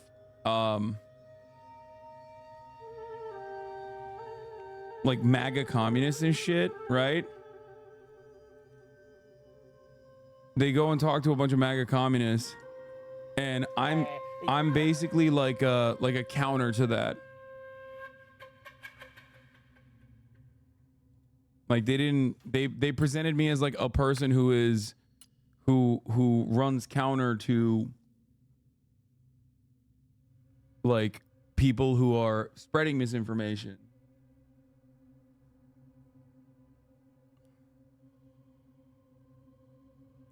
You did the helmet and chest piece for the max defense.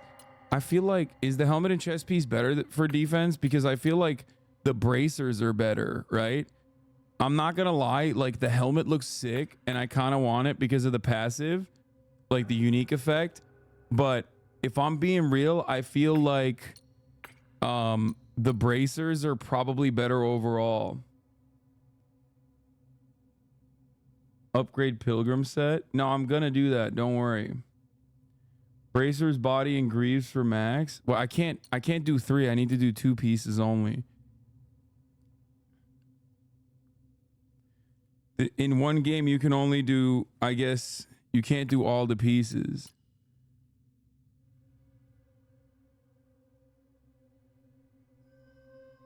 Oh, wait, you can do... Yeah, it takes 2. Except for the bracers and the greaves, I guess I could do bracers, greaves, and the fucking helmet. Yeah. Or I can do bracers, greaves, and the helmet, bracers, greaves, or the chest piece, or I do helmet and the chest piece. You get a full set endgame armor before the final boss. Don't have to worry about it too much. Just the helmet and no clothes is meta. I mean, the helmet is sick. That's why I kind of want to get the helmet.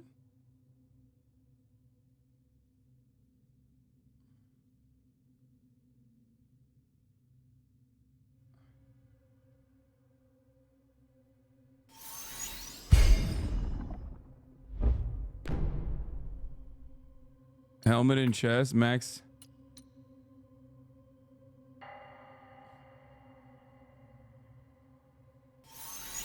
Dude, the fucking chest piece is too sick too. I'm doing it. Fuck it. I did it. I went maximum D. All right, where do we go now for the end? The helmet is satanic. Also, ribbons are a finite resource. Heads up. No, I know. Wait, you don't have enough for the full set? No, they want you to play.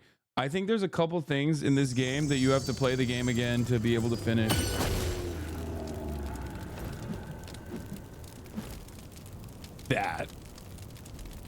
That's okay. We're officially something different now.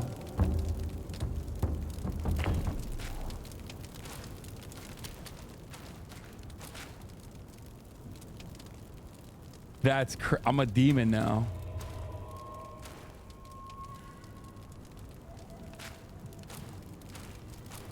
All right, let's do the red boy. So red boy is supposed to be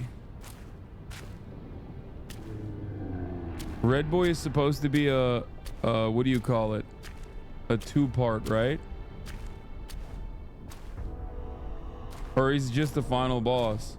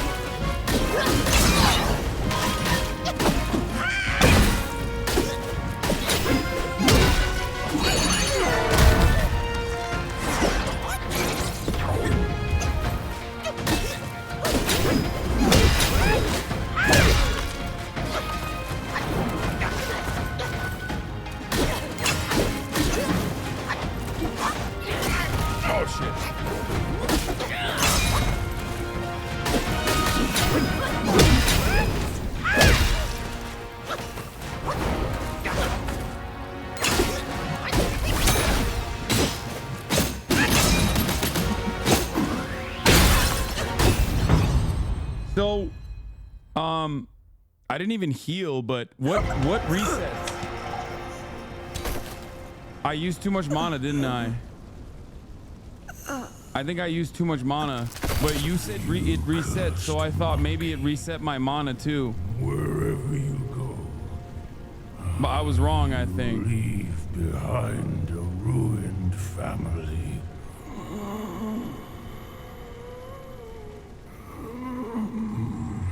My son is defeated, but not vanquished. I am afraid he'll rise again soon. Red boy, more like dead boy. It's fine though, it starts me off in part 2 now.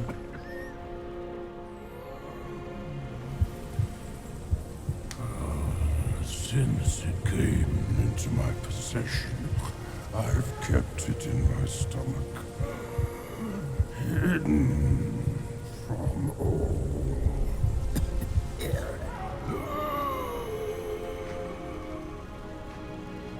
I am old now.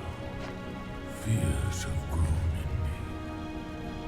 Fear of war. Fear of death. Fear of my wife. Fear of my son. That is why I dare not consume it, let alone give it back to him.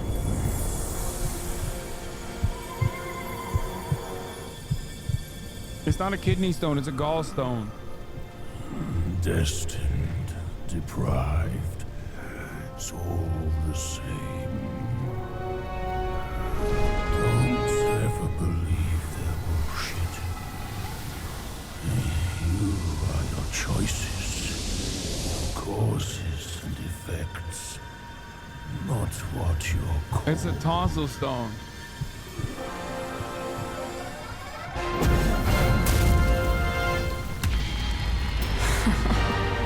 Thanks to this false death talisman. Poor keeper. Seems his legacy was his only offer after all.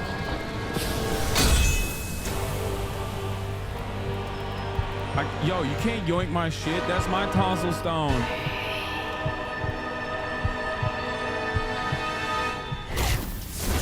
Yo, she just ate my tonsil stone, demon bitch. You fucking asshole. That's crazy.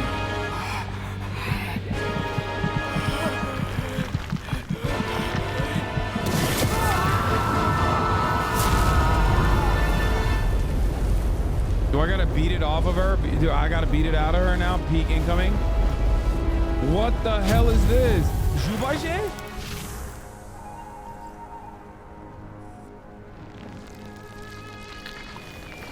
Beat it out of him, sorry. What the fuck is this thing?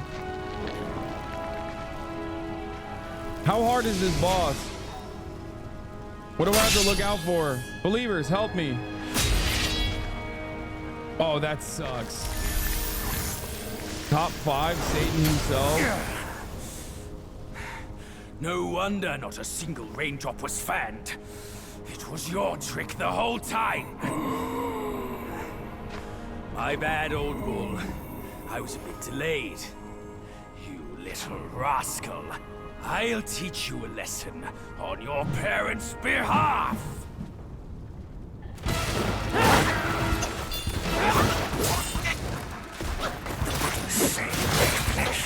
Life's core. When springs exist inside It resets everything. Graceless. Oh, what the fuck? Hey, yo.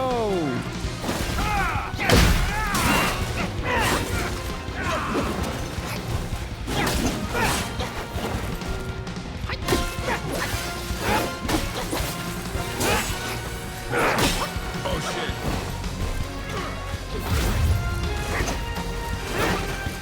Oh, I still have the poison build. What am I doing? Oh, I guess I still have the weapon for poison build.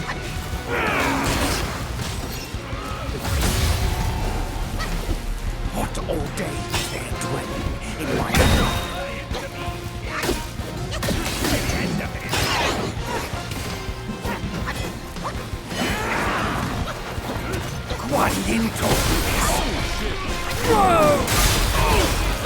Critical hit. Okay.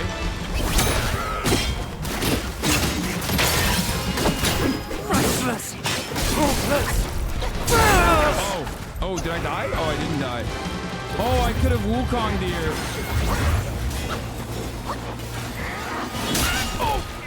God damn, he fucking hits like a truck. I fucked this up big time.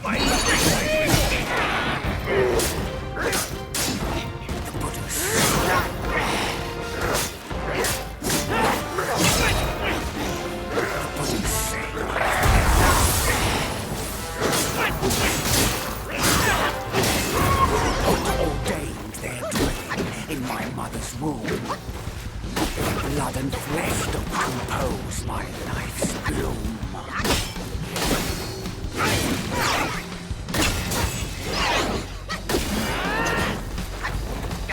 Root!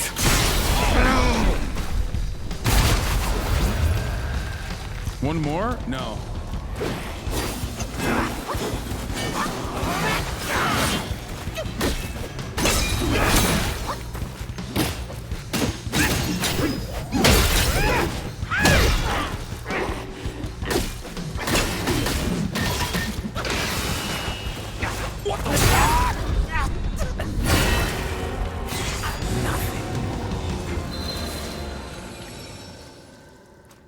Bro, that little bitch ass baby. I was there when you were born, dumbass. I saw it. I saw it with my own damn eyes, dude. That move's gonna kill you a lot. Range is unparalleled. You're mad greedy. You froze him. I don't think that was wrong. I think we need to start. I think we need to shift some other shit around. Now that I'm not using the poison resistance weapon, I'm just like killing myself for no reason. It might be better to go to this. Wait, I don't even have this. What am I talking about?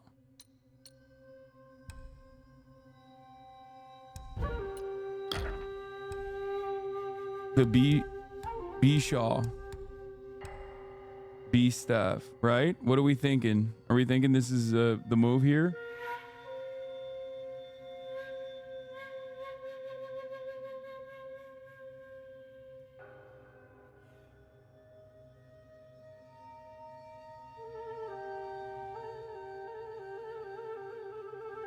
Or the mythical one? No, the mythical one is not good because that only increases attack and it's for pillars. It's for pillar stance. Samadhi Fire Staff? I don't have that. I have Staff of Blazing Karma. Is it off of the Spike Shaft? Is that...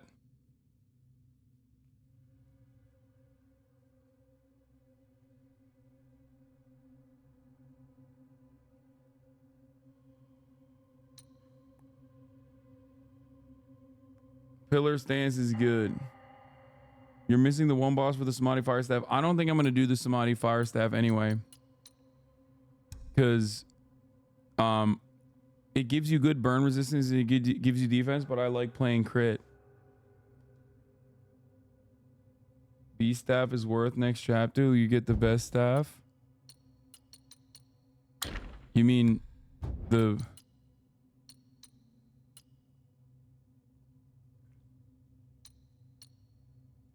Fire staff is the best for your armor? You mean you mean this one?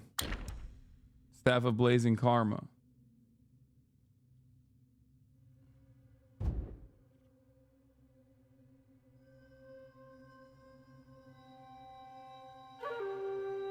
Visionary Centipede.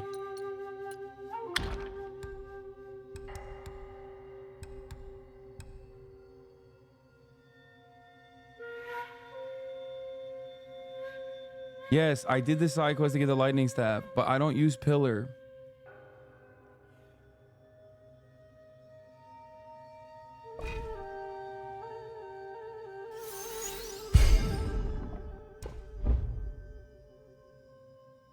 I'm on chapter 5, new game plus. Pillar stance is ass, bro.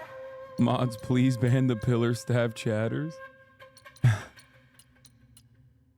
I have no idea what this like upgrades to, but I don't want to use gold tree cores for it. It takes 3 playthroughs to unlock everything. Okay, I don't want to do 3 playthroughs. Swap out your other armor pieces too. I think that's the best armor I have anyway. The ones I have. Unless I craft something different, you know what I mean? Because right now I have the best. Yeah, like I can't get the Bull King bracers, and the ones I'm wearing are 35 anyway. They're the best armors in the. They're the best armor I have on. Yeah, there's nothing better than the ones I have on right now. See? The ones I have are 52. The only thing better is the Bull King Greaves, but I don't have that. If you're a crit player, you should go for the crit armor with the spirit bonus. Which one is that? I gotta change my pot now.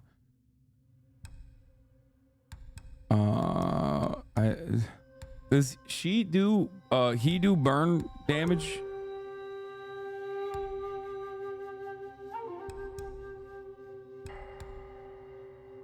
In this second phase? No, right? No burn.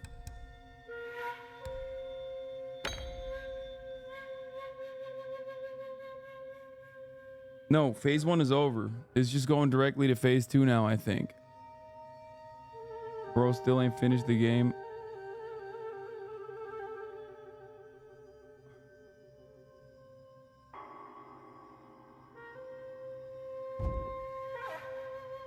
Use the B one that gives you a chance not to consume. No, I think the cloud step is what I'm gonna use. Use Yin Tiger according to Reddit? No.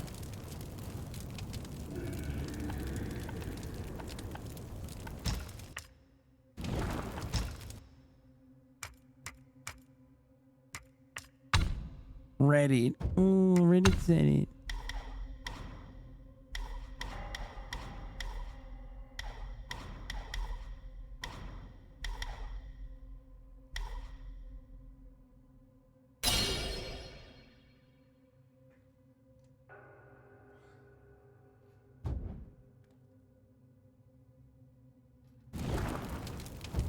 Macau's fine. Macaque has been helping me.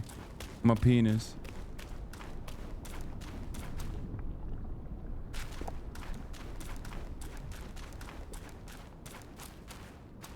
Just waiting there.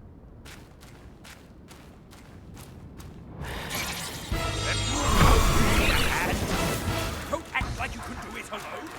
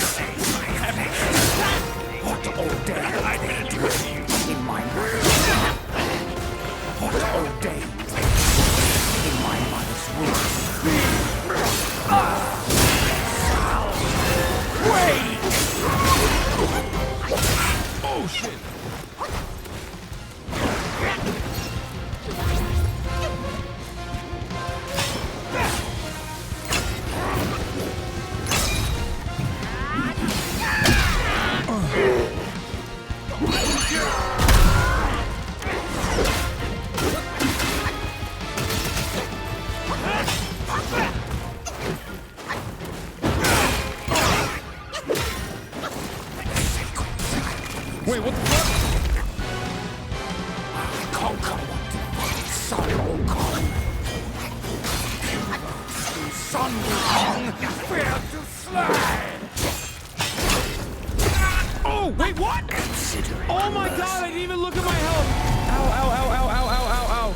It's over. This boss is easy as fuck. Ow, ow, ow. I wasn't even looking at my health. Oh my god, I squeezed my ab too much. Oh no. Ow, ow, ow, ow, ow, ow, ow, ow.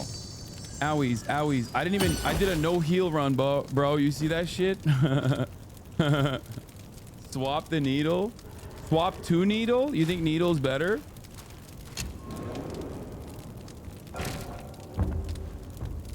Not doing fire damage anyway. I might as well use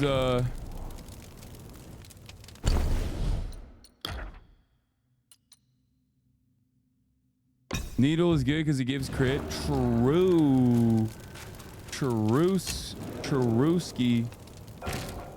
Getting them old man cramps. How'd you suffer a gaming injury? Bro, that's how you know I'm a fucking real gamer. What are you talking about? Too many haters on now. The odds are trash. Let him hate. Let him hate. Let's go.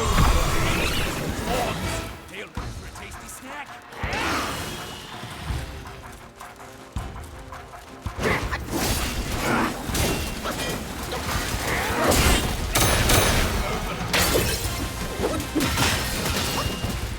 Oh, what the fuck?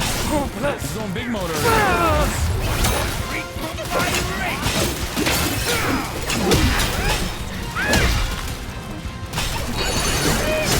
What old days there dwell in my mind.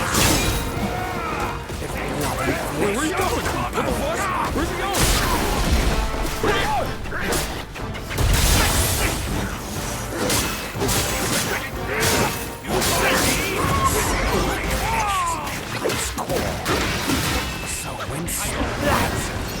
Oh, I did the wrong down step.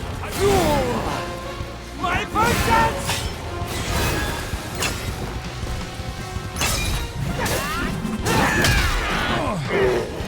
The Buddha said my flesh is like core. So in spring's existence I am pure.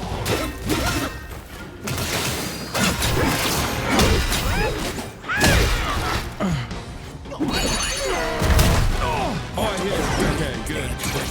In my mother's womb, blood and flesh don't compose my life's bloom.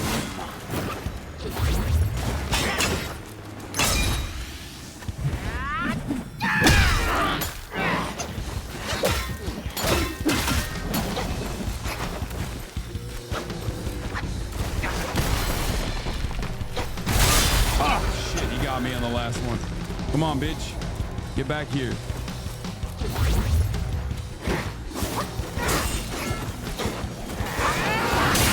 Oh, shit. Ah! Whoa, whoa, whoa. Chill, chill, chill, chill, chill. Damn, he hits hard, bro.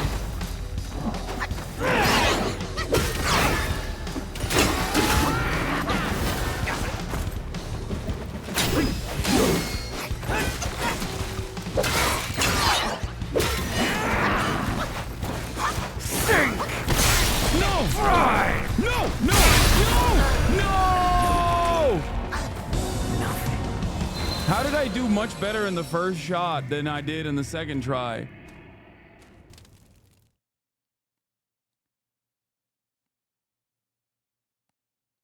Yeah, he hits really hard and it's like sneaky. There's a sneaky buildup. On the transformation page, those big nose on top only affect their base state. They're very good. For example, one gives increased damage per enemy killed. It's also the only way to increase your defense a lot. What? On the transformation? Those big nose on top? Wait, what? One gives you increased damage. It also is the only way to increase your defense a lot. Wait, really?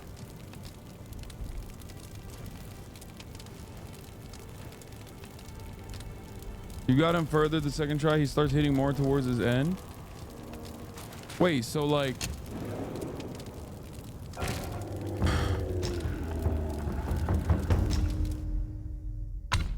this.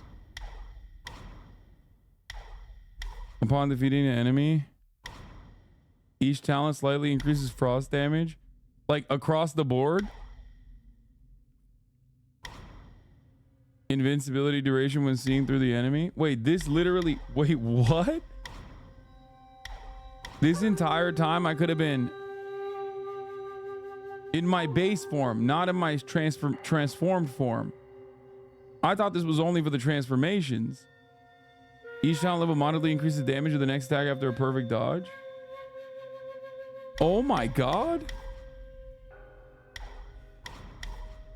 So I could have been hitting like thunder damage and also literally hitting poison damage every time.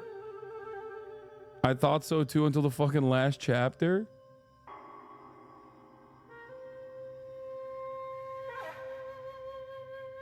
Did everybody else also not know this? No reading the playthrough? Man, shut up. Who reads the playthrough?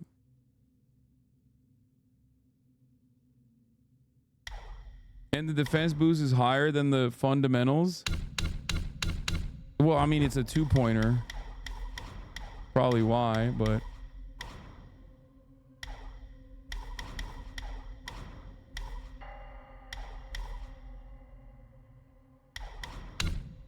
the fuck is wrong with me? Why wasn't I doing this? Gonna take one of these away. Oh, these are 2. It's only for transforms. You're wrong. Scorch damage, frost damage upon defeating an enemy, increases attack for a long duration. Each talent level slightly increases thunder damage, invincibility duration. Iframes, Laura. This is literally iframes. When seeing through the enemy. Each talent level moderately increases defense. Cooldown of all alteration spells. Why are chatters just like lying? Why are they lying? Why are they being Weasley little liars? Each talent level moderately increases critical hit damage.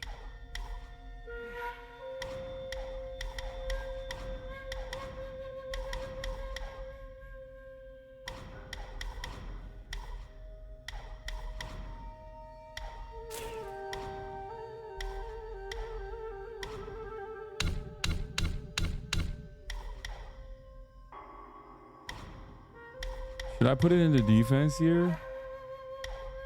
There's no crit chance here. None of this increases crit chance. But this one is pretty good, like.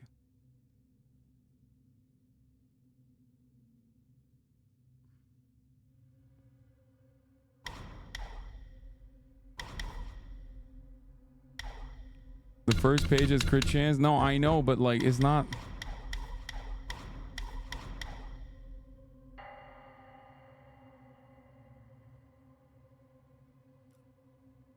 Defense, you need it? I mean, this battle, I definitely need it.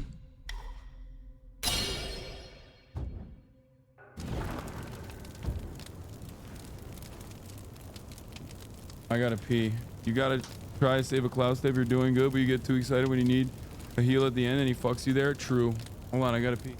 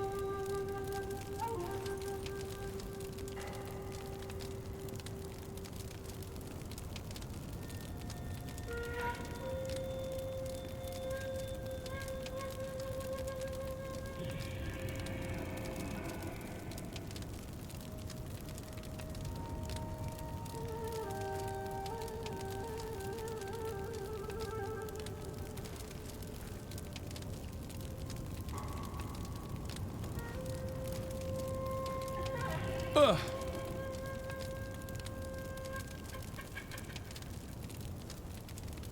Kai is here.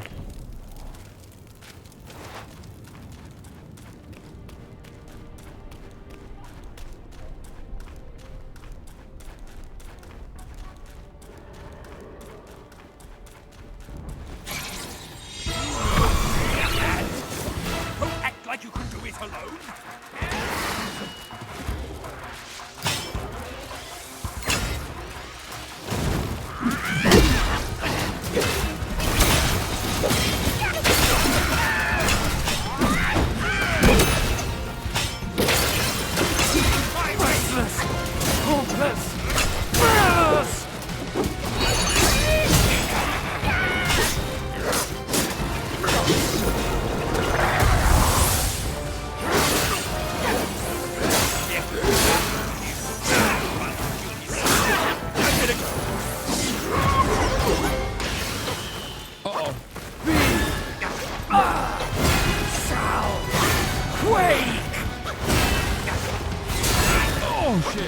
I got that one, but I guess not.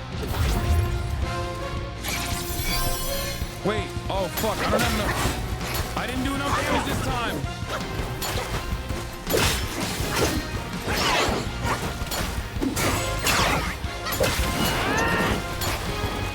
One incompetence. Row! Yes. I make sure everything that stands in my way dies. What ordained their dwelling in my mother's womb? Blood and flesh don't compose my life's work. Graceless! Merciless! What?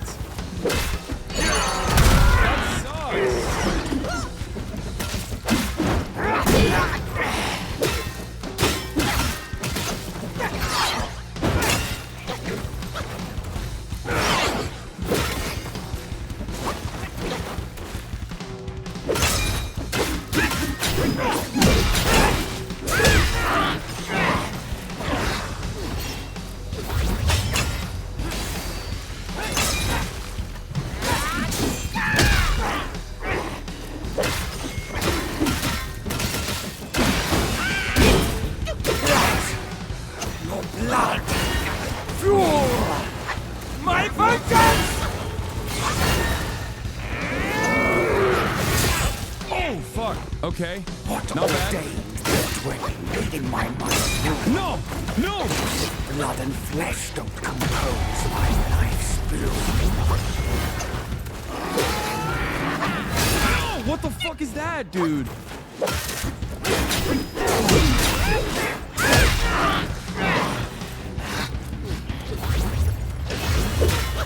Merciless! Hopeless! Fearless! Oh shit! I thought I got it.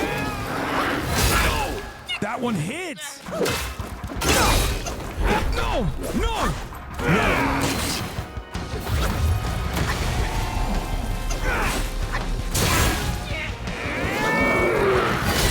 No!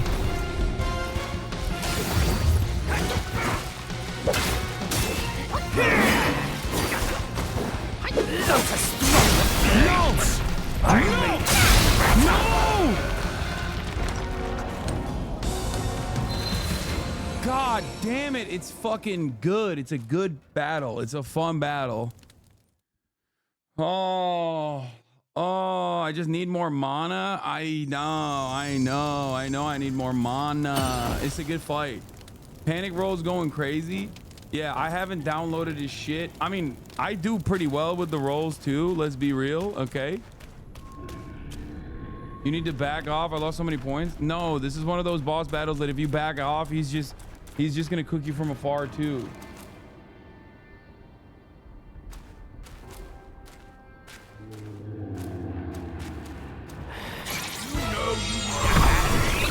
Don't act like you can do it alone.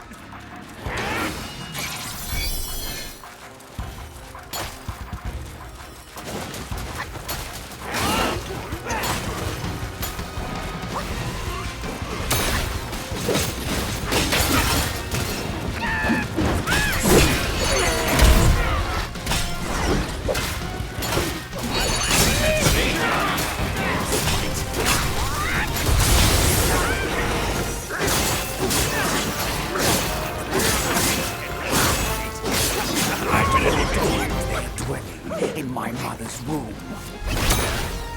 Wait, what the fuck? Oh, I can't. Oh, I did immobilize him. Flesh shall quake. No! Ay, ay, ay. I thought I didn't immobilize him, but I did, and then he still fucked me. Ay. Okay, I'm done for tonight. I'm tired, dude. It's fucking 8:40. I've been live for 9 hours and 30 minutes. I'm sorry, chatters. To all the lovers and the haters and the doubters. You know, I gotta be done. It's too much. Pussy. Shut up, bitch. I've fucking streamed for... Dude, I've done 9 hours and 30 minutes today. What the fuck do you mean, pussy?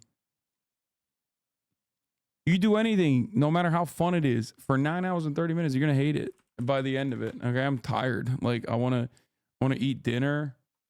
You know, I want to pet my dog. I want to live my goddamn life. Anyway, love you guys. And I will see you tomorrow. Okay? That's it. That's all I got. I'm already taking my freaking jewelry off and shit. Holy moly. Sunny Los Angeles, Take the weekend off? says Hasan. Oh, tomorrow's Friday. It's Friday, Dan. Anyway, like when I take my bra off at the end of the day, that's what I'm doing. I'm taking my bra off too. Titties out. Anyway, love you all. See you tomorrow, okay? Peace. Peace. Her sun is streaming. There he is again. Her sun is streaming. Her sun is streaming. Reviewing the P.O. box. Uncle Uger's face. Sudden discord agitprop. Great names take embrace. Tiny Bernie Sanders, LGBTQ Air Force. The whole left at your fingertips, Ane at your door. H3 crowded debate, the Young Turks online show. 3 full fucking years of this, plenty more to go. 90-day fiance talks of champagne bourgeoisie. A Trump rally live reaction on mass riot at DC. There he is again, Hasan and Street.